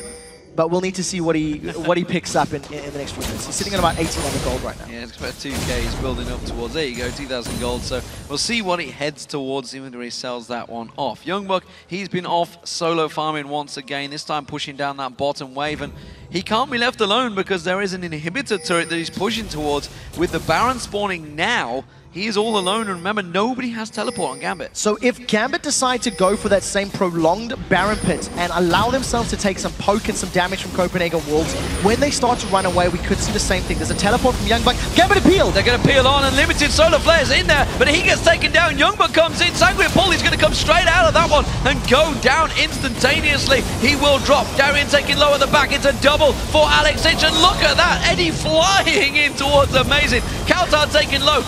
culling being used. He's trying to catch on towards Alex. Alex taking low. Genja's Guardian Angels pops. He's going to come back in there. Kautar's going to pounce straight on towards it with the Force Pulse and Rip Walk. Darien taking low. Exhaust comes in. Amazing pounces on him. Gets a double kill for Kautar. And just like that, the Copenhagen Wolves bully them off the Baron. Yeah, 2 for 3 at the end of the day, and this is going to allow Copenhagen Wolves to get the Baron secured. The front line of Gambit held up for a moment or two, but it wasn't enough. And because Forgiven went basically untouched throughout most of that fight, it allowed him to melt through the lower HP bars of Gambit. Kautar cleans up at the end by using that Rift Walk and picking up a kill onto Genja.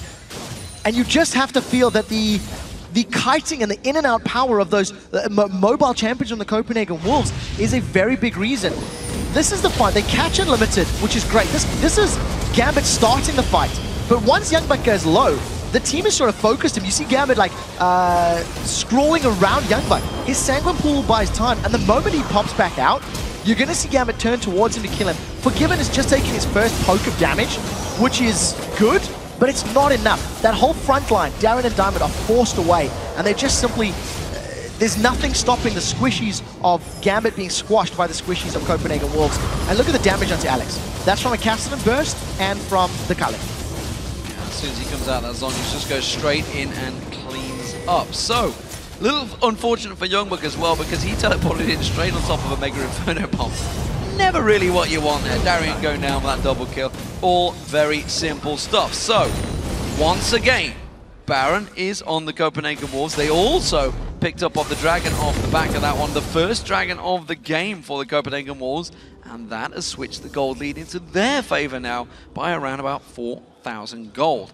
It's been back and forward for a while. We were expecting this game to go long, but it's now teetering on the edge. The next big fight, I feel, could well be a game changer. We could see an inhibitor going down. The problem is, neither of these teams have had convincing team fights. Yeah. You know, neither of these teams have really come out and said, well, I clearly was victorious in that situation. Death Sentence once again doesn't connect. We did see Genja picking up that last Whisper, which I'm very happy to see. It is the standard itemization, I think, is the way we'll say it. But because Copenhagen Wolves have got more damage from their carries, from, you know, Youngbuck on Vlad, from Kha'Zix, etc., they're getting through the Renekton and the Volibear. And once they've gotten through Renekton and Volibear, every time Gambit have started retreating, that's when the Copenhagen Wolves have managed to pick up the wins, have managed to pick up those Team 5 victories. So let's see if they can work it out. Now, Copenhagen Wolves have got the hardest job of getting towers down from an Alex Sitch on Ziggs. They've secured the first one. Yeah, they can tank them down. That's the thing. They're strong enough that they can just walk in and take a couple of those tower hits. Unless Gambit are fully committed, they do actually lack a fair chunk of damage. Really, it's only Alex and Genja that are pointing out there. You're not going to get a great deal coming out from Volibear. Volibear trying to flip out Youngbuck there, but quickly Sanguine pulls away. The culling being used. Genja taking a big chunk of that one. He's going to have to go back to the fountain, or he's going to try and lifesteal his way back into this one. There's going to be a hook on Amazing. He gets quickly pulled straight back in. He does get taken down on that Guardian Angel. Diamond tries to get back around him. He wants to flip him straight out there. Mega Inferno Bomb came a little too early, but Amazing does go down. There's going to be another Death Sentence flung out. But the Wolves, they have to back away. That is the problem. Because of that wave clear and the power of Death Sentence in that situation, when you are defending a siege and it's easier to line up, Amazing gets hooked, he gets dropped, and all of a sudden Copenhagen Wolves are unable to take advantage of that Baron buff. Gambit are going to be able to stall this one out. They bought themselves another 45 seconds. It's going to burn through a big chunk of this Baron buff. Actually, all of the Baron buff by the looks of things, and that's a very good position for them to be in. Yeah, and that Baron buff, like I say, won't last too long. Another 20, 30 seconds on that one. Kautar getting himself another chunk of farm, but speaking of farm, Alex Sitch is approaching the 500 CS mark right now on that Ziggs, and he's hit full damage, man. Had that Lich Bane a while ago, had the Banshee's Veil picked up there. Everybody's also starting to stack out the Guardian Angels. We already saw it on Genja. That one got reset. We saw Amazing's getting reset, but we've also got one in Kautar, Diamond, everybody moving back in towards it. We're going to have some really elongated fights soon. So Darien has had this Sightstone for a little while now. He has been placing some of those wards down. Gambit's composition was so good at sieging, and we've never really seen them siege. Now, of course, you can't discount the fact that Copenhagen Wolves can initiate on them. You know, if they group up at a tower and they do get caught by a Sanguine, by a Hemoplague, or, you know, get caught by Solar Flare, yes, that can be a terrible situation to be in. but Gambit have never really made any sort of aggressive map push. That top and bottom inner turret have been standing for 25 odd minutes, and Gambit hasn't gotten near them, hasn't made it past there. Gambit seems to be trying to force players around the Baron pit and making Copenhagen Wolves come to them.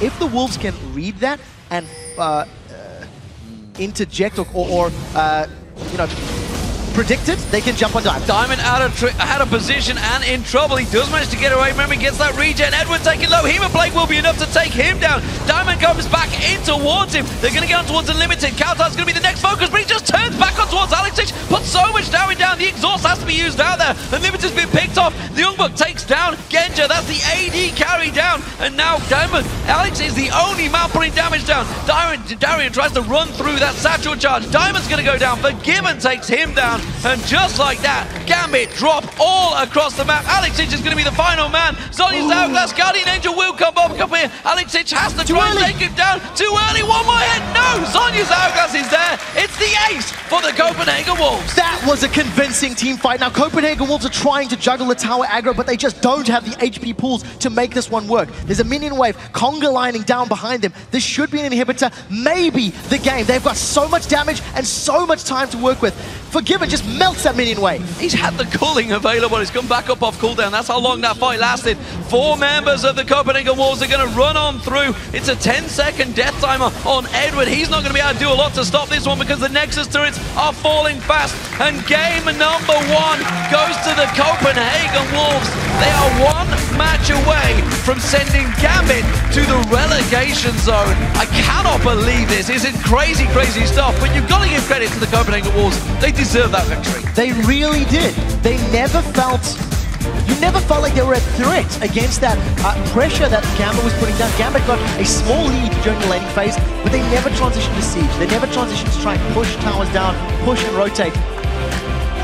I have to call Volibear out again. I'm not sold on the pick. I'm not convinced that it worked out. I don't see what it was going to do. Volibear was the last champion locked in. After Kha'Zix, after Vladimir, after Lucian. And they all had abilities to deal with that Rolling Thunder, to deal with the fling. So, I don't know. Had maybe Gambit started sieging up earlier, and had they put themselves in a position where if Wolves had engaged and you could fling somebody back and then kill them quickly, yes, maybe. But it never happened. So... And they were lacking damage. That was the main thing. They were lacking the damage. The moment, they were just easy. They just focused on Genja. Everybody piled on Genja. Take him down, take him out of there. Deal with Alexic. And what have you got left? You've got 2 big tanks. Well, you're not too worried about them. Your AD carry will deal with them at this stage. So I have to admit as well, the playstyle that the Copenhagen Wolves also put with was very safe. They only picked fights after objectives had either been secured or been contested. I mean, they picked fights to Dragon. Gambit got Dragon, Copenhagen Wolves 1 fight. Gambit looked at Baron, Copenhagen Wolves 1 fight.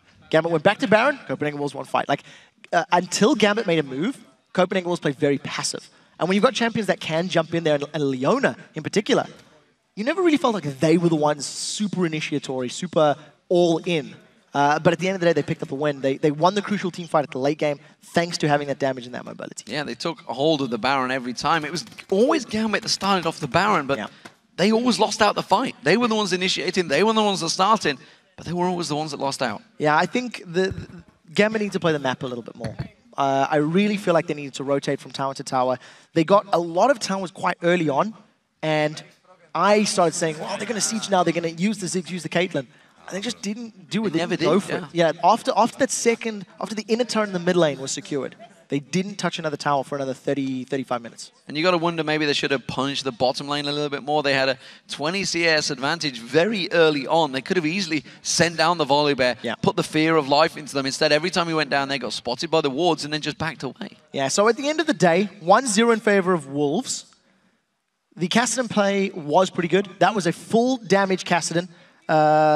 Deathcap, Archangels, Hourglass, Void Staff. I mean, basically pre-4.5 Kassadin. Yeah. And you've seen he did have the burst. You know, Kautar had the ability to blow people up, and he did a couple of times as that game went on. So Kassadin maybe forgotten but not dead, I think is the way I'm going to say. Not done just yet. We're going to, for now, check over with Shocks, Joe, and Kevin over at the analysis table. Thank you very much, D-Man. Indeed, Gambit not starting out great here in this series versus the Copenhagen Wolves. Kevin, what do you make of the picks? We saw the Kassadin coming in once again. Yesterday it was on Gambit side, now on Copenhagen Wolves side. What of an impression it left on you? So yesterday we saw kind of tanky build of the Kassadin. This game we saw kind of glass cannon Kassadin, which I like personally more. I think it benefits the team way more if he's a damage dealer than a tank. So this Kassadin pick was alright, and they used it in the early. So yeah, great use of a Kassadin. Do you think it's still as strong as it was? Obviously it's had that rework, but where do you rank it compared to old Kassadin? Oh, so old Kassadin was a 10, and this Kassadin is kind of a 4 or 5. So you can use it only in really special cases. So your team obviously needs to do very good as well. Let's talk about the other lanes. The top lane, Renekton versus Vladimir. We know how much Youngbuck love his Vladimir, but actually Darian was doing pretty well. Tell us a little bit about how that matchup scales up as you go further in the game. So normally early is kind of Renekton because you can bully, and Vladimir has still really big cooldowns. After level 9, it gets a bit harder for Renekton because he doesn't have too much MR, and the cooldowns from Vladimir are really low, so he can just poke. And yeah, Renekton did actually the smart build and wait for the Blade of the Ruined King with the Spirit Visage, I think it was. So this build is really good against Vladimir, and as we saw, he could have actually killed him twice, I think, but he didn't use the Ignite. Don't know why, but he could have went way more ballsy, Darian, so he didn't do it. But Vladimir did use the split push he had, and so yeah, that was kind of the top lane. What about Volibear? Because that's the first time we've seen it this split. Obviously, it was Diamond who last year brought Volibear into the LCS. What were your thoughts on him, and how does he fit into the meta right now, and how strong is he? So Volibear, I personally didn't see him a lot, so he was pretty new to me as well, but it seemed strong. If he could have been more in a skirmish or in a fight earlier in the game, I think they could have put a bigger lead.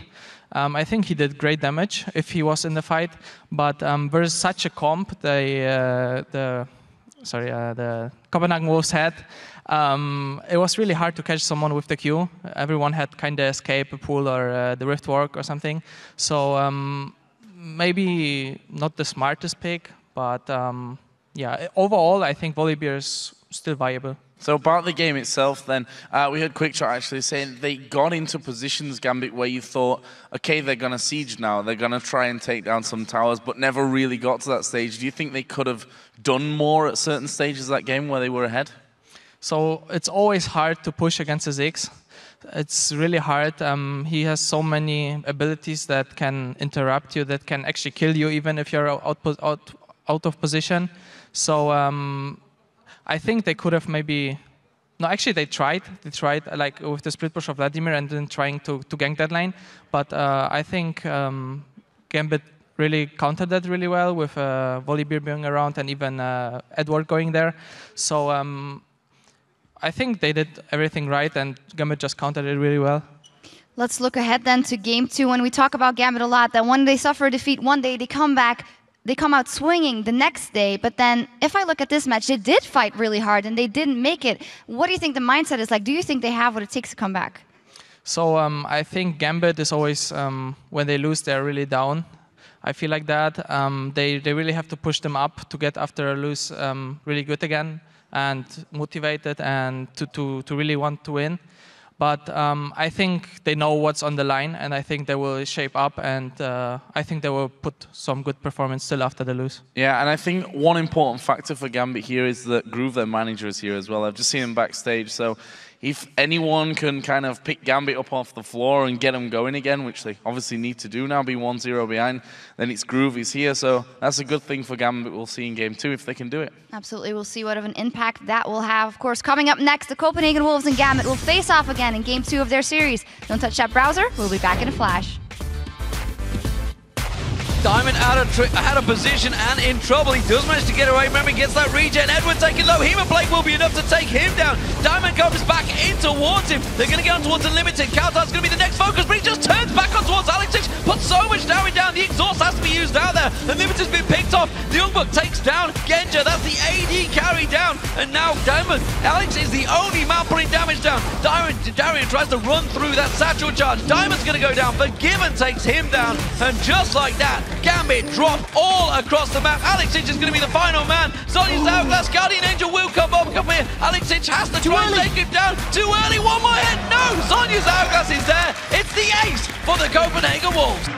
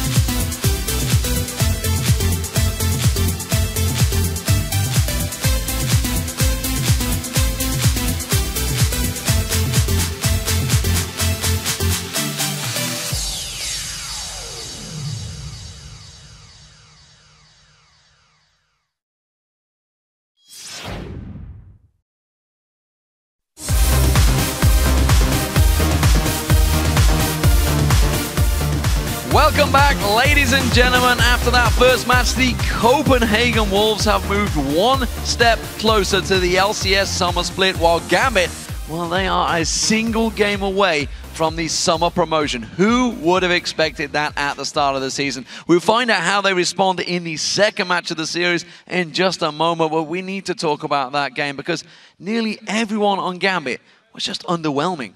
Yeah, you know, Alexich played Ziggs. He did a okay job, 6-3 and 7.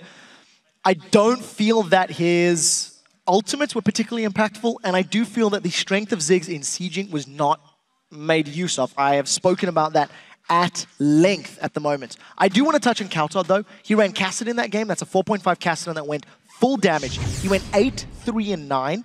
And more importantly, he came out of the laning phase, even on CS with Ziggs. He was completely unchallenged. And I don't know, we didn't watch the lane close enough to really call Alex out if he wasn't punishing or if Counter was doing great, but you have to think there's an element of both as to why a melee Cassidy can come out cleanly in that role. And you know, you got to talk about the other lanes. The top lane, Darien put good pressure onto Youngbuck early on. That was the one lane we saw Diamond actually looking to gank and Forgiven. Well, he was immortal once again on Lucian. Didn't die and farmed. Despite being pressured early on, it was 20 CS behind. He just kept at it. Yeah, and more importantly, he was never a threat. You know, he had 0 deaths because there was nobody on Gambit that could get to him. By the time Renekton and Volibear had used their mobility to dive past the front line of Copenhagen Wolves or the Assassins of the Wolves, there was too much damage on them and they couldn't do anything against Forgiven. So here we go, ladies and gentlemen. Picks and bans underway. Game 2 of the 5th place matchup. Winner, well, if it's Copenhagen Wolves, they will be into the Summer LCS. And Gambit, they are facing the promotion series right now. Picks and bans. Nidalee being taken away, almost a standard as of late. Copenhagen Wolves taking that off. And the Jax ban coming in, taking that off Youngbuck. So that's actually the first time that Nidalee has been banned on blue side today. All of the other bans, I believe, have been on red side unless it's been first picked on blue side, which we have seen a couple of times. So it's one of those things to note when you've seen Cassidy was almost always a red side ban. And very interesting to see Copenhagen Wolves, they don't feel it's first pick worthy for their side. Well, what's more interesting for me is that the Copenhagen Wolves have banned Aurelia. Maybe they didn't see Darien playing it yesterday because I'm not sure it was ban-worthy, I've got to be honest. Maybe, I can't really argue with you, I'm afraid. So Gambit need to decide what is going to be more important. They have banned out Yasuo and Karma in the previous game. I wouldn't be surprised to see something like that again. Instead, they're going to force Forgiven onto a different AD carry. Now, Genja played Caitlyn in the previous game. If he can get his hands on Caitlyn in this first rotation, and they've banned out Lucian, it means Forgiven needs to play something else. Whether it's going to be a Jinx, maybe an Ezreal, which is something he has pulled out. There are options. Hell, it's Copenhagen Wolves. They could first pick Caitlyn.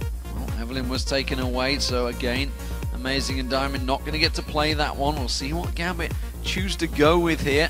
Remember, Lucian was pretty much locked in first for the Copenhagen Wolves in the last match, but there is a number of options available for them. It is going to be the Karma ban once again from Gambit like it was before. Ryze is open and he's insta-locked. Yeah, there's also a Yasuo available for Counter. Counter doesn't always go with a full knock-up composition when he is looking for that particular champion, so keep it in mind, in the back of your mind, and I think Caitlyn needs to be a consideration. If you banned Lucian away, you want to deny Forgiven is next best. So Caitlyn Kha'Zix, Caitlyn Lee, something like that would be what I would do if I were in Gambit's shoes. Well, there is the Caitlyn, there is the Kha'Zix. It seems to be what Gambit want to go for.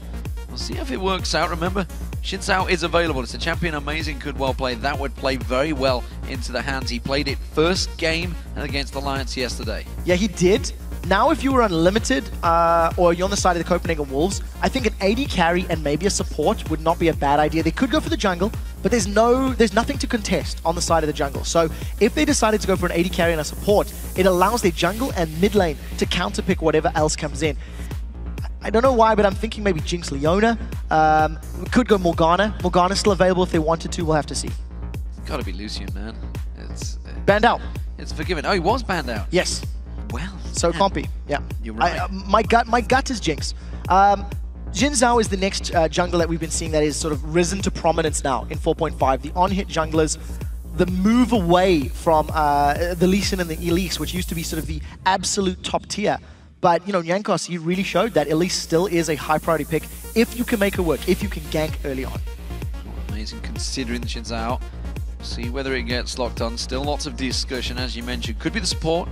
Could go for that AD carry. Varus being considered here and has got locked in for Forgiven.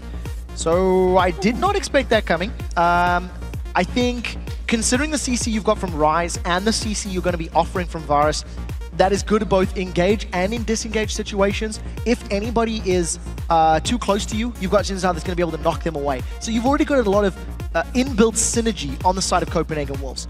On the same token, if Caitlyn manages to blow somebody up with Ace in the hole, get a lot of damage done. You do have the opportunity for resets on the side of Diamond as well. Keep in mind that Ziggs is still available, so you could go for that poke-heavy composition where you can run Varus, and Ziggs also can do pretty well in a siege situation. Alex considering a number of options right now. Don't forget, if he switches this in, it could be a Kha'Zix for him in that mid lane. He's been rotating through. Had Veigar highlighted on for a while. That would be a bit of a shocker coming out there. Thresh seems to be the one that Edward wants to go with. Pantheon has been locked in. So, let's see where this goes. Pantheon jungle, Kha'Zix mid. I think it would be. And my reasoning is that Alex has not been particularly impressive yesterday and today. He hasn't really been in control of his lanes or his game. And I think if he wants to go to a comfort pick, he can play aggressively on Kha'Zix against the mage-type mid laners that Counterhard may want to run. If Counterhard wants to run another Kassadin, we could see a Kassadin-Kha'Zix matchup. It would be the first time in 4.5. But on the same token, Pantheon can also do well against mages in the mid lane. So he does have that option available to him. I just think we're more likely to see it in the hands of Diamond in the jungle. Unlimited looking to rotate over to Morgana. Now Black Shield would be handy in this comp. Keep those death sentences, which really were the only thing starting fights off for Gambit in the previous matchup, but Lulu is going to get locked in for Counterhard. I already like what we're seeing from the Copenhagen Wolves roster. They've got a lot of CC, they've got peel, they've got abilities that can be used both aggressively and defensively. The one thing that Copenhagen Wolves need to be very, very careful of is giving up early advantages. Ryze takes time to scale. Lulu takes time to scale. Until Lulu's got a lot of items built up, she's not a very big threat, and I've not been overly impressed by any of the Lulu's laning phases. Yes, they farm well, and they can offer a lot with their wild growth, but if Pantheon and Kha'Zix use their early level 6 advantages to pick up kills and rotate and roam around the map, that could be Gambit's way to never allow Copenhagen Wolves to hit that power plateau that the Wolves are looking for. So, final choice. It's going to be for Darian, we believe, in that top lane. Oh, hello. We'll see. Yeah, I have no idea how to interpret this. Edward goes in with. We'll see whether it gets locked in first. This could, of course, be a Kha'Zix top lane. Could be a Pantheon top lane. Could be a Kha'Zix top lane is what I'm actually thinking. I'm trying to think which would work best against the Ryze. So it is a Ziggs locked in mid lane. So both of those champions, Pantheon and Kha'Zix, can actually do well in the early stages of the game. They both got some mobility, assuming they don't get too controlled by the Rune Prison. The problem that you're going to have is that at any point, once Darian falls behind, all of a sudden Youngbuck is going to be able to 1v1. I do think Gambit will be looking for a lane swap. I do think that the 1v1 matchup, you know, Ryze does very well against so many melee champions. But if you combo the stun and the damage from Pantheon and Kha'Zix, you can pick up kills. So we'll see what Gambit decides to prioritize once they get in game. But another interesting, unique pick that we've seen from Gambit that we're not used to seeing. So we'll see how this one works out. The changes have come in. It's a Pantheon top lane. That's locked in. Not quite sure what this is going to be like for Darian here. Yeah, he's going to be throwing the spears out, but he's going to get caught by the Q every time. He is. And overload in his face. Mana restraints are going to make Darian's life quite difficult if he keeps using that spear shot. He's not. I don't think he's going to prioritize mana early on, unless he wants to go mana immune, which I'm not really expecting. But you know, he's built mana immune before, different champions. So if Darian does decide to go for that route, he's got some ranged abilities to deal with Ryze. But overall, Ryze is going to be able to outpoke and outtrade. Well, it is Gambit that feel they needed to change things and change the style of play and even the meta of the game to try and take a victory here against the Copenhagen Wolves. Copenhagen Wolves going with tried and tested. And well, it's worked for them so far. It may well work for them again. We know that Ryze is going to be a late game powerhouse. Yeah. And that is where Copenhagen Wolves take the game every time. So the one thing is that, you know, Gambit do have tools around the map. They've got the Grand Skyfall from Pantheon, which is going to be very powerful. You've got the wave clear coming out of Alexic and Ziggs once again. So if Gambit are able to get some early kills, are able to get some early gold advantages onto their top or their mid laner, you know, I can actually see this working. I can see this comp working in their favor. We'll need to see how it plays out, because these first 10 minutes of game and these first few ganks from the respective junglers are going to be so crucial. Lots of biscuits being picked up by the Copenhagen Wolves as well. So here we go, ladies and gentlemen. Game 2. Can the Copenhagen Wolves take it to Gambit? Can they knock them down to their first ever promotion series? They've never been in this situation before. The Copenhagen Wolves, so level 1, are going in deep on this one. And Gambit, they have not seen them. So there is a ward in the inventory of Unlimited. There are Gambit pings on the tri-bush. There's not been any blue pings from Copenhagen Wolves. So Unlimited has dropped the ward near the red buff. Neither team has seen one another yet. And this is so scary. If somebody misplays, we did see it in Rocket versus SK in the 3rd game of their series. 2 kills were secured early. It is not the end of the world. Gold is significantly less for a kill before 2 minutes. It's 60% of the standard value. So it's not game-changing, but it does help. Copenhagen Wolves have just pinged the bush that Gambit are in. And I'm not going to say any more because I see a headset off and the game has just paused. I believe they're asking the ref for some s'mores.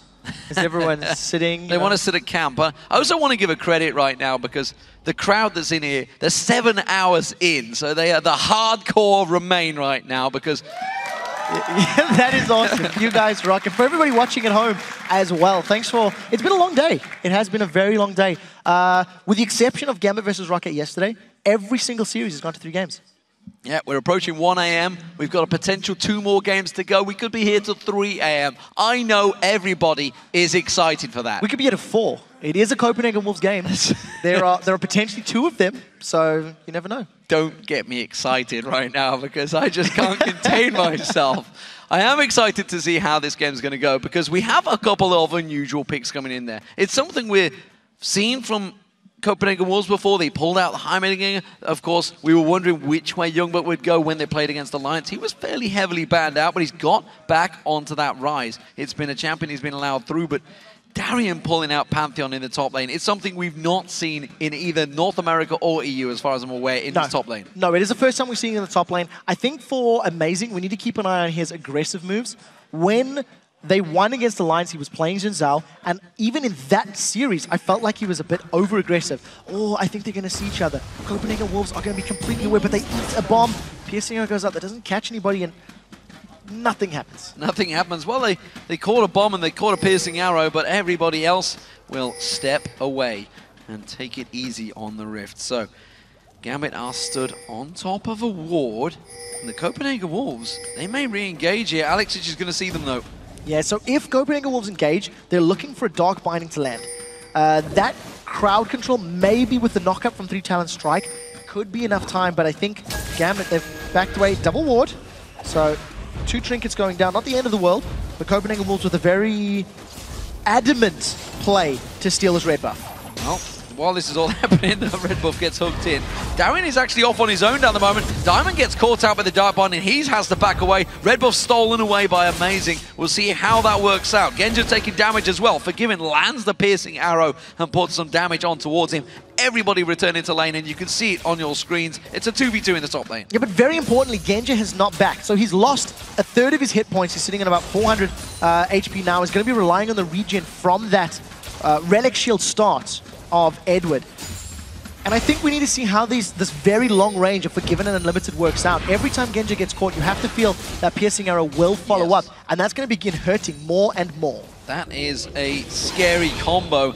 And remember, with a Xin Zhao in the team, if that Dark Binding goes down there, we could see Amazing pouncing onto the target. They have some pretty damn good crowd control, the Copenhagen Wolves there. And this could well be problematic for Gambit in the mid lane. Well, it's a Lulu Ziggs. It's a lane matchup we've seen a hell of a lot of throughout the spring split. Of course, both the champions received some slight changes in the 4.5 patch. Yeah, they did. It's going to be a farm fest. I'm more interested in the bottom top lane. Rise versus Pantheon.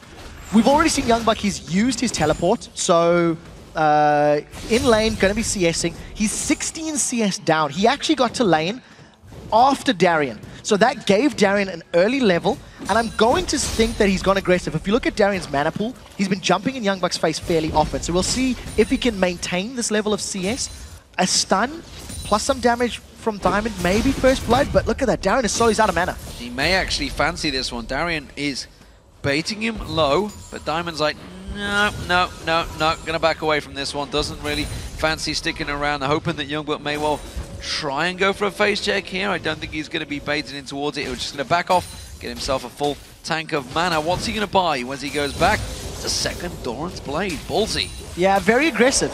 Darien needs to... He needs to get a lead in this lane. He needs to get an advantage. I'm much more impressed at the fact that Darien picked himself up a green ward. And the reason why, during the course of the spring split here in Europe, Darien only bought 11 green wards. That's out of 28 matches. That is correct. Out of 28 games, Darien only purchased 11 green wards. And you think to yourself, wow, Darien dies a lot in lane. I wonder why. Here's the theory. Nevertheless, ward has been placed, thrown it down at the Dragon Pit. That's going to give him some information as to when Amazing's going to come in. And because Amazing's got no tools to get past those wards, it's going to give him plenty of time to escape, get out of range of that Rune Prison, and get out alive well. Darien with the return, full mana bar, see if he can put the pressure on Youngbuk. Youngbuk is going to be backing away at some time soon, but he has to get that Tear of the Goddess stacked in as early as possible. But now we see Amazing making an approach in towards his bottom wave. We'll see if he can pounce on towards Darien. And he's come directly through, well, that was so much for my point. He came through the lane where there was no wards. So I thought he was going to play sneaky. The wave was pushing too aggressively. What we need to keep our eyes on is Darien's mana pool. The moment Darien starts running out of mana from all of those spear shots, that is when Youngbuck is going to be able to take advantage and gain complete control. As long as Darien has mana to spam his Q on an equal level with Youngbuck, they should be able to trade quite evenly. So, like we said, mana pool is going to determine that lane more so than the range versus melee at this level. Well, speaking of even, that mid lane is very much even between Kaltard and Alex Hitch. We did see Kaltard just sent packing, so he's gone back for his first purchase. It is the Chalice of Harmony and a pink ward picked up as well. Alex Hitch yet to go back. We'll see whether he goes with the exact same build. I expect he will do.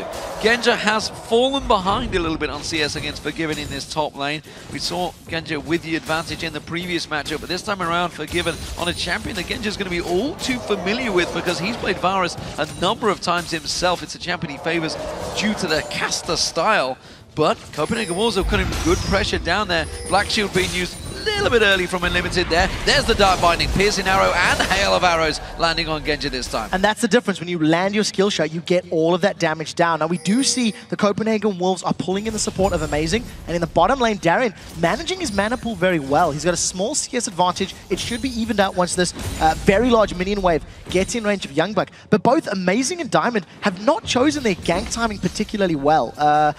Every time they've come into lane, the lane has been very pushed. And they basically need a tower dive if they want to start something off. Genja is a lot lower though, so if they tower dove in the top lane, it could work out. They've got to get through an exhaust and a heal though. We'll see whether Amazing can be a man and pile on towards him. Genja is very low on their hit points right now. Amazing is looking at going towards this one. Of course, Edward, he's got the Flay available. Could not use the ultimate, remember, he's still only level 5. Here they go, Unlimited coming in. Amazing's going to be stronger than the Coursing River as he dives on towards Genja. Tries to catch on towards him. It's a good exhaust, but Edward's taken low. Genja's taken low. First blood for Amazing. Second one comes in. It's Forgiven that takes it. Easy, easy setup for the Copenhagen Wolves. Very well coordinated. They dodged and juked that tower aggro very effectively, grabbing a kill for Xin Zhao and a kill for Varus. So that's going to allow them to maybe get this tower down. Here comes a Grand Skyfall. Forgiven's low. Can Darien get him? What on earth are you doing, Darien? He pounces in 3v1, and that is going to signal a lane swap, or will it? I think he just fancied it and almost got Forgiven down. So two things. He got the flash out of Forgiven, the exhaust out of Unlimited, and he held onto the tower. I definitely think that was a good play. A little bit aggressive, a little bit risky. You know, had the Dark Binding landed and Forgiven sat a little further back, maybe there would have been enough damage to drop him, but that is a triple Doran's Blade Darien. He is invested in getting an early game advantage and an early game lead. His first ultimate has not given it to him. We'll see how the lane resets because Youngbuck teleported top, and it looks like Darien is, well, he'll probably go top as well because you can see that Genja's in the bottom lane. Yeah, actually went to building towards the Mercurial. Mercury Treads is the word I'm after, and going to try and make sure he's not rooted down for a long period of time. Up against Youngbuck, of course. Edward and Genja have rotated first. They will get the chunk of wave that was pushed in by Youngbuck, and we'll see how that works out. As of yet, we're still waiting Diamond to make a play. He's tried in the bottom lane, tried to get Darien started, tried to get some pressure onto Youngblood, but again, the Copenhagen Wolves ward placement and safety have been paramount. This is such a difficult position for Genja to be in now. Because of the BF sword that Forgiven has picked up, he's going to out DPS Genja significantly. And when you add into it the long-range poke of that piercing arrow, which is a greater range than the Pult of a Peacemaker at full charge, it's going to be a difficult lane. You touched on the fact that Diamond hasn't had a positive impact. A tower dive from Amazing has netted them 2 kills. Diamond's lanes haven't exactly helped him out in terms of setting that up. He hasn't picked the right time to go in. That's what I'm going to say. And I would like to see him comboing with Darien. If they tower dive with Darien on Pantheon, he can block turret shots. He can use that Aegis of Zhonya. If Youngbuck goes low enough, they can go in. So we'll see if they perform it well this time. Oh, Darien taking some burst again from Youngbuck, their Rune Prison overload, just discharging on him. Diamond has snuck himself into that top lane, but look at that. Amazing. Ready and waiting to go. And maybe the fact that Darien is low on hit points is going to be enough to try and draw him in. Grand Skyfall is available in just a second, so maybe looking to try and man drop back into the action. It didn't work last time, and the option is available for them. If you look at the lanes, nobody from Wolves is presenting themselves as a target. So for Gambit, more vision is going to be key. I think they need to grab themselves more wards, and they need to make themselves more apparent in the jungles, which is going to open up invades for Diamond and open up those Grand Skyfalls for Darien. Also, if you add that together, Diamond and Darien picking a gank and you throw down the Mega Inferno Bomb, that is a very powerful combo onto champions that don't have a lot of resistances right now. So let's see if Gambit can find an opportunity to make it work. Well, they are going to return to that top lane. They want to make this play this time around. Darien waiting off the side. Diamond ready to pounce. Here comes the Grand Skyfall coming in towards it. Youngbuck caught out of position. Has to pounce away. He's going to get locked down. There's a lot of damage coming down towards him. Youngbuck will go down. And it's Diamond that gets the kill for Gambit. That was exactly the combination that we were talking about. Because there are 2 members in the top lane now for Gambit, it has opened up the Dragon to the Copenhagen Wolves. Alex does have the Mega Inferno Bomb available. I don't think he's got any real vision in that pit, so he's not going to be able to go for a steal. Wolves grab that one uncontested. Still net game Wolves. Well, you say net game rules, but that's a tower going down. I retract the statement. Top lane, and that means it's net game Gambit because they got a kill and a tower. So with that tower being down, I would still like to see more wards. I'd like to go. Oh, they've caught Amazing. Amazing. Out of position here. Eddie comes around, but he's going to try and go in towards it. He's got the force of a great Typhoon. Jumps on towards Edward, but he's not a man. He's not as strong as the moon. And that is going to be the kill for the Copenhagen Wolves. Genja managing to save Edward there, using Summoner Heal, keeps him alive from those last bits of damage and not running the risk. And grab them. That means Gambit grab themselves a second kill in this game, evening out the gold a little bit more. Still 1,000 separates them.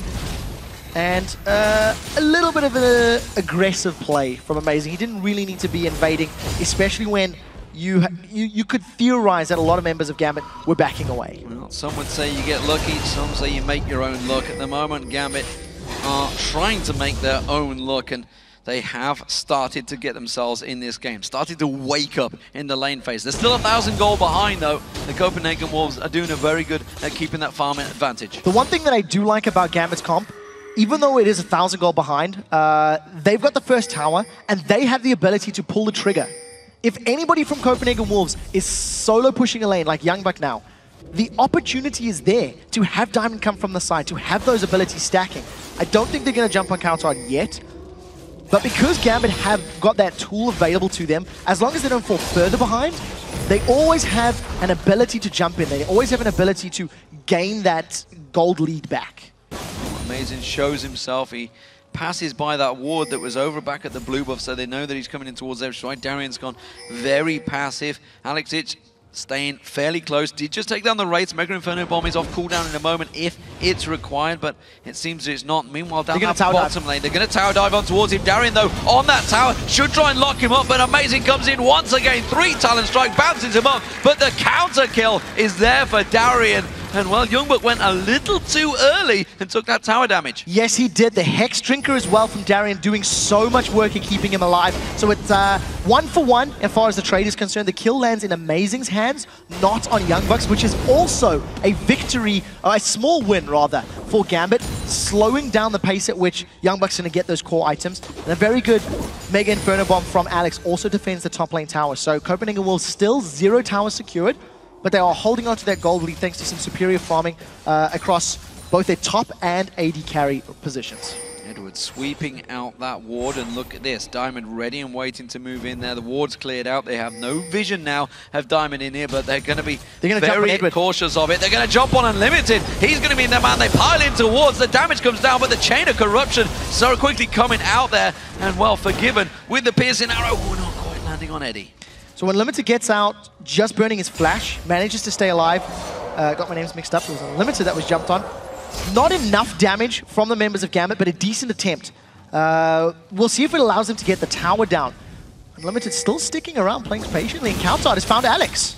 He's going to get on towards him, but he will step away from it. Darien once again, though. Darien and Youngbuck going at it, and once again, Amazing is coming in towards that top lane, but he's not going to get close enough. Red buff steal by Diamond this time. Will he go looking towards the mid lane? No, he's going to back off. So in terms of that top lane, we're actually seeing the 1v1 going fairly even in terms of actual trades. Damage and HP is being traded back and forth, but very importantly, Darien is falling much further behind on CS. It's 30 creeps right now. We also see Amazing going to the top tower. I'm expecting him to tower dive. He's done it twice already. He's done it again. He's going to go straight in towards it. He's got the strength of the Raging Fire as he dumps on towards him. But no, he doesn't get the kill. Darien survived. Wow. He's going aggressive. He jumps in. He spears Amazing down. Darien goes man mode and just faces on towards him, flashes in there. Now Countard caught out. He gets stunned up. He gets locked up. Alex just doesn't throw the mines out. We get caught out by the Glitter Lance. And wow, Copenhagen Wolves, they're starting to falter. So after a flawlessly executed tower dive to secure the first kills of the game, Copenhagen Wolves try it 2 more times. Youngbuck goes too early. He gives up a kill. Then Youngbuck, who was tanking the turret up, he didn't go in range. Oh, Youngbuck scored Genja. And Youngbuck is going to try and catch on towards Edward. Look at the burst damage. The Dark Binding does not land. Eddie's going to try and get away from this one. Has got flesh available. No, not going to get away. I thought he was going to try and get across in towards the Dragon Pit there, but instead he got picks down. Yeah, I think it was a smart call not to waste the Summoner spell. He was going to go down at some point. Maybe he could have taken some flashes from his opponents. But Youngbuck, a good teleport to grab themselves a kill. This is going to open up this bottom turret now for the Copenhagen Wolves to reply. They lost their turret a moment or two ago. And it is getting late in the day. It has been a long day for both of these teams. If the Copenhagen Wolves make those misplays and keep giving up kills on failed tower dives, that's going to be the gold that allows Gambit to get back in this game. They're only 400 gold down. They've got 2 turrets secured. So as far as map presence is concerned, having Ziggs, having Pantheon, you have to feel they are more in control of the map than Copenhagen Wolves at this point. I would agree with you, but then I would also counter that argument with it's Darien on Pantheon. He could man drop, Grand Skyfall, whatever you like to refer to it, in the wrong position at the wrong time. It's a possibility. I mean, it's a thing that every single Pantheon player in the world has ever played that champion has done. Hit that Grand Skyfall and gone, whoop. Oh, that's a little too deep, and that may be too deep for Countard. He flashes away. Genja actually coming in towards him. The whole of Gambit rotating in towards his mid lane right now. Now we'll see if they can get the towers. This is something they didn't do previously. Maybe setting their sights on the Dragon instead. That looks like a Gambit-themed objective. They really do put a lot of emphasis on this Dragon control. No teleport from Youngbuck. So, Dragon should go down for Gambit. It doesn't look like anyone's going to attempt to steal. Youngbuck is pushing that top wave tower.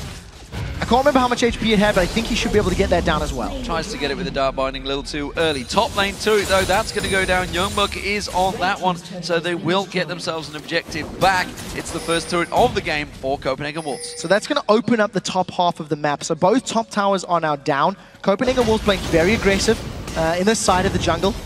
Amazing is looking for things to steal, looking for objectives to take. Red buff wasn't available to him. He grabs the double golems.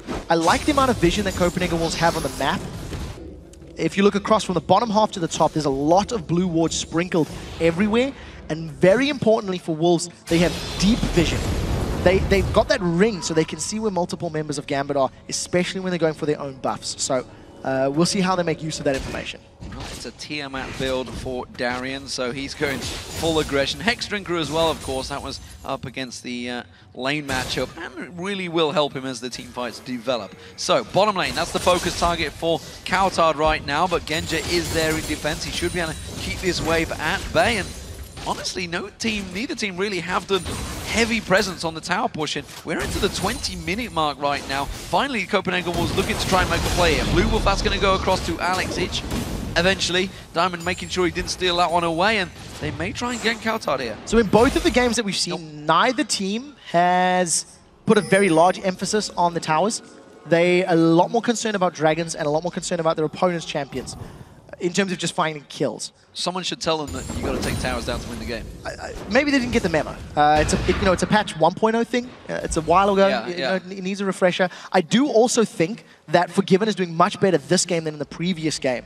You see Grand Scuff? They want Kautard. Kautard going straight face first into this one. Flash was already used, and that's going to be Darien Papson towards him. Wild Growth's going to do naught, and Diamond jumps on, gets the kill. That was just really well played. Well positioned is a better way to phrase that one. Kautard walked straight into them. He walked past, what, 1-2 wards. They knew exactly where he's going now. Unlimited going to get caught out. Ace in a hole comes through and towards him. Diamond does get some shots on towards him. They're pushing on towards this middle turret. Eddie, oh, that was a little bit of mispositional play there. Forced a flash out of him when really it was unnecessary. He could have gone back around towards the Wraiths. Decent wave clear from Copenhagen Wolves is slowing down the tower being secured. And we do see the Mega Inferno Bomb is still available for Alex. Young Bucks coming in from the side. He wants to try and flank, but he's going to walk across a ward. So Gambit are well aware of this, and they have backed away safely. So the tower lives to fight another day. That would have been a madness play from Yeonbuk, and I think he realized it, so he didn't go into wards there. But Gambit, they still have that 2-to-1 tower advantage, but the gold is still very, very close. They need to start trying to push for objectives. Darien, though, not a bad job so far on Pantheon. I'm not going to lie, he's actually doing all right. And more importantly, he's doing better than he normally does in the top lane, which is a problem for Copenhagen Wolves. Yes, it is. And I wouldn't call Pantheon a counter to Rise. I mean, he's still 40 CS down. That's the equivalent of 2 kills.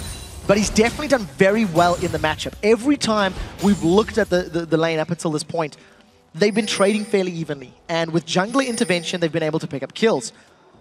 The one thing that I feel Darien does offer, he doesn't he's got the additional exhaust on the side of Gambit, so they have 2 exhausts to play with.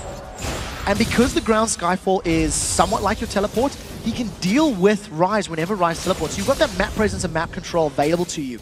The real question is, do Gambit have the experience to make use of it?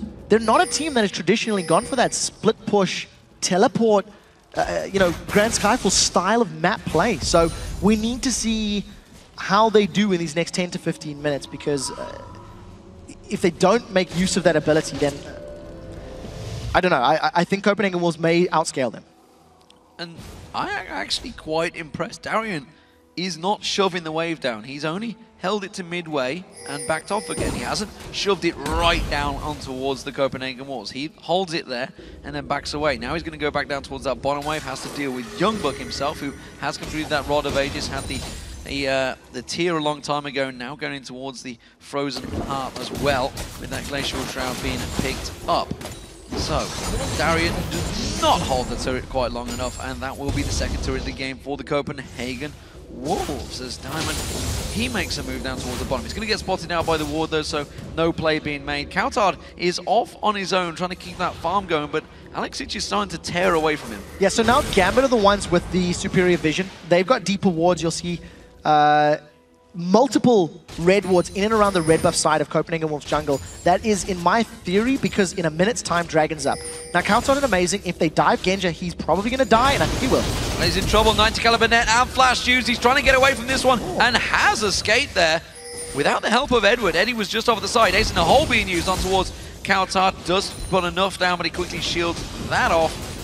And they are safe once again. Good reactions from Genja. With the flash and the 90 caliber net, it got him out of range of that knockup from Amazing. Even with the Glitter on slow, wasn't enough to lock him down. So very snappy fingers.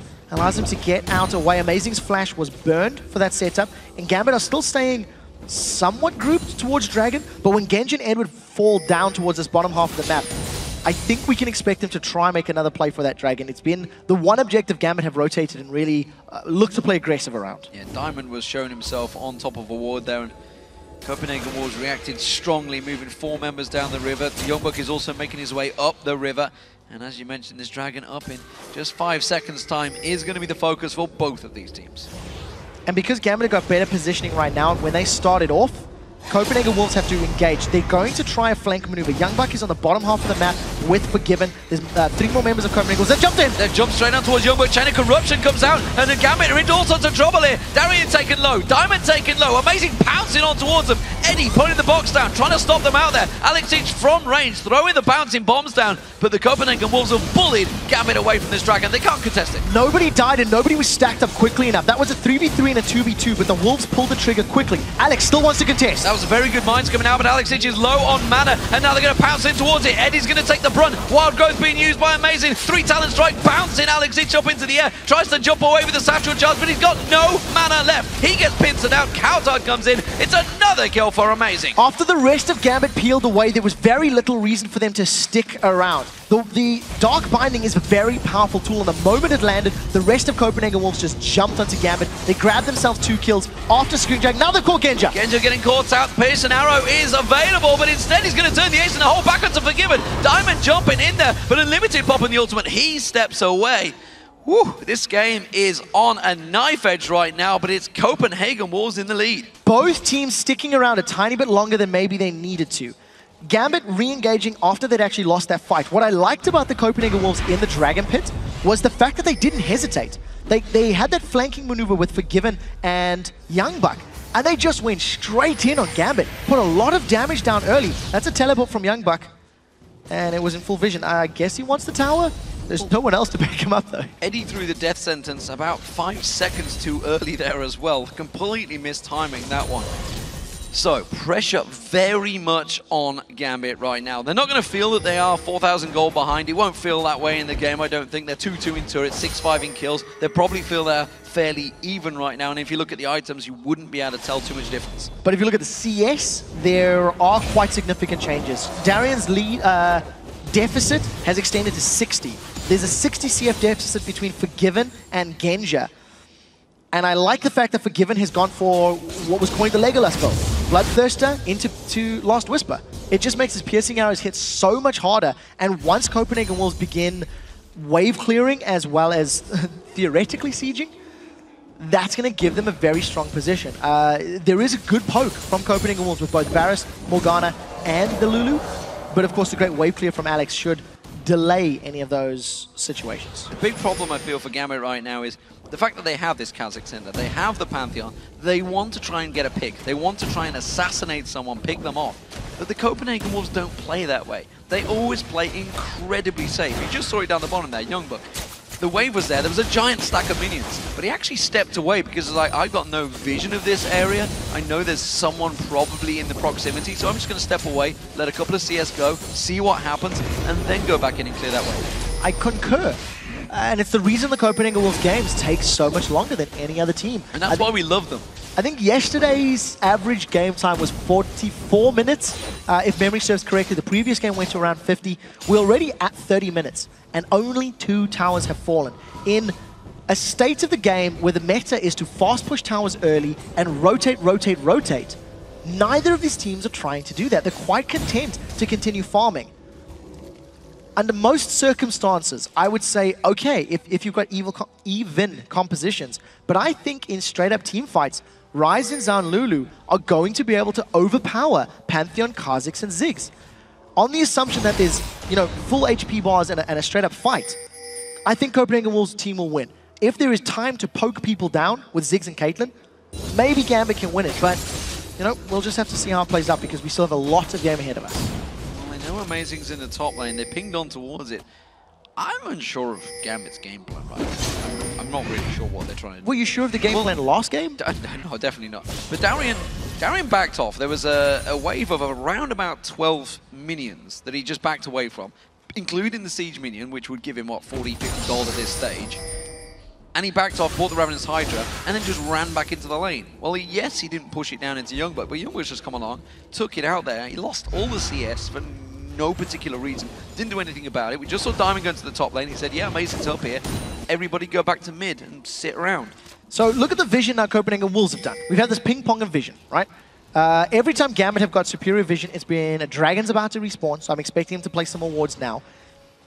And every time we've had vision from Copenhagen Wolves, they've tried to dive. It failed twice, which I think is why Copenhagen Wolves put a back pedal and a brake onto that style of action. In a similar vein, we've only seen 2 of those Grand Skyfalls really working out. There was a great gank in the top lane on Youngbuck. There was a good river jump onto Countard.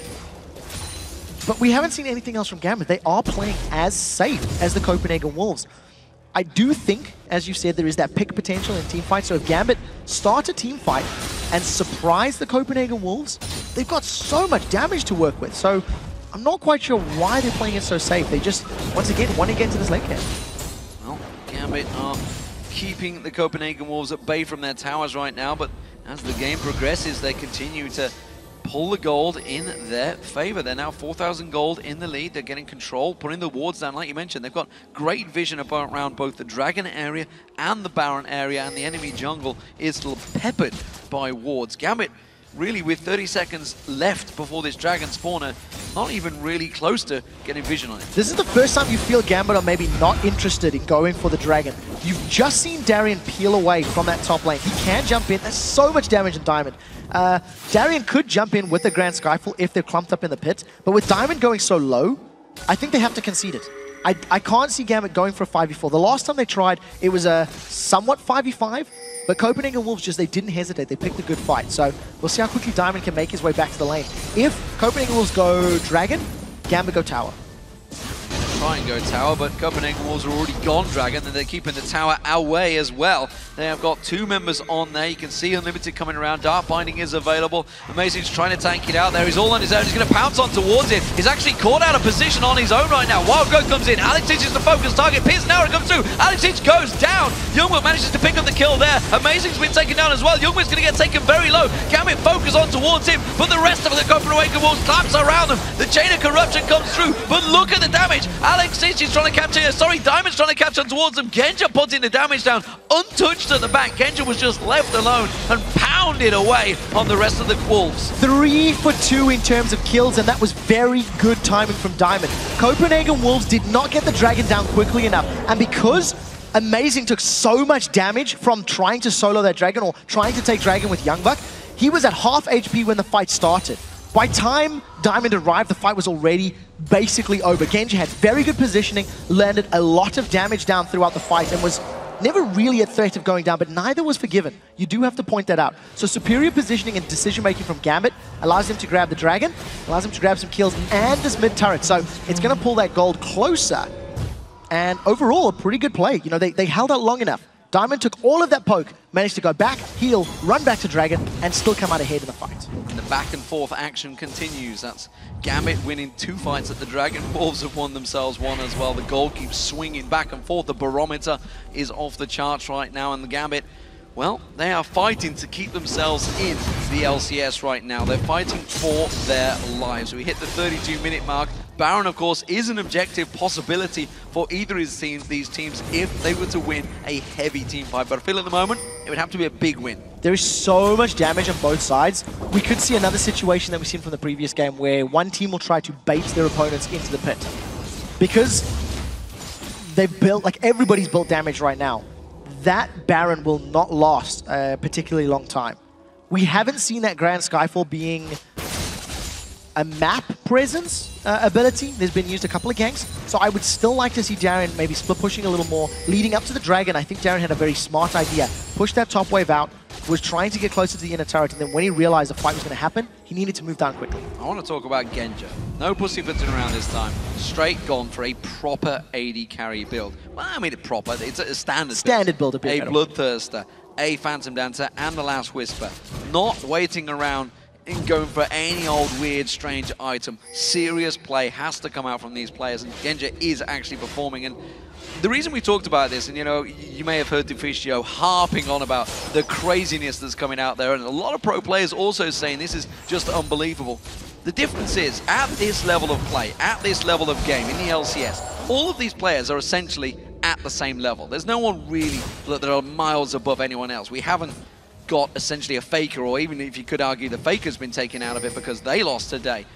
We haven't got anyone in that position, so the tiniest of percentages, the tiniest of differences in item builds is really what can separate a team. And if you were to just not go for the right build, just go buy the wrong item at the right time, and that's why when we spot some crazy item builds coming out, we have to focus on it so heavily, and that's why we've been harping on about Genji's builds. And even more so, the position that you're in as an AD carry, when you don't build armor penetration, the effective HP, which means the number of auto attacks you need to land on your opponents, gets multiplied by, 3, 4, 5 times if you can't shred through their armor. On a champion like Youngbuck, who's got himself up a chain vest, got that Glacial Shroud already secured, he's got a lot of armor you need to burn through. There's the makings of a Randian's Omen and a Sunfire Cape with Amazing. You need to burn through that. So we'll see if Genja can make it work. The previous fight, he had very good positioning. I can't recall if he had the Last Whisper at the Dragon Fight or not, but he now has the damage to burn through. What I like as well, the assassination power that it will give you when you throw out your ace in the hole and your Piltovers is also going to go up significantly.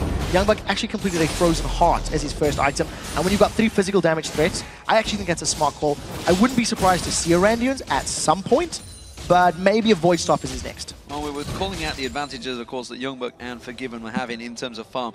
We can't discount the farm that Alex has got. It is gigantic, miles ahead of Kaltad, and that's actually put him in a pretty big item ahead. You can see it's what, nearly 2,000 gold ahead in terms of, I think 1,500 gold actually to do the actual math as they go, and it's given that full needlessly large rod advantage. It has, but have you seen it? That's the question. It hasn't equated to anything else. The Mega Inferno Bomb's not game-changing. They jump on Youngbuck. Youngbuck's going to get jumped on, but he's walking away from this one, but I don't think he's going to be able to walk away without a lump at the moment. He's going to try and teleport away. Have they got enough to interrupt it? Have they got enough to take him down? He got out! No! He got out of there! Would you believe? Youngbuck escapes with, what, 70 hit points? I am speechless, because he started that teleport so late. Manages to get out, got away from all of the CC, the stun that Pantheon was putting down, and, well, Youngbuck prevents giving up a kill, prevents that map presence. We were talking about Alex, his item is CS lead. Gambit still haven't sieged, Gambit still haven't put themselves at the toes of a turret to try and take it down, made use of the long range that the champions have. You could argue that it is because there is a lot of wave clear from Copenhagen Wolves with that Lulu and the Varus, for example. But nevertheless, when we see those bouncing bombs, when we see that Mega Inferno Bomb landing, that is when the 130 CS advantage comes into play. At the moment now, it's less so. It does mean teleport's not available. So Youngbuck down in that bottom wave at the moment has to join the fight if they were to go on the Baron, which is why you see him motoring right now, because they don't have the vision. Ace in the hole lands on Unlimited, doesn't get blocked off by anyone, drips him down to half hit points. Gambit are not going to start Baron off though, but they have cleared the vision, and it's given Copenhagen Wolves a little pause for thought. Instead, they're pushing in towards this mid turret. Mega Inferno Bomb comes down, clears the wave out, but I think they've got enough to tank it through. They will take the turret down. That is another successful. It is actually the final outer turret that the Copenhagen Wolves can take down. Yes, that's right. 37 minutes into this game, they have just taken down the 3 outer turrets. Give them a round of applause, people. This is great stuff. The Copenhagen Wolves looked like they were going to start sieging that inner turret, decide against it. Dragon has respawned, as well as the blue buff on the side of Gambit. And the Copenhagen Wolves, they're giving us a thriller. They are really taking this one to us. Taking it to the edge, Trevor, is what they're doing. They're in the danger zone right now. Copenhagen Wolves, they're on towards the Dragon. Darian's going in. He's got his ultimate running. It's Youngbuck is going to try and focus on this time around. Amazing is also going to get drawn down. The rest of Gambit coming around towards this one. The counter does come back in. Wild Growth being used. Chain of Corruption lands on Eddie. Diamond's been having to take away from this one. Darian going down. He's still in the bush. Eddie gets taken down. Copenhagen Wolves pick out 2 members. Piercing Arrow does not quite land. And Gambit, they have to back away. And just like before, back and forth pendulum swing, and the Dragon continues. Yeah, Gambit overcommit once again. They went chasing. Diamond went in solo. I actually really like the play from Amazing. He knocked every single member of Gambit away with that Crescent Sweep, and then a multi-man Wild Growth kept Gambit at bay. It kept them behind Amazing. What that meant is that Darian was able to get focused down by the members of Copenhagen Wolves. After they secured Dragon, they've got a 3,000 gold lead, and why would they siege the inner turret? Why? Instead, play this one safe and back away. I mean, there's times where you should hit the turret, and there's times where you just gotta back away, man. And, well, the Copenhagen Wolves, they are the kings of playing it safe. It is only a tiny advantage. Let's not be too harsh on them. It's a 3,000 gold differential. Amazing goes and continues his farm in the jungle. Everyone continues their farm in the everywhere. It's great. At this point in the game. 40 minutes in. We've got all outer towers down. We've had about 1 million dragons and about 3 fights.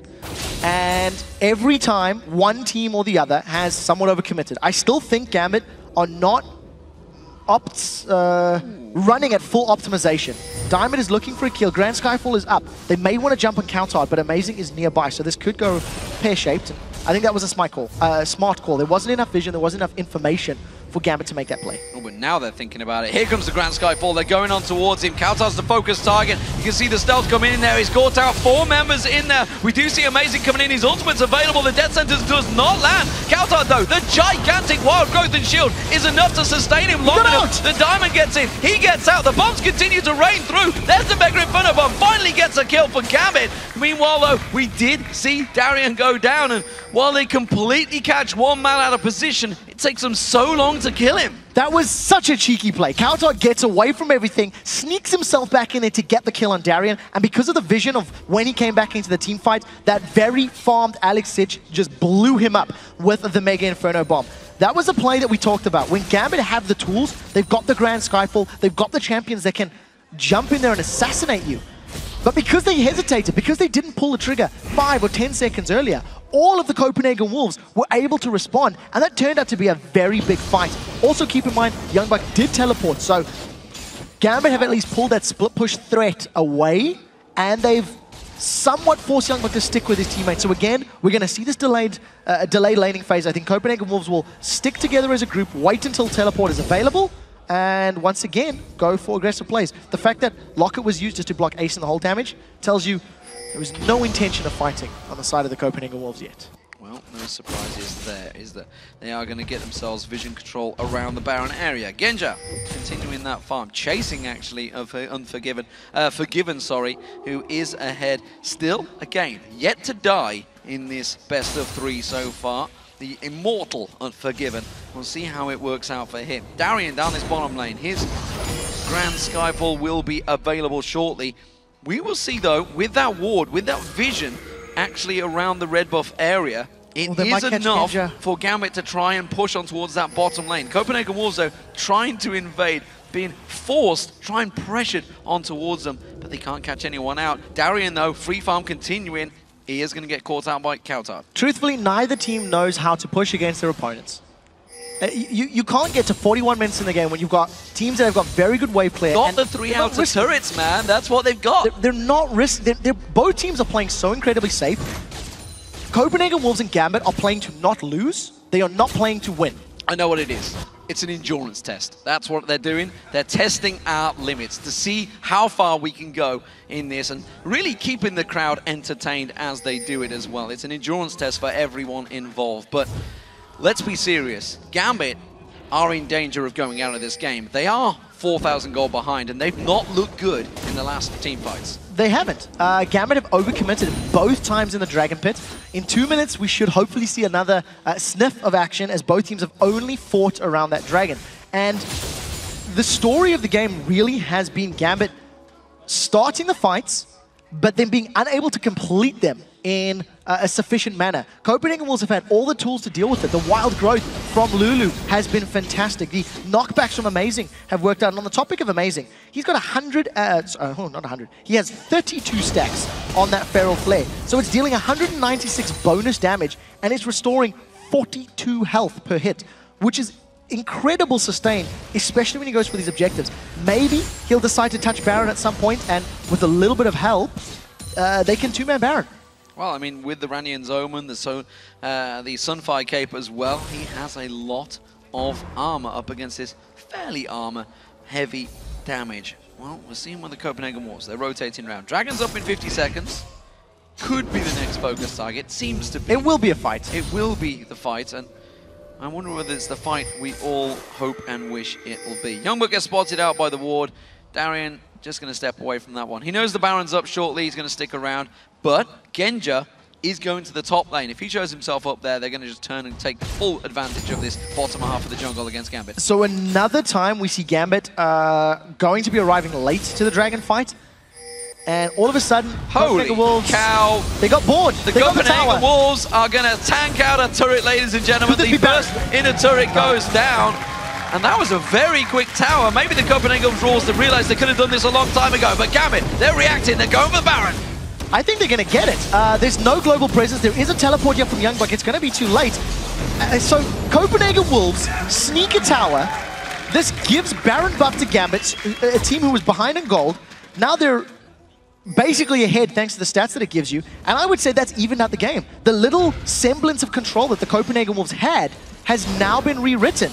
And Dragon is still up, so we could still be in for that fight. They're still going to go in towards it, but they're up against a Baron team, and the Copenhagen Wolves do not fancy that opportunity. Instead, Gambit going to push through. They know the Copenhagen Wolves have to rotate through this small passage, which is why they put the mines down there with the minions in. Gambit are going to push in towards that tower. They are not fearful of taking a tower down, but they're fearful of tanking it seems, because they're going to back away.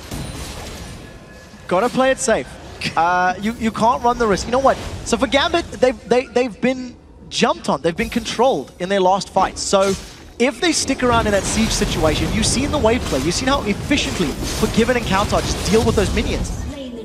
So because there's no minions there, in order for Gambit to go for the tower, they have to face tank it, and they're not powerful enough to do that. Gambit also do not want a tower dive. So Dragons are now evened up at 3-3. It's the first Dragon that we've seen that hasn't had a fight. Copenhagen Wolves are going to stall until Baron's out, because they don't want to fight a team with Baron. And we'll have to see if Copenhagen Wolves or Gambit decide to sneak another tower. They don't want to fight a team, not a team with Baron. They just don't want to fight a team. They just don't want to fight. They just don't want to fight. Genja, he's got the red buff. Woo! He's going to be making use of that, I can tell you. Right now, we'll see where he goes with it. Alex Hitch, he's glistening. He's got all the buffs of the world being picked on towards him, all those potions. He's fully built, fully stacked, with 553 CS.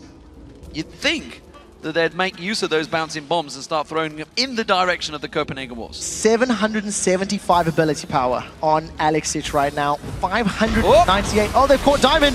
Binding, but it's still not enough as the Lantern gets thrown down, and Diamond will be safe for now. So, Gambit are at least somewhat grouping towards a turret. They're not brave enough to go straight down a lane because we've seen the strength of a Copenhagen Wolves engage and a team fight.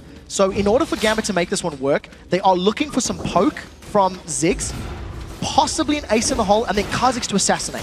I think that's the theory. If they can get Diamond to jump in from the sideline, pull the focus of Copenhagen Wolves and buy the rest of the team time to deal damage, that could be the way they get in. But look at Forgiven, he just decimates those minions. Well, we're waiting to see whether Alex Hitch can land one of those bouncing bombs. Currently, he is 0 for 7. Hashtag believe Alex Hitch bouncing bomb. 2014 spring split. At the moment, it doesn't look like it's going to happen, and Gambit disengage. So are we going to make this a thing? Are you actually going to count the bouncing bombs? Or It went for 0 for 9 there. Okay, so just as an aside for the astute viewers at home. I'm sure somebody else counted it. I don't know. I don't really care. Yeah.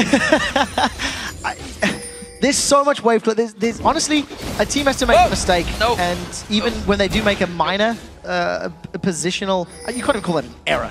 That was just Unlimited walking up to put a ward down, and he ate one bouncing bomb. Diamond finally coming in from the sideline, but Genja's not with him. Well, nor is Youngbuck, that's team. the thing. They may well try and commit, but again, without your AD carry, well, surprise, surprise, Genja's not there. This is not something unusual we haven't seen throughout the season.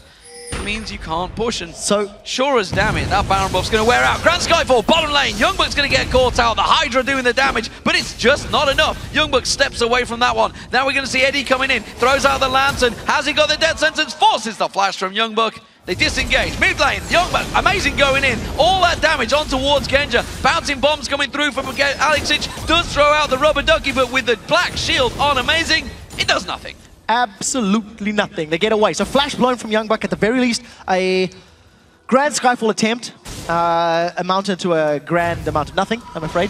But the one thing that you do have to take solace in or keep considering is if Gambit lose this game, they're in the summer promotion tournament. I mean, this is weighing on their minds. It's weighing on their every move. This is the most passive Gambit I have ever seen, ever. In all my years of watching Gambit, when they were Moscow 5, when they're Gambit, I've never seen them play this safe and this unaggressive. Is that a word? I don't know. That's you can help me with that one. Well, it's normally you give Gambit a finger, they take your arm, they take your body, but Copenhagen Wolves have been offering up limbs and Gambit are just passing them back. They just don't want them. They're not interested right now. This is a problem. Confidence, I feel, is a serious factor for Gambit. Copenhagen Wolves are doing what they always do. They are playing passive. We knew this coming into this game. We knew this is how they're going to play. It's how they grind out the results. And generally, the top teams, the higher seeds, know how to deal with this. They can play around it, they can work the positional advantage. That's what Gambit are going to try and do. Diamond's going aggressive, he's into 4 members. Mega Inferno Bomb comes in, it lands. Forgiven takes a big punch of damage there. Now Unlimited's going to get focused on. Have they got the damage? Ace in the hole comes through, gets blocked out by Amazing. Amazing turns this one back around. Youngbucks teleporting in behind right now. Gambit are trying to get lulled into a false sense. He's going to be running into 5 members though. Look at the burst damage he's got, but he's just going to get dropped down where he stands. Guardian Angel going to respawn. Mega Inferno Bomb is already used. Dark Binding lands. Finally, a kill comes in, but it is for Gambit. Kautar tries to run away from this one, but no advantage gained for Gambit. They got a kill, they got a teleport, they got a Guardian Angels down, and they back away. Both teams threw every single thing they had and the kitchen sink at that team fight, and it was a mistake from Youngbuck that resulted in the kill. I like the fact that Kha'Zix finally decided to flank. It is something that we talked about, something that we've seen. I like the fact that Gambit tried to make a play. We haven't seen them play the map at all. We haven't seen them play the Grand Skyfall positions at all. And finally they engage. Unfortunately, it was far from being convincing, and all of those shields from Lulu, from Morgana, from the Wild Growth just allowed Copenhagen Wolves to get out alive. Only losing Youngbuck thanks to coming in from behind. And again, nothing ventured, nothing gained. Gambit are one step closer to evening up the kill score. Now one step closer to the edge. And I'm about to break. 20 seconds until the Baron is going to respawn, ladies and gentlemen. That's the focus of these teams. That is where they're going to go. Youngbuck will be back available. He's going to have to run with those home guard boots, though, because this is going to get started off a field by Gambit very quickly the moment it spawns. Yeah, but Copenhagen Wolves, I think, are close enough. In that previous fight, the Chain of Corruption from Forgiven on Varus hit all 5 members of Gambit. It was a very important note. So Baron is going low. That's going quick. That's going to be gone by the time the Wolves get in there. We'll see if Amazing can steal it. Amazing looking to try and dive in. Gambit peel out. So they don't fancy this one at all, it seems. Nope, they do not. So peel away. Didn't want to get jumped on. Again, the strength of the confined spaces. Wild Growth plus Chain of Corruption means Gambit would have been locked in place, and Gambit need mobility. Gambit need to kite and peel. They need Pantheon and Kha'Zix to be in the faces of Copenhagen Wolves. And if they get locked down by that CC, obviously the comp's not going to work. Now Amazing wants to fight. Youngbuck's on a trap. Youngbuck's caught out. You can see Diamond off at the side there, and Copenhagen Wolves are moving in towards this one. Forgiven. He's pretty low on mana, actually. Would be a focused target. Amazing, though, is so tanky. With the shield that comes out from Kautar, he's got effectively 5,000 hit points in there. And then again, you've got the support of Unlimited jumping on towards Diamond. Amazing, trying to tank out, trying to take in all the damage. Nobody really wanted to start this fight. Dark Binding on Alex Hitch. That's going to get pounced on. Zoni's Hourglass comes out. Chain of Corruption whiffs out there. Edward managing to get away from it. The hook comes out. The Mega Inferno Bomb lands on no one. Both teams disengage again. The trigger fingers are so tense right now that the moment that Hourglass went down, Chain of Corruption didn't land. Alexic gets away with his life. I like the fact Copenhagen Wolves attempted that. They were trying to force something. They've got so much mobility and speed with that Lulu on their side. They tried to jump in. Unfortunately, Gambit were able to peel away. Now, the Copenhagen Wolves blew a fair few ultimates. There's no Wild Growth, there's no Crescent Sweep, there's no Chain of Corruption. And remember, Alexic has got very good poke. We'll see who comes out ahead in yet another Baron attempt. The Baron down to half health. There's the mines being thrown out, bouncing bombs again. Amazing jump straight into the team. He's taken down so quick, though. It's going to be Genja that does the damage. Eddie is taken out of this one. The stun comes out, but look at it, it's a double kill for Genja. Unlimited gets pounced on. Diamond gets himself a kill in towards. It's a triple kill. He's going to go towards it. Forgiven goes down into Quadra. Can they get the Penta on Youngbuck? One more shot. It's a pentakill for Genja. And would you believe Gambit Gaming finally go aggressive. They take victory. And the Copenhagen Wolves say this hesitantly, could be taken to game 3. 54 minutes in. There is so much damage on Gambit's side and a minion wave. They can finish this game right now. At the end of a 53-minute slugfest, a poor decision from Amazing results in them losing the game. Ladies and gentlemen, we're going to a decider. Wow. It was a long way coming, a long time coming. 54 minutes. We go to game 3, ladies and gentlemen. Both of these teams, I would hesitate to say fighting tooth and nail to stay in the LCS. The Summer LCS, that's where it counts. That's the trip to the World Championships. If you can top the league in there, get through the playoffs. Nobody wants to be in that promotion series. Cloud9 and Eclipse are in there, Ninjas in Pajamas in there, and Denial are in there. Both 3 very good teams. It's a hard choice for whoever's in that choice. Of course, it would be the first pick, which of these teams, Copenhagen Wolves or Gambit, were to get down there. But bloody hell, didn't that go on for a while? The final fight did not need to happen. The final fight, I mean, after all that convoluted nonsense in the middle lane, there was 3 ultimates. As soon as I seen them starting Baron, I even called that one out. No Chain of Corruption, no Wild Growth. Amazing dove into the fight. Amazing threw himself in there and instantly got popped. I mean, instantly. I know what the final decision was as well. It was the Zephyr for Genja. That's what did it. That's what got you the pentakill, a Zephyr for Genja. First pentakill of the 2014 LCS in both North America and Europe. It happens. It was such an exciting drawn-out games of the split, of one of the most drawn-out games of the split. I mean, 3 towers to 3 up until 50 minutes. And when Copenhagen Wolves finally decided to sneak a tower, Gambit grabbed themselves a Baron. Truthfully, neither of these teams are actually playing to win the game. They are just playing so passive and so scared of making mistakes. That is what's giving us these drawn-out games. I'd love to see some decisiveness in Game 3. It's something we expect from the Copenhagen Wolves, but clearly there is a massive confidence issue in Gambit right now.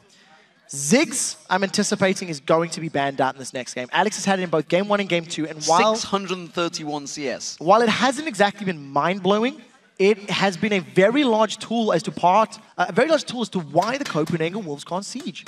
They had positions where they could maybe have set something up, but because of the wave clear of Ziggs, they simply are not going to run the risk. They don't want to put themselves in a position where the wave will get cleared, and all of a sudden Diamond and Pantheon can jump on you.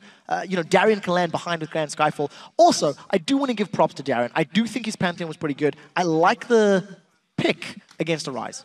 Well, fantastic stuff. We're going to have a Game 3, ladies and gentlemen. It's going to go the distance.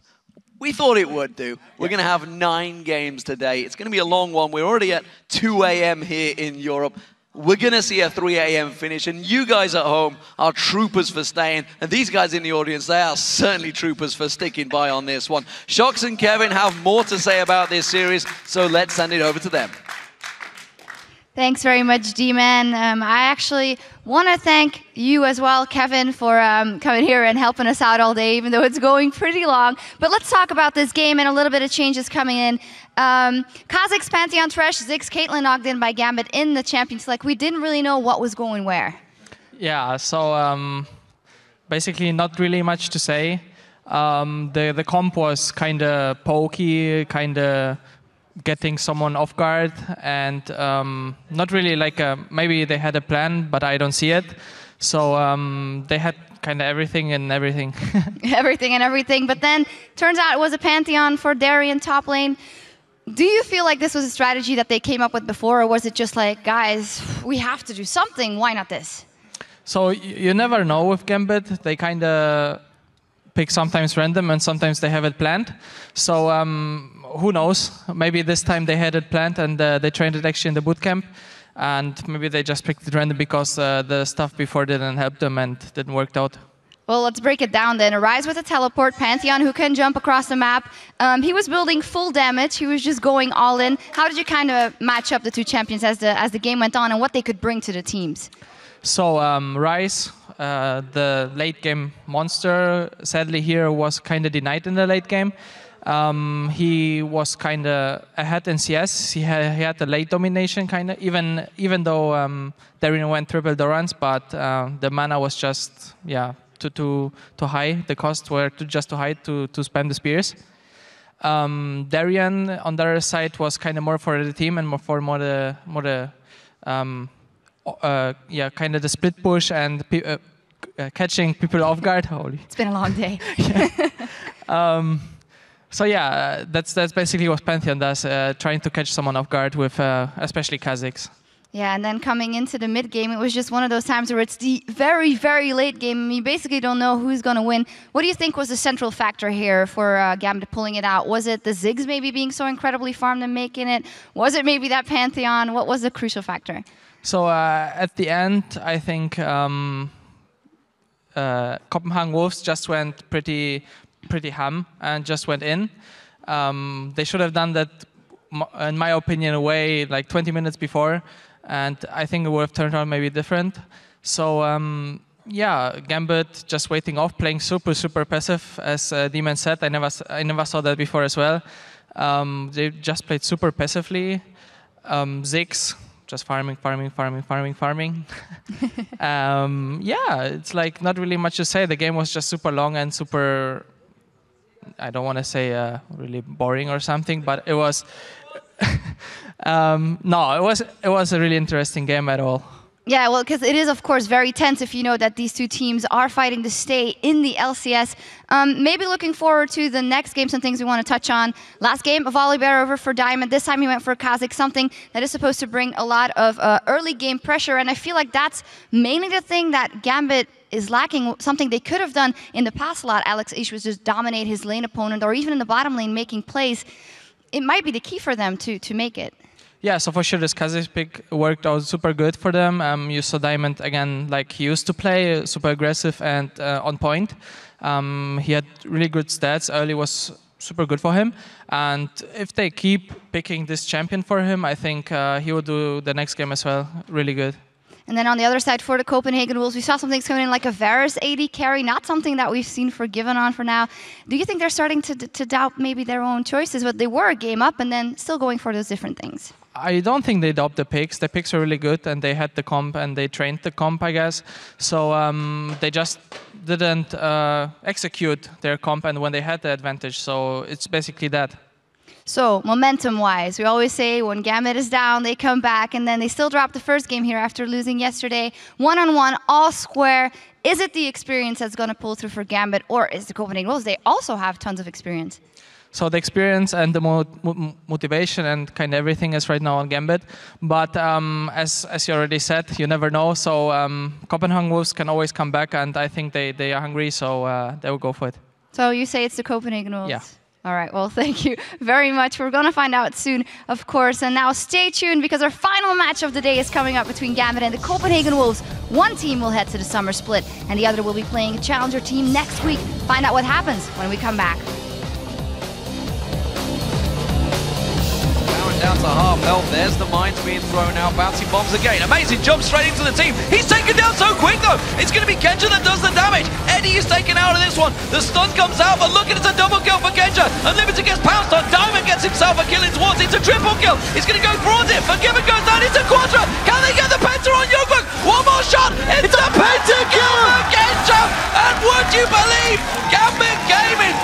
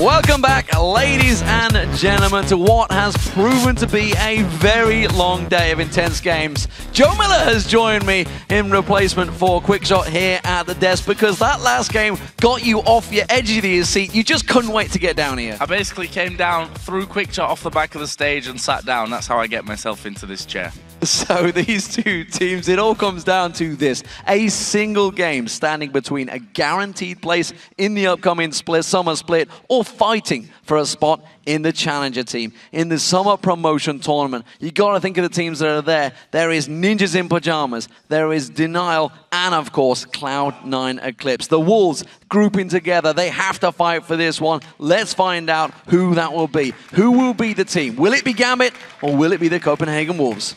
Well, it's a very good question, one that I'm finding very hard to answer after those two games, both of them very, very close. That actually was our longest playoff game so far at 54 minutes and 2 seconds.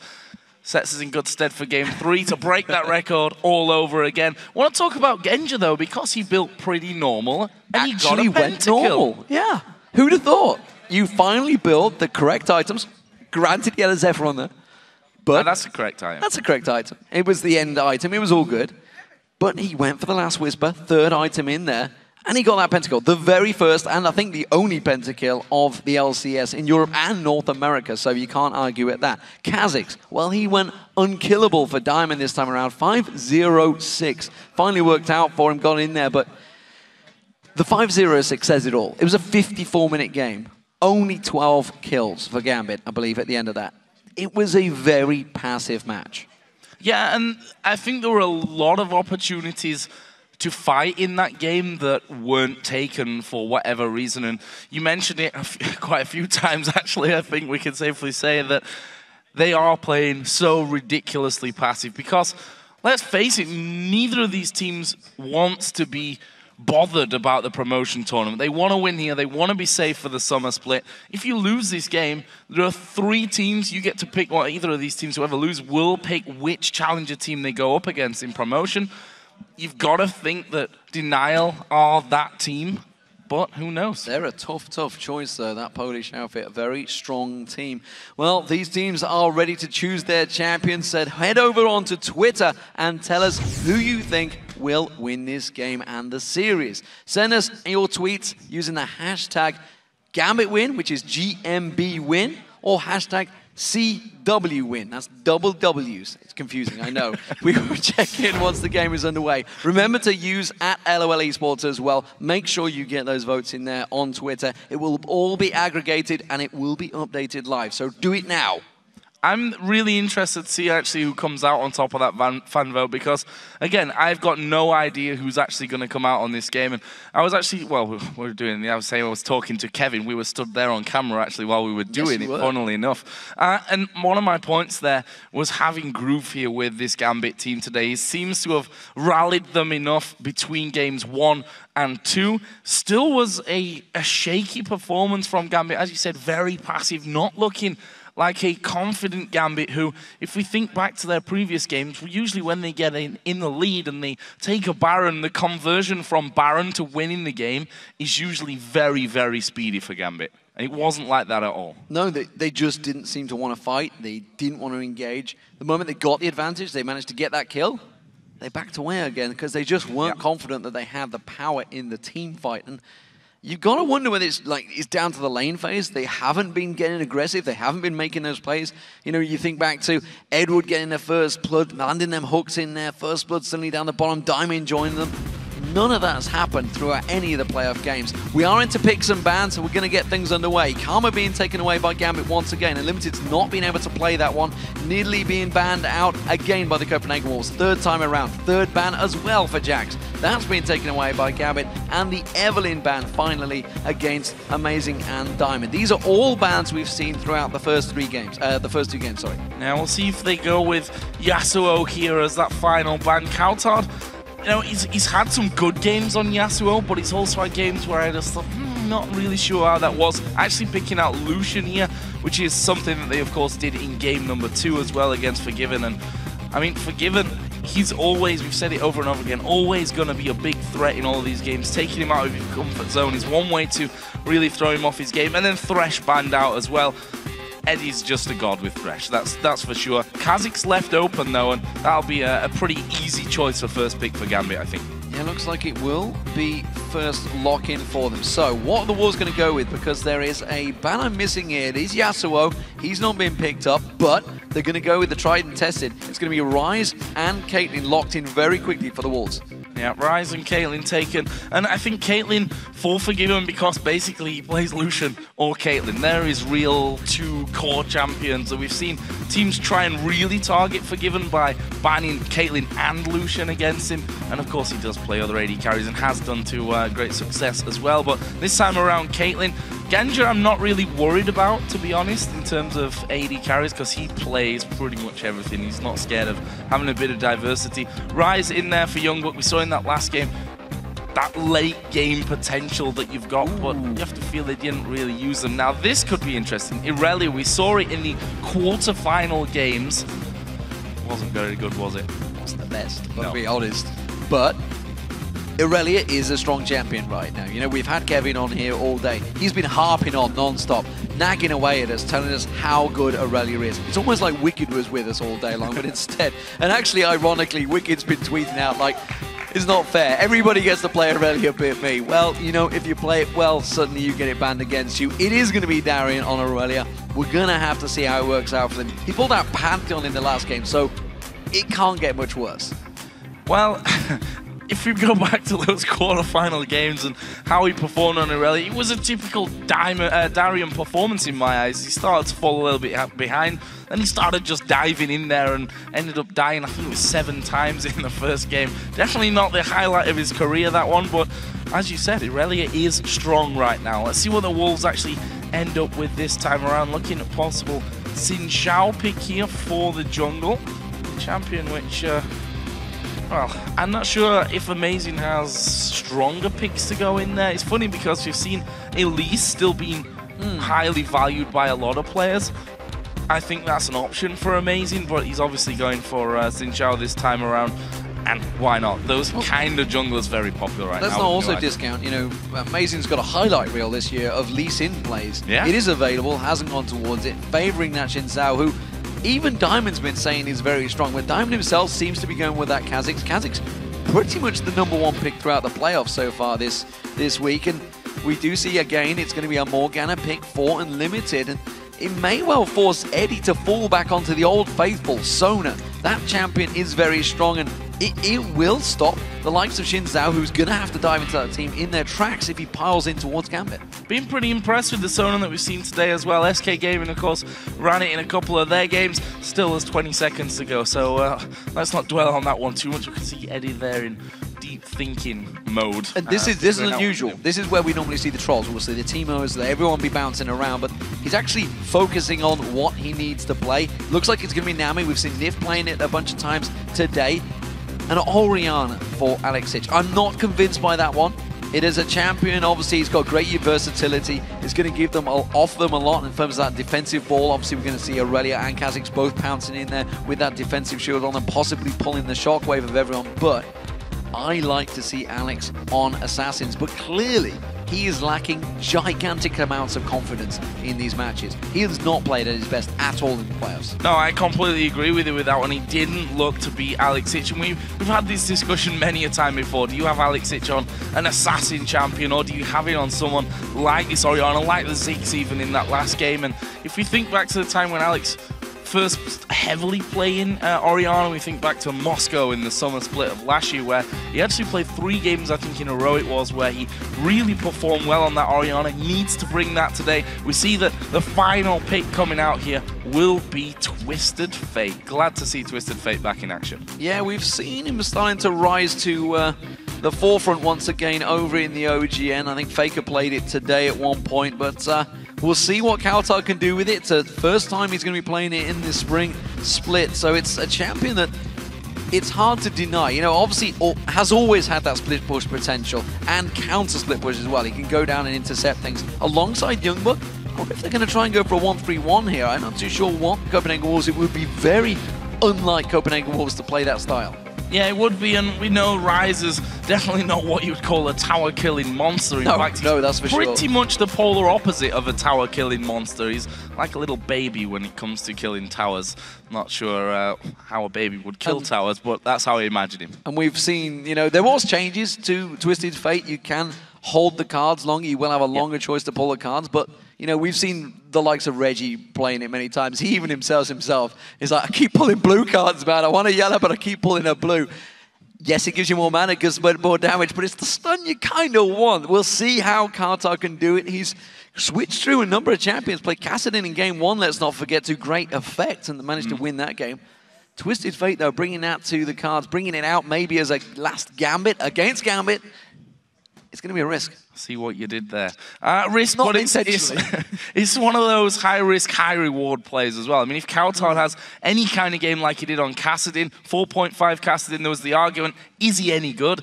Is he worth playing? Is he good enough for this level? Kevin gave him a 4 out of 10 compared to his old 10 out of 10. But Kautar showed us otherwise. Well, here we go, in-game. Here we go, ladies and gentlemen. The final game of the evening will, of course, start with a pause. It's going to be coming, don't worry. So, Gambit are the blue team, and the Copenhagen Wolves are the red team, so let's not get carried away. There's a problem for Eddie. Eddie was out having a client restart. You can see the referee already on that one. Darian, eyes closed, focus.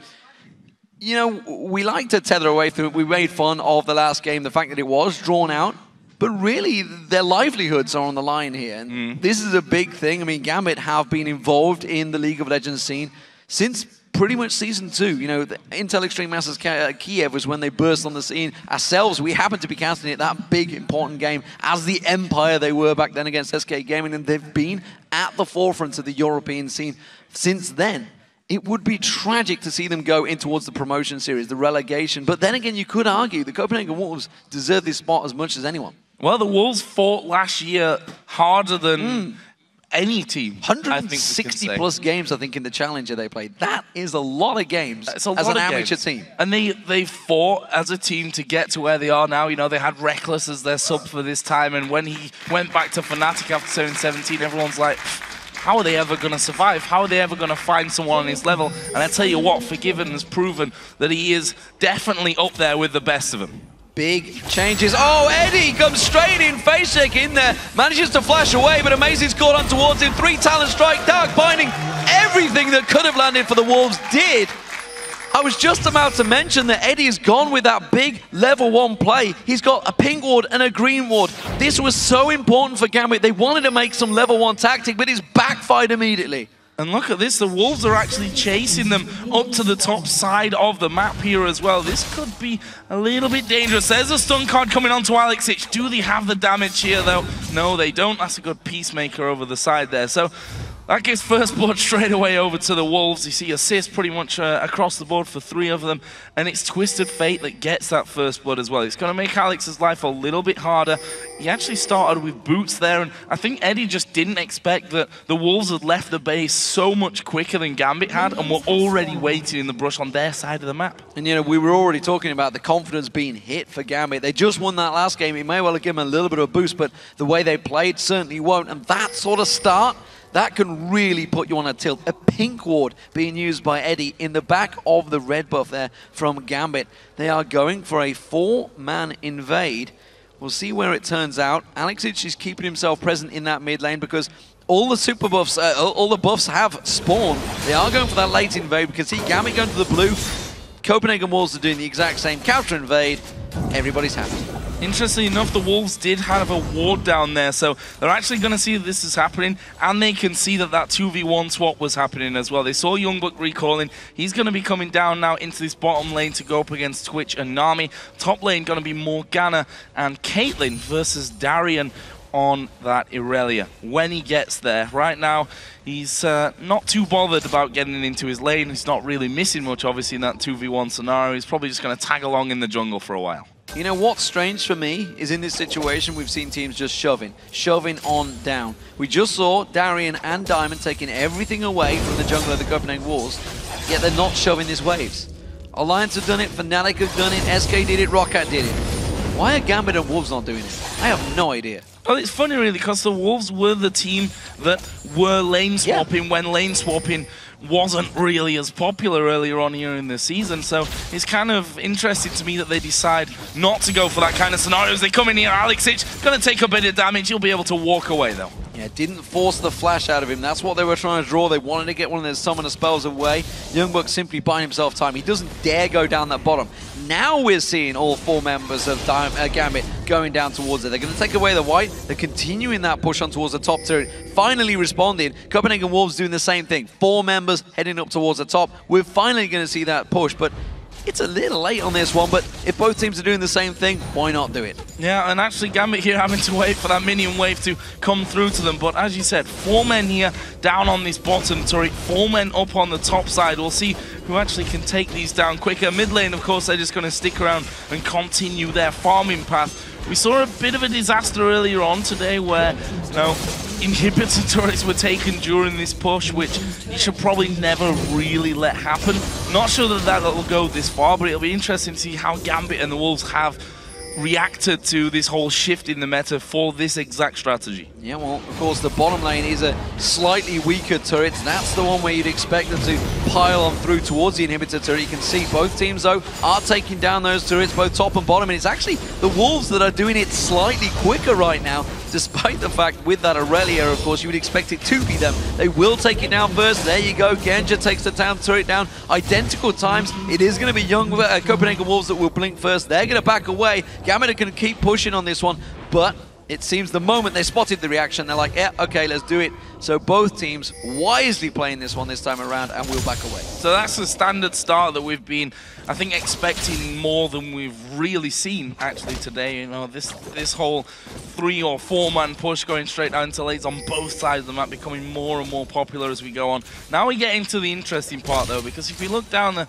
CS totals after that, Darian got himself a good lead, and Amazing's actually coming in here on towards Alexic. He's got a flash and he's got a heal as well. Kautar gets the stun card and a wild card shot off there as well, but not really in any true danger there was Alex. He actually used his summoner heal fairly early on in that fight, which kind of surprised me. Don't think he really needed it, and now the Wolves are invading. He needed the speed that it offers you to get away from that one, of course, because Amazing, he was 1 hit away. He got the 3 talent strike on there, and he would have done the knockup, but of course if it had stuck around, he would have also taken the Aqua Prism, which is why he backed away. Genja caught out by Dark Binding there. They're going to try and take away the Wraiths here, but Diamond's not having any of that one. Comes in, smites it away, makes sure he secures it. Interesting style of play from both these teams. Look at Copenhagen Wolves. 4 members stacking around that mid lane, trying to put some pressure on towards it. This is kind of normal play for the Wolves, and we'll see how Gambit react to it. Yeah, pushing with the 4-man. Morgana was there as well, and they've got some good vision down on the bottom side of the jungle as Genja gonna get in there. Good damage onto Kautard, but good damage, not quite enough damage at this stage of things. Looking at the AD carry builds, double Doran's Blade and Boots there on one side of things, and the Vamp Scepter for Forgiven. So he's gonna have a nice little bit of sustain as he gets himself back off into a bit of farm. But look at this, look at what's building up. The difference at the moment, Forgiven is holding that lane. He's 48, 49 CS and counting, 50 plus. Genja only 23. Darian is doing the same thing, but this is going to be an Aurelia that's going to get farmed out there. Oh, Genja caught out. Oh, we're going to see Twisted Fate binding in, but look at that. Shockwave pulls him straight in. They pounce on towards him. Unlimited, he's the focus. Darian taking the turret damage. There will be a kill. It's Alex that gets it on Unlimited. That was a disastrous ultimate from Kautard. I don't really know why he chose to do that. He obviously used his ultimate there. We've all done it before. Well, that's why that was a perfect TF ulti. I'd have done it, I'd imagine. But using his ultimate there, getting vision of the entire Gambit team, which then surprised him that he decided to go exactly there. Diamond came in straight behind him. That kill is, of course, now going to give Gambit the Dragon. So first one of the game going their way. It puts them just 100 gold into the lead, but they'll take any lead at this point. This is what surprises me. 100% balls to the wall. Kautard, needlessly large rod, first item back. We'll see whether that develops into anything, whether it goes towards the Rabadon's death cap, but that is very ballsy as a first item. Alex it's going standing. Chalice is in there. It's going to go towards that Fiend's Unholy Grail. Eddie, he's looking to land another one of those Aqua Prisons that started and turned that fight on its head. So far, Gambit are keeping even with Copenhagen Wolves despite all the lane swapping shenanigans that's been going on. It is 2-2 in turrets. In terms of farm, you can see it's Darian that's ahead of Youngbuck. Big advantage for him, and getting that Aurelia going could be a big part of Gambit's play. Yeah, 37 to 13 CS. That is a pretty impressive total right now, but not quite as impressive as if we look at Genja and Forgiven. 76 to 23 CS there. Forgiven once again just freezing that lane as far up as he could towards his own inner turret there. And that's given him, if you look at the gold, 1,000 gold difference between the two AD carries at this stage of the game. Dangerous for Genja going forward. He's going to get a big wave of farm here, but look at the levels. Forgiven is level 7. Genja is only just dinged 5. Yeah, that is a gigantic differential in this way. If he goes back and buys, he's only got the Vampire Acceptor yet, so he hasn't used that power, that money that he's got there. It does mean that Copenhagen Wolves are going to keep pressure on towards his bottom turret, but they've got to be careful they don't stick around too long. Alex is just going towards the top wave here. Youngbuck has got a ward in that tri-bush. He's wisely backing away from this one. This may be a turret gain for Gambit though. No, they're going to choose to farm between the towers. Youngbuck can literally do nothing here. Level 6 Darian, level 3 Youngbuck, level 7 Alexic. He can't even think about sticking around from that one. So far behind at this stage. 49 to 14 CS. See Diamond here going to be soaking up a bit of experience and making sure that turret stays alive. Actually Amazing going to go charging in onto Darian here. They're trying to keep hold of that turret, but the shockwave comes down. Good flash from Amazing. Yeah, forces the flash out of Amazing. Tower goes down. Advantage picked up by Gambit. Currently though, bottom lane now continuing to keep that pressure down, keep trying to shove that tower in. Alexic doing a good job at mopping up the differences in that mid lane, keeping Kautard away. Forgiven, keeping that pressure on towards him, keeps on hammering down, getting some damage on towards that turret. The Dark Bindings are not landing though. Eddie's still only level 4 as well. Them Aqua Prisons, they have to land. They could turn it around, but Genja now with level 6 has got that spray and pray available, so it is a little bit more dangerous for the Copenhagen Wolves. They may start backing off. Problem there is though, I think that Gambit are a little bit too afraid of going out there. I mean, giving a kill to Forgiven now while he's got this huge CS lead would just compound the pain really that Genja and Edward are finding themselves in on that lane. I think Alex is going to be key to getting something going on that side of the map. Darian maybe as well, once his teleport actually comes off cooldown. That's currently got about a quarter of its time remaining. Diamond is also headed towards this bottom side, and look at Darian, he's actually walking to that bottom lane. Amazing will be there as well though. Yeah, remember there's no towers to fall back on for the Copenhagen Wolves here, so a 4-man pile-on in this bottom lane could be vital, but that's going to start things off. Dark Binding catches on Genja, does manage to get stealth up here. It's going to be a 3-on-3, they don't know Amazing there. He's going to pile on through. Now we're going to see Twisted Fate joining the party. It's Genja they want to focus on. Diamond's taking very low from this one, but Darien, he's going to stop them in their tracks. I think that's a perfect example of how these two teams are reading each other so well right now. It's 2v2, all of a sudden it's 4v4. They know exactly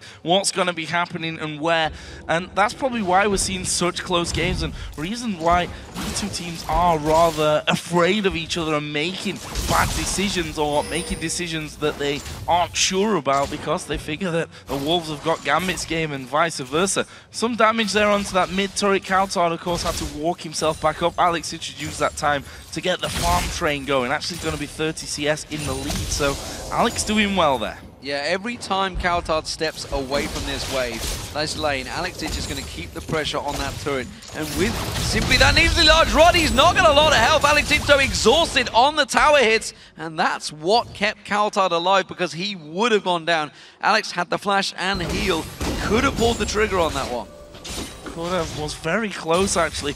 Those turret hits caused him a bit of pain, and in the end, won't matter too much if he's going to get away from it using neither the heal nor the flash. Just want to point out the Rabadon's Death Cup done there for Coulthard, so he's going to have a lot more damage now coming into things. Also have to comment on the fact that Youngbuck has managed to gain that CS deficit back. He's almost pulled even now with Darien, so that advantage that Darien had up there is now gone. Same sadly for the Wolves, for Gambit can't be said about the AD carries. 67 to 119 CS. We can see that Genja struggling to buy anything. No Vamp Scepter, no BF Sword right now. Forgiven got both of them in there already. They're going to pressure this turret out once again. It's a good Black Shield, and Forgiven can just harass constantly. He's got a level over Genja. He's 3 levels above Edward. Yeah, Genja desperately wants to go back and buy. He's sitting on 1,800 gold right now, and they were to dive in towards this one. Eddie's in trouble. Oh, a failed jump as well coming out from Diamond. A calamity of errors, and that's going to give the Copenhagen Wolves a simple turret. Not the best execution there, I think, from Gambit. I give Forgiven the props to that one, though. Comboing his entire kit to get that kill off. Diamond here is going to have to smite away that golem, but they need to react to this one because the Wolves have got a good amount of pushing power with Amazing and Forgiven and Unlimited there to offer some crowd control should they need it. You see how quickly that turret is going to be going down. Next wave of minions is coming as well, and I think they can have this one away before Genja and Edward start to come across. Or do they want Diamond? He's going to take a lot of damage. Flash over the wall from Youngbuck. Room Prison comes in. Flash from Diamond, but he's headed into the enemy side of the jungle. The reinforcements of Alex and Darien coming across. We'll see if they continue that fight there. Yes, it's dangerous stuff. There's going to be the wave coming out. Forgiven had to flash away. Spray and pray coming out from Genja. Does not catch on Copenhagen Wolves. Gambit are coming in from 3 different directions right now. Diamond is actually very low. He can't get involved in this one. He's the man with Smite, which is not available. It's just used on the Wolves. Gambit are simply running interference here. Copenhagen Wolves. Coulthard flashes for that. Tries to get the stun card down. But Gambit, they're running rings. They're keeping them occupied because they simply can't fight for the dragon. So they don't want to let the Copenhagen Wolves do the same. Needed a bit of Benny Hill music running to that fight. I think there were flashes left and right, and in the end, no real damage being done. We saw Genja spray and spray. Spray and pray. Well, maybe he was praying. Yeah, spray and pray. That's it. I always get him backwards for some reason. I don't know. It's late. That's my excuse. Okay, so here we go. Scrying Orb, actually. Didn't notice that Edward had actually picked that up till we see it coming in. But Dragon didn't get started off either, so that objective is still to be fought over. And you can see that Darien is still hanging around. Diamond's going to get himself a red buff here before they set up for things. Be interested to see if Gambit move for it, if they see the Wolves starting to back away. And they've still got a ward off to the side there as well. So they're going to see the positioning of the Copenhagen Wolves. Same applies from the other side though. There's 2 wards in River outside Dragon Pit. So Rabadon's Death Cap completed as that first item for Coulthard. He's leaving him low on mana. You can see he's lacking that regen. He is 50 CS behind Alex Hitch as well, who, while that was all happening, pretty much stuck around the mid lane, kept the pressure, kept the farm on, didn't really feel he's needed. But honestly, as an Orianna, he has to do that. He has to keep farming. He has to get himself up there. Level up for the Dragon. We just saw that because everybody on the map is gaining those levels. It keeps the Dragon's level going up and keeps his gold on ticking upwards. So, as it stands, Genja has finally backed off. He's finally got himself some items. It is a BF sword along with those boots, but a Bloodthirst you can see already completed.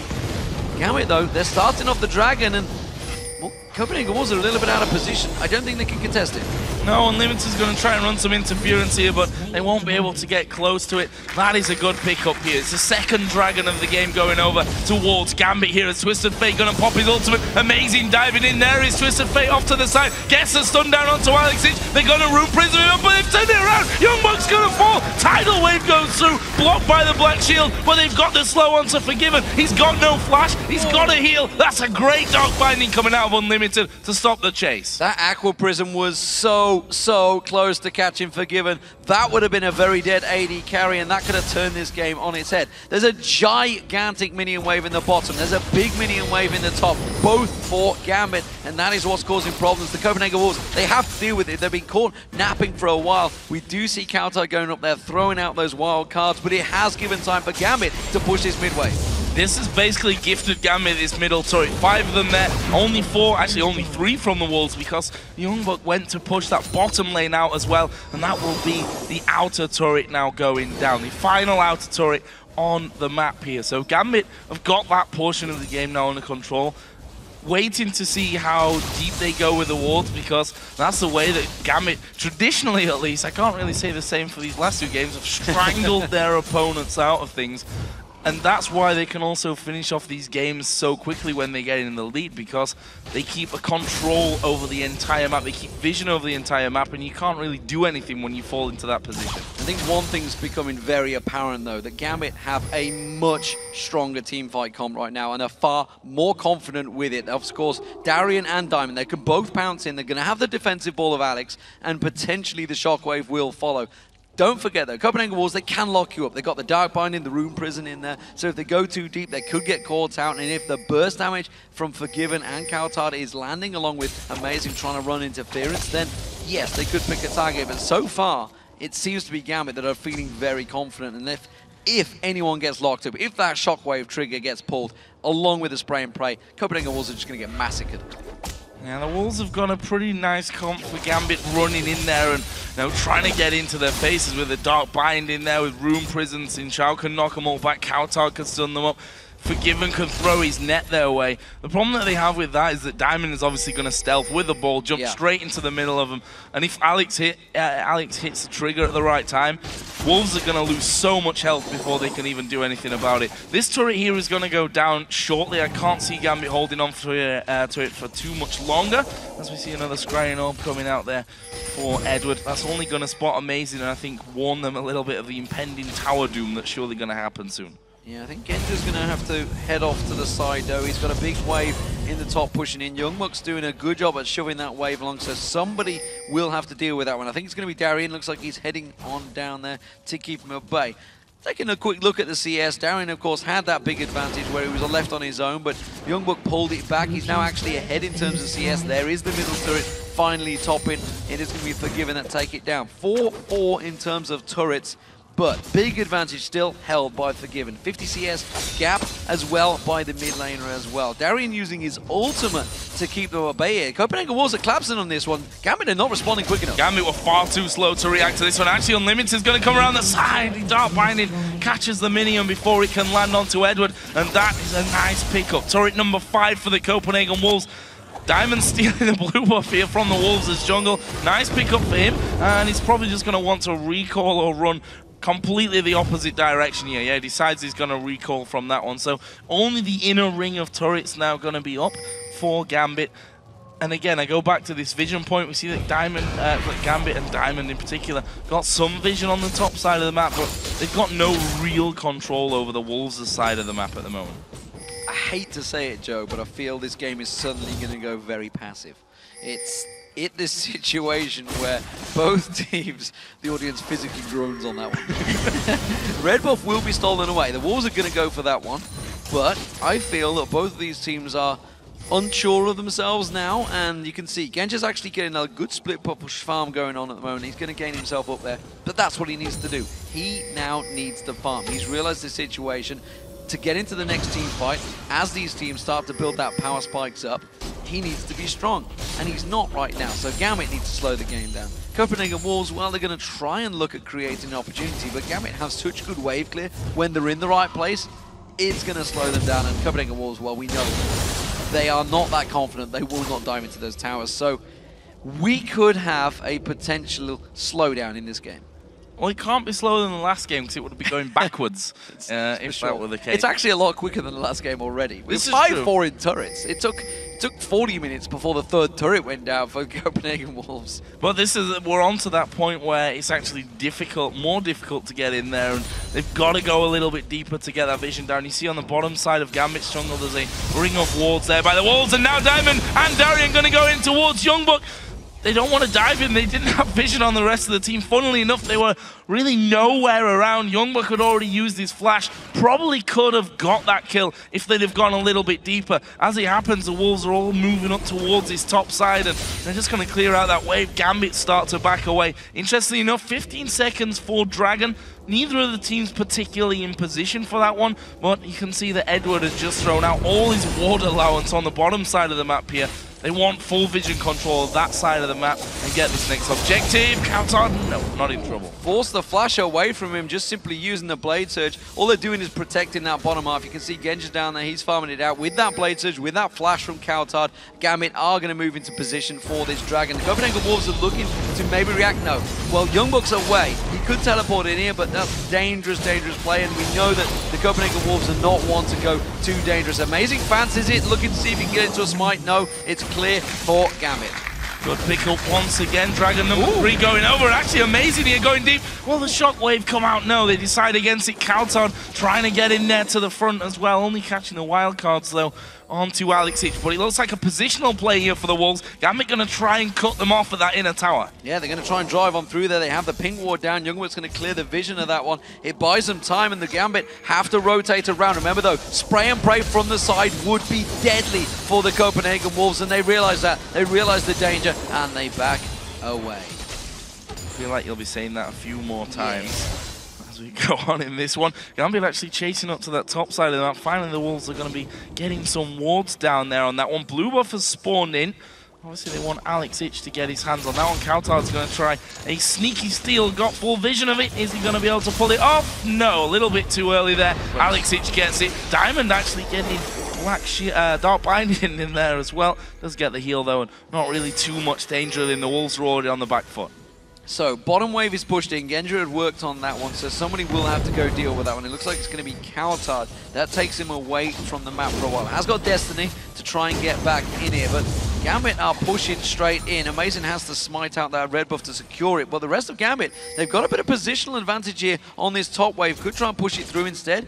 Seems they're happy to back away. Destiny used, it gives them the advantage. Alex is going to be the focus target, but look at that, the shockwave pulls him straight in. Doesn't do much damage though. No, didn't really do a lot, and that could be a little bit worrying for them, considering that's Death Cap, Athene's Unholy Grail on Alex Ich. The other side, the Void Staff with the Rabadon's Death Cap for Coutard. It felt like he was doing more damage than what we saw there out of Alex Ich. Just to see how that one builds up. It's his crowd control as well, if it lands correctly, of course, in a big team fight that makes him so very powerful. Want to touch on the AD carries again. Slightly decreased that gap, but Forgiven's really been keeping up like 40 or 50 CS lead that he's got. Actually, the mid lane is where the real difference now is. 70 CS that Alex Ich has over Coutard. Yeah, and you can see Genja, he's off free farming once again in the top lane. It's actually Coutard just realized he needs to get some of that farm, so Forgiven sticking around the mid lane, and they continue their farming prey. But Genja, well, if he gets strong, if he gets in the right position, we know that spray and pray can do work. Darian, though, he is someone I feel they should be fearful of. Youngbuck, of course, is stacking out that tier. Let's not forget that. He's got that Rod of Ages in as well, but he's had the Trinity Force for a while now, Darian. Now we'll see where he goes, whether he goes tanky, whether he is going to be that front man, that man that dives in. But the reason I talk about Darian, it's 25 minutes in, he has not died yet. That is a big thing, because when that happens, Gambit generally go on to play very well.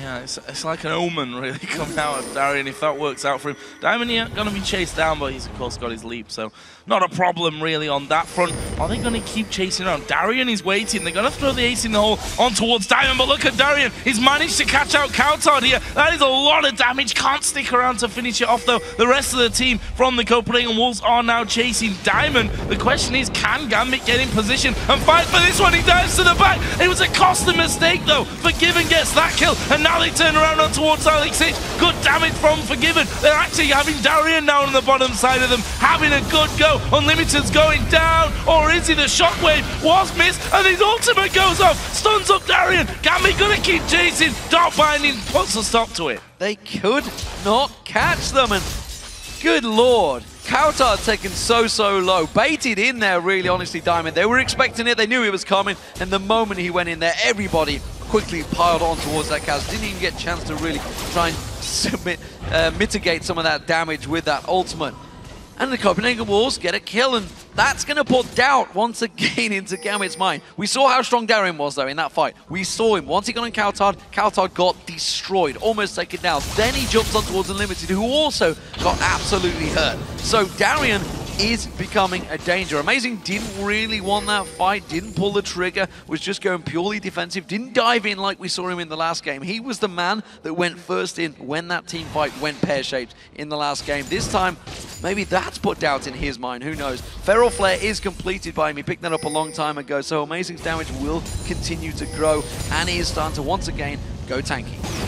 Worrying thing for Gambit, we've not seen a convincing shockwave just yet in this game, as Darien is going to have Twisted Fate coming into him. Youngbuck's going to be able to room prison him up. They've not got enough damage. He's still too tanky, and that's with just that Giant Spell and Ruby Crystal in there. The problem is he'd got a minion wave in, so as soon as he started pulling that ultimate out, he was only ever going to be regenerating health, and he's very hard to lock down. Once he's out of the room prison range of Youngbuck, he would either going to have to flash for it and fully commit for it.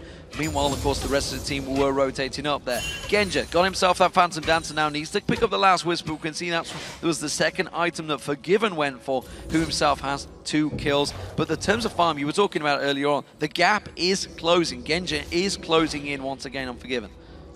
4 to 249, so see if that one continues to develop. As you mentioned, Last Whisper is going to become crucial to him as things move along. There's 100 CS difference now appeared in the mid lane, was 70 last time we checked on it, so I think Alex must be sitting on a decent amount of gold. I think around about 2k to spend on that one, so he's going to become more powerful when they go back. But Dragon's coming up, so now's not the time to back off. No, he's not. He's going to be coming back in though with a blasting one. Rabadon's death cap was completed. Home guards picked up, of course, with those Mercury treads, so going to be happy about that one. Darien was pushing in that bottom wave, so that's going to become a problem. And Copenhagen Wolves are trying to bully out a position here, but I'm not too sure they're very confident about it right now. Gambit are split up, divided. They're going to pounce in and go in. Diamond taking so much damage early on. Stealths up, gets out of there. Ace in the hole's going to be blocked off by Darien. They turn it back around. Amazing jumps on towards Genja. Genja taking damage here. He's actually taking it out, but the spray and pray comes out. He's going to be laying down all of that hurt on towards him. It's a double for Alex Inch. Unlimited is going to get taken down. There's the triple. Genja chases on it. The slow goes down, Forgiving in all sorts of trouble. He's going to get caught out. Genja picks it up. It's a 4-for-0. Diamond did exactly like Insect was doing to Katowice. Jumped in, took all of the abilities, and pounced out stealth. Still managed to get himself away from that one. It was a big shockwave from Alex Hitch that really helped them in this. Coutard had to flash away from the fight, could only really utilize one of those wild cards coming out. Genja, spray and pray, absolutely amazing. And you saw the Wolves, they were fighting. Then they realized, oh my god, we're actually losing out very quickly here. Trying to back away, but hard to get away from a team like this that have got dashes and jumps and speed boosts and all that kind of stuff.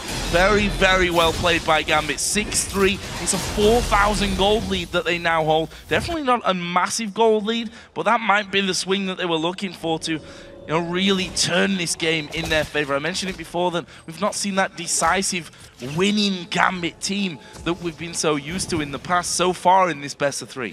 Yeah, and the irony is in that fight that obviously Copenhagen Wolves have got to be careful they don't get caught in a pit like the Baron or the Dragon pit, but they actually funneled themselves in that little corridor by the blue buff. That's where the spray and play was landing.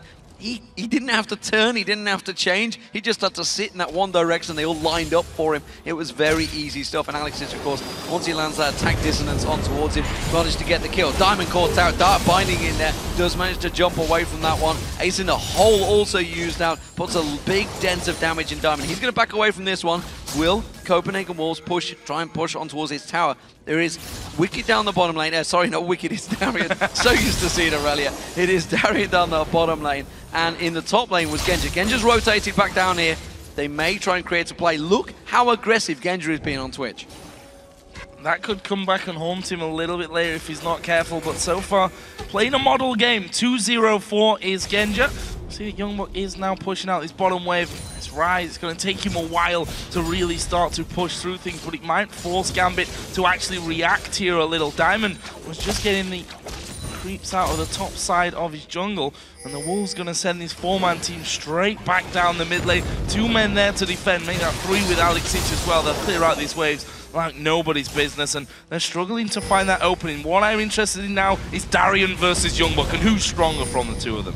Darian not really wanting to engage in that one. Youngbuck did use his ultimate. Darian is still really not building too much magic defense. He doesn't really care much about Youngbuck, but we shouldn't be surprised about that one. It is Darian after all, and they even said he was fairly, I would say, fairly aggressive against Youngbuck, saying he doubted his abilities, doubted his skills. In the opening video, we saw him just saying he didn't fear whatever Youngbuck had to bring to the table.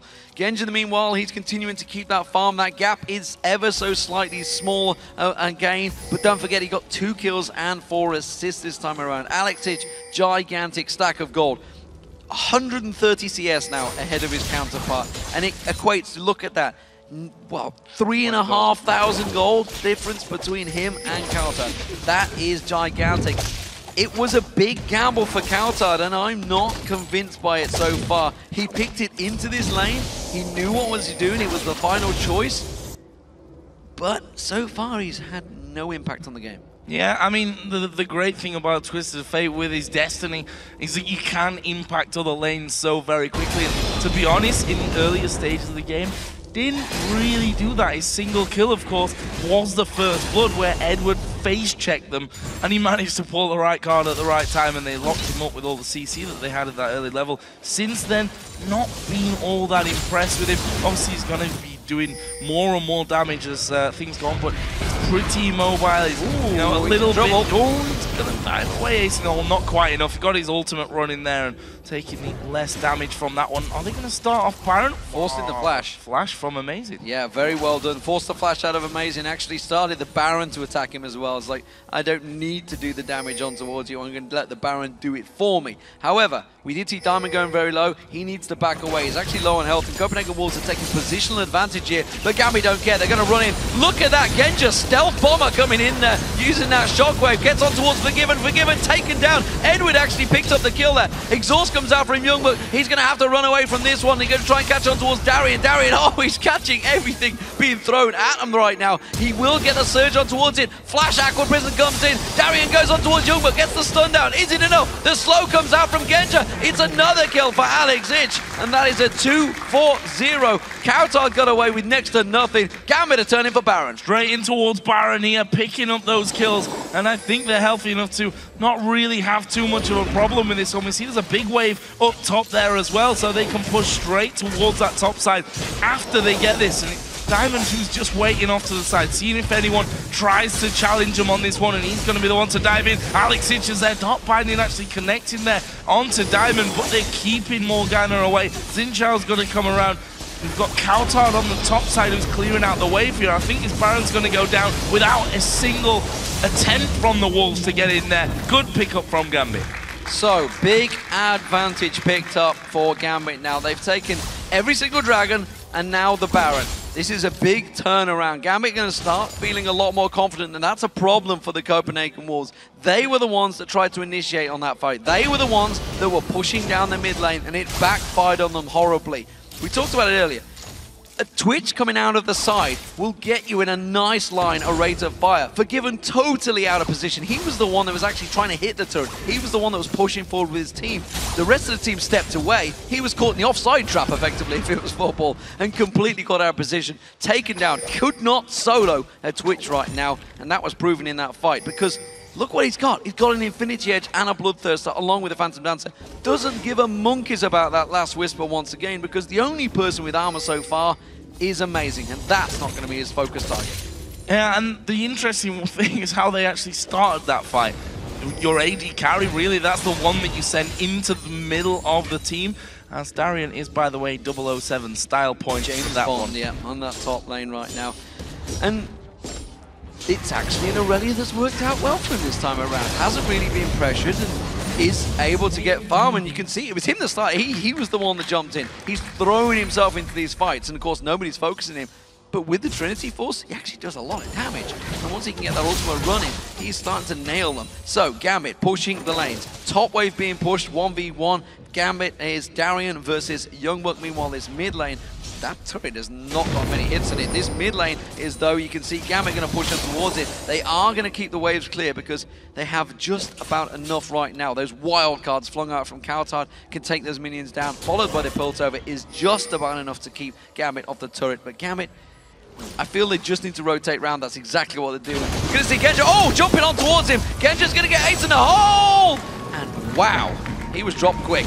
Yeah, caught out of position. That's the other great thing about Twisted Fate as Darian here, life stealing from everyone. Will he be able to get away? They've got vision of him inside of that brush, and there is a room prison. That's going to mean the death of him, or is it? Oh. He gets the big heal from Edward, and now they're going to turn it around. Shockwave will pull in amazing. They can keep pushing on this one as well. Youngbuck using his shield there from the Zerefs. He's going to fall anyway, and that is a 2-for-1. Yes, Genja got caught out. Forgiven there. Getting a little bit too close to Diamond. They're going to keep chasing on this one. Alex comes on the side, blows half of his health away. He's going to take the turret. He doesn't give a monkeys about the turret. He's going for kills here. Goes on to Kautard. One more hit will do it. And there is Alex Ich, now legendary. Unlimited tries to lock them up, but a dive in from the back will give Alex Ich another double kill there.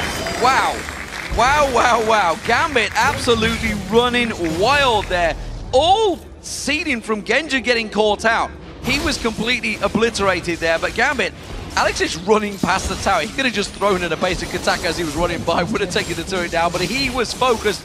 All he wanted was kills. 9-0-4 Alex Ich right now on Orianna. We were talking about how he can be passive on it, but by God, where has he pulled this score from? I don't know. He's doing fantastic work for him. Darian seemingly the unkillable once again. Everything was thrown at him, the kitchen sink involved, but Eddie came to the rescue and saved him. He's not James Bond anymore, not 007, he's 009. He is advanced and he is continuing to grow stronger. That Mikhail's Crucible from Edward was crucial in keeping him alive and really turned that fight on his head. Such an incredible team fight. Look at his CS there as well. So far ahead. I mean, that doesn't really matter when you look at his score, to be fair, at this stage. I think it was about 6,000 gold that he was above Kautard on. If you look at the teams as a whole, it's jumped significantly in the recent time. 13,500 gold is what separates them. Ooh. Now Genja's going to have a look for Youngbuck. He's invisible, and he's going to take a while to get out there, but he does finally do it. But Genja might get caught out of this one. Wild cards come through. He's going to go down, but Darian wants 2 kills from this. Here's the rest of the Wolves, though. Darian's got a GA, so he's got 2 lives to stay alive. And, well, he doesn't get killed. 2 GAs, I should now mention, on Gambit, because Diamond picked one up as well. It's going to be so hard for the Wolves to come back.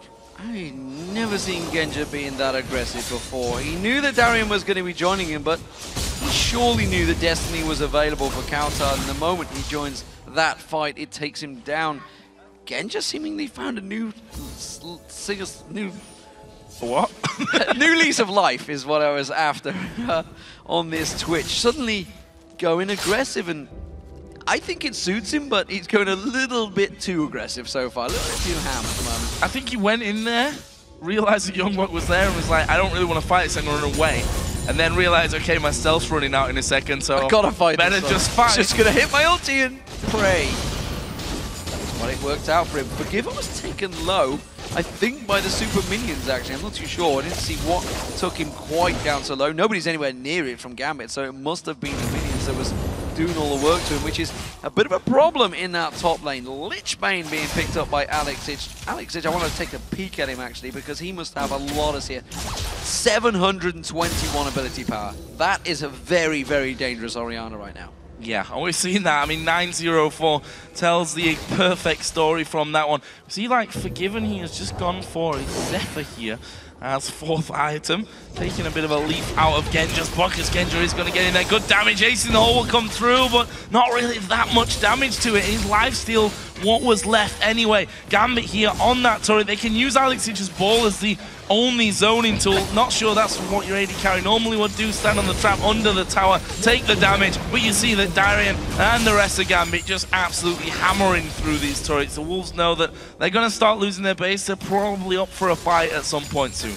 Yeah, 40 minutes gone in this game. Gambit looking much more aggressive, much more confident in their play as we start moving into a very late game. The Copenhagen Wolves are used to this territory, but they're going to have to defend out smartly. The Baron is up in 20 seconds time, will be the target. Gambit are already moving towards it. I am not 100% convinced the Copenhagen Wolves are going to try and get in there. They want to try and get a ward though, and you can see Gambit setting the trap. Oh, the Wolves going to face check this one. I don't think they will, but I'm not sure what exactly they can do in response. Maybe popping that Destiny, which is a great use of Kautar's ultimate here, even if he doesn't take the teleport side of it. There is the Destiny use, so they know that they're doing the Baron. And we see Wolves coming in and Gambit actually backing off here. Well, they're still not 100% convinced. Youngbook, of course, if he catches him in there, could do a hell of a lot of damage. It buys Kautar the time. Use that Destiny to push down and towards that middle turret. And now Gambit going back in once again. As soon as the Vision Wards go in there, they get cleared straight out of the pit, taking away any presence that they have.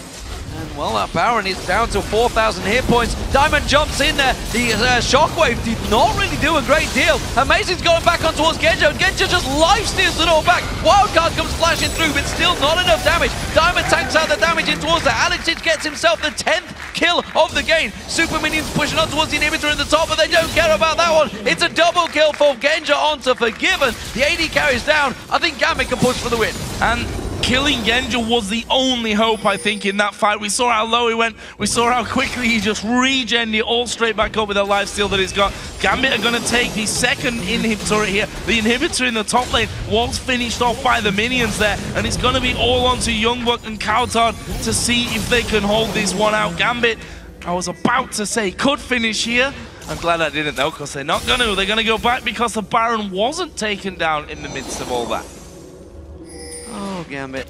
Gambit, Gambit, Gambit. They're going to keep us going. It is going to be a Baron picked up for Gambit. No doubt about that one. That's going to be easy, Baron. The Copenhagen Wolves not going to be able to contest this one, although saying that, they are still fairly close by. We may even see Alexich diving in towards Kautar here, catching on towards him. A ball is not going to be used. Youngbuck's going to come around. Genja's going in as the stealth assassin. Let's see if he can get on towards Youngbuck. Look at that, speed up on towards him. Talisman used, they're going to chase down Youngbuck here. They don't have vision in towards this area, but once they get the slowdown, it's going to be enough damage coming on towards him. Youngbuck does back away, had to use that ultimate to get the speed boost.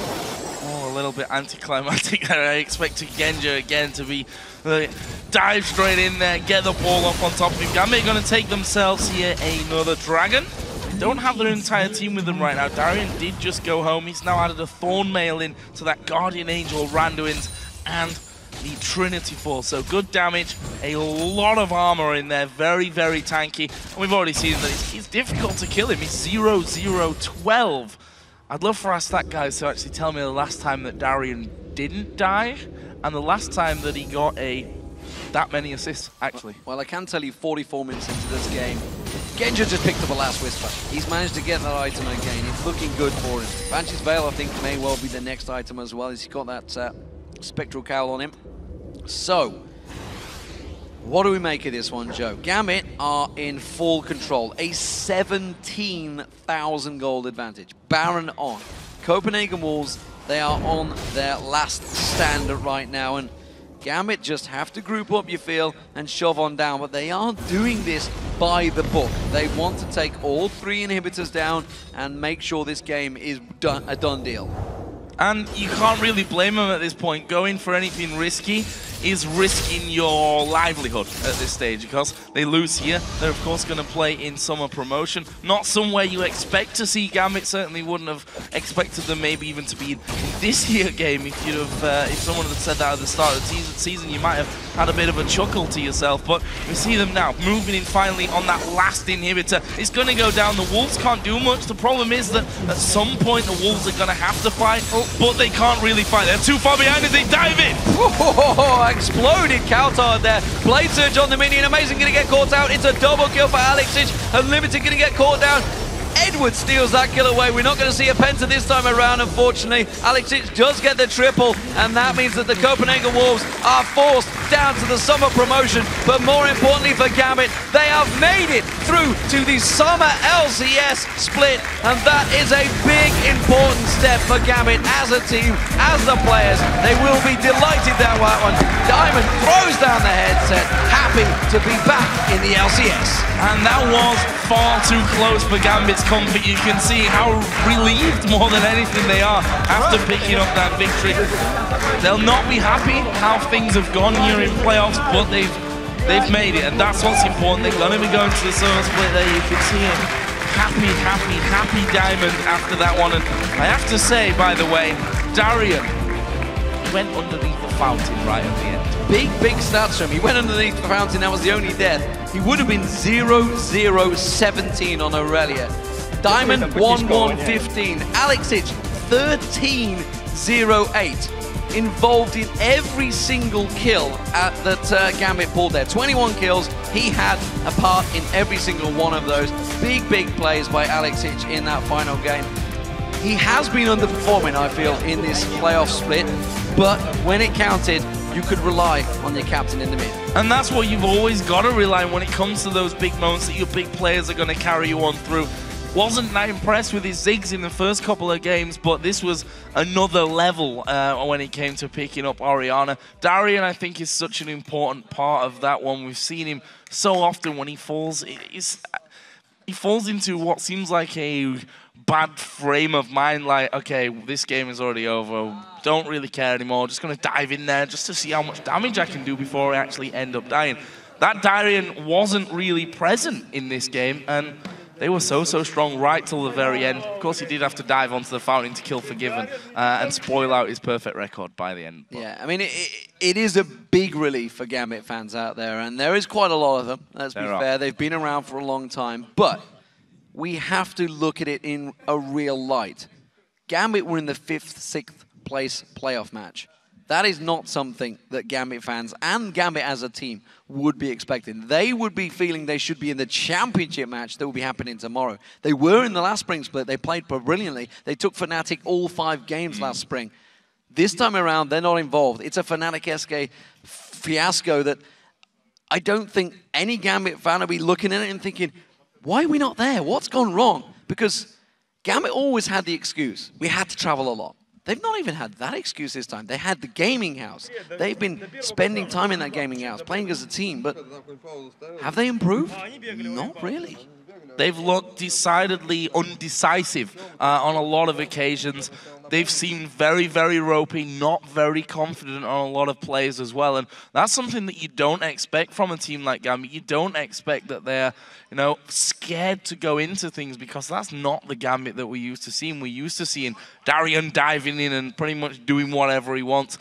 There was a glimmer of that back. I think just the single play that really highlights that one is sending your stealthed up AD carry with the Orianna ball into the middle of the enemy team to get the shockwave off. Yeah, okay, it works because he's stealth, but at the end of the day, he's still right in the middle of the team. So I think that showed a bit more confidence back. Gambit seemed to be having a lot more fun by the end of it. We saw him diving onto the fountain at the end. And confident, that's the confident and happy, having fun Gambit that all their fans like to see.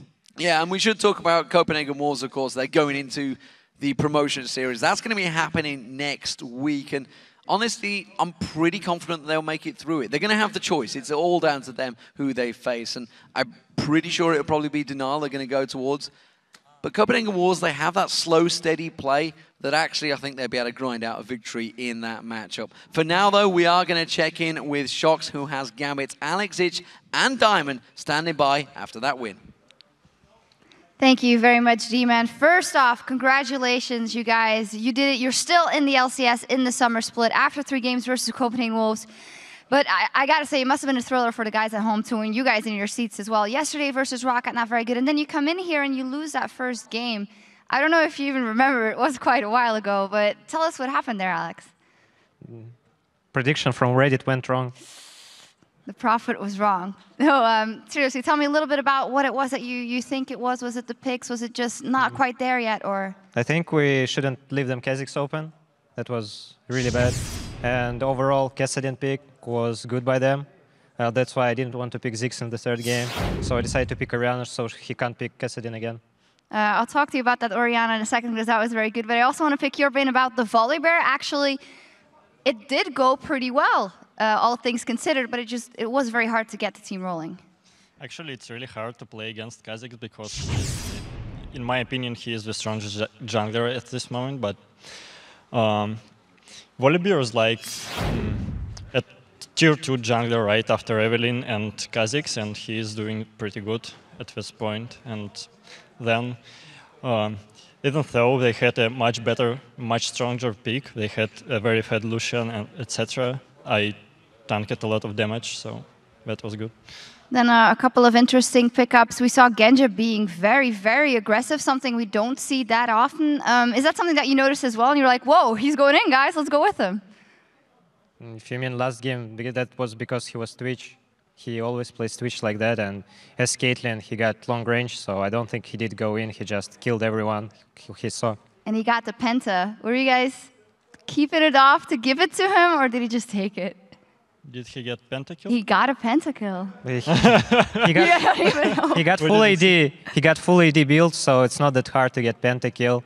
And I don't know. I mean, like we were doing the damage, and he was just killing people. All right, we're going to see a lot of pentakills then, a few in the summer split. Guys, you guys made it in the summer split. That's the most important thing here for you guys. But obviously, the journey hasn't been ideal.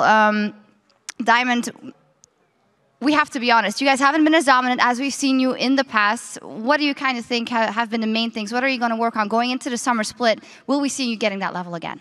Going into the summer split, there will be a qualifier to World Championship, so we will play much more.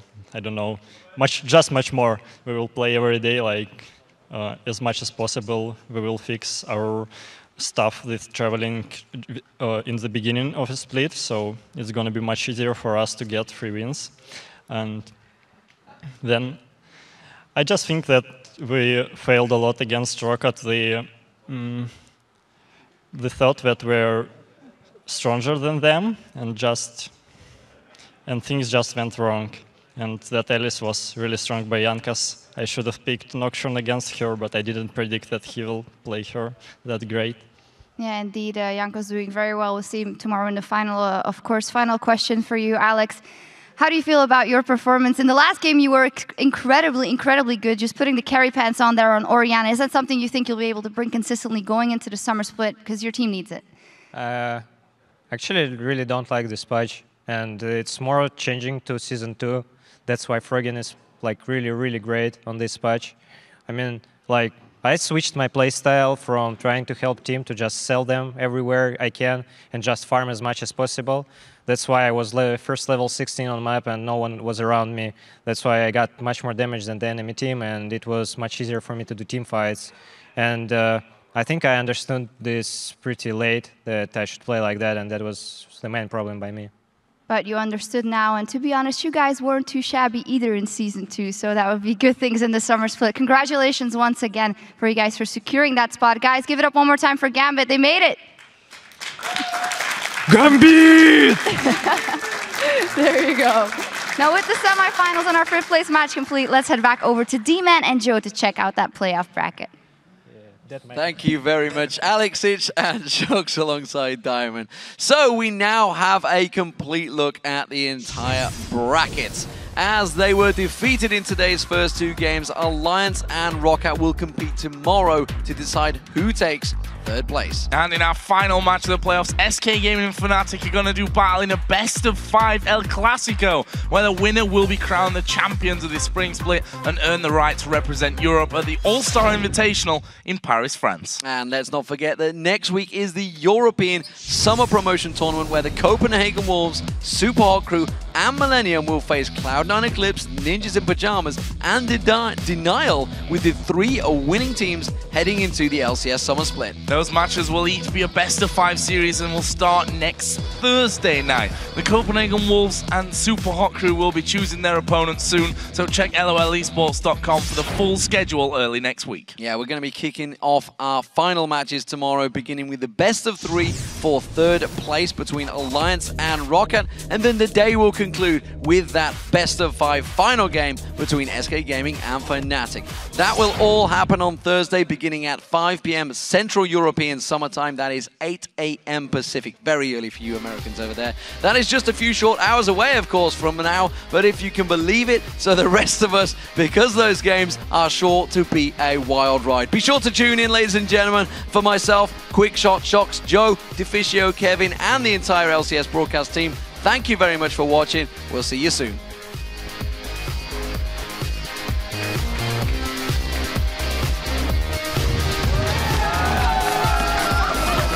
Alliance are trying to pull a Fnatic bush, and it's been spotted! Cyanide leaps straight in towards him. Froggen tries to get in amongst them with that Defile. He goes down. Everybody now needs to evacuate the area.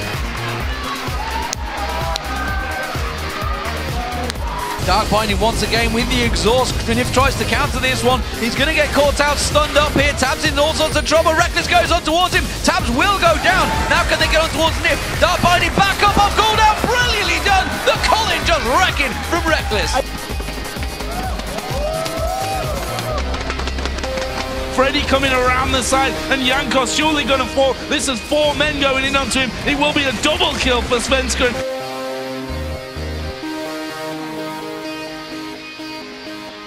And just like that, Gambit drop all across the map. Alex Hitch is going to be the final man. Sonya's out, that's Guardian Angel will come up here. Alex Hitch has to try and take him down. Too early, one more hit. No, Sonya's Hourglass is there. It's the ace for the Copenhagen Wolves.